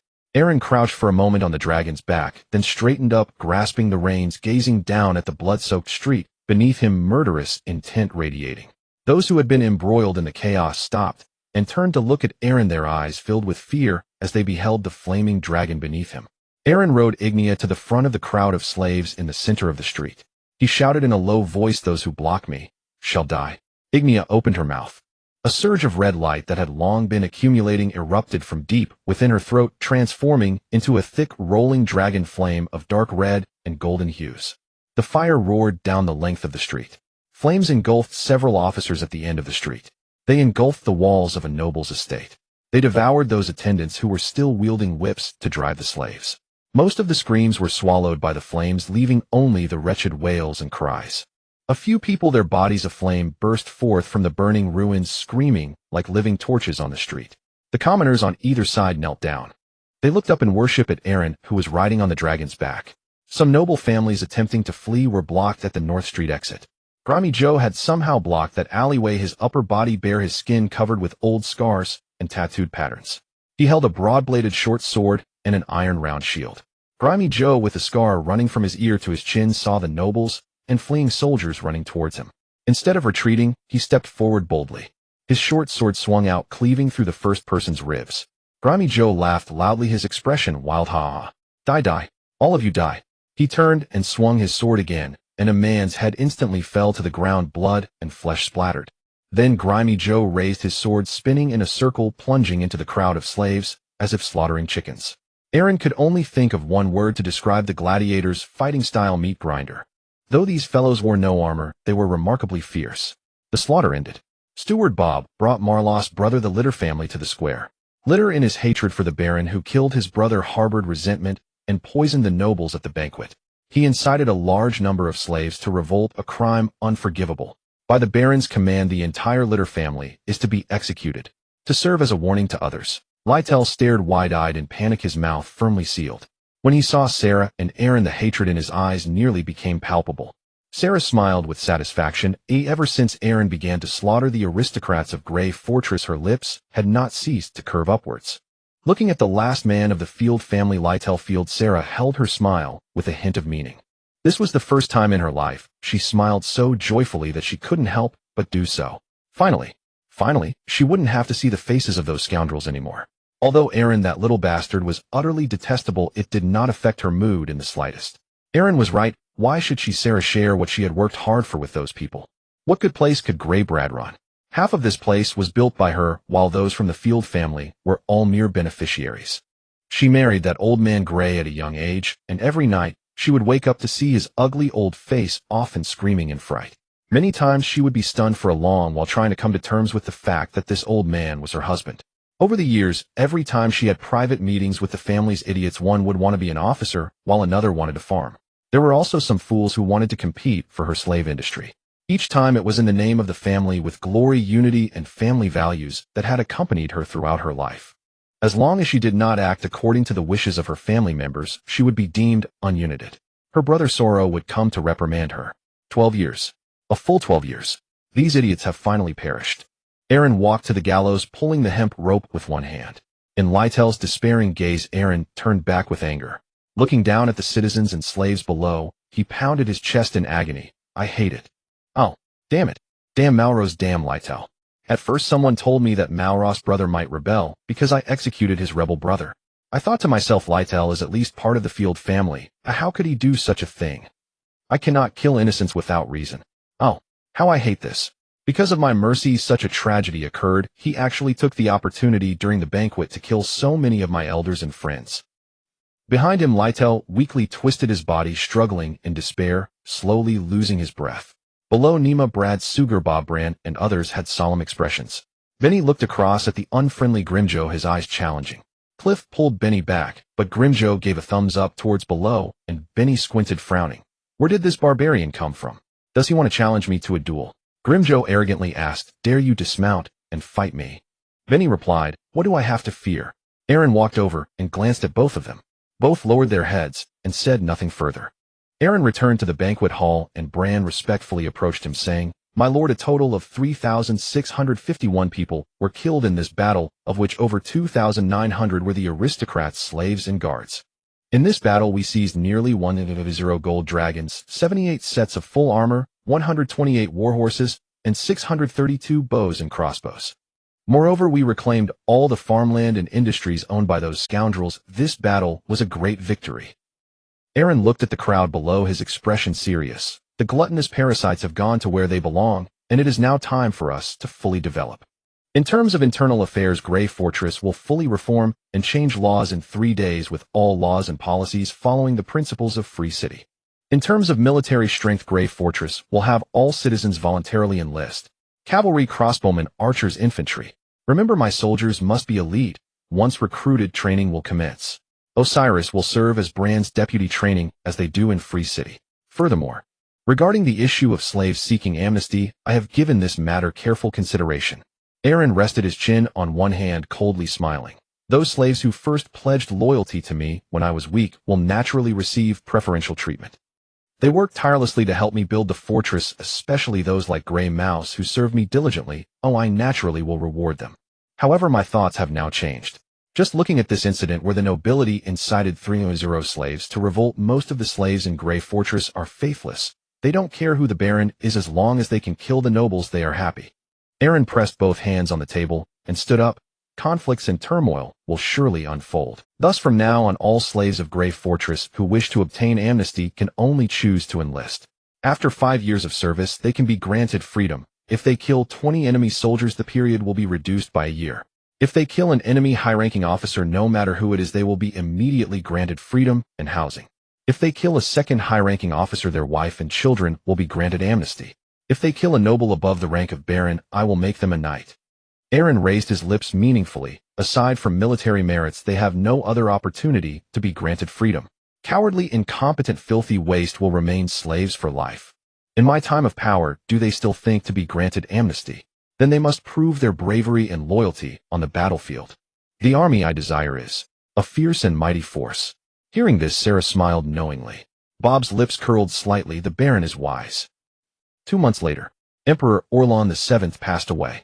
The fourth Prince Telika Orlon ascended the imperial throne with the support of the Field and Bayos families, declaring himself Orlon VIII. With an overwhelming force of 20,000 troops, he defeated the Grand Princess Mephilis, 4,000 soldiers at the imperial castle in the eastern part of the capital city, with Mephilis escaping on her dragon. The dead piled from the holy city to the imperial castle, blood flowing like rivers, and corpses littered everywhere. Thus this battle was known as the Blood Battle of the imperial castle. After the battle, Grand Princess Mephilis Orlon rode her dragon to Harvest City, gathering knights, barons, viscounts, and lords to pledge loyalty. In just 3 days, she successfully occupied the central region of the Orlon Empire. Harvest City, St. Lady Castle, Radiant Sun Castle, Glimmering City, Crow Bay, and Azure Cloud Castle were all captured by her, vowing to reclaim her throne and conscripting 30,000 troops. She openly recruited adventurers for military service: swordsmen, mages, hunters, dragon riders, shamans. Anyone who answered the call would be directly granted nobility. The second Prince Lon Bobbin did not wish to participate in the struggle for the throne, believing that the fourth prince would not act against him. He planned to stay in the Holy City to bury his deceased father, but was knocked unconscious by a personal knight and taken to the southeastern Barren Fortress, where the Dukes of Barren Fortress and Eternal Night Fortress pledged loyalty, forging a throne and elevating him to emperor, calling himself Orlon VIII, mustering 20,000 troops. The third prince, Backlong, aware that he could not defeat the fourth prince, led his followers north. Duke Klinder of Nolan City sent Viscount Walmart's troops to aid him. He placed Qingyuan City under the control of the third Prince Backlong. To ensure its safety, Duke Klinder dispatched Walmart's troops to garrison Arthur Harbor, collaborating with Qingyuan City to defend against the fourth prince, while publicly stating they possessed 20,000 troops. The fifth Princess Lasana had long escaped the Holy City, and with the help of Baron Jean established herself in Jinshui City and Inshui City, declaring neutrality and not participating in the power struggle. She had also invited mages from the Holy Light Academy, her former classmates, to hold important positions. Upon learning that all his siblings did not support him, fourth Prince Telika was furious, increasing his troops to 50,000 with iron-fisted means marching from the imperial castle to launch a fierce assault on Harvest City, only to be heavily damaged by 3 dragon riders led by Grand Princess Miaphyllis, forcing him to retreat back to the imperial castle, resulting in a stalemate. The struggle among the 5 kings officially began. Inside the castle of Grey Fortress, Aaron looked at the letter sent by his father-in-law Walmart, deep in thought. Dear Alika, my father-in-law wants me to send troops to support the 3rd prince. What do you think? Should I go or not? The power struggle among the 5 kings. Ulrika sat by the bedside holding Aaron.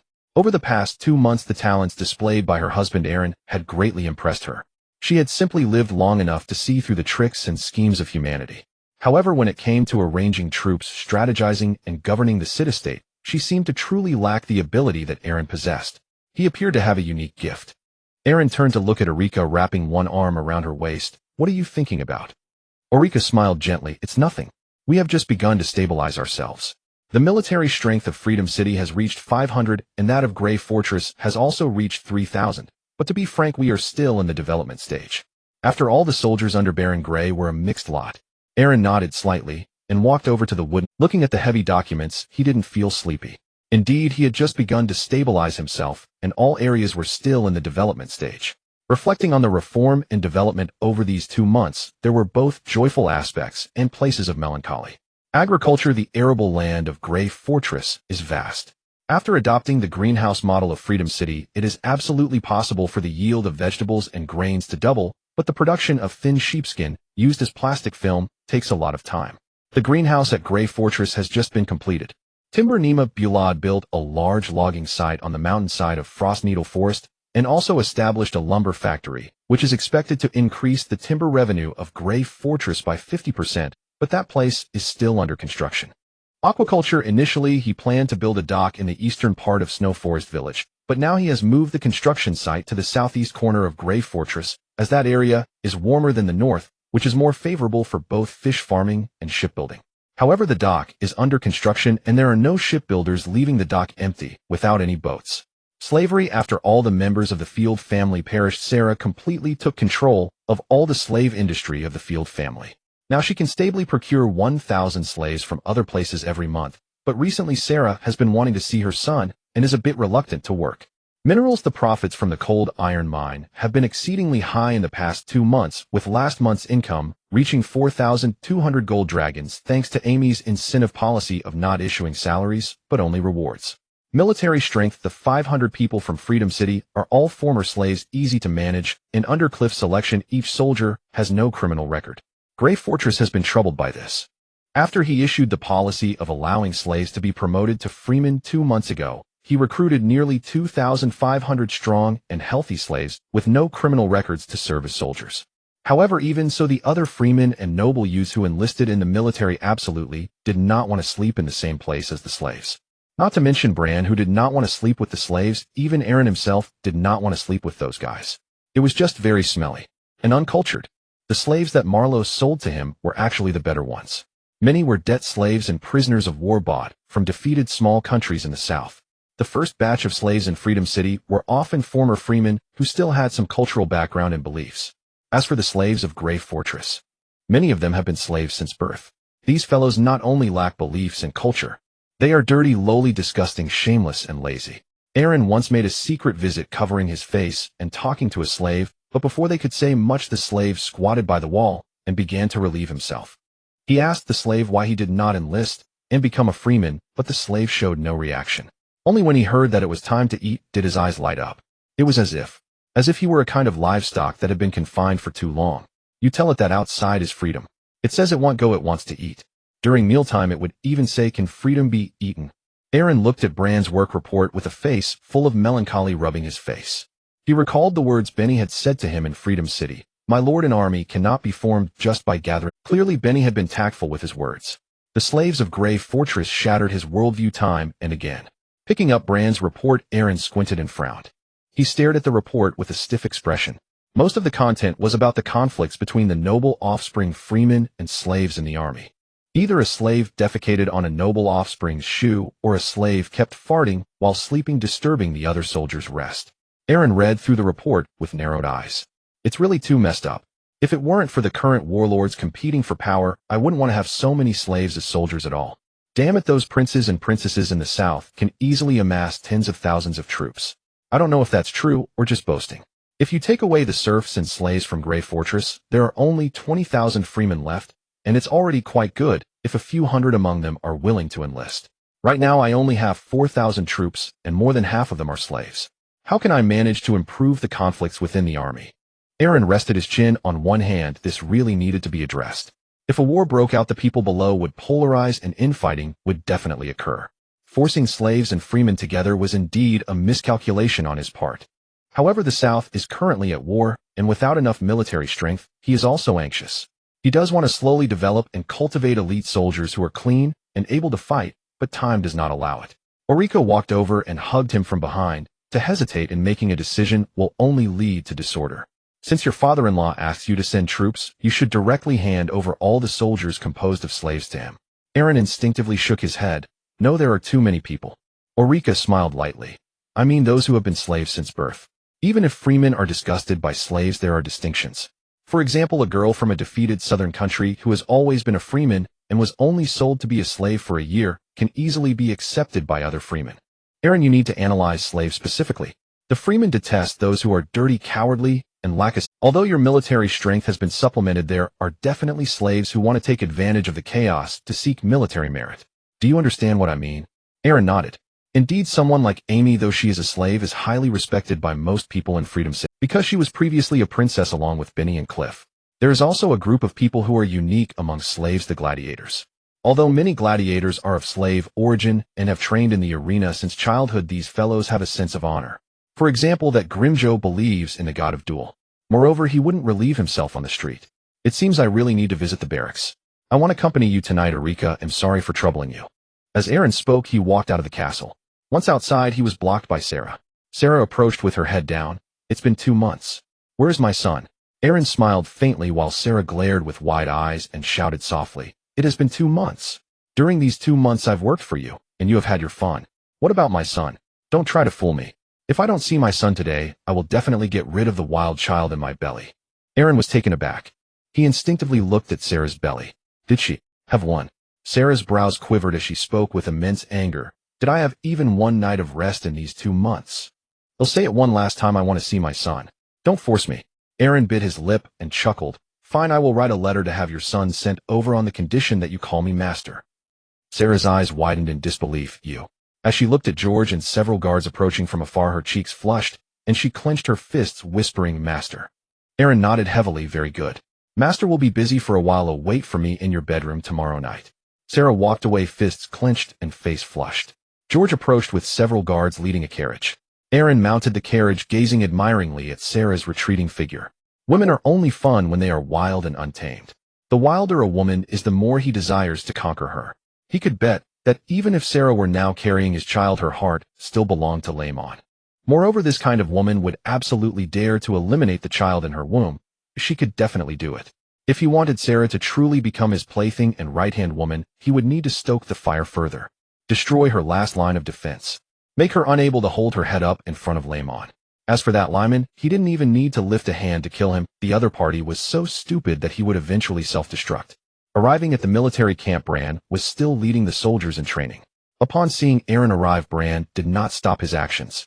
Aaron sat on the high platform and picked up the personnel list of the army. He set aside the page for free citizens and noble offspring and began marking the list of slaves one by one. After filtering, only 431 slaves had once been free citizens. The rest were all local slaves from Grey Fortress. Many were from slave families, having been slaves for 3 generations. After filtering, only 431 slaves had once been free citizens. The rest were all local slaves from Grey Fortress. Many were. In total, there were 2,600 slave soldiers, mostly infantry, with a small number of crossbowmen. He would send these guys to his father-in-law, and by the way, exchange them for some shipwrights and stone. Or exchange for some refugees. Since they were at war, there would definitely be refugees at the front line. Aren't refugees just free citizens? Moreover, for both sides in a battle, refugees are always the most troublesome issue because they need food, and if they go a day without eating they will cause trouble. If things go badly, they might even be subverted by the enemy and become spies to deceive the city gates. George, I have a rather severe task for you next. Aaron began writing a letter while George stood respectfully. Please give your orders, my lord. Aaron said while writing. I am sending you to Arthurport to support my father-in-law. Lead the 2,600 troops on the list to achieve great accomplishments. I will have Barbado and Mark assist you. George was overjoyed and shouted loudly. I will not fail your lordship's expectations. Aaron sealed the letter and handed it over. Remember, let Barbado and Mark lead these soldiers in battle. You will have other tasks once you arrive. Deliver this letter to my father-in-law and tell him that we need to expand the docks at Grey Fortress. Many areas are still in the starting phase, and we want to exchange most of Grey Fortress military strength for his support. Additionally, check how many refugees are over there. If there aren't many, forget it. If there are many, bring some back. On the way, bring more provisions so that those refugees can eat on the road. Aaron patted his shoulder. This is your task. If you dare to participate in the battle without permission, I will. George hurriedly shook his head. Rest assured. I will arrange it right away. Picking up the list, George went to the high platform and shouted, all those whose names are called, come out. Now is the time for us to achieve great things. Duo Lin. Here. Kaka. Here. Bran looked at his son on the platform and walked behind Aaron. Aaron handed him the remaining list of 400 soldiers. Bran, I have selected all the slaves who were once free citizens and have not committed any crimes along with the army composed of free citizens from Grey Fortress. That's a total of 900 people. Can you manage them? Bran's eyes lit up as he hurriedly took the list. Absolutely no problem, my lord. This plan is simply brilliant. I wanted to bring this issue to your attention earlier. If there are too many slaves in the camp, free citizens won't want to enlist. It is different to fight alongside those with faith and those without. Bran nodded slightly as he looked at the personnel on the list. In this way we can recruit more soldiers again. Aaron looked at George, who was giving a pre-battle speech, and pointed at the wooden stakes of the fence with one hand. Recruitment. How many can we recruit? Bran replied. It will be absolutely no problem to raise the total military strength of Grey Fortress to 1,000. Aaron nodded in approval. All right, go and take care of it.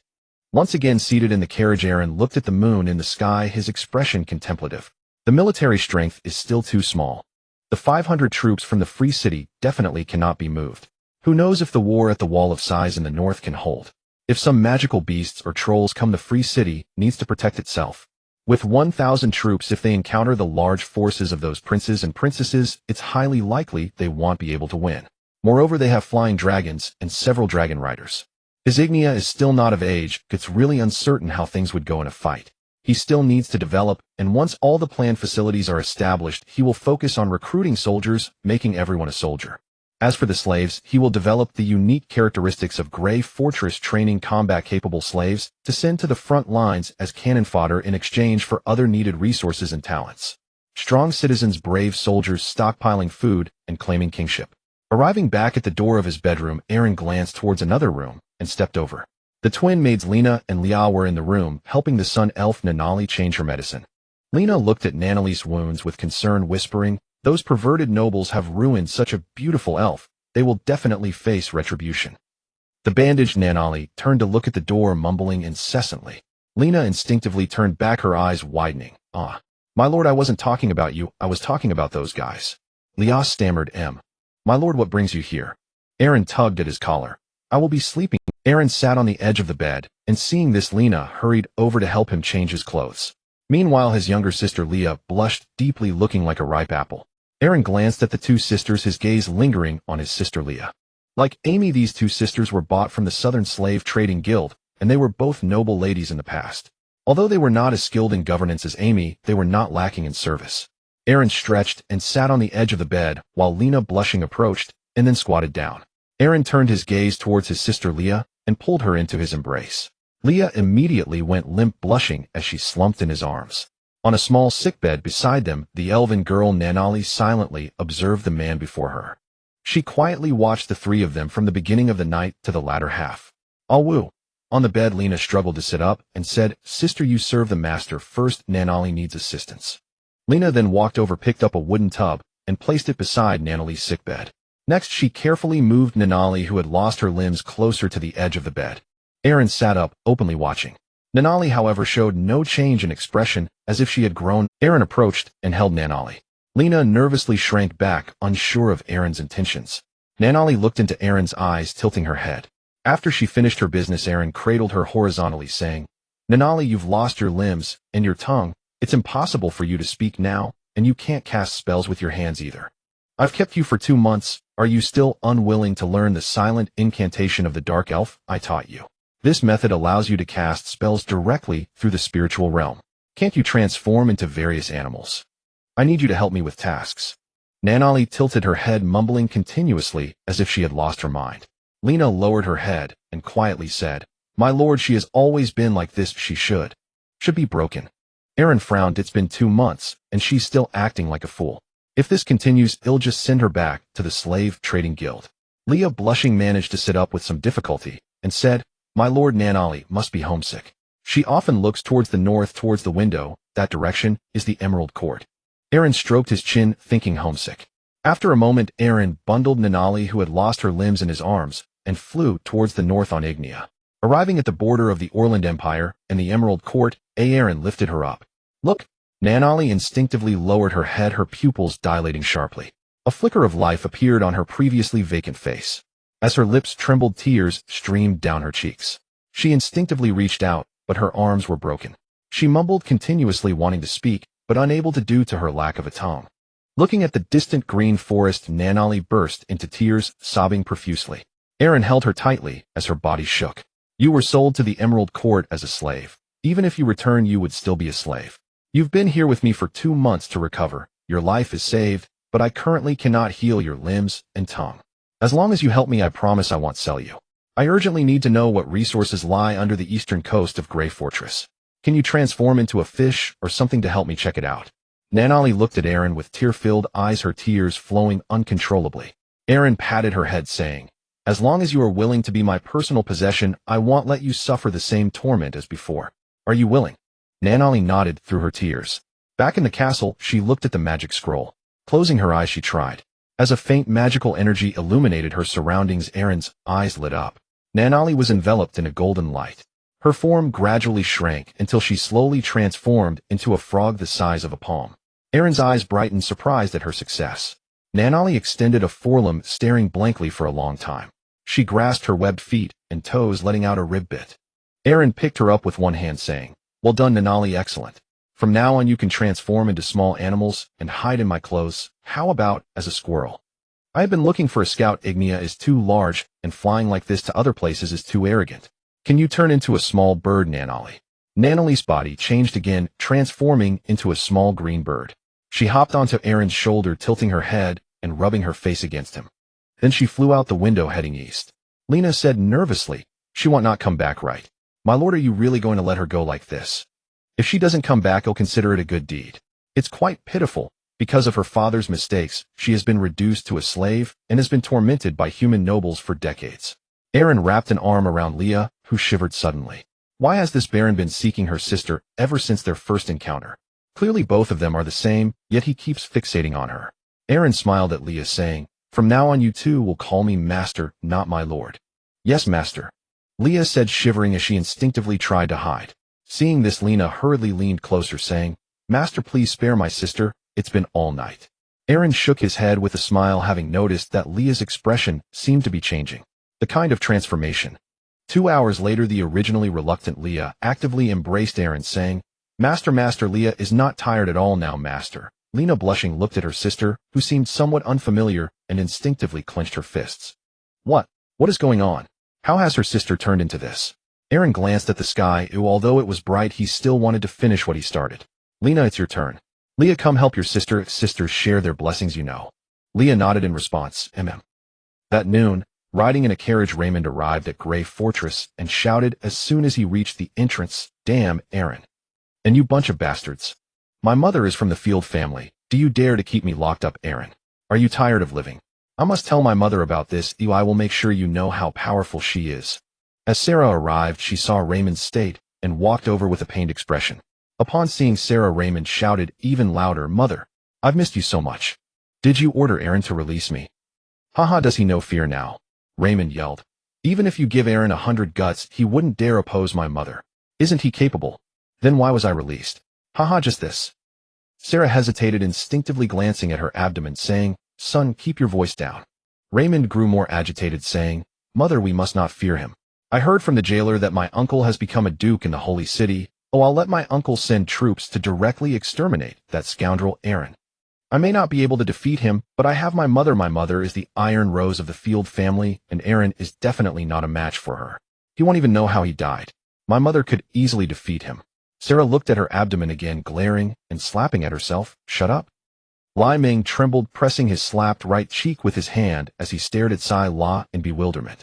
Seeing her furious expression, he glanced along the street. The guards and townsfolk were all watching. Lai Ming sighed deeply and fell silent. Head bowed, he followed Sai La to the castle, and they rode in silence the whole way.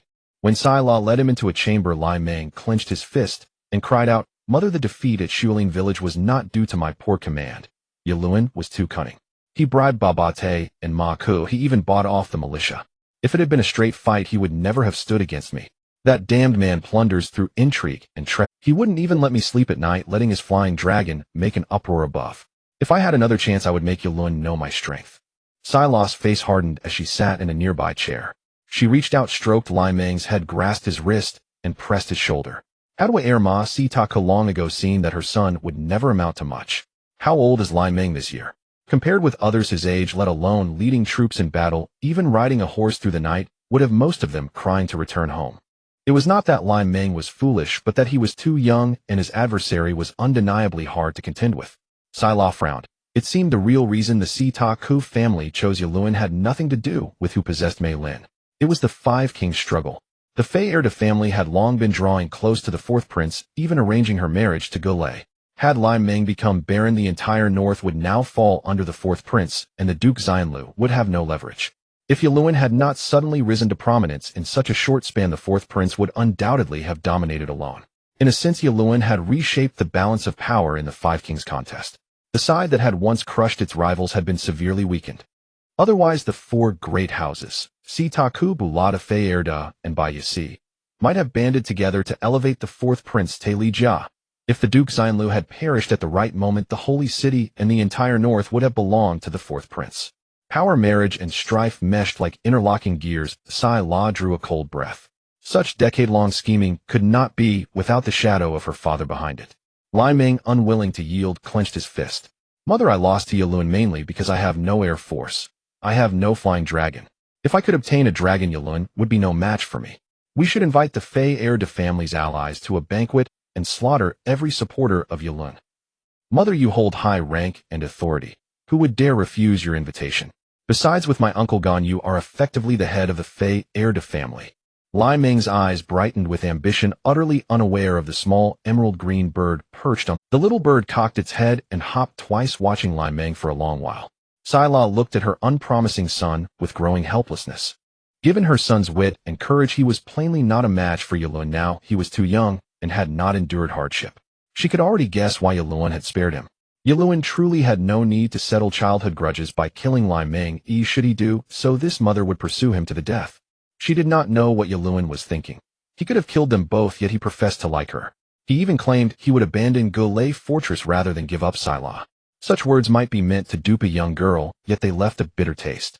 If Yalun spared Lai Ming only because he wished to possess her, she could not reconcile with that. He could seize the Fei heir family's estates even if he killed her. So what truly motivated him? Could Yalun actually love her? Sai La glanced down at her belly and momentarily froze.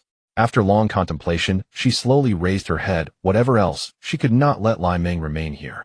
Even if Yalun would not kill him, how many officers, servants, and commanders at Golay Fortress would not wish Lai Ming dead? Watching Lai Ming still clamoring, Sai La suddenly understood something.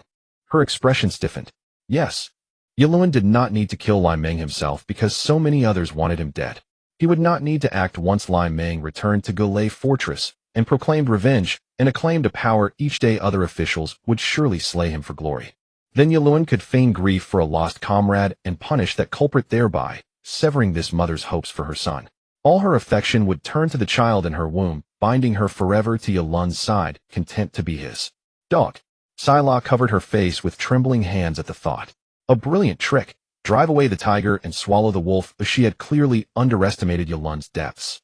Yalun had deliberately waited 2 months to return Lai Ming. Now Golay Fortress was united under him. Who would dare show him disrespect? Sai La rubbed her face. She could already picture Lai Ming seizing Yalun's absence to clamber onto the battlements and inflame the officers. I, Lai Ming, am the lawful heir. Yalun is a fraud. Now my uncle has won the fourth prince's trust and become a duke. If you help me reclaim the barony, we will want for nothing thereafter. Then, Lai Ming would be cut down by Bulan, who could not tolerate so much as a grain of sand dying across the battlements. Sai La peered at him, through her fingers, her lips trembling. Her son was fully capable of such absurd deeds. Lai Ming sneered coldly. I've heard my uncle Suoluo has already won the fourth prince's confidence. He's been raised from earl to duke, given rank and power. What is Yalun? Nothing. Damn it, that blasted bastard dares to snatch from me. They'll write to my uncle at once, if he petitions the fourth prince. Lai Ming laughed. Oh no, it's not the fourth prince, it's Emperor Aolon VIII, Taili Jia. Petition His Majesty the Emperor to issue a decree granting me ownership of Golei Fortress and Zio City, and to ennoble me as Baron. Then Yalun would be finished, wouldn't he? I'm a genius, mother. Say a word. Sai La recalled Yalun's tenderness and attentions over the past 2 months. For 2 months, she had slept each night in the same bed as Yalun.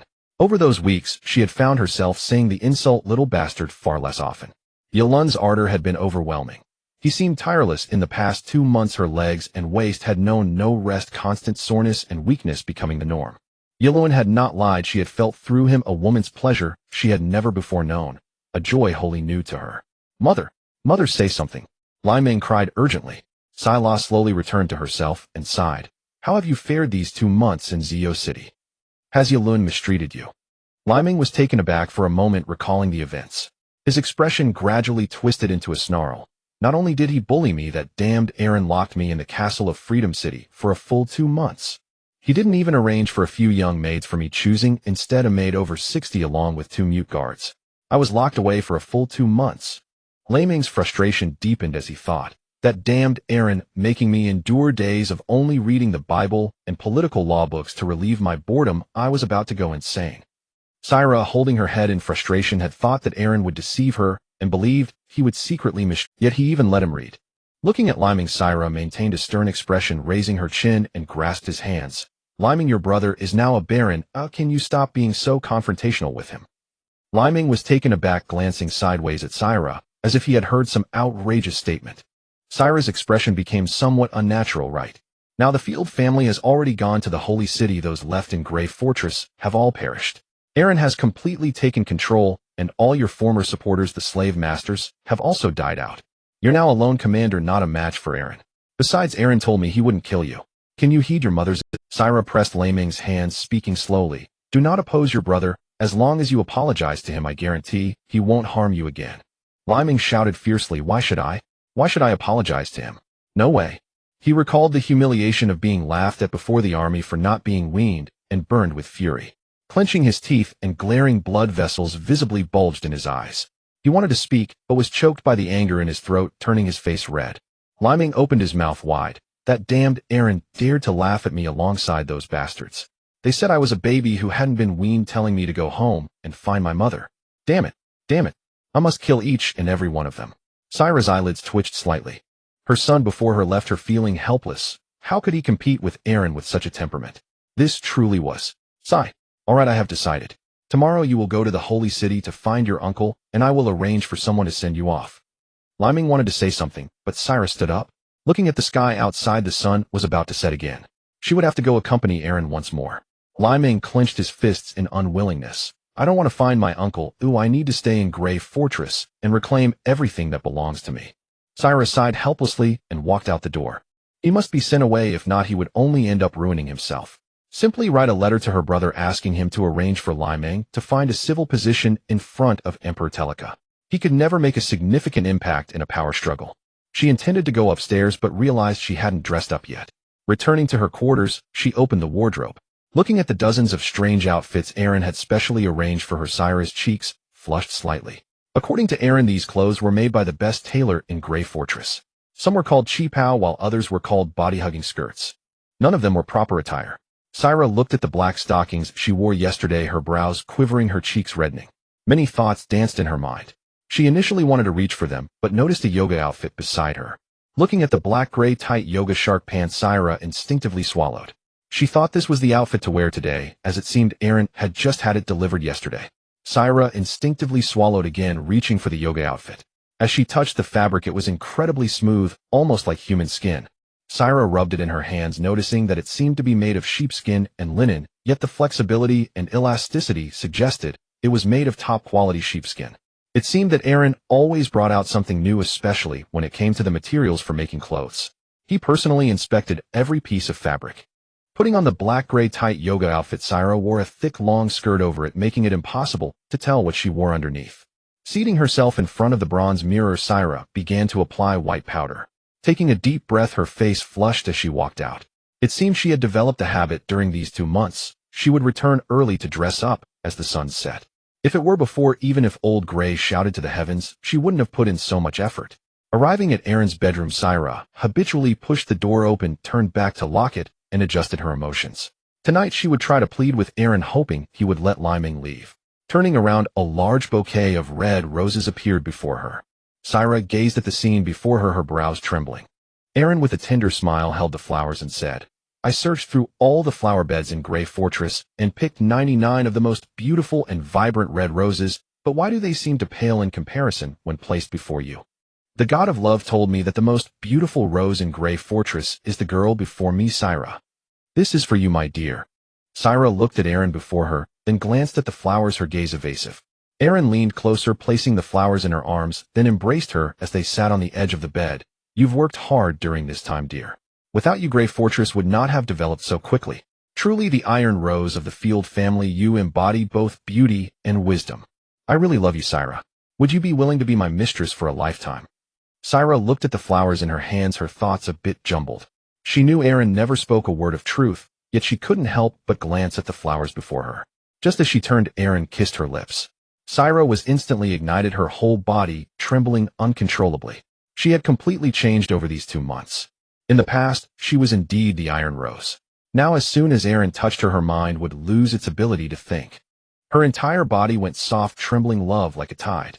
After the kiss, Syra blushed and said, "Can you let Liming go to find his uncle?" Aaron pretended to ponder, pursing his lips, holding a vial of goblin dragon blood elixir, and smiled. "If I let the tiger return to the mountain, those loyal to me will think I am a feeble ruler." Syra trembled instinctively at the sight of the vial in his hand. "If you let Liming go, I will forever be yours."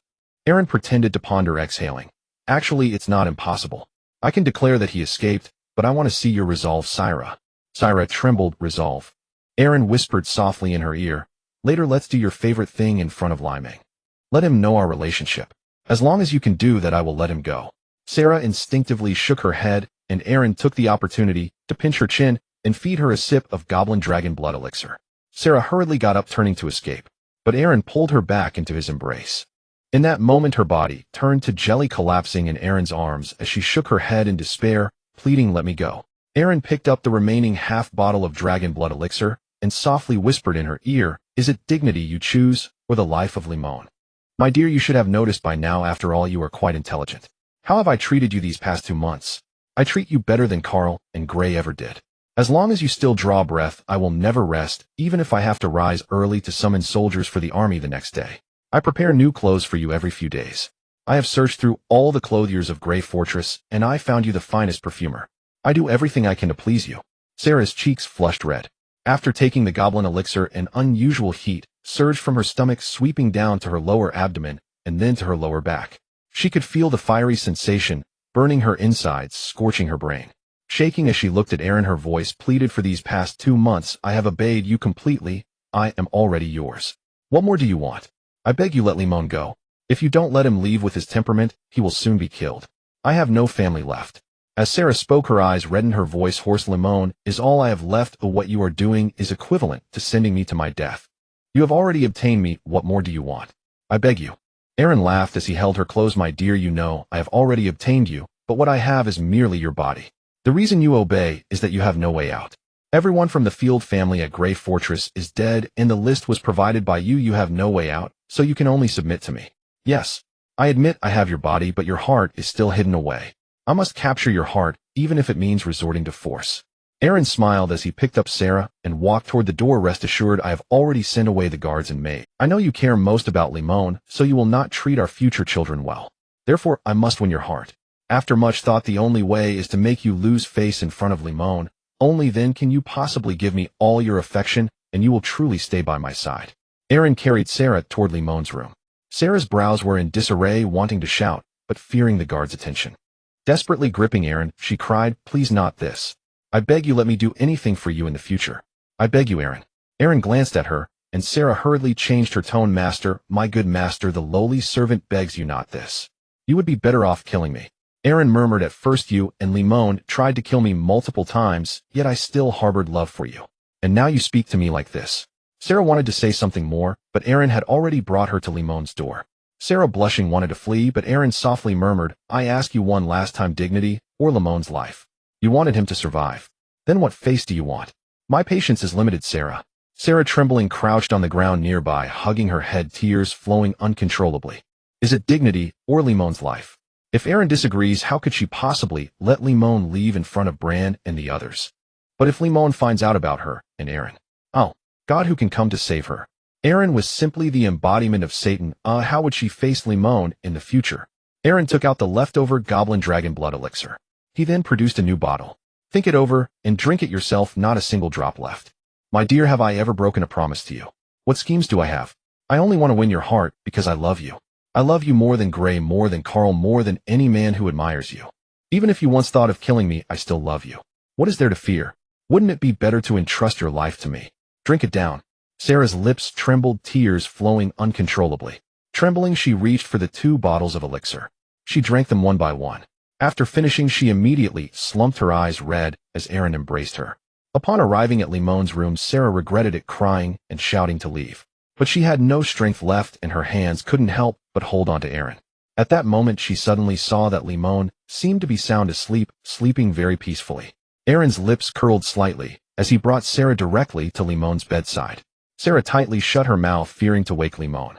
Despair, helplessness, longing. The effects of the elixir flooded her body, engulfing her mind. Though she had drunk this stuff before, it had only ever been a small sip. Never had she consumed 2 bottles at once. What a sensation. This feeling was simply overwhelming. Sarah hurriedly reached up, desperately covering her mouth. But without a point of support, her body leaned toward the edge of the bed. With one hand covering her mouth and the other pressed against the bed's edge, Sarah looked back at Aaron, her face full of desperation. Aaron whispered in her ear, "Limon sleeps deeply. If you can hold on without waking him, I will consider this a pass. Both hands on your head." Sarah reluctantly complied, though she didn't know why. She felt an inexplicable sense of excitement. Glancing at Limon, her entire body tensed up. Half an hour later, Aaron couldn't help but admire Limon's depth of sleep. It was simply extraordinary. It seemed he needed to think of a way to wake Limon up. At this point, Sarah had completely lost it. She directly pushed Limon further into the bed and pulled Aaron to lie beside Limon. Aaron was momentarily stunned. What the hell? Sarah, disregarding everything, slipped off her long skirt, revealing her yoga pants underneath. "Master, good master. Well, a good master. Don't worry about anything." Sarah doesn't want to think about anything now. "Hurry, master. The goblin dragon blood elixir is simply amazing." "Amazing." Hiss. An hour later. Even though Sarah was already roaring, Limon still didn't wake up. Aaron squinted his eyes and looked over.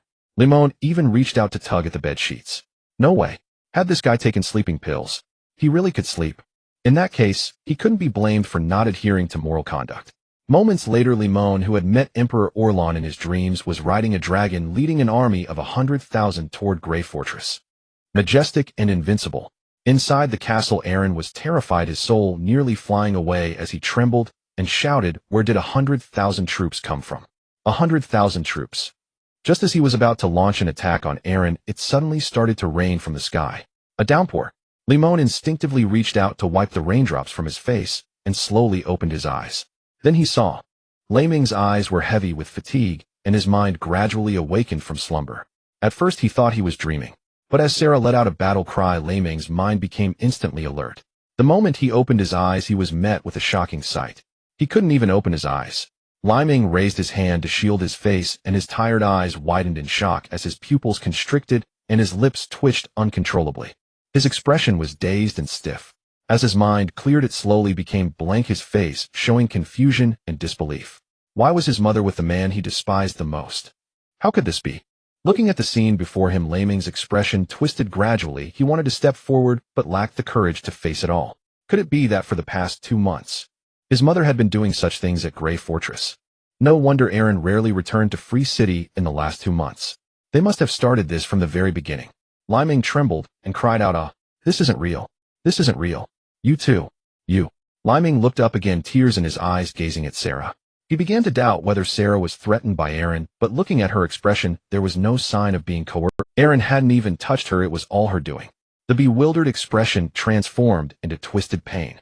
Pain manifested on his face as he struggled with the choice to either intervene or flee. In that moment it felt as if everything he held was crumbling. How could she be doing such things with the man he hated the most? Could it be that the swift fall of Grey Fortress was because Sarah had long been with Aaron? She had liked Aaron for a long time, and after killing Old Grey, she could enjoy a blissful life with him. That was her true intention. Looking again, Liming couldn't help but feel disgusted. The physical nausea made him retch. Ugh, why are you doing this? Why are you doing this? You two, stop it. Stop it now. Aaron laughed coldly, showing no signs of stopping, but rather pulling Sarah even closer.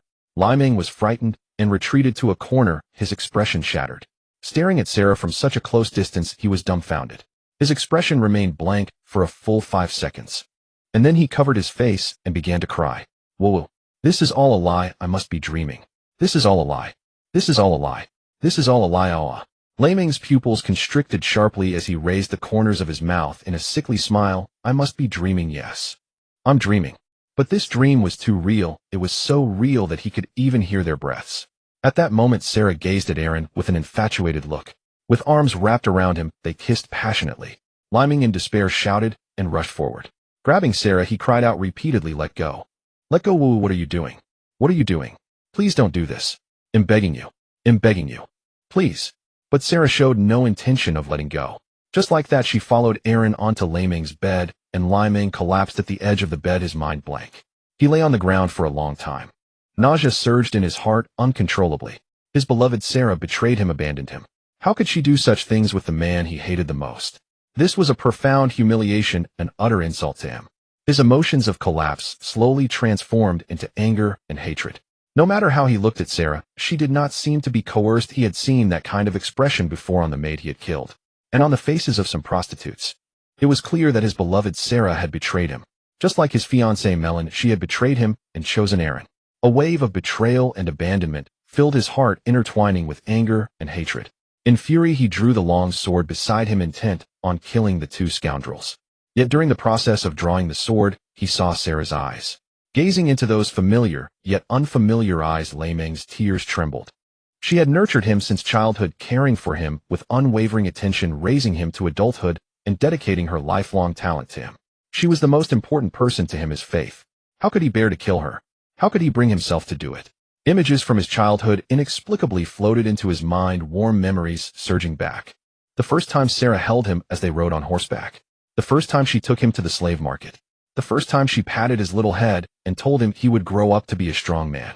And all the time she taught him to read and manage things. All the beautiful memories resurfaced, and Liming struggled between nostalgia and collapse.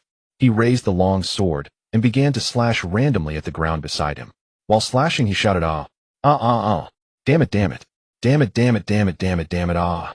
Seeing the two kissing again, Liming, tears in his eyes, drew his sword and pressed it against his neck, his expression breaking down.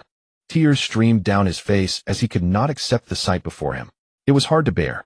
His fists clenched tightly around the sword hilt, gritting his teeth, wanting to take his own life. Rather than living and enduring such disgusting things, he would rather die. In Aaron's embrace, he noticed Liming's suicidal intent, and Sarah, struggling against the effects of the drug, expressed a subtle, yet desperate unwillingness. Don't. Seeing this, Aaron released Sarah and approached Liming forcefully, snatching the long sword from his hand and slapping him. Smack! The crisp sound echoed. Liming was sent to the ground, his left cheek flushed. If you die like this, what would Sarah think? Aaron shouted at Liming, tugging at his collar. With a look of disappointment, he glared into Liming's eyes. Your mother raised you with great difficulty. Can't you show a bit of maturity? She served me here for 2 months to beg me not to kill you, and now she finally sees you, and do you think you deserve her sacrifice? She did all this to save your worthless life, and you say you want to die. If you die, how will she live? Liming stared blankly at Aaron. What was this guy talking about? Could such words really come from Aaron's mouth? Aaron looked at Sarah, who was struggling to contain her tears, and tugged at Liming's collar, whispering, Liming, Robert, can you stop being so childish? You think dying will solve the problem. You are a man, Liming. A man should stand up and face it all bravely. Liming's lips trembled. Face it bravely. Face it all. Who? Him. Looking at Aaron opposite him, Liming couldn't help but hold his head, trembling softly. You just want to torment me on purpose. First you took Melon from me, and now you are taking my beloved person. You just want to simply take revenge on me to torment me. Aaron, you won. Just kill me. Aaron reached out and embraced Raymond, resembling a caring older brother. It's all right, Raymond. My love for Selah is genuine. If I had no feelings for her, I would have killed both of you long ago. Please give me a chance, and let Selah have a chance to find love. She is someone so important to you. Can you bear to see her lonely for a lifetime? Raymond's eyes widened in confusion as he listened to Aaron's words, uncertain if he had misheard. What on earth was this person talking about? The adult world was terrifying. He seemed unable to handle it. Raymond Robert, your father is not a responsible man. He lacks both the strength and the courage to provide you with a good life. He doesn't even have the courage to be your father. Although he loved your mother, you should know that over half of noble women engage in secret affairs with their knights. This is common knowledge. Your mother is a woman too. She needs love and companionship. The Field family treated her as a tool, marrying her off to Greyblood, who is as old as her grandfather. She weeps every night. Aaron grew more agitated, shouting at Raymond. On the bed, Selah sat up, crying, looking at the two men she loved most, tears streaming down her face. She wanted to approach, but lacked the courage. Moments ago, she seemed to have lost herself and did not dare face Raymond. Covering her face with her hands, she cried incessantly. Aaron pointed at Selah on the bed and loudly berated Raymond. Do you wish to die? Do you know how much she has sacrificed for you? What is so wrong with Selah being with me? I'm only 18 years old. I bathe every day, and I won't harm her in any way. Do you know your uncle? He actually wrote to your mother urging her to remarry an old nobleman next to the fourth prince, a man who is 70 years old, older than Old Grey. You should consider your mother. She raised you all this time. Shouldn't you stand up and protect her now? Pull yourself together. Aaron grasped Raymond's shoulders, pushing and pulling him. Raymond's perplexed expression had not changed from the beginning until now. Though feeling somewhat bewildered, he sensed that Aaron's words held some truth. His mother was indeed pitiable. From Selah's perspective, her life was merely a tragedy born of political marriage.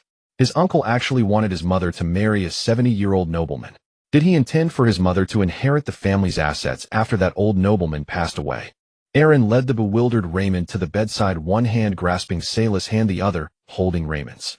It was as if they were a station of emotions bringing their hands together. Raymond, you've grown up. You should learn to be brave and stand up for your mother. What is wrong with me being with her? She is still the head of Grey Fortress, and I have killed the nobles of the Field family who have been draining her blood. She is safe here, and am only 18 years old. Do you wish for your mother to accompany a 70-year-old filthy pig who doesn't bathe?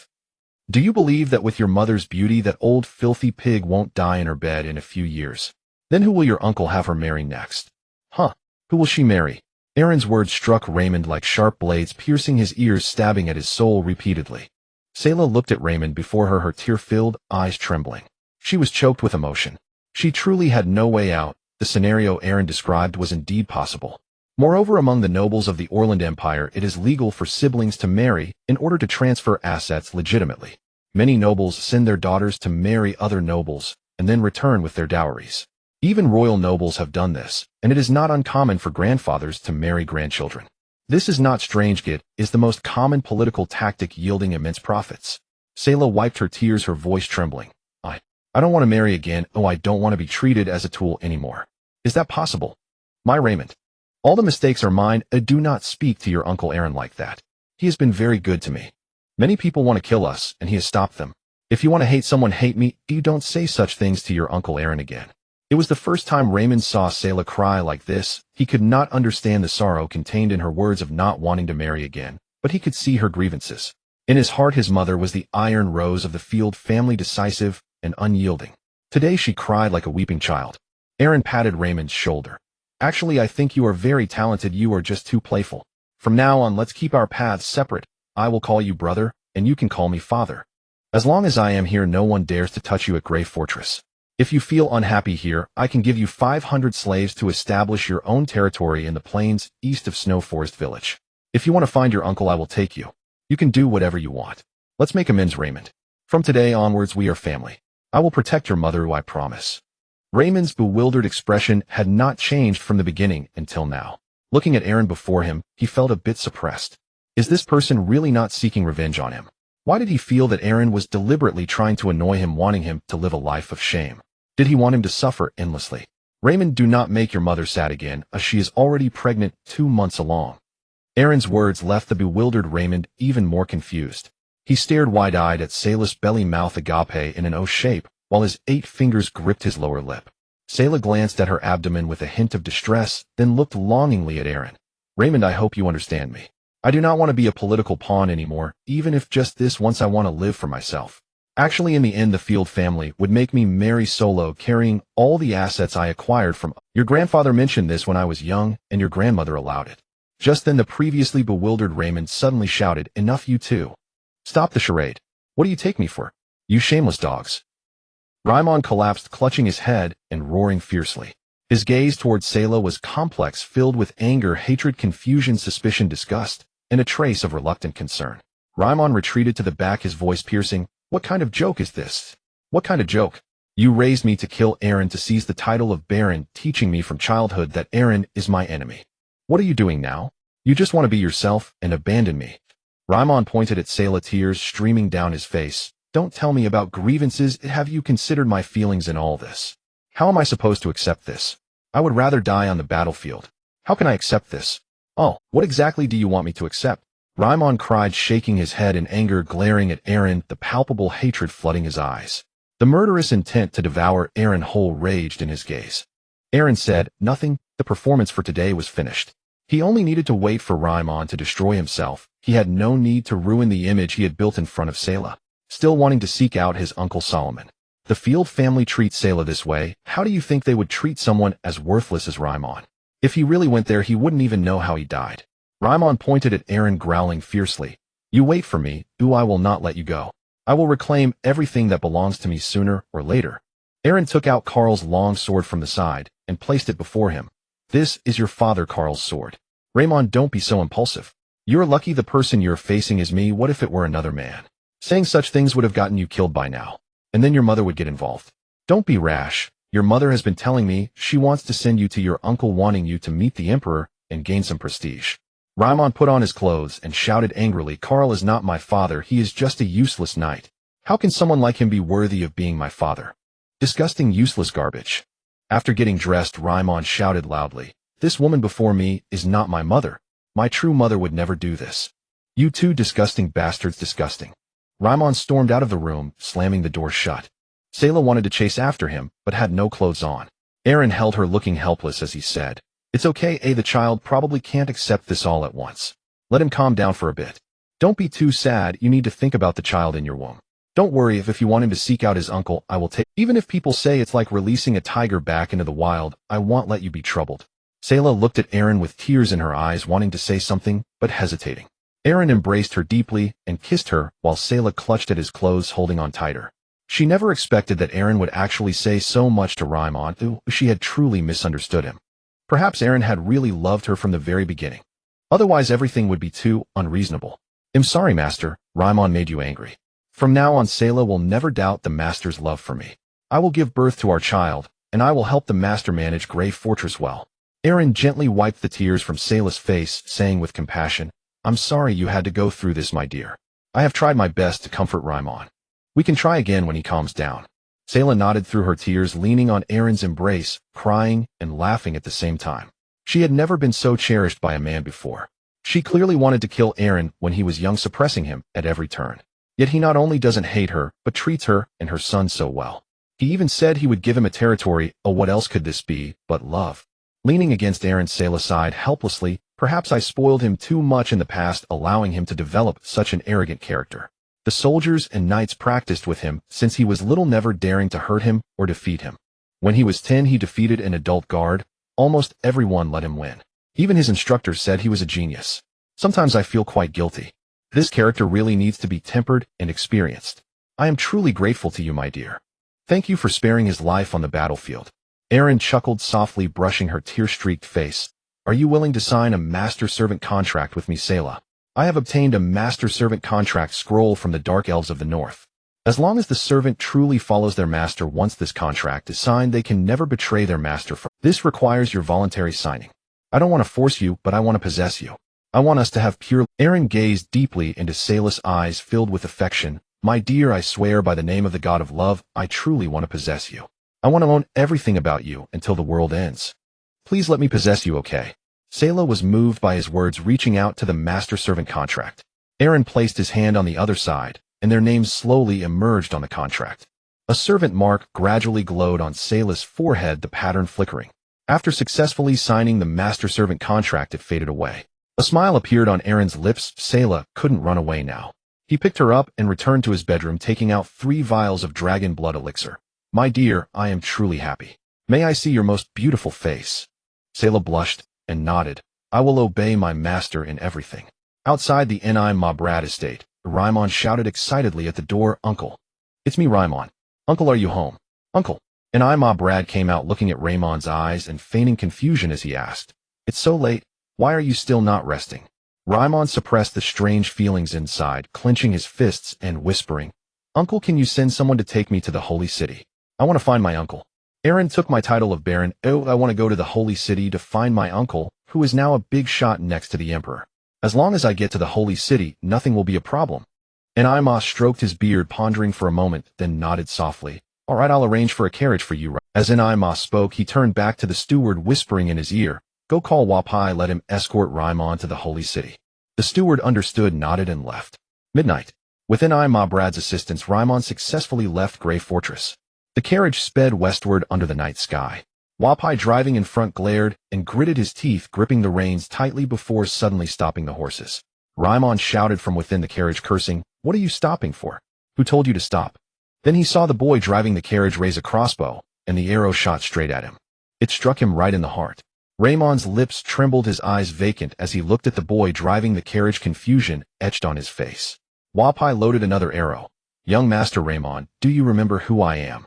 He nobles are always forgetful. How many female slaves have you tortured to death? You must have forgotten yourself. Raimon's expression turned despairing as he turned to flee. You. If you kill me, you will die too. Another arrow flew. It struck Raimon in the back. Wapai coldly pursued, loading another arrow. I must kill you to avenge my sister. Die, Raimon. Raimon fled in a panic towards Grey Fortress, his expression filled with terror. A tile stepped onto the crossbow hands, pulling the string to load an arrow, raising the crossbow again in pursuit. Look at you, you must not have remembered who I am. That's right. You've been tormenting us slaves since you could remember, insulting the wives of slaves and harming their daughters. You are even more vicious than your father Grey. Baron Grey was merely disliked, but you damned rascal, are hated. With a shout, the tile charged forward, firing another arrow. Whooshed. The arrow struck Raimon's right hand. Oh, don't kill me.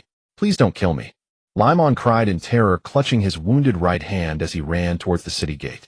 The arrow in his chest tore open the wound as he ran, blood gushing from his chest. Blood spilled from his mouth. Whooshed. Another arrow struck his left hand. Raimon fell not far from the city gate. He had remembered who the tile was. Last year he had seen a beautiful slave girl on the street and tried to force her back to the castle. The girl, refusing to yield, insulted him as a demon, which infuriated him. He shot that slave girl dead in the street with his crossbow. He was the son of a baron. She was merely a damned slave. No one could interfere with his cruelty. That day he had shot her first in the chest, then in both hands. Raimon turned back in terror, his lips trembling. Don't kill me. I can give you gold dragons, as she was the one who first called me a demon. The tile aimed the crossbow at his right foot, firing another arrow. Help. Guards. Guards. Osiris, patrolling the wall, pretended not to see and walked away. 2 soldiers looked far at the sun about to rise. None spoke a word. The cries of Raimon echoed outside the city gate. Some early risers among the farmers heard the commotion and came out. They looked at Raimon, shot full of arrows like a porcupine, their expressions frantic. The cries of Raimon echoed outside the city gate. Some early risers among the farmers heard the commotion and came out. They looked at Raimon, struggling to reach for the city gate. He cursed the damned slaves. This group of damned slaves. He should have killed them all long ago. Looking at the soldiers at the city gate, Raimon seemed to see a glimmer of hope to live, stretching his hand and spitting blood. Help. Save me. A few soldiers exchanged glances, unsure of what to do, clearly worried about something. After a moment of hesitation, a few rushed out. You over there? What are you doing? Huh?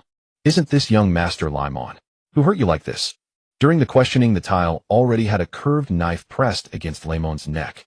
The tile coldly gazed at the citizens at the city gate, a resolute look in his eyes. Today, even if I die, I must take you with me. Before Limon could speak, his neck was cut open by that curved knife. A few guards ran over with swords. The tile raised the curved knife and struck down at Limon's neck.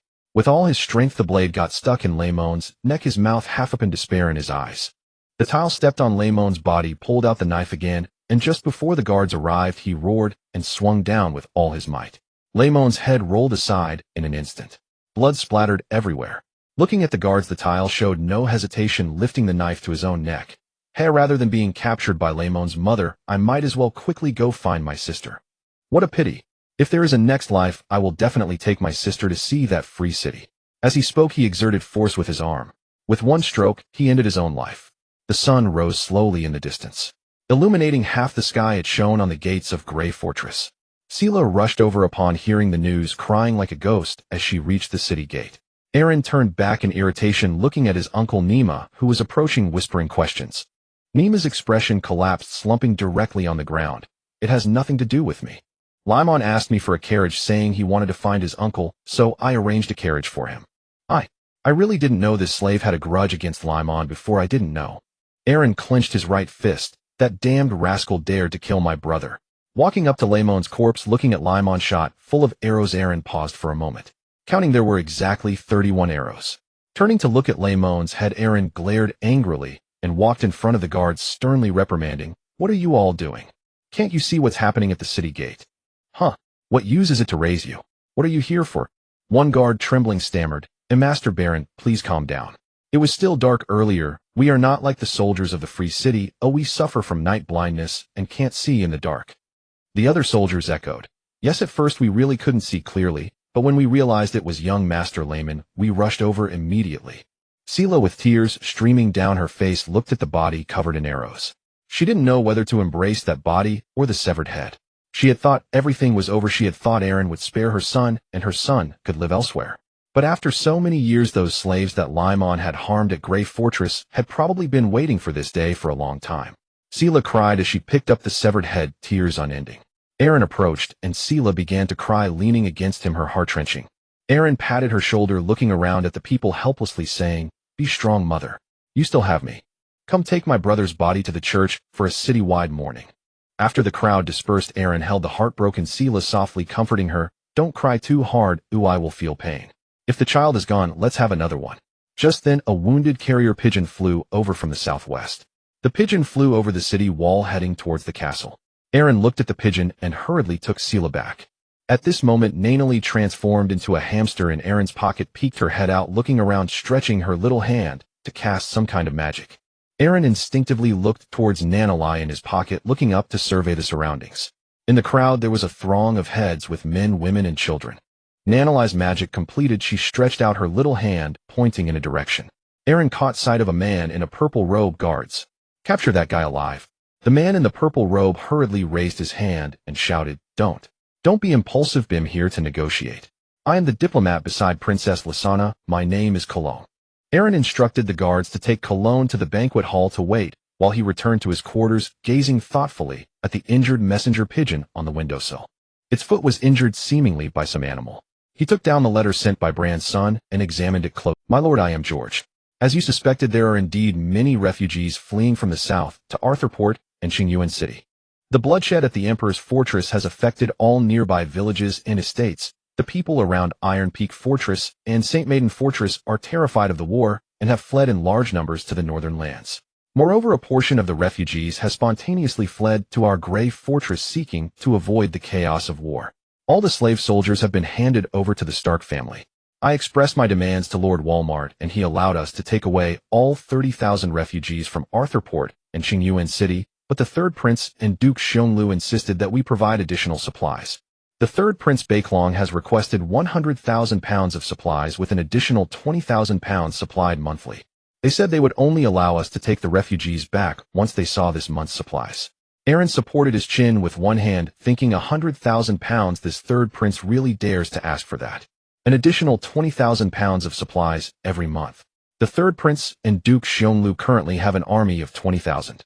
A single soldier consumes about 1.6 kilograms of military rations per day. For 20,000 soldiers over 30 days, the monthly military rations would be nearly 20,000. In other words, the third Prince Bakelong expects Aaron to supply food for the entire army's consumption. Previously, the tax grain for Grey Fortress was 25,000 pounds per quarter, while the Free City currently only has 5,000 in tax grain. The farmlands of Grey Fortress are mainly cultivated by serfs, with ample arable land resulting in higher tax grain. Additionally, the territory's agriculture has been boosted by greenhouses. Last quarter, the grain tax revenue from Free City and Grey Fortress exceeded 60,000 per season. Over 3 months, this amounts to about 20,000 in tax income each month. Calculating this way, paying 20,000 in grain to the third prince each month is indeed manageable. I wonder whether the third prince is asking for an exorbitant amount, or if he truly understands the actual tax revenue of Grey Fortress. If he does this, he will have no food reserves left, and if a war breaks out later, his soldiers will go hungry. To acquire the refugees, he must provide food. Currently, he has 200,000 pounds of reserves. Should he give away half to bring in several thousand refugees to settle?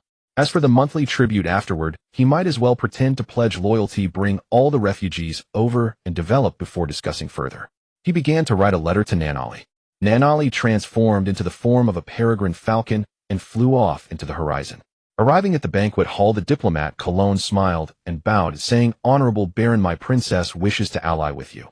Moreover, my princess will not be like the third prince who only seeks to take. She has stated that as long as we ally, we shall be equals. There is no tribute relationship." Aaron glanced at Cologne, wondering if these people had the sight of a thousand. How do they know everything? Aaron feigned confusion and asked, "It seems the third prince has not asked anything of me. And if I recall correctly, isn't the fifth princess the first royal offspring to flee the holy city? Didn't she declare neutrality? What is your intention in allying with me?" Cologne bowed again, saying, "It seems your ability to regain the title of Baron amidst the siege of the Field family is not mere coincidence.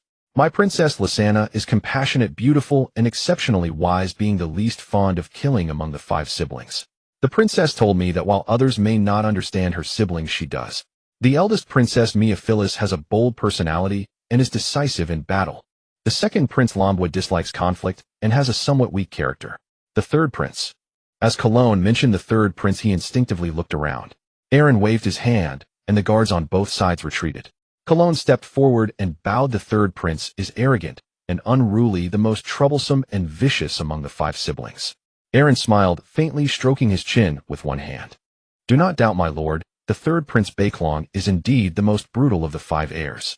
Unlike the other princes and princesses, he received a dragon egg in his childhood, resulting in 2 dragons hatching. He raised those 2 dragons from a young age, and they willingly obey him, while the other princes and princesses only have 1 dragon, and no one dares to challenge him." Cologne continued, lowering his head, occasionally glancing around. "Initially, Emperor Alon VII verbally promised the eldest princess Phyllis the throne, but it was merely verbal. Later, everyone believed the second prince should be the emperor, as it is rare for a woman to ascend the throne. Then the third Prince Bakelong became displeased and argued that if the heir could be changed, why not choose a stronger one? He alone can control 2 dragons. Who is stronger than him? The third prince was unhappy, and the fourth prince was even more so, directly leading the major families of Field to instigate the bloodbath at the emperor's fortress, seizing the throne. Cologne's tone was solemn. "The third prince is indeed the instigator of the 5 kings conflict. My princess understands his character very well. If you are behind him, you will undoubtedly be squeezed dry. Moreover, our 5th princess is backed by the Holy Light Academy. There is a sorcerer assisting our princess, making it absolutely not a problem for her to dominate a region."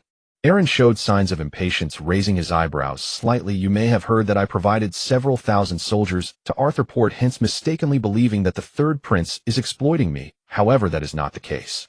I am helping my father-in-law Walmart, who promised his daughter to me last year, and I am grateful. Now he urgently needs troops, and as a son-in-law, I am doing my utmost to assist him. There is no exploitation. Even without the third prince, I would provide him with these soldiers." Aaron looked at Cologne and slowly stood up, saying, "You should clarify whether there are any mutual benefits in our alliance. I am a straightforward person. Oh, I do not understand the nuanced meanings you speak of. Just be direct and tell me what you have to say." Cologne lowered his head in contemplation, stroking his leather armor. He glanced at Aaron, then looked around again, surveying every corner of the banquet hall before looking up at the ceiling. Ensuring there were no outsiders, Cologne respectfully stepped forward, saying, "Our princess wishes to establish an adventurers guild in Free City. In return, we are willing to provide you with 100 shipbuilders and 1 dock architect. With such developed maritime trade in the Noah continent, as a wolf of the Brand family, you must have long considered going to sea, right? Aaron gazed at the map of the territory on the wall beside the banquet table. Indeed, he had realized from the very beginning that maritime trade in the Noah continent would be highly developed due to the continent's elongated geography.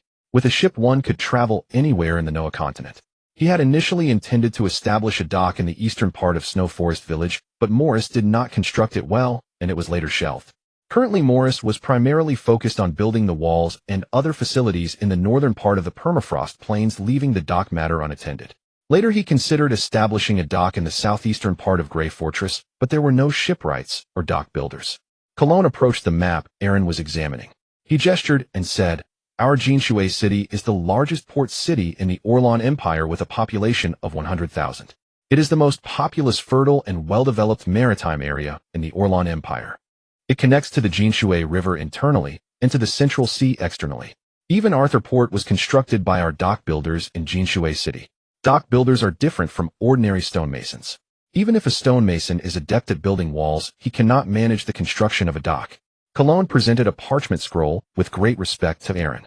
Aaron unfolded it to find a dock design along with relevant shipbuilding techniques.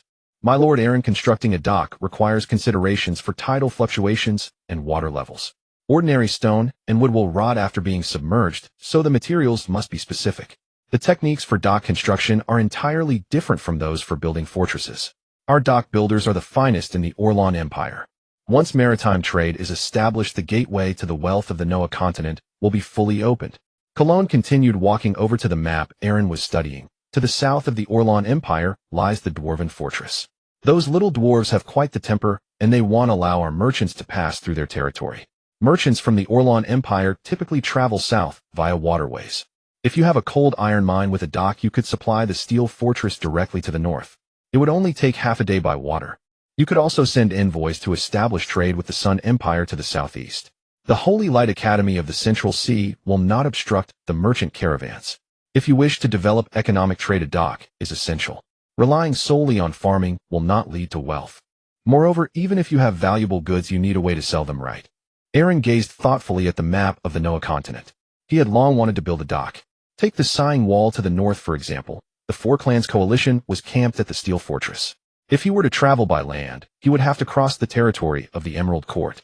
This would lead to a situation similar to the last time Marlos transported slaves, resulting in the freezing of many people along the way and significant losses. If there were ships, many shipping issues could be resolved. His ores and timber could be transported out. Additionally, he could sell the soap, perfume, and distilled liquor he made using modern chemistry. If they could be transported out, they would definitely sell like hotcakes. Cologne was right, relying solely on farming would not suffice for wealth. With maritime trade, he could soar high like a bird and develop the economy comprehensively. Looking at Cologne, Aaron asked with some curiosity, "I am curious what kind of benefit could prompt you to go to such lengths? What makes establishing an adventurer's guild so attractive?" Cologne chuckled and lifted his collar to reveal a bronze adventurer's badge. "My lord Baron, your Grey Fortress also has an adventurer's guild, which serves as a neutral service institution. Whether commoners, nobles, or lords, anyone can issue commissions, and mercenaries, heroes, treasure hunters, and explorers can accept them. However, the vast majority of adventurers' guilds can only take on bronze and silver level commissions. For example, collecting Black Mountain Snow Lotus from Black Snow Mountain, driving away beasts, and clearing goblin nests. These commissions can be handled by even ordinary people without magic. Our princess has established ties with the Holy Light Academy, and many of their wands, magical cloaks, and scrolls require the subjugation of magical beasts, as well as rare gems and magical items. The northern part of Free City is Black Snow Mountain, which is within the territory of the Emerald Court." Aaron nodded slightly, recalling that during Ignia's inspection, she had indeed seen magical beasts in Black Snow Mountain. There were quite a few. If those people from Free City were to establish an adventurer's guild, he would have to deal with the 2 heretical women he was raising, plus the goblin offspring those women gave birth to. If a wizard were to discover that he was breeding goblins, it would be troublesome. He would be burned as a heretic. Anyway, the territory has developed now, and he could afford to feed Ignia a sheep every day. Aaron glanced at the badge on Cologne's chest and smiled. "You are also an adventurer." Cologne scratched his head awkwardly and grinned. "I wanted to travel around the world when I was young. I risked my life to become a bronze-level adventurer, and I keep this badge as a memento. By the way, my princess also mentioned the matter of marriage." Aaron frowned. "Marriage? With whom? Cologne extended his hand and smiled. It's not my princess, it's my princess dragon Crimson Fury. My princess dragon is an adult female dragon and can reproduce. I heard you have a male dragon. If we can hatch dragon eggs, my princess is willing to share them with you. After all, dragons are the most important strategic units for all factions, and the more the better. Aaron squinted his eyes, his expression filled with impatience. My dragon is also a girl, what a pity. Cologne was taken aback. Wait, I heard your dragon is only half a year old, right? Only male dragons can grow that fast. Aaron replied, mine is not a bipedal dragon, it's a four-legged, true dragon. Cologne. At that moment, Ignia, sensing Aaron's thoughts from the sky, communicated telepathically, saying, it can marry. Haha, Aaron, did you forget? You have a dragon blood contract. You are a male dragon now. As long as you can manage, that female dragon can lay dragon eggs. I just don't know if that bipedal dragon can transform into a human. Huh? Aaron's eyes twitched as he silently asked, can you transform into a human? Ignia replied, which true dragon cannot transform into a human? Once I turn 1 year old, I can become a person. By then we can lay as many dragon eggs as we want. Aaron asked, why do you want to lay so many eggs? Ignia exclaimed, Ignia also wants to dominate. Since I am a true dragon, I must lead the dragon clan. Ignia aims to control the dragon gorge. At this moment, Cologne stepped forward and asked, my lord Aaron, what do you think of this matter? Aaron came back to his senses and looked at Cologne with a friendly expression. Let's proceed with it. If this cooperation goes smoothly, I could consider the matter of our alliance. Cologne respectfully clasped his fists. Rest assured, my lord Baron. In at most 5 months, I guarantee you will see a brand new dock. A month later, the construction of Fire Dragon Port in the southeastern part of Grey Fortress has already begun. In Free City, the Adventurers Guild has successfully opened. George escorted over 40,000 refugees back to Grey Fortress. Looking at the overcrowded fortress, a frown creased Aaron's face. To bring back so many people at once, while the population has increased, the food supply is insufficient. He had previously estimated the food consumption based on the original numbers, but now with more people, the farmland area remains constant. Even with greenhouses to boost production, suddenly having over 40,000 mouths to feed has transformed the food consumption into a pressing issue for these few months. To settle them down, he needs to provide food. But now he can only rely on the grain stored in the granary. Once that runs out, his army will have nothing to eat. Looking at the people in the conference hall, Aaron spoke directly. We brought back over 40,000 refugees with 100,000 pounds of grain. The combined population of Free City and Grey Fortress has reached 117836. The population has increased, but the food is not enough. This will lead to trouble if it continues. If we are merely self-sufficient, we can certainly feed these 40,000 mouths. However, in a few days, the third Prince Barclong will send people to collect grain, and we must provide them with 20,000 every month. Sela, sitting on Aaron's right, said expressionlessly, although you, my lord, currently occupy a large area of land, you are definitely the weakest compared to those forces in the south. You only have Grey Fortress and Free City. Take Princess Five's Golden Water City as an example. It has a population of 100,000, and there is a fortress within the city that can accommodate 10,000 people along with a castle inside. Outside the city, there are 7 to 8 towns and dozens of villages surrounding Golden Water City, as well as countless nightly manors. Each night has dozens or even hundreds of serfs working the fields, and those dozens of villages are wealthier than Snowforest Village. If war breaks out, all the villages and manors under Golden Water City will contribute grain. What about us? Sela looked around without any hesitation, disregarding Bob and Nima's gazes. Respectable lord, fortresses are different from cities. The 4 great fortresses of the Orland Empire, including Beeld Fortress and Grey Fortress in the north along with 2 in the south, have a population limit in the tens of thousands, and it will not exceed 60 to 70,000. On the other hand, cities start with at least 100,000, not counting the population in the villages beneath them. Regardless of personnel ratio, housing numbers, or farmland area, fortresses cannot compare to cities. Your Free City has just been established, and that place is cold. If you want to develop your territory, Grey Fortress is the best solution. Nima's expression darkened. The lord is addressing the issue of food, madam. Are you getting sidetracked? Sela turned to look, her gaze icy as she stared at Nima. A vein flickered on her forehead. What I mean is, as long as the third Prince Barclong is not a fool, he definitely knows the situation of Grey Fortress. He has sent the refugees here. How will Grey Fortress sustain them? And we must provide him with food every month. In a year that amounts to hundreds of thousands. Does he consider us soft targets? First food, then people, and eventually our soldiers will definitely have to go to the front lines. This is what I mean. Aaron rested his chin. On one hand, Sela was right. His territory, though large, lacked villages and The land in the south is more fertile than here, more suitable for farming, and the knights in Golden Water City should all have their own small manors. There are also dozens of villages. If it comes to comparing resources and consumption, he certainly cannot compete with those guys. He now needs more time to develop. It is essential to arrange for people below to cultivate more villages and fields. While managing them all within Grey Fortress is efficient, it also limits the development potential of the territory. Bob stroked the ring on his right finger with his left hand, quietly asking, building more villages and manors is time-consuming and labor-intensive. It can't be completed in a short time, and new management personnel need to be appointed. The current issue is that the third prince is about to send someone to collect the grain. If we give it to them, those refugees will definitely go hungry next month. We cannot distribute the army's grain to them. The soldiers will have objections. Nima toyed with the teacup in his hand, occasionally stroking his beard, but we can't just refuse, can we?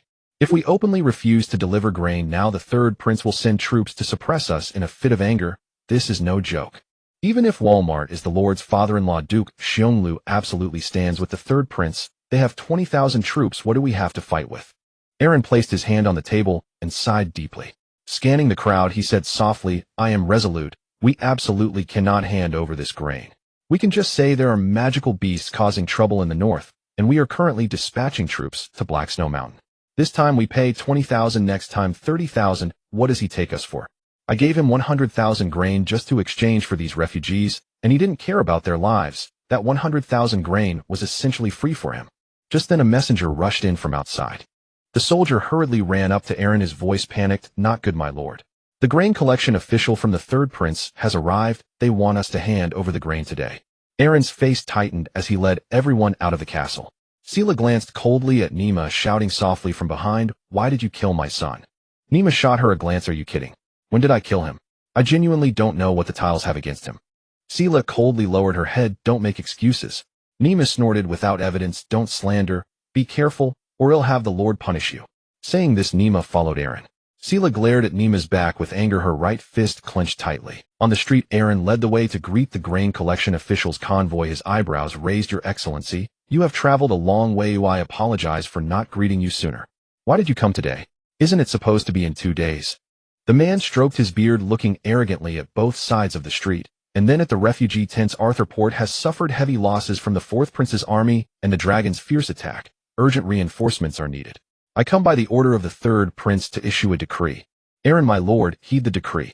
Aaron bowed his head with a smile and gestured respectfully.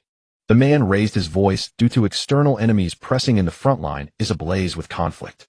The fourth prince Tilliger harbors wild ambitions and plots rebellion. The third prince, in order to protect the kingdom's stability, maintain the nobility's territory, and ensure the safety of the people, hereby issues the highest wartime conscription order. From the date of this decree, all men of all classes, identities, and household registrations within the northern borders, regardless of nobility, wealth, or status, shall be conscripted into military service without exception and must comply with the summons unconditionally, without evasion or substitution. The grain official shouted loudly with an air of arrogance. All free men, self-employed farmers, artisans, merchants, and commoners aged 16 to 45, physically fit, and with all limbs intact, must be conscripted to join the local infantry militia, bringing their own simple weapons and provisions to fight in battles, guard fortresses, construct fortifications, and rush to the front lines. There are no exemptions for free men. Those who refuse conscription will have all their land, household registration, and free status revoked, reduced to lifetime serfs. Serfs and tenant farmers, regardless of which lord they belong to or which fief they are attached to, will be under the full command of the third prince during wartime. The wives of serfs must also gather with the Lord's army, taking on responsibilities such as frontline formation, logistics, transport, trench construction, and battlefield labor. During the wartime service period, all slaves will be temporarily under the jurisdiction of the royal authority. Our lords may not hoard, intercept, or refuse to provide serf soldiers. Upon hearing this, Aaron felt a surge of anger within him. Damn it, the diplomat of the fifth princess was indeed correct. The third prince was already becoming arrogant. The grain official turned to the next page of the edict, and tilting his head, shouted again. The townsfolk and serfs on the street turned their gazes toward him, murmuring and displaying worry.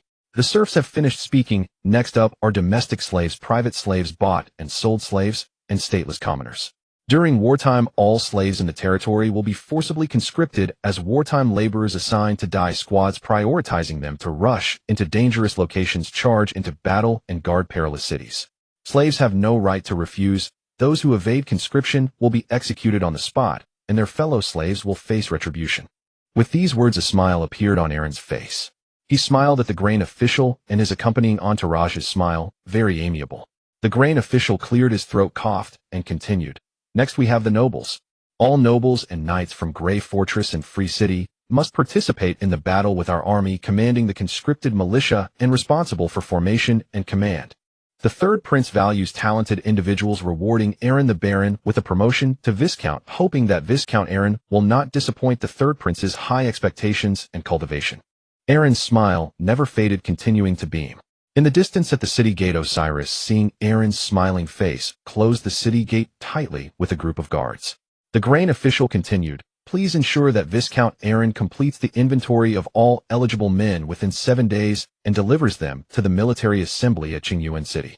Those who do not arrive by the deadline will be treated as traitors, and there will be no mercy. With the war approaching, the state is paramount. Nobles and commoners must defend together. All citizens of the Orlan Empire live as an Orlan person, die as an Orlan soul. This is my decree. The grain official handed the decree to Aaron, looking at him with the demeanor of a superior. My lord Viscount, the third prince has stated that you must forcibly conscript at least 40,000 men. These refugees, along with all the serfs and slaves from Grey Fortress, will add up to 40,000. By the way, the third prince knows of your loyalty and has exempted you from the grain tax for the following months, but you must manage the food for your 40,000-strong army yourself. If you can defeat the fourth prince's army at the front lines, the third prince will promote you to count. Aaron unsheathed his sword and roared, count my ass. Kill for me. With a single command from Aaron, Osiris rushed forward with a large group. 1 arrow, 1 kill. The grain official exclaimed in shock, You want to rebel? As soon as he finished speaking, Aaron swung his sword, and the man's head rolled to the ground. Looking at the conscription decree in his hand, Aaron scowled. Damn it, getting arrogant, damn it. Damn it, Brad wanted to speak, but hesitated. Although he didn't understand why Aaron was so angry, he didn't. Picking up the conscription decree, Aaron shouted sternly, all the lords and slaves, look at the decree issued by the third prince. I don't need to explain much. I will not allow any of my subjects to become cannon fodder on the front lines. Damn it, you're sending all our men to the front lines to be a death squad. Even if he promotes me to Viscount, if he thinks of me as his father, I will not let my subjects die on his battlefield. On the street, the shouts thundered. The crowd was filled with righteous anger. A group of slaves clenched their fists and shouted, their expressions torn. We swear absolute loyalty to Lord Aaron. We swear absolute loyalty to Lord Aaron. Bran lowered his head, watching Aaron with an unfriendly expression. George walked up to him and whispered, Father Baron Aaron previously didn't allow me to lead troops. He had Barbados and Mark take those 2,000 slaves to battle, and then both of them died. The fourth prince's army consists of the finest royal heavy cavalry from the Holy City, and the cavalry of Duke Stagg cannot withstand them, Hedon. When the third prince learned that our soldiers are all slaves, he directly treated us as cannon fodder. If Baron Aaron hadn't withheld my command, I might not have returned. George looked at his father's hand, gripping the sword hilt nervously, saying, Father, you are just and upright, but Lord Aaron told me that you only have me as a son, and he won't let me take risks. Father, let's rebel with Lord Aaron. You swore loyalty to the Brad family, not the Orlan royal family. What are you hesitating for? Upon hearing this, Bran raised his sword and roared, Damn it, Barclawn. Let that damned decree go to hell.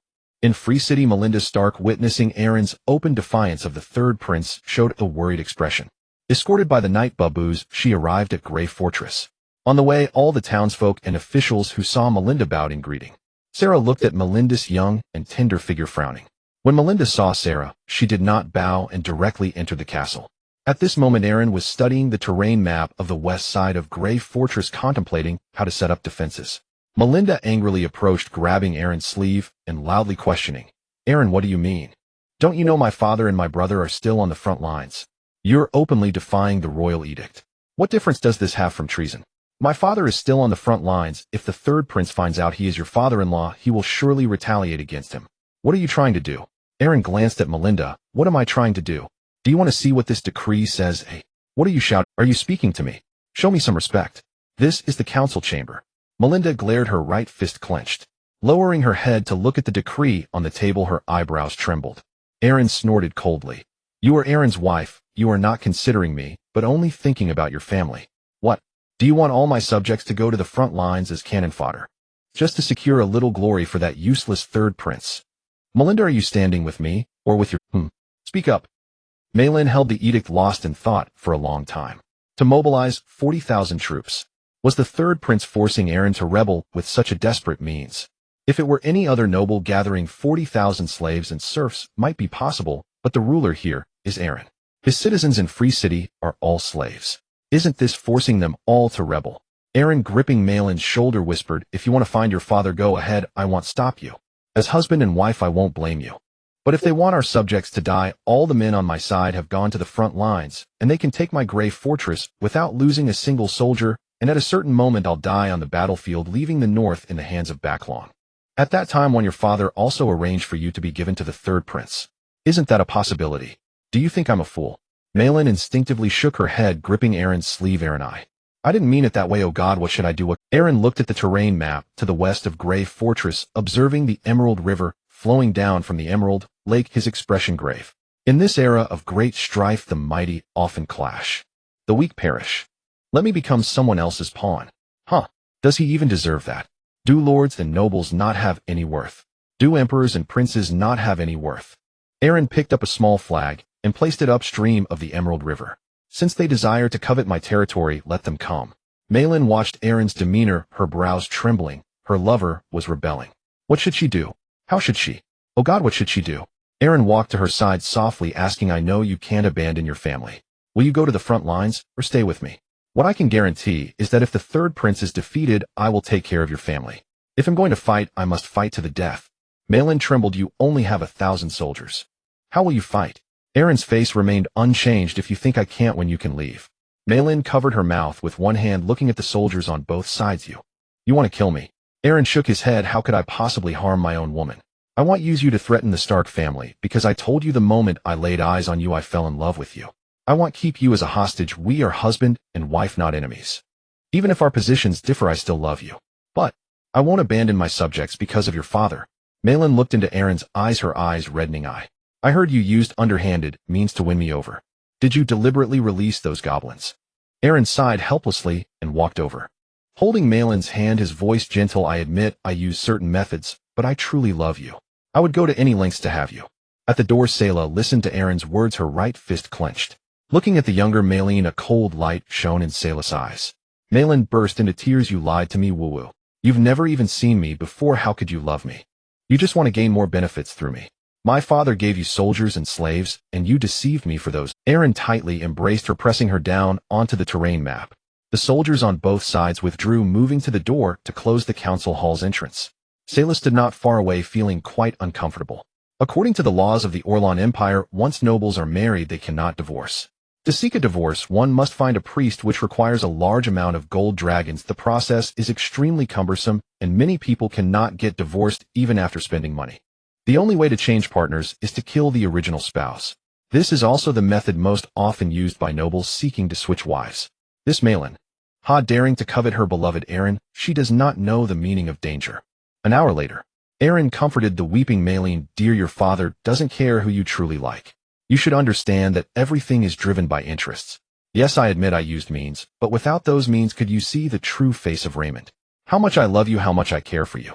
I have given you a portion of the profits from the cold iron mines. I genuinely want to be with you for a lifetime. Ooh, I love you, Malin. Just think, if the third prince is defeated, what will happen to your father? I have already allied with the fifth princess. She is much better than the third prince. At least she doesn't oppress me, right? Malin pouted, her tearful eyes gazing into Aaron's eyes. Leaning in his embrace, unwilling to rise, I am really scared. Is this really okay? The third prince has 2 flying dragons. If he gets angry and sends troops. No, he will definitely send troops. What should we do? Their soldiers are so numerous. Aaron put on his clothes, his gaze sharp. Then let's fight. Wait for my good news, dear. If you're worried about your father, just write him a letter. If you really go to the front lines. I'm afraid the third prince will use you to threaten me and to surrender. Malin's expression shifted at this point, her emotions stirring. Embracing Aaron, her heart felt like it was melting. Leaning in his embrace, she softly said, Dear, with your words I won't leave. You can rest assured I won't let them use me to threaten you. If it really comes to that, I will just die. Aaron leaned in to kiss her passionately. It seemed he really had begun to like this little Malin. Amy, Lena, Leah, Selah, Jenny, and Alika. These women, except for the elf Alika, who wouldn't be the other women would be somewhat jealous of Malin because she was his legally recognized wife. Sometimes, even Amy would pout. Gently patting Malin's head, Aaron smiled. Dear, as long as your heart is with me, I will never part with you for a lifetime, I swear. Please believe me, I will definitely defend our love with victory. In Qingyuan City, the third Prince Backlong, upon learning that his grain official had been killed, was furious. He shouted angrily, damn Aaron Brad, how dare he openly defy my edict? Is this guy trying to rebel or ally with others? Beside him, the one-eyed old man whispered, Your Highness, our spies have discovered that your sister Lisena has sent people to establish a dock south of Grey Fortress, and construction has already begun. Backlong clenched the armrest tightly, veins bulging. Carlos, I give you 300 troops. Go and bring me Aaron Brad's head. Count Carlos, who also serves as the teacher of the third Prince Bakran and a senior military officer in charge of the Holy City's United Front, is a battle-hardened veteran at the age of 50, having earned countless military honors. He is the strongest ally beside Prince Bakran. He once led a large army to the Wall of Sighs to participate in the extermination of trolls, showcasing his combat prowess even against magical beast forces. Revered by the people of the Orland Empire as the spearhead for breaking formations, he is guaranteed to win every battle. Carlos walked up to the command tent, his right hand resting on the hilt of his sword at his waist, gazing at the military camp before him with an imposing aura. Standing 7 feet tall, his iron-gray short hair lay flat against his scalp, and a long old scar stretched across his left cheek from the cheekbone to the chin. The scar pulled the corner of his mouth slightly askew, adding a disquieting fierceness to his already commanding face. Clad in polished golden full-plate armor, a red cape fluttered gently behind him. In front of the command tent, 6 orderlies stood in a line before him, each holding a flag of a different color. Relay my orders. Carlos spoke loudly, his voice deep, yet piercing. Cavalry battalion assemble in full armor, with warhorses clad in scales, each rider equipped with 3 spare lances. Depart from the eastern camp gate. The first red flag was raised, and the orderly mounted his horse, galloping towards the eastern camp. Archers battalion armed with longbows, heavy crossbows, and arrow carts depart from the southern camp gate. The second blue flag was raised, and another orderly spurred his horse away. Heavy infantry battalion don full heavy armor, wield long spears and square shields, and be equipped with battle axes as backups, march in formation. The third black flag was raised. Carlos shouted in a low voice, escort and militia units follow with supply carts, catapults, siege ladders, and heavy equipment. Assemble everything in advance before setting off. Do not waste time on the road. Carlos turned to a scribe beside him, dressed in a dark gray robe. He pulled out a scroll of parchment tied with golden thread, unfurling it, and clearing his throat, read it aloud. The scribe took a deep breath, his voice sharp and thin. By the decree of His Highness the Third Prince Bakran, Lord Aaron Brad of the Grey Fortress in the Northern Territory, as a noble having received imperial grace, has failed to repay it, and instead has acted in defiance. He has killed royal envoys, seized decrees, hoarded weapons, and built fortifications without permission, openly defying the wartime conscription orders. His crimes deserve death. To uphold national law, restore military prestige, and ensure the peace of the territory, I hereby appoint the Commander-in-Chief Carlos Wide to lead the elite forces to be dispatched immediately to suppress the rebellion and capture the ringleader. Aaron Brad and his accomplices, regardless of their rank, shall all be treated as traitors. Those who resist capture shall be killed on the spot. Accomplices shall be detained for trial. So it is decreed. After the proclamation was read, there was a brief moment of silence in the camp. Then the first cavalry unit charged out from the eastern camp gate. The sight of 500 warhorses simultaneously bursting forth from the camp gate resembled a flood of iron gray surging over a dam. The hooves trampled the grass, kicking up clouds of dust. The cavalry, clad in shining chainmail, had griffin insignias on their capes that fluttered up and down with their movements. Their lances pointed skyward, creating an imposing spectacle. The southern camp gate opened closely behind, and 1,000 archers quickly formed 6 rows in the open ground to the south of the camp. The officers waved their arms to adjust the spacing, and with just one call for formation, 1,000-strong unit stood ready in a square formation. When the western gate opened, the entire ground trembled. The heavy infantry emerged like a moving wall of iron, entirely covered in armor, with only a narrow slit for their eyes, and hands encased in iron gloves. 1,500 men stepped forward in unison. The sound of their iron boots striking the ground was so uniform it sent chills down one's spine. Thud, thud, thud. The rhythm of the infantry's march was as steady as a heartbeat, leaving footprints an inch deep in the earth with each step. The long spears they carried formed a silver-gray metal forest, the reflections from their tips creating a moving band of light that slowly advanced with the unit. on the back of a massive steel shield engraved with silver-white patterns, heavy and formidable. By the time they reached the assembly point in the eastern part of Qingyuan City, their formation remained unblemished. Like a group of stone statues, they upheld strict military discipline. The northern gate finally opened, and 5,000 escorts and militia surged out. Their attire was more disordered than the first 3 units, but their numbers brought an overwhelming presence. The crowd spilled out of the northern camp gate, like a gray tide engulfing the open ground in the north and spreading further away. Supply carts mingled among the crowd, slowly moving forward, the sound of wheels grinding over the grass crackling. The massive frame of a catapult was disassembled and loaded onto 5 flatbed wagons. A black heavy crossbow marked with a dragon emblem was pushed out, its iron arrows as long as 2 adults with barbed tips exceptionally sharp. Then the siege ladders and assault carts followed suit. Carlos rode his horse on a high dirt slope in the camp, surveying how the 4 units spread out across the plain. 8,000 men advanced eastward along the official road outside Qingyuan City, forming a long gray serpent. Except for the militia at the back, the 3,000 elite troops in front maintained their formation even as they entered the forest. Carlos rode between the cavalry and heavy infantry, his gaze fixed ahead. The third prince had given him 10 days. Within 10 days, he must hang Aaron Brad's head at the city gate of Qingyuan City and successfully capture the Gray Fortress and Free City. He aimed to make these 2 cities the most solid supply lines for the third prince. At that moment, a messenger pigeon flew towards the east. Carlos raised his cold face and whistled, and a black falcon swooped down from above the clouds.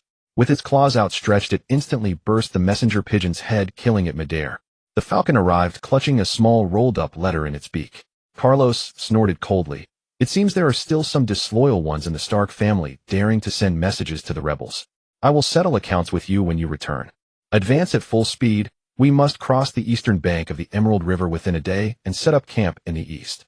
Meanwhile, on the high ground of the eastern bank of the Emerald River, Aaron looked at a scout before him and whispered, "How many people?" 8,000. The scout's lips trembled. 500 heavy cavalry, 1,005 heavy infantry, 1,000 archers, all regular troops of the Orland Empire. The remaining 5,000 are all militia equipped with catapult, siege ladders, and other equipment. They will arrive in no more than 2 days. They must be moving slowly with siege equipment. Aaron closed his eyes and thought. Even if he temporarily gathered 3,000 slaves to help his troops dig, it would still take a day to finish the trench. His total troop strength included 300 musketeers from Walker, 100 cavalry from Cliff and Benny, 100 bowmen from Osiris, 100 gladiator infantry from Grim Joe, 700 infantry from Bran and George, most of whom had been enlisted for less than half a year. Some had even only joined 2 months ago. 1,300 mostly new recruits against 8,000, with the opponent also having 3,000 fully armed Imperial regulars. It would be a tough battle.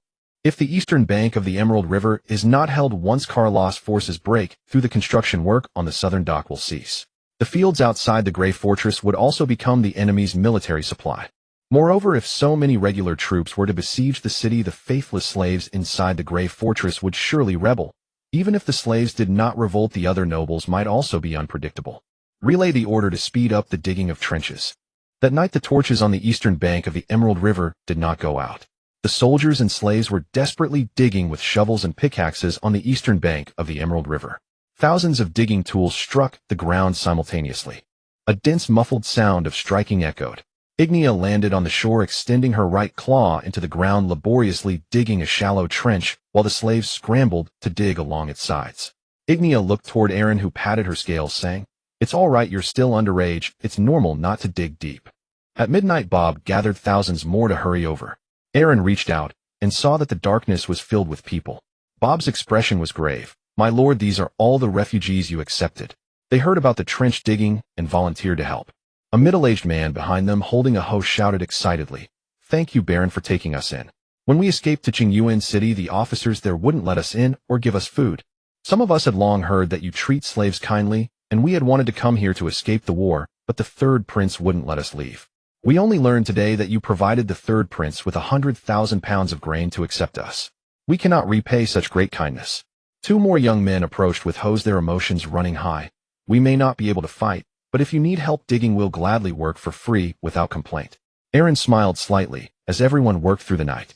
The first trench finally took shape before dawn, half a person deep. The second trench followed, then the third. More citizens and slaves who did not wish to be cannon fodder for the third prince emerged. By the evening of the next day, 5 trenches spanning the eastern bank of the Emerald River were completed. Aaron personally crouched at the edge of the trench, inspecting it. Walker positioned 300 gunmen behind the second trench. The first trench will serve as a buffer against cavalry charges, and the third will hold the main infantry and archers. Cavalry can't cross the trench. When they reach the front, the guns will fire simultaneously. Walker nodded, his rough fingers stroking the barrel of a gun. The expressions of the 300 gunmen behind the trench varied. Some were packing the gunpowder tightly with rods, others were sharpening the edges of lead bullets with knives, and no one spoke. Aaron walked to the back, observing them, and sensing the fear radiating from their faces. A few young soldiers squatted at the edge of the trench, tracing random lines on the earthen wall with their daggers. As Aaron got closer, he saw what they had drawn: a house, a chimney, a winding river, and a stick-figure woman holding a circular child. One of them looked up at Aaron and suddenly stood up, exclaiming, "Lord! Lord!" Aaron patted his shoulder. He turned to gaze at the freshly dug position behind him. Some were huddled together for warmth. Others held spears, resting with closed eyes. Some repeatedly checked the arrows in their quivers, their expressions tense. Some were praying, holding crude crosses. Aaron stood in the center of the trench, raising his voice. "They have 8,000 men. They have armor, cavalry, and catapults. They are here to suppress me and you. Don't be afraid. We may not lose this battle, for we have the flying dragons." With that statement, everyone instinctively looked up at Ignia in the sky. Aaron's voice rang out once more through the crowd. "The third prince has issued a decree to forcibly conscript 40,000 men from me to serve as cannon fodder, men to fight, women to build fortifications, and children will starve in the rear without anyone caring. Some of you have family members already in Grey Fortress, your mother's wives and children still nursing. If I lose today, that decree will be posted at the gates of Grey Fortress tomorrow. All of you will be conscripted into the death camp. Your families will be at the front lines, dying at the forefront, and no one will dig their graves.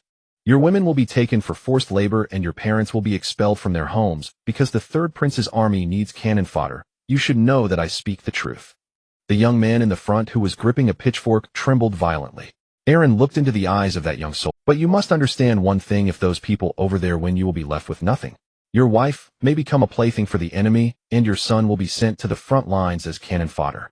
He paused here, then turned slightly, pointing toward the prominent rock at the back of the high ground. On the platform, Ignia opened her mouth, and a column of dragon fire shot into the sky. The flames exploded in the air, transforming into a flurry of sparks. Aaron drew his sword, pointing it at the sky, the blade reflecting the remnants of the dragon fire. "We have a giant dragon. If they dare to cross the river, they should wait to be burned to ashes. This battle will be a guaranteed victory." The new recruits, once fearful of battle, looked at the fire-breathing dragon, their spirits soaring. As if they had taken a calming pill, their shouts never ceased. In the afternoon, the horn sounded on the western bank of the Emerald River. The sound traveled from afar, deep and long. Then came the second and third sounds. Aaron stood up. He did not need to see the formations on the opposite side, who just from the order and power contained in the horn sound, he already knew Carlos was coming. On the western bank of the Emerald River, Carlos' adjutant rode a horse, looking at the eastern bank with a worried. Riding back to Carlos, he called out in doubt, "The enemy is well prepared. I saw several large pits running north and south, and I also saw their tents." Carlos remained unfazed. "Where is their camp located?" "Reporting to you, my lord, it is built on a 20-foot-high slope. I have been here before. The slope was not that high originally. I suspect they have used the earth from those pits to raise that slope." Upon hearing this, Carlos rode to the high ground on the western bank, looking at the layout on the eastern bank. Carlos frowned. "Who is commanding the enemy?" The adjutant replied uncertainly, "We only know that under Aaron Blad there are officers like Cliff, Benny, and Bran. It should be these three commanding." Carlos looked back at his army and then at the sky. "The enemy situation is unclear. A hasty attack may lead to ambush. Build camps at the 2 high grounds on the western bank. Tonight, send some militiamen disguised as refugees to cross the river and scout the enemy's strengths and weaknesses." "Understood." That night, Carlos' camp was established on the western bank, occupying the 2 high grounds on the left and right. This formed a standoff with Aaron on the eastern bank. Through Ignia's vision, Aaron saw the enemy's layout and deployment, his expression grave. "Damn, a formidable opponent has arrived." That evening, Carlos' troops erected 2 tents. The 2 tents stood on 2 high grounds on the west bank, forming a sharp angle with strict military discipline. A small group of cavalry patrolled the west bank. Through the perspective of Ignia, Aaron spotted the heavy crossbow carts in the enemy camp, clearly indicating that they were aware of his flying dragon. Sending Ignia to fly over and breathe fire would be akin to seeking death. The royal family of the Orland Empire had flying dragons, and the veteran generals who had been close to the princes and princesses certainly had ways to deal with them. To harness Ignia's advantages, he first needed to ascertain how many heavy crossbows the enemy had. Only after that could he dare to let Ignia engage. He arrived at the command tent. Osiris, Bran, and Cliff stood before the sand table made by Aaron. When the three saw Aaron approaching, Cliff looked worried and said, "My lord, the disparity in forces is vast. If we cannot win the first battle, the morale of our people and troops will surely collapse. I suggest that Benny and I take a detour from the north to the other side of the river. While they are crossing, we can attack their camp and burn their equipment, allowing your flying dragon to engage. The enemy's commander is the Blade of Breakthrough Carlos. His strength cannot be underestimated." Aaron glanced at the sand table map, deep in thought. This person is very strong. Cliff nodded slightly. This guy previously participated in the defense of the Sign Wall. As a main force of the Orland Empire, he has commanded multiple large-scale battles and is skilled in siege warfare, ambushes, and skirmishes, preferring a methodical approach of steady advancement. This guy has previously killed a frost giant and led 1,000 elite troops to withstand the assault of thousands of magical beasts. Even in direct combat with magical beasts, he has considerable experience.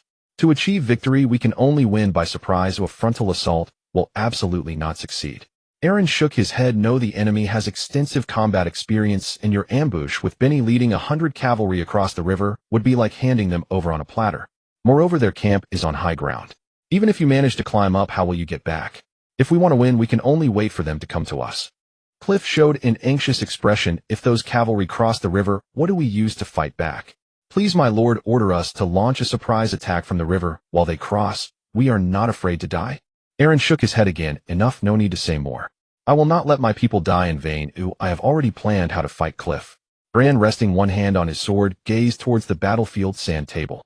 After pondering for a moment, he quietly said, "Among the 800 troops, 500 are militia, likely forcibly conscripted by the Third Prince. We can attempt to exploit this group. If handled properly, we could incite a rebellion among the militia, and even if Carlos doesn't retreat, their morale will surely plummet. For instance, we could let those militia know that our slaves and subjects in Grey Fortress have also been forcibly conscripted, but our lord cherishes his people and would rather die than let them become cannon fodder, denouncing the Third Prince as cruel and inhumane." Aaron slowly nodded twice and went back to the camp to sleep. The night passed without incident. A militia sent by Carlos to act as refugees was shot dead by Osiris with an arrow at the riverbank. Carlos rode his horse to the dismantled bridge, signaling with his hand. The sound of a horn once again emanated from the west bank, deep and prolonged. 8,000 troops formed a line on the plains of the west bank of the Emerald River. A group of militia ran to the broken bridge with wooden materials to make repairs. In the trench, Osiris shouted, "Launch!" 100 archers launched in succession, and the militia repairing the bridge screamed in pain. At this moment, thousands of archers on the west bank raised their longbows, unleashing a fierce barrage at Osiris' location. Osiris and the others hurriedly shrank back, hiding in the dark path, not daring to show their heads. A rain of arrows fell upon them from the 1,000 archers. In just one encounter, Osiris' archers were suppressed. An archer, unable to dodge in time, was shot dead by the rain of arrows collapsing beneath the trench. Osiris growled sharply, "Don't go out. Let them shoot for a while." He reluctantly held his bow. His archers were truly not a match for the regular army. Those fellows probably began training from childhood, while most of his archers were hunters. Their accuracy, range, and numbers were all overwhelmingly crushed. The broken bridge was being continually repaired by the militia, and a floating bridge that could accommodate 20 people side by side was constructed. Carlos' adjutant hurried back. "My lord, the floating bridge has been completed. Should we cross?" Carlos looked towards the archers, raising his hand and shouting, "Let 3,000 militia cross to the other side, first with the archers providing cover. Once the enemy shows their heads, shoot them fiercely. Keep an eye on the enemy's flying dragons. If they dare to fly over, the heavy crossbows will be ready. After the militia crosses, the heavy infantry will follow over the bridge. At the same time, arrange for people to build a floating bridge upstream, allowing the cavalry to cross from the north and avoid the pits dug by these groundhogs. If they want to strike while crossing, let them come." The troops received the orders. The militia bravely rushed to the east bank with the sounds of battle ringing out one after another. Among the heavy infantry, a heavy crossbow cart was slowly pushed across the river. The archers continued to suppress the soldiers in the trench, making it hard for them to show their heads. Aaron, through Ignia's perspective, looked at the militia that had crossed the river, his expression one of disdain. He thought the enemy would employ some fancy tactics, but it turned out to be the militia of the noble lords sacrificing themselves. Just as the 3,000 militia reached the east bank, Aaron shouted sternly those militia should shoot fiercely with crossbows as they reach the trench. This group can just serve as our shields. Crossing the river is easy, but crossing the trench is impossible. Walker ordered all the gunmen to pick up their crossbows and shoot frantically at Osiris' troops. The militia that reached the trench fell one after another. Screams filled the air and cries erupted continuously. One after another the militia were shot dead in front of the trench. Carlos remained unfazed. All militia charged forward. Use your bodies to fill those trenches. Heavy infantry form up. Advance. Hurrah! 1,500 heavy infantry simultaneously raised their iron shields and swords, forming a marching formation. The militia in front continued to charge into the trenches, dying in droves. A terrified militia collapsed on the ground, attempting to escape back to the west bank. On his way back, he was shot dead by Carlos with an arrow. Cowards who flee the battlefield shall die. All militia go up. Even if you die, you must die in those trenches. At that moment, strange explosive sounds suddenly echoed from afar. Carlos frowned and looked ahead. He saw the militia team in front suddenly fall to the ground amidst a series of explosive sounds, dying one after another. In the second trench, a squad of soldiers wielding strange iron rods fired simultaneously at Walker's command. Then the first row of heavy infantry fell to the ground, wailing incessantly. Bullets easily pierced through their armor. Aaron raised his firearm and shouted, "It's time. Let them taste the flavor of firearms." Fire. Ignia. Unbeknownst to him, Ignia, who had hidden in the river, quietly swam to the edge of the floating bridge. With its mouth open, it unleashed a torrent of scorching dragon flames at the floating bridge. The bridge was instantly engulfed in flames. Carlos, furious, growled, "Crossbow team, shoot that dragon." In the brief moment when the crossbow soldiers adjusted the direction of their crossbows, Ignia's dragon flame surged from the left to the right. The broken bridge was engulfed in flames, and the crossbow soldiers on the eastern bank were consumed before they could pivot. With the threat of the crossbows eliminated, Ignia took to the skies. Water flowed down her massive dragon body. Carlos, unwilling to retreat, sounded the retreat signal.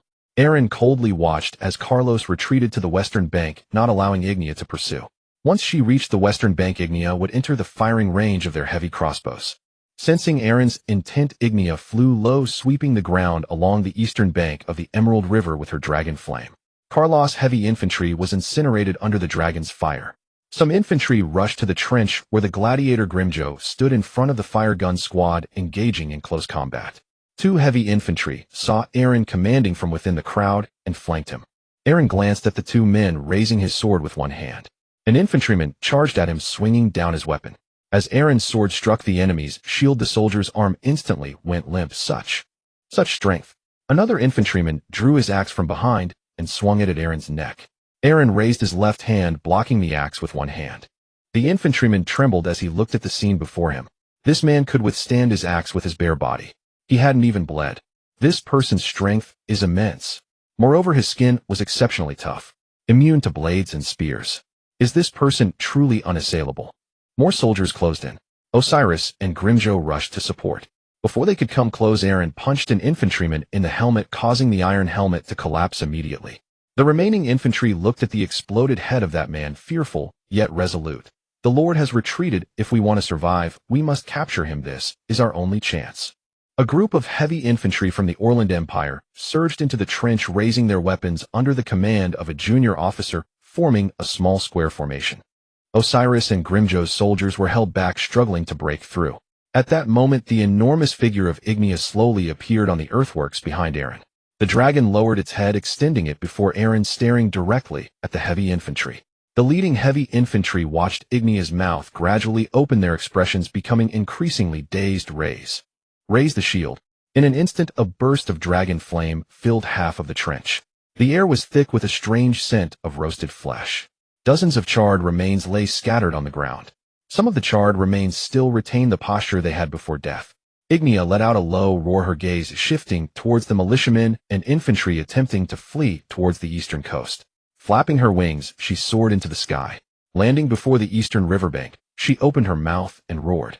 The dragon's roar resonated powerfully. The militiamen knelt, raising their hands high. "We surrender. We surrender." The surviving heavy infantry, seeing the troops retreating from the western bank, dropped their weapons and shields. Walker's fire gunners raised their guns, targeting the surrendering individuals, a murderous intent boiling within. The infantrymen, having witnessed the power of the fire guns, begrudgingly knelt before the strange iron rods. After the battle, in the command tent, Cliff exclaimed excitedly, "My lord, we have absolutely set a precedent in the military history of the Orland Empire with this battle. 1,300 against 8,000. Our army suffered 36 dead and 260 injured. The enemy lost 3,819 men and 1,019 surrendered. In this battle, we nearly annihilated the enemy's militia and infantry." Cliff became increasingly excited, while the other standing officers wore smiles on their faces. Buran stroked his beard with one hand, glancing at Aaron and then at Walker's fire guns, deep in thought. Grimjo had already exchanged his sword and shield for the Imperial heavy infantry's equipment. He seemed quite pleased with the new weapons and shields, occasionally lifting the shield to admire it. Cliff exclaimed, "Among the over 1,000 who surrendered, there are still more than 300 heavy infantry. If we can recruit them, our army's strength will undoubtedly rise significantly." Buran shook his head and shouted, "No, those guys become soldiers the moment they pick up weapons. We must kill them all." "What are you talking about? Right now we are rebels. How could these Imperial soldiers possibly surrender and join us?" Aaron felt somewhat restless. They had lost 36 men. Moreover, most of the dead were archers and fire gunners from the Free City. According to his plan, as Carlos troops crossed halfway, the militia could gather in large numbers on the eastern bank to form a barrier.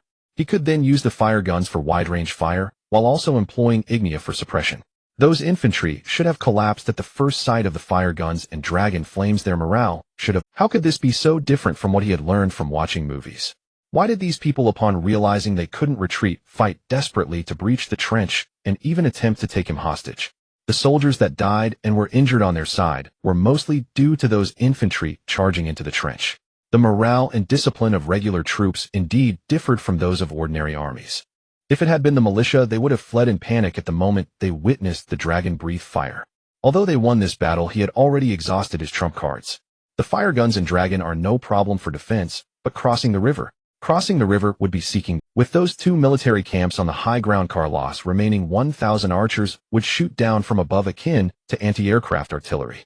Cliff continued, "We cannot kill those surrendering soldiers. The normal battlefield rule is to spare those who surrender. If we kill them after they surrender, who would dare to surrender to us in the future? Even if they know they cannot win, they will fight us to the death. The number of those who refuse to surrender will only increase." Buran, with one hand resting on his sword, remarked, "Then let those guys return to Grey Fort. While we are fighting at the front, let them coordinate with Carlos to seize our city gate." Aaron pressed both hands on the battlefield sand table. "Find all the officials among those infantry and execute them. The old and weak can be sent directly to the Free City. Adopt a policy of gentle persuasion and intimidation towards those soldiers. By killing their officers, they will lose their backbone, and at the same time provide them with the treatment they deserve, keeping them compliant. Anyone who stirs up trouble will be captured and hanged. This process of persuasion requires patience. If we kill them all, what will we do in the future? Anyone who attacks us, will we kill all their soldiers? If we do that, who would dare to surrender?" Aaron stroked his chin, deep in thought. "As for those forcibly conscripted militiamen, why not let them see how our subjects live? Tomorrow let's select a few of the kindest militiamen to return to the western bank." Meanwhile, on the upper reaches of the Emerald River, Benny, leading 100 light cavalry patrolling, suddenly dropped to the ground, pressing his ear against the earth, frowning as he listened. Looking up at the western bank, Carlos, 500 heavy cavalry charged forward. Some had already begun to cross the river. Benny stared at the heavy cavalry on the opposite bank, his right fist clenched tightly. He recognized their cavalry captain, Nab, known as the Hellhound, who led the 3rd Squad of the Holy City Cavalry. Cliff, the captain of the 7th Squad, had always been at odds with the Hellhound. Benny looked at Nab's heavy cavalry, unable to count how many there were, estimating around 400 to 500. However, there were already 200 to 300 cavalry who had crossed the river, and another 200 were slowly advancing in the middle of the river. Benny glanced back at his own squad, which consisted of 100 light cavalry. They wore leather armor over chainmail shirts with lances and curved sabers hanging from their saddles. They had no shields, and their helmets were merely half helmets made of iron, offering little protection for their chins and necks. Only 21 of them wore armor, all veteran knights from the Brad family. It was not that Aaron was unwilling to equip the others with armor, it was because these cavalrymen lacked the physical strength to bear it. If they were to don heavy armor, they would struggle to wield their weapons properly while mounted. To put it accurately, these cavalrymen were merely average riders lacking any true combat prowess. Moreover, their warhorses were a head shorter than the enemy's with long limbs that favored endurance but lacked explosive power. The disparity in forces was evident. Yet this was the upper reaches of the Emerald River. If they failed to hold this position once the enemy crossed the Free City and Grey Fortress, would be vulnerable to their incursions. Furthermore, Aaron had made it very clear during the pre-battle meeting that there were many slaves in Grey Fortress. These individuals followed whoever was strong, lacking any sense of faith. If they allowed enemy spies to infiltrate Grey Fortress and spread rumors, it would become troublesome. Benny tightened his grip on the lance. Even if he were to die here today, he would not let a single one escape. Looking toward the west bank, he noticed a squad of militia approaching with construction materials, evidently intending to cross the river and forcibly construct defenses on the east bank. Scott, hurry back and report. Benny shouted, drawing his lance, his brows furrowed. Everyone stay close to me. Don't fall behind. The young cavalrymen behind him exchanged glances, but no one spoke. Nab's vanguard troops had already crossed the Emerald River. The heavy cavalry formed a loose front line on the stony bank of the east side, their warhorses snorting as iron hooves carved out uneven prints in the riverbank. At the center sat a towering figure on a black horse adorned with a breastplate inlaid with silver thread, depicting a snarling hound's head. This was Nab, the vanguard officer under Carlos, notorious for his ferocity and brutality. It was said that his heavy cavalry could trample over even friendly forces during charges. Nab raised his right hand, clad in an iron gauntlet, and pointed vaguely in Benny's direction. Benny, already poised for the charge, narrowed his eyes and shouted, "Charge!" He pressed his legs tightly against his horse's flank. The steed whinnied and sprang forward, his lance leveled at the center of the iron wall adorned with the hound's head. His squad reacted quicker than he had anticipated. Almost as soon as he finished his command, 100 riders spurred their horses forward. At the moment, 100 lances were leveled, their tips converged into a silvery gray light blade. Nab's heavy cavalry was already less than 100 steps away. Benny could see the white mist puffing from the mouths of the warhorses in the first row, and he could see the icy gaze peering through the gaps in Nab's visor. He aimed his lance at the center of the hound's head emblem, feeling it subtly rotate in his palm. 80 steps. 50 steps. Kill. As Benny's roar erupted, the two cavalry forces collided like two massive hammers striking against each other. The thunderous sound of steel clashing resonated, far surpassing the whinnies of the horses and the shouts of men. Benny's lance accurately pierced the seam of a cavalryman's breastplate. The tip penetrated through the chainmail lining, stabbing into flesh and bursting out the back. Benny let out a cold grunt, withdrawing his lance to slash horizontally, killing another man. On either side of Benny, his light cavalrymen thrust into the cracks of the iron wall like 100 blades. In the instant the first row crashed in, at least 18 heavy cavalrymen were toppled from their mounts. Benny's squad acted like a sharp wedge, forcibly tearing open a bloody gap in the center of the 300 cavalry's formation, splitting the dense iron wall into two halves. Benny led the charge at the forefront, successfully penetrating Nab's heavy cavalry line. They crashed in from the front and burst out from the back. 100 riders became 89. Benny frowned. It was no surprise that his cavalry could penetrate the enemy's formation when they stood still after just crossing the river. But why did 11 of his cavalrymen die in the first charge? At that moment, several militia had already waded through the shallow upstream to reach the east bank. Benny turned his horse around, his battle spirit ablaze. Raise your lances. We must not let them secure a foothold on the east bank. Over 80 lances were simultaneously raised toward the sky. Nab's heavy cavalry was regrouping amid the chaos. Nab sat on that black horse. His face was obscured under the iron helmet, but his arm holding the spiked mace trembled slightly. Let them know our might. Yet Nab's cavalry did not charge. They merely formed a line, seemingly to protect the militia behind them. A militiaman thrust the first wooden stake into the ground, and the others followed suit. A wooden barrier was hastily constructed. Benny's forces surged forward, his gaze fixed on Nab. Capture the leader first. They charged with all their might, the hoofbeats quickening. But just then the heavy cavalry lined up behind Nab suddenly drew longbows from behind their saddles. Benny's pupils constricted to a pinpoint. Heavy bow cavalry. Scatter. Before he could finish his command, the first wave of arrows arrived. 5 men were struck and fell from their horses, which continued to charge forward for several paces before slowing down. The second wave of arrows followed closely behind. Benny wielded his lance to deflect the incoming arrows, his speed unwavering. He was closing the distance to Nab. 30 steps. 20 steps. Amid the charge, the screams of the cavalry behind him echoed, but he did not. Nab watched Benny, who dared to charge forward even after half his men had been shot down, his eyes wide with disbelief at Benny's red hair and the way he wielded his lance. Nab's lips trembled. You are. Benny, wait a moment. He hurriedly raised his spiked mace, trying to defend against the oncoming threat. A steel lance came thrusting straight at him. The cavalryman flanking Nab hurried to assist him as Benny leaned over his horse, swinging his lance, with all his might spinning rapidly in the saddle. He deflected several attacks and thrust his lance in a spiral, aiming for Nab's face. Nab hastily withdrew his head, but was pierced through the eye by the lance, the tip emerging from the back of his skull. Benny urged his horse to escape, and only 40 cavalrymen remained from those who charged with him.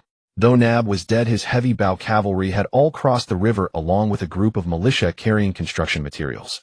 4 to 5 wooden barriers had already been set up. Benny gripped his lance tightly, roaring fiercely, "Anyone afraid to die can leave now. They have 100 men, and I, Benny, will charge 100 times on horseback.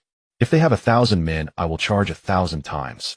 Benny glared at the militia in the distance who intended to set up tents, his anger boiling as he thrust his lance forward.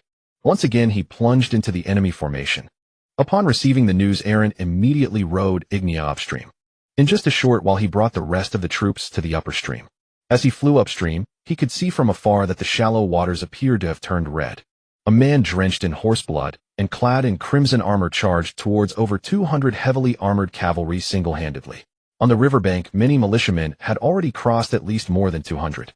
With stakes, tents, and supplies already ferried over, Benny was still fighting fiercely, showing no signs of fear. Some of the heavy cavalry began to feel intimidated, slowing down as they gazed at the figure of the bloody. Seeing this scene, Aaron urged Ignia forward.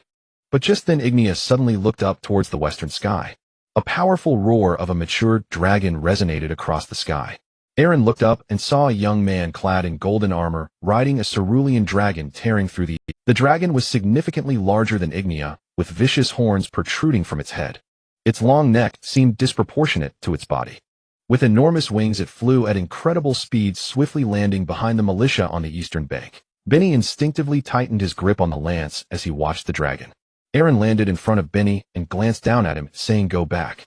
"I said go back. This is an order." Benny reluctantly sheathed his lance and turned his horse to leave. Aaron's gaze fell upon the cerulean dragon across from him, his expression turning grim. This must be the third Prince Bakulong. He actually came in person.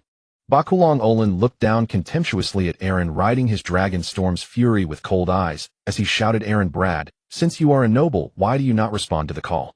I never expected you to have a true dragon. If you surrender now, I will directly appoint you as the Duke of the Northern Territory. That dragon of yours should be a female, right? I have 2 male dragons. If we join forces in a few years, our dragon numbers will be the largest. At that time we will surely sweep through Olin and achieve great ambitions." Upon hearing the suggestion of breeding, Ignia's eyes darkened as it roared furiously. Aaron chuckled lightly, a look of displeasure crossing his face. "It seems my lady does not fancy your ugly dragon. I'm sorry, but my patience with you has run out. If you hadn't chosen to oppress me from the start, I might have helped you. Now, I must refuse your command." Bakulong shouted, "Dragon Flame." Storm's Fury opened its mouth and unleashed a burst of explosive dragon flame towards Ignia. Ignia did not evade. In a fit of rage, it spewed fire. The 2 flames collided, creating a tidal wave of fire. Although Ignia was still young, its flames were not inferior to Storm's Fury. During the clash, Ignia slowly took 2 steps forward. With its eyes flashing, it retracted its head and thrust it forward with renewed force. The initial column of fire instantly expanded. Storm's furious flames were forced back. Just as the flames were about to scorch Bakulong, Storm's Fury flapped its wings and ascended into the sky. With an extraordinarily peculiar speed, it flew over 100 meters away. Aaron watched in alarm as the speed of that dragon made it clear that Ignia could not catch up. This fellow's dragon is speed-oriented. Ignia glanced at the army on the eastern bank and unleashed a powerful dragon flame at the militias. The screams were incessant as the half-built camp was completely consumed by flames.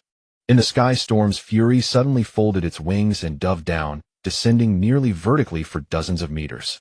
Bakulong covered his bandaged face, his brows trembling violently. The wound that had been staunched began to bleed again due to the strain of his facial muscles. He glared at Carlos, filled with rage. "What kind of joke is this? How dare that wretched Lasana, who spends all day dealing with witches? I must slaughter them all." Carlos stood by, pondering for a moment before kneeling on one knee. "Your Highness, if we do not win this battle, the responsibility lies with me. Please do not be angry. Right now we are besieged from all sides, with the 4th Prince glaring at us from the front and Aaron harboring wild ambitions behind us. Moreover, we are facing both internal and external troubles. We cannot afford to lose more troops. We still have 1700 regular soldiers, which is not a significant loss. Anger will cloud your judgment, which is exactly what the fourth prince hopes to see. Additionally, the fourth prince has long coveted your wife. Bucklong's eyes instantly turned blood-red upon hearing this. He glared intensely, clenching his fists. He suppressed the anger, pushing all his emotions down. He closed his eyes, sighed deeply, and softly spoke from his position. Though we lost this battle, the blame does not rest solely on you. I also underestimated the strength of the Brad family. We lost, yes, but what can we learn from this experience? How can we win the next time we face them?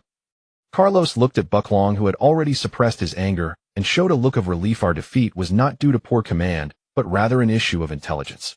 If we had advanced, normally Aaron Brad's defenses would not have been able to withstand our heavy infantry, even if he hid in those 5 long pits, because most of his troops are new recruits. Once our infantry engages them in close combat in the pits, they will definitely not be able to hold up. We lost because of those iron rods that can shoot iron balls. They must have had 300 or 400 men using that kind of weapon, the power of which is unprecedented.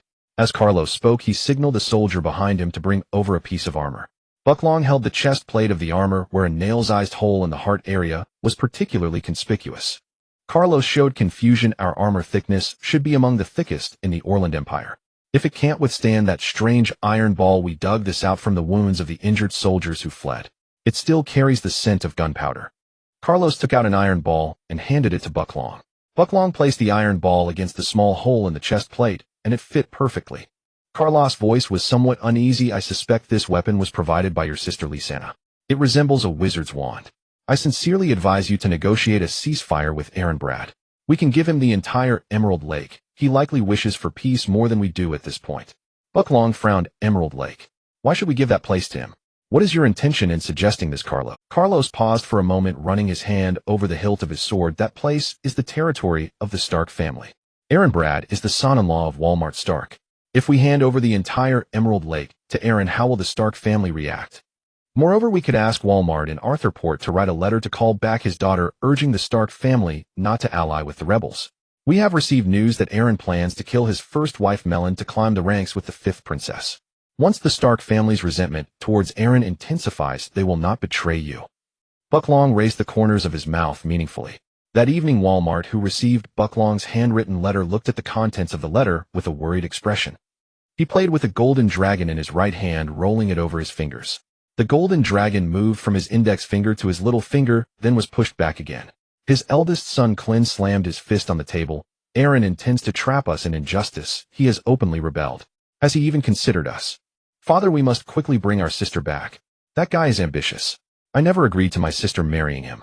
Now that he has openly rebelled, we will also be criticized. Walmart stared at the contents of the letter for a long time. Aaron wants to kill his daughter to climb the ranks with the 5th princess. According to the laws of the Orland Empire, all nobles, including the emperor, can only have one wife. Anyone who openly has multiple wives will surely be condemned as a heretic by the church. Although he thought this might be Bucklong's scheme, wasn't there a possibility? If he were Aaron, he would already have the strength to contend with the 3rd prince. Not to mention the future. This time, the 3rd prince, riding his strongest Storm Fury, could not defeat Aaron. Once Ignia grows a bit more, it will be even more impossible. If he were Aaron, establishing a connection with Lysana would be the wisest move. Once he marries Lysana, Aaron becomes a member of the royal family. What kind of rebellion is it when the royal family sends troops? Aaron could attack the 3rd prince with complete legitimacy, and marrying the 5th princess would also gain the support of the Holy Light Academy.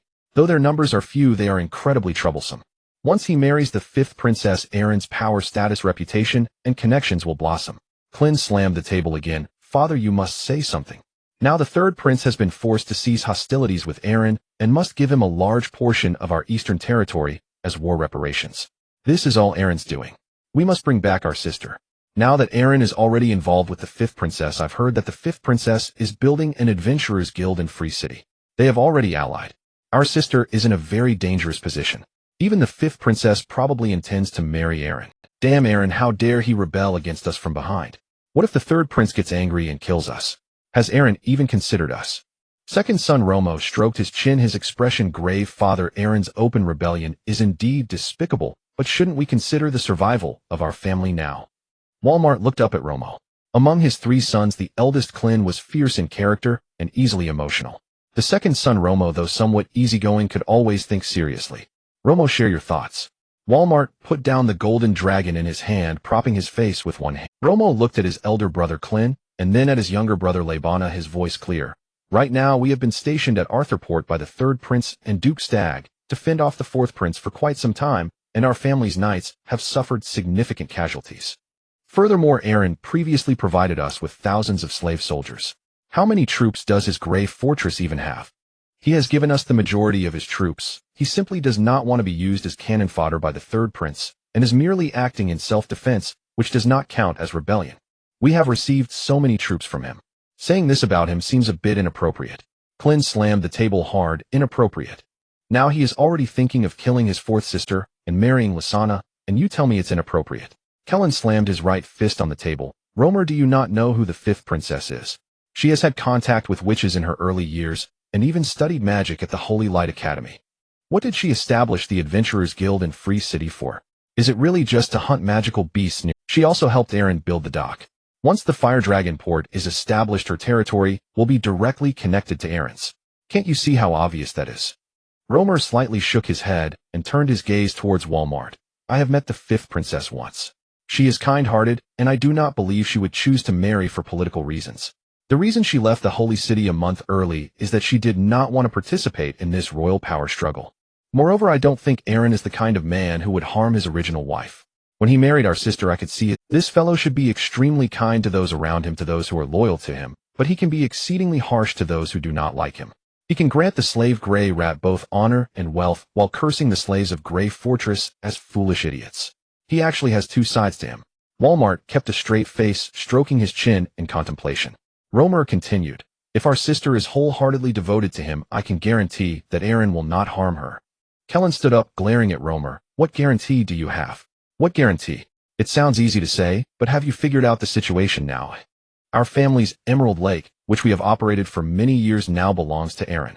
Furthermore, we will be criticized by others because of his open rebellion. Our situation will become dangerous in the next battle. This is all Aaron's doing. He is pushing us into the fire. Are you still defending him? Walmart gestured with his hand. The two brothers fell silent. Kellen glanced at Walmart and lightly punched the table. Walmart picked up the golden dragon again and took out another letter. This is a letter from Melon. She said that the third prince wants Aaron to conscript 40,000 death squads. Since Aaron refused, he was forced to rebel. Melon told me that if we can't stay at the front, we should go to Free City and Aaron will come to support us. Kellen frowned. He has such grand ideas, huh? He wants us to go to him, to become his subordinates. This person has one set of words on the surface and another behind our backs. How come he wasn't so nice when he was backstabbing us? Walmart toyed with the golden dragon, recalling the first time he met Aaron. The young man gave him a very mysterious impression. Should I switch sides again? The Duke of Elk is already blinded by power. Once he helps the third prince seize the throne, he will become a figure second only to the emperor. The Stark family has been holding out at Arthurport for so many days, yet the third prince hasn't even sent a flying dragon to help them defend. Who knows if the fourth prince's flying dragon will come flying over at night to breathe fire.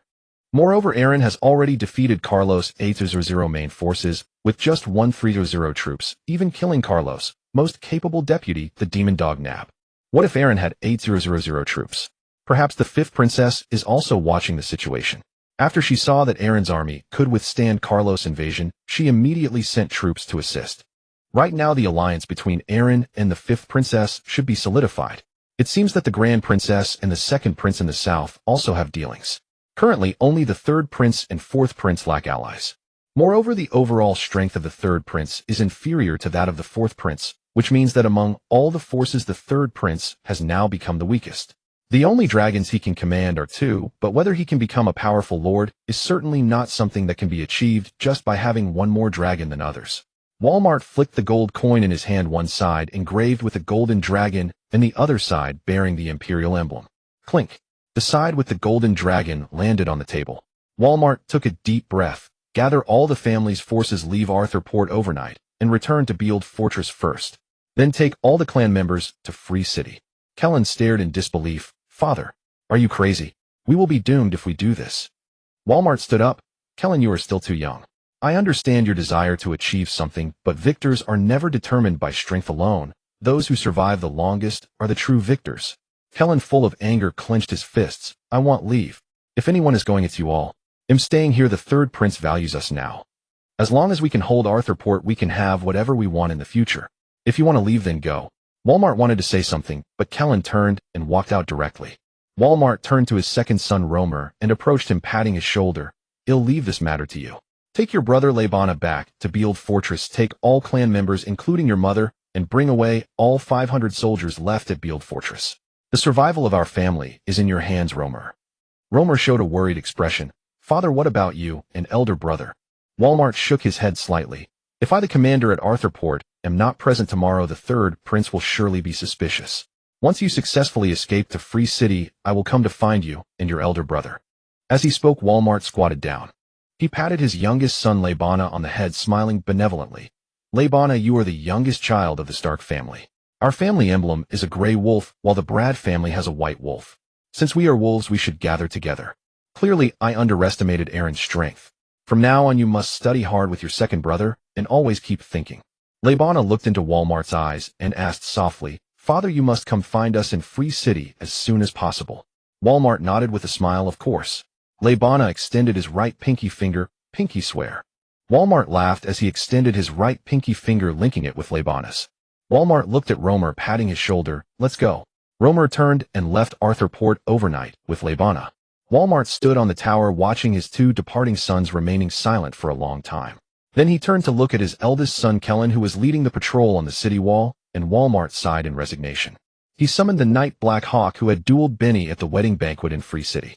Tonight, after Kellen falls asleep, you will knock him out and bind him. You must take him disguised as a refugee to escape tonight and go to Free City to find Aaron. Black Hawk asked, My lord, what about you? The Black Hawk stepped forward again and whispered, My lord, what about you? Walmart gazed at the Arthurport below the tower, remaining silent for a long time. On the west bank of the dock, there were two ships burned black by the fourth prince's flying dragons. The number of wounded soldiers in the city had already accumulated to over 2,000. Among the remaining 5,000 to 6,000 soldiers, there was no trace of the Stark family's knights. In the face of power, people truly lose themselves. Not only had his son Clin lost his composure, but even the Duke of the Stag, to whom he had been loyal for many years, was no longer the same. Turning to the Black Hawk, Walmart unsheathed the slender sword at his waist. This wolf-tooth sword is forged from cold iron and fine steel, capable of slicing through steel like mud. Take this sword along with Clin. Your only task is to bring Clin to Free City by any means necessary, and then deliver this sword to Aaron Brad. From then on, you will stay there and protect those 3 brothers.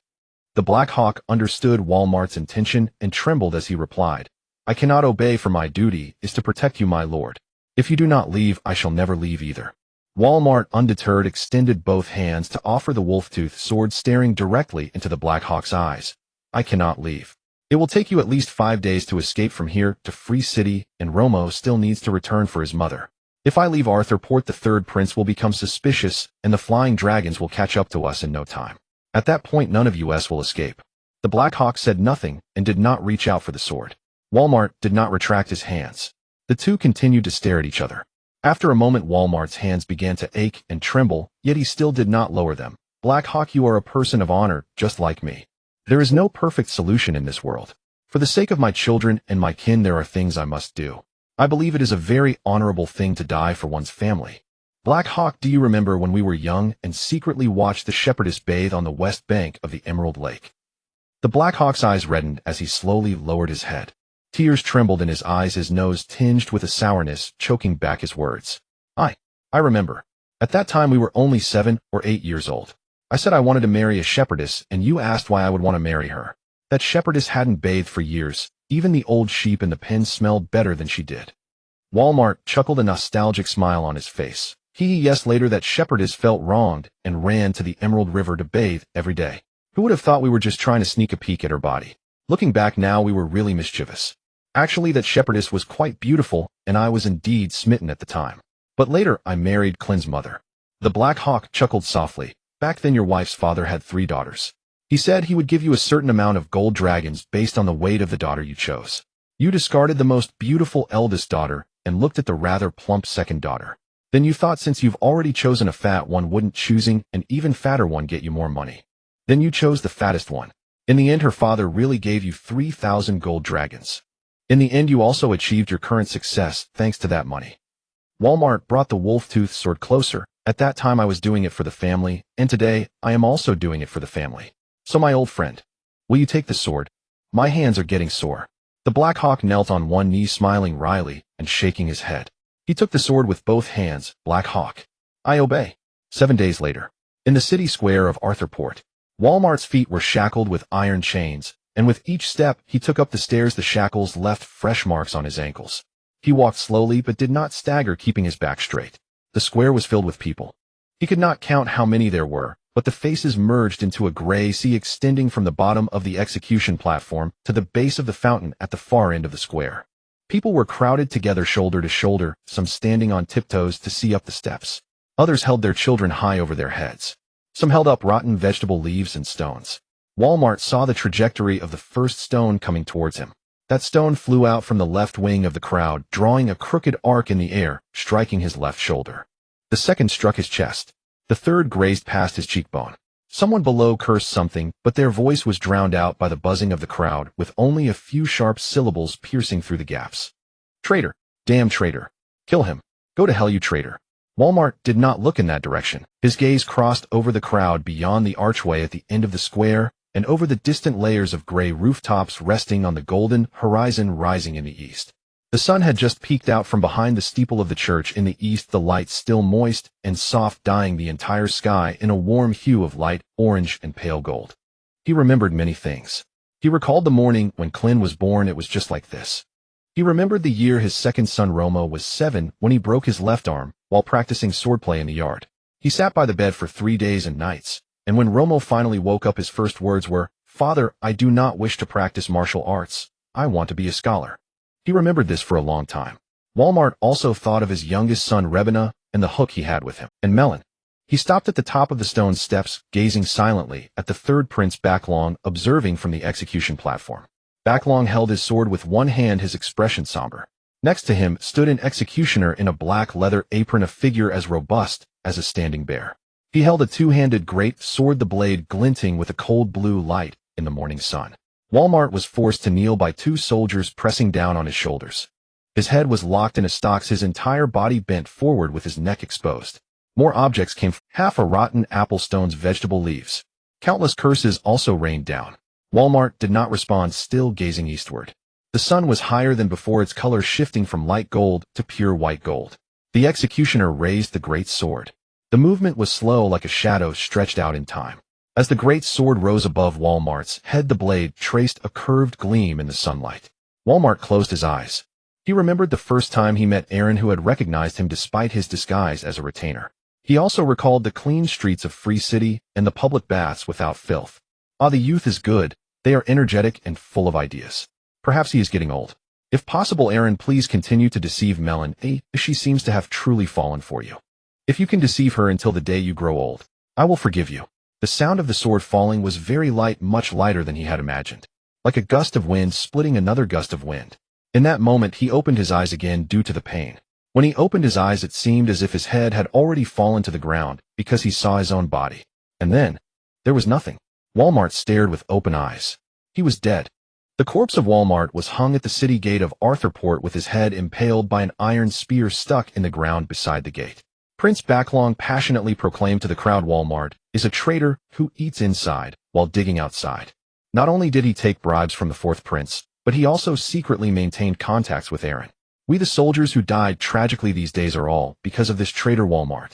My dear subjects, my valiant soldiers, the culprit has already been punished, and we shall sweep away the despair and grow stronger with every setback. That damned little man Walmart, his corpse shall rot in front of the city gate of Arthurport until only white bones remain. Let your anger transform into arrows aimed at the enemy. The crowd was incensed, and some citizens who had lost family members to the war vented their grief on Walmart's remains. His face was beaten beyond recognition, unrecognizable as a human. That afternoon Backlong rode his 2 flying dragons and seized the northern Bearder fortress with thunderous might. He occupied all properties of the Stark family left in the fortress and dispatched Carlos to station 5,000 regular troops at Bearder fortress. Just as Backlong returned to Qingyuan City, he saw a person, a knight beside the fourth prince. The knight took out a letter from the fourth prince, a letter of alliance. "My brother, I hope you are well. Recently, the eldest sister and the second brother have formed an alliance, and the fifth sister has allied with Baron Aaron and the Holy Light Academy. We the two brothers are surrounded by enemies. It would be better for us to lay down arms and cease hostilities. Since the alliance was established, both armies shall guard their borders and must not invade each other's territory. Both sides shall release prisoners, and all captured soldiers and slaves shall be returned within 10 days. The injured shall be treated, and the dead shall be returned. Additionally, I shall gift you my brother with 100 gold dragons, 300 bolts of cashmere, and 300 warhorses as a token of our pact. Below was the signature of the fourth Prince Tliga. Backlong mounted his other flying dragon Bloodwind and rushed towards Bearder Fortress. He handed the fourth prince's truce letter to Carlos. Master, your strategy is truly brilliant. I was worried that the Stark family would rebel like the Brad family, but with just one letter from you, the Stark family is in disarray. We have successfully taken control of Bearder Fortress without losing a single soldier. Now we can focus entirely on the enemy. What do you think of this alliance letter written by my fourth brother? Can it be trusted? Carlos nodded, taking the letter and examining it for a long time. Looking at Backlong, Carlos relaxed his brow. It seems that the Dragon Knights of the eldest Princess Miaphyllis have caused quite a bit of trouble for the fourth prince. Now the fourth prince should only dare to hide in the Holy City and not come out. I also found out that the fourth prince is gathering craftsmen to create new dragon-slaying siege engines. However, if the flying dragons are operated by competent riders, they will surely think of corresponding solutions to deal with siege engines and crossbows. No matter how many vehicles the fourth prince builds, they can only be stationed on the city walls for defense. He should have no problem safeguarding himself. There should be no problem in reaching a truce with him, and it happens that we can take this time to eliminate the Brad family and those miscreants. Backlong grinned excitedly, so we can now use all our forces against Aaron. Carlos nodded slightly. The fourth prince should not be foolish enough to betray us at this time, especially since the other factions have already formed alliances. Although he has just agreed to the truce with Aaron and promised to give him the western side of Emerald Lake, those remnants of the Stark family have fled to him. Right? We can directly take the opportunity to strike under the pretense of capturing the remnants of the traitors. Also, we can bring along Walmart's corpse. If those Stark cubs see their father in such a state, they will definitely be thrown into chaos and unable to maintain their formation. Backlong slapped his knee. Ha, master, you are truly brilliant. We could even use Walmart's corpse for a scheme of discord. Ask Aaron for some gold dragons. If he wants Walmart's corpse, he must pay. If he refuses to pay, how will those Stark cubs view him? He still falls short in battling us. Backlong was even more excited, one hand on his sword as he gazed towards the east. Let's mobilize our troops. The Grey Fortress has already built a comprehensive defense system. This time we will directly launch an assault from Bearder Fortress, taking the water route through Emerald Lake and heading straight for Freedom City. I don't believe it. If I go by water, can he really stop me? Grey Fortress. Malin held Romo and cried out in grief, second brother Wu. My heart hurts so much.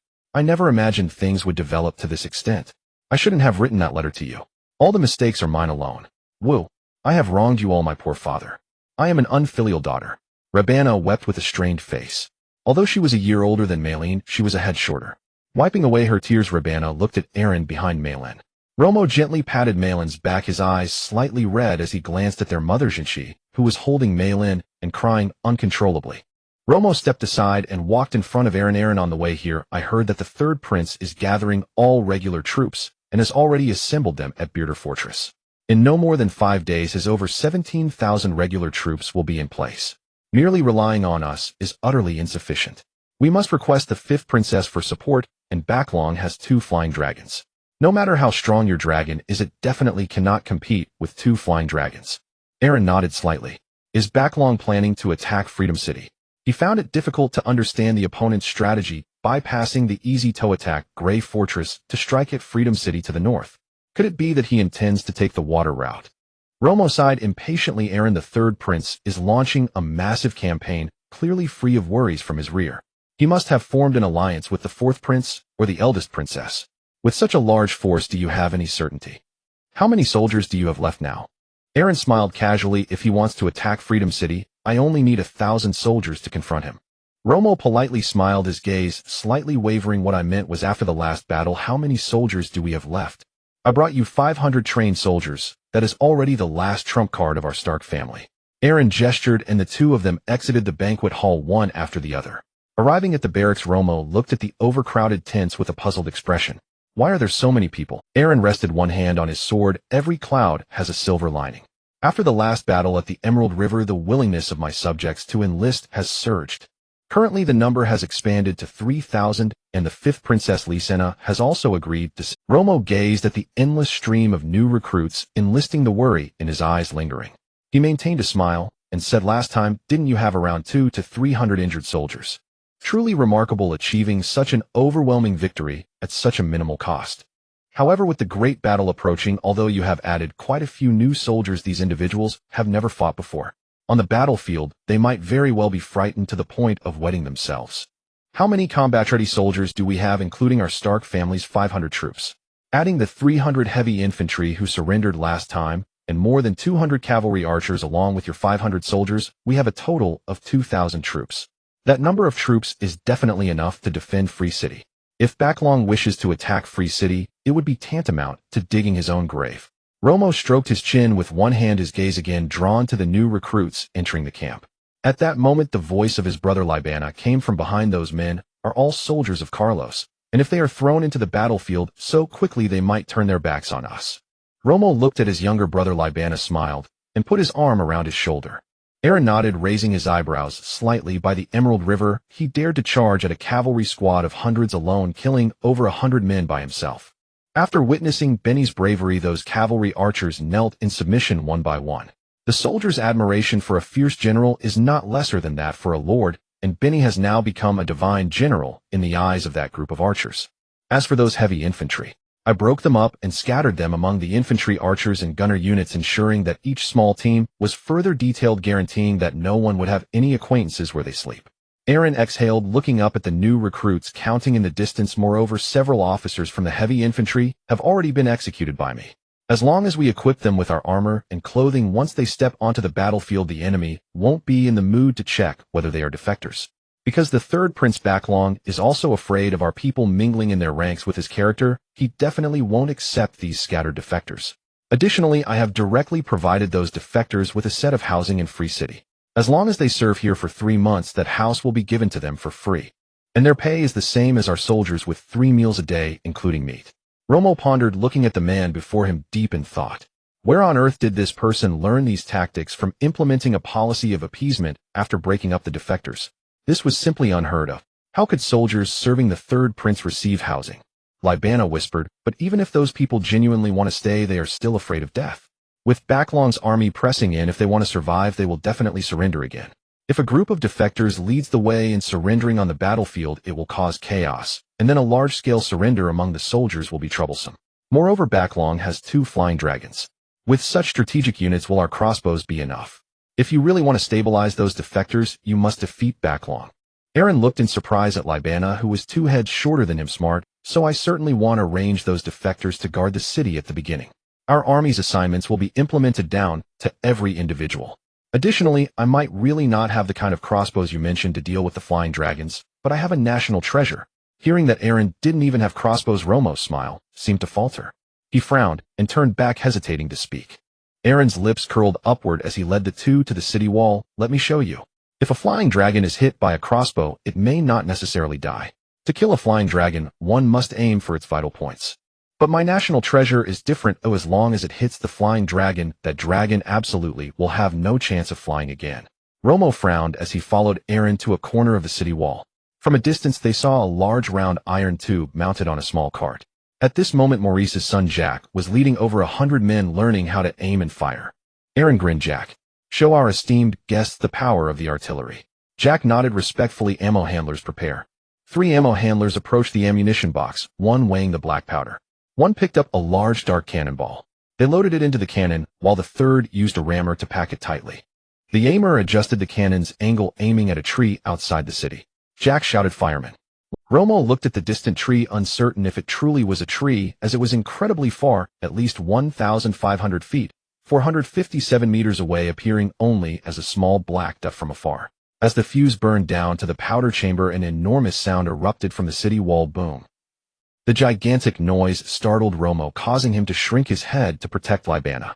Then the distant tree, along with the slope below, was completely blown away. The crown of the tree was engulfed in flames, soaring into the air. The small slope was obliterated, almost level to the ground. Romo stared in wide-eyed confusion, his expression complex, filled with doubt, bewilderment, and disbelief. He then opened his mouth incredulously, saying, "What? What is this thing? My God, I thought it was thunder just now. Such power is simply unheard of. My God, could this be a magical weapon from the Academy of Holy Light?" Leibana's legs trembled, and that loud sound nearly scared the urine out of him. Looking at the slope that had been leveled, how many lives would be lost if that cannonball had struck Carlos' army? Aaron looked at the artillery team that had already produced results, his chest puffed out. "Romo, Leibana, according to seniority, both of you are my older brothers. I call this thing a city defense cannon, also known as the Red Cannon. Its principle is exactly the same as the firearms I invented. You can imagine it as a larger version of a firearm, the only difference being that the iron walls of the cannon's powder chamber are thicker as the power of the cannonball is too great, and if the walls are too thin it will explode. Additionally, the length of the cannon's muzzle is about 3 times that of a firearm. My theory is still undergoing improvements, and currently this lightweight city defense cannon has a range of only 2,000 feet. It is a prototype that was only developed not long ago. In theory, if all technical aspects and craftsmanship meet standards, the range can reach 3,000 feet. Leibana sneered softly. Currently, it can only reach 2,000 feet. What do you mean by currently? Only. Aaron, do you want to hear what you're saying? 2,000 feet. You have such a powerful weapon, why didn't you bring it out last time? Jack, standing aside, scratched his head awkwardly because our artillery team just finished training a few days ago. If we were sent to the battlefield before, we wouldn't have been able to aim. We only reached the Lord's passing mark yesterday, barely combat ready. Leibana sneered again. Barely. Combat ready? What a barely? Aaron crouched in front of a city defense cannon, turning to Leibana and said, "Cannonry requires extremely stringent personnel and technical specifications. At the moment, it can barely be considered combat ready. My royal blacksmith Luke only mastered this production technique 3 months ago. To create one cannon, he needs the collaboration of 50 blacksmiths, and it takes a month. This purely handcrafted cannon also requires the assistance of my fire dragon. In the past 3 months, all the blacksmiths together have only managed to produce 6 cannons." Leibana excitedly walked over, wanting to touch the cannon, but Aaron reached out and grabbed him, saying, "It was just fired. This thing is very hot." Leibana clenched his right fist. "Can you teach me how to use this? I want to blow up Baiklong." Aaron looked at Jack, who was momentarily stunned, his expression blank. Aaron gestured with his hands. Jack pointed to himself, saying, "My lord, what's wrong?" Aaron couldn't help. A nearby artilleryman hurriedly approached Jack, saying, and Jack turned back hastily. Oh, teach young master Leibana, wait for me." He then pulled out a sheepskin scroll, hurriedly handing it to Leibana. Leibana took the scroll, his eyebrow. "Cannon type, medium city defense cannon, artillery configuration, 12 people, cannon master, 1 person responsible for overall coordination, distance calculation, adjusting the cannon's angle, and issuing commands. Aiming hands, 2 people responsible for calibrating the cannon's tail and muzzle alignment, assisting the cannon master in firing. Loading hands, 3 people responsible for loading gunpowder and projectiles, and ensuring the ammunition is packed tightly, needing to carry spare gunpowder. Ignition hand, 1 person responsible for ignition. Logistics personnel, 5 people responsible for transporting the cannon, gunpowder, projectiles, cool water, and all other heavy miscellaneous items." Leibana excitedly gripped his left hand, holding the sheepskin scroll in his right, looking at it repeatedly. With this, he could avenge his father. Even if Baiklong rode a dragon and shouted at him, he could knock him down. "Aaron, can I be the cannon master? I want to use this." Aaron gently laughed, saying, "You can first undergo training. Everyone in my army rises through fair competition, and there are many strategies and techniques involved. It's not just about lighting a fire and blowing someone up." Leibana became increasingly curious. "Strategies? Does this have other uses?" Aaron looked at the already cooled cannon barrel and touched it. "Well, the most basic operation for cannons is infantry coordination. The infantry must be together with the artillery, and the artillery cannot fight alone. Moreover, there are different firing methods. During a siege, how many cannons should be arranged to sweep the nearby enemies? How many cannons should target the opponent's machinery? Infantry coordination and artillery's divine mechanism are not accomplished overnight. For example, if I point to the enemy's camp, 6 artillery teams need to fire simultaneously. Our details, accuracy, rhythm, and timing are all essential." Leibana scratched his head, increasingly fond of that cannon. Putting away the sheepskin scroll, he straightened his posture. "All right, I will start training in the artillery regiment today, brother. I'm not going to fire Dragonport anymore, you go. Once I learn this, I will definitely blow up Baiklong and his ugly dragon." Aaron smiled and turned to Romo, saying, "What are you going to fire Dragonport for?" Romo's smile gradually faded, a hint of worry in his eyes. "Actually, many years ago, I told my father I wanted to become a scholar, I really want to study at the Holy Light Academy, where the collection of books is the largest in the Noah continent. Moreover, with the current turmoil in the Orland Empire, this situation will directly reduce the number of coalition forces at the northern Sign Wall. The coalition of elves, humans, dwarves, and orcs gathers every year at the Iron Fortress. Every year, each race sends out 200 troops to jointly resist the frost giants of the north. Now the coalition has become a three-race alliance. If the situation in the north spirals out of control, nothing will be left. Aaron remains silent, nodding slightly. I will bring this up with the fifth princess. She must be preparing for the Northern War by establishing the Adventurers Guild in Free City. Just then a messenger hurriedly ran to the city wall, kneeling on one knee. My lord, Knight Black Hawk has arrived with Clin. Aaron heard the sound and looked at Romo and his brother leading the way to greet them. Romo looked at his older brother Clin, who was locked in the carriage and was repeatedly neighing, his face showing relief. Brother, it's so good that you're all right. Melina and her mother Jin, she rushed over upon hearing the news. The family gathered together surrounding Clin, crying tears of joy. Clin's eyes were red, his long hair falling on either side of his face, his left arm around Melina and his right arm around Lei Ban Na. His mother Jun, she kissed his forehead, tears streaming down her face. God bless. It's so good that you're safe, thank God. Melina choked softly. Brother, sob, sob, sob. Father. Clin glared at Aaron, tightening his left arm around Melina. Aaron, look at the good thing you've done.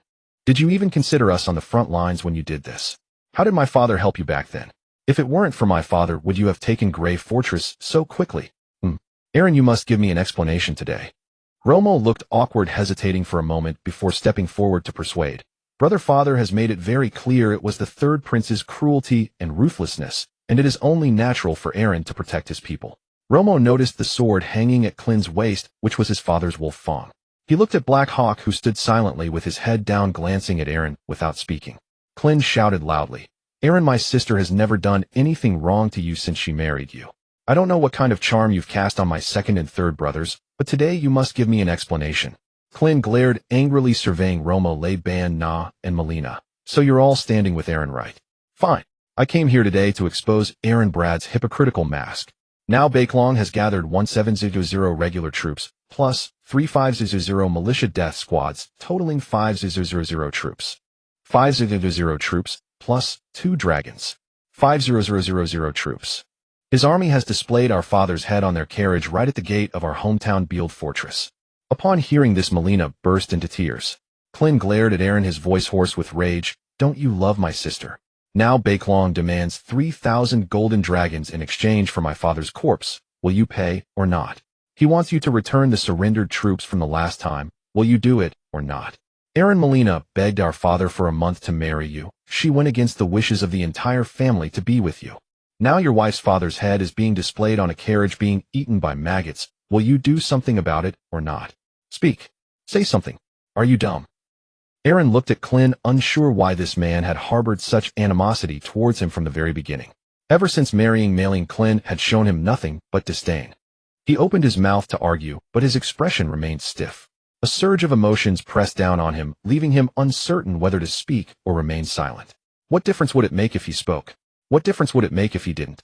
Aaron clenched his fist with one hand, maintaining an unyielding gaze into Clin's eyes. What do you expect me to do? Should I exchange the golden dragon for my father-in-law's corpse for your approval? Roma hurriedly stepped between the two arms outstretched as he pushed one away. Calm down, both of you. Anyone with eyes can see this is Carlos' divisive scheme. If we create conflict among ourselves now, we won't even need to fight this battle. Big brother, don't act impulsively. Do you really wish for our father to have sacrificed himself in vain? Clin's eyes widened as he stared at Aaron's disturbingly calm face, his right fist clenched tightly. Aaron spoke flatly, with a great battle looming. Do you expect me as the Lord to display an appearance of utter grief? If the soldiers below see me losing control of my emotions, what do you think they will think? Or should I stand before the city gate, tears streaming down my face, wailing to prove to you that I truly care for my wife's father? A ruler who cannot even control his emotions. How can he command an army? Clin's eyelids trembled. Are you mocking me, Aaron Brad? Before Aaron could respond, a cold, sharp female voice came from behind. The voice was both cold and piercing like a blade. Indeed, I am mocking you. Sela strode over, one hand on her hip, her sharp, arrogant eyes fixed on Clin's face. Your own father sacrificed himself to protect you. And instead of seeking vengeance or retrieving his body, you come here to throw a tantrum in front of your brother-in-law. What's wrong? Are you not the son of Walmart? Clint looked into Sella's eyes, his lips trembling slightly. Sela shouted, "Are you implying that all of us in Grey Fortress and Free City should risk our lives to retrieve your father's body? You are the one who is incompetent. How can you blame my son Aaron? If you truly have the guts, run back and retrieve Walmart's body right now. You are a wolf, not a dog." Sela roared angrily. "Only dogs bark incessantly at the door. My son is trying to figure out how to protect his wife under the threat of 50,000 troops while you are here barking like a dog. Is the Stark family's offspring a wolf or a dog? Anyone can roar. Does roaring solve problems? Is whoever has the louder voice right?" Sela shouted loudly, "Did our lord kill your father? Or was it your Duke of Deer and the third prince who killed your father? You know perfectly well in your heart. Did our lord force you to fight at Arthurport? Initially, Grey Fortress had 3,000 troops, and we gave you 2,006. Clint Stark, if it were Aaron at Arthurport, would you give him 2,006 troops with 3,000 at your disposal? Aren't you just good at barking? Speak." Clint lowered his head in silence, unwilling to meet Sela's gaze. Sela coldly regarded everyone. "Aaron may not know what you are up to, but as his mother, how could I not know? From the start you chose to marry Malin, not because she begged her father, but because the Duke of Deer had already allied with the third prince, while my other son Lyman belongs to the Field family. The Field family is aligned with the fourth prince. From the very beginning you have been deceiving Malin and Aaron. Clint, what are you barking at me for? Have you eaten too much and grown bold, or knelt for too long before bark long? Aren't you supposed to shout? My Aaron is so kind, and you still want to bully him because of seniority." Sela glanced back at Malin, her voice sharp. "If Aaron didn't love you, he would have argued with you, his brother, who only knows how to bark. His calmness does not stem from weakness, but from his affection for you. Dare you say otherwise?" Malin lowered her head, her eyes reddening. Aaron embraced her shoulders, gently patting her. He glanced at Sela, feeling a mix of emotions. He could sense Sela's jealousy. Even if she longed to be intimate with him, she could only do so behind the scenes. Even so, she stood up to support him. He did not blame Malin for being heartbroken and perhaps feeling lost as to what to do. Sela coldly regarded Clint. "Just because others dare not speak does not mean I do not. No matter what, I am still your elder, Clint. You gave Barklong 3,000 golden dragons. 3,000 golden dragons can hire 3,000 mercenaries. Are you asking him to send more troops to attack us? If we are defeated, it won't just be your father who is executed, but also your mother, your brother, your sister. At that time, your family's heads will be neatly displayed at Peeled Fortress. Who will you shout at then? Is that not—" Sela walked up to Clint, who averted his gaze. He looked down at the hem of Sela's skirt, not daring to speak. "If you find it uncomfortable here, then take your Stark family and leave. We'll provide you with a ship. You can go wherever you like. Our lord will definitely not flee. A son without courage or brains can only complain. As a son-in-law, I must reclaim our dignity." Roma stepped forward to mediate. "Please calm down. My brother acted impulsively. We should unite against external threats. I apologize for my brother's recklessness." As Roma spoke, he looked at the sword at Clint's waist. Turning to Black Hawk, he still did not say a word. Roma pursed his lips, walked up to Clint, and pressed down on the Wolf Fang sword. "Big brother, even if our father did not explain many things to me, I can guess a thing or two." Clint's right hand remained on the Wolf Fang sword, unwilling to let go. Roma grasped the sword with both hands, looking up at Clint's haggard face. "If you still regard me as your brother, then let go. Father taught us from a young age to be united. His arrangements surely have their reasons. You currently lack the capability to lead the family, and you do not possess the vision or strategy. What do you plan to use to defeat Barklong's army, including this sword? Do you want our father to die with regret? Big brother." Clint's expression trembled, wanting to say something, but hesitating.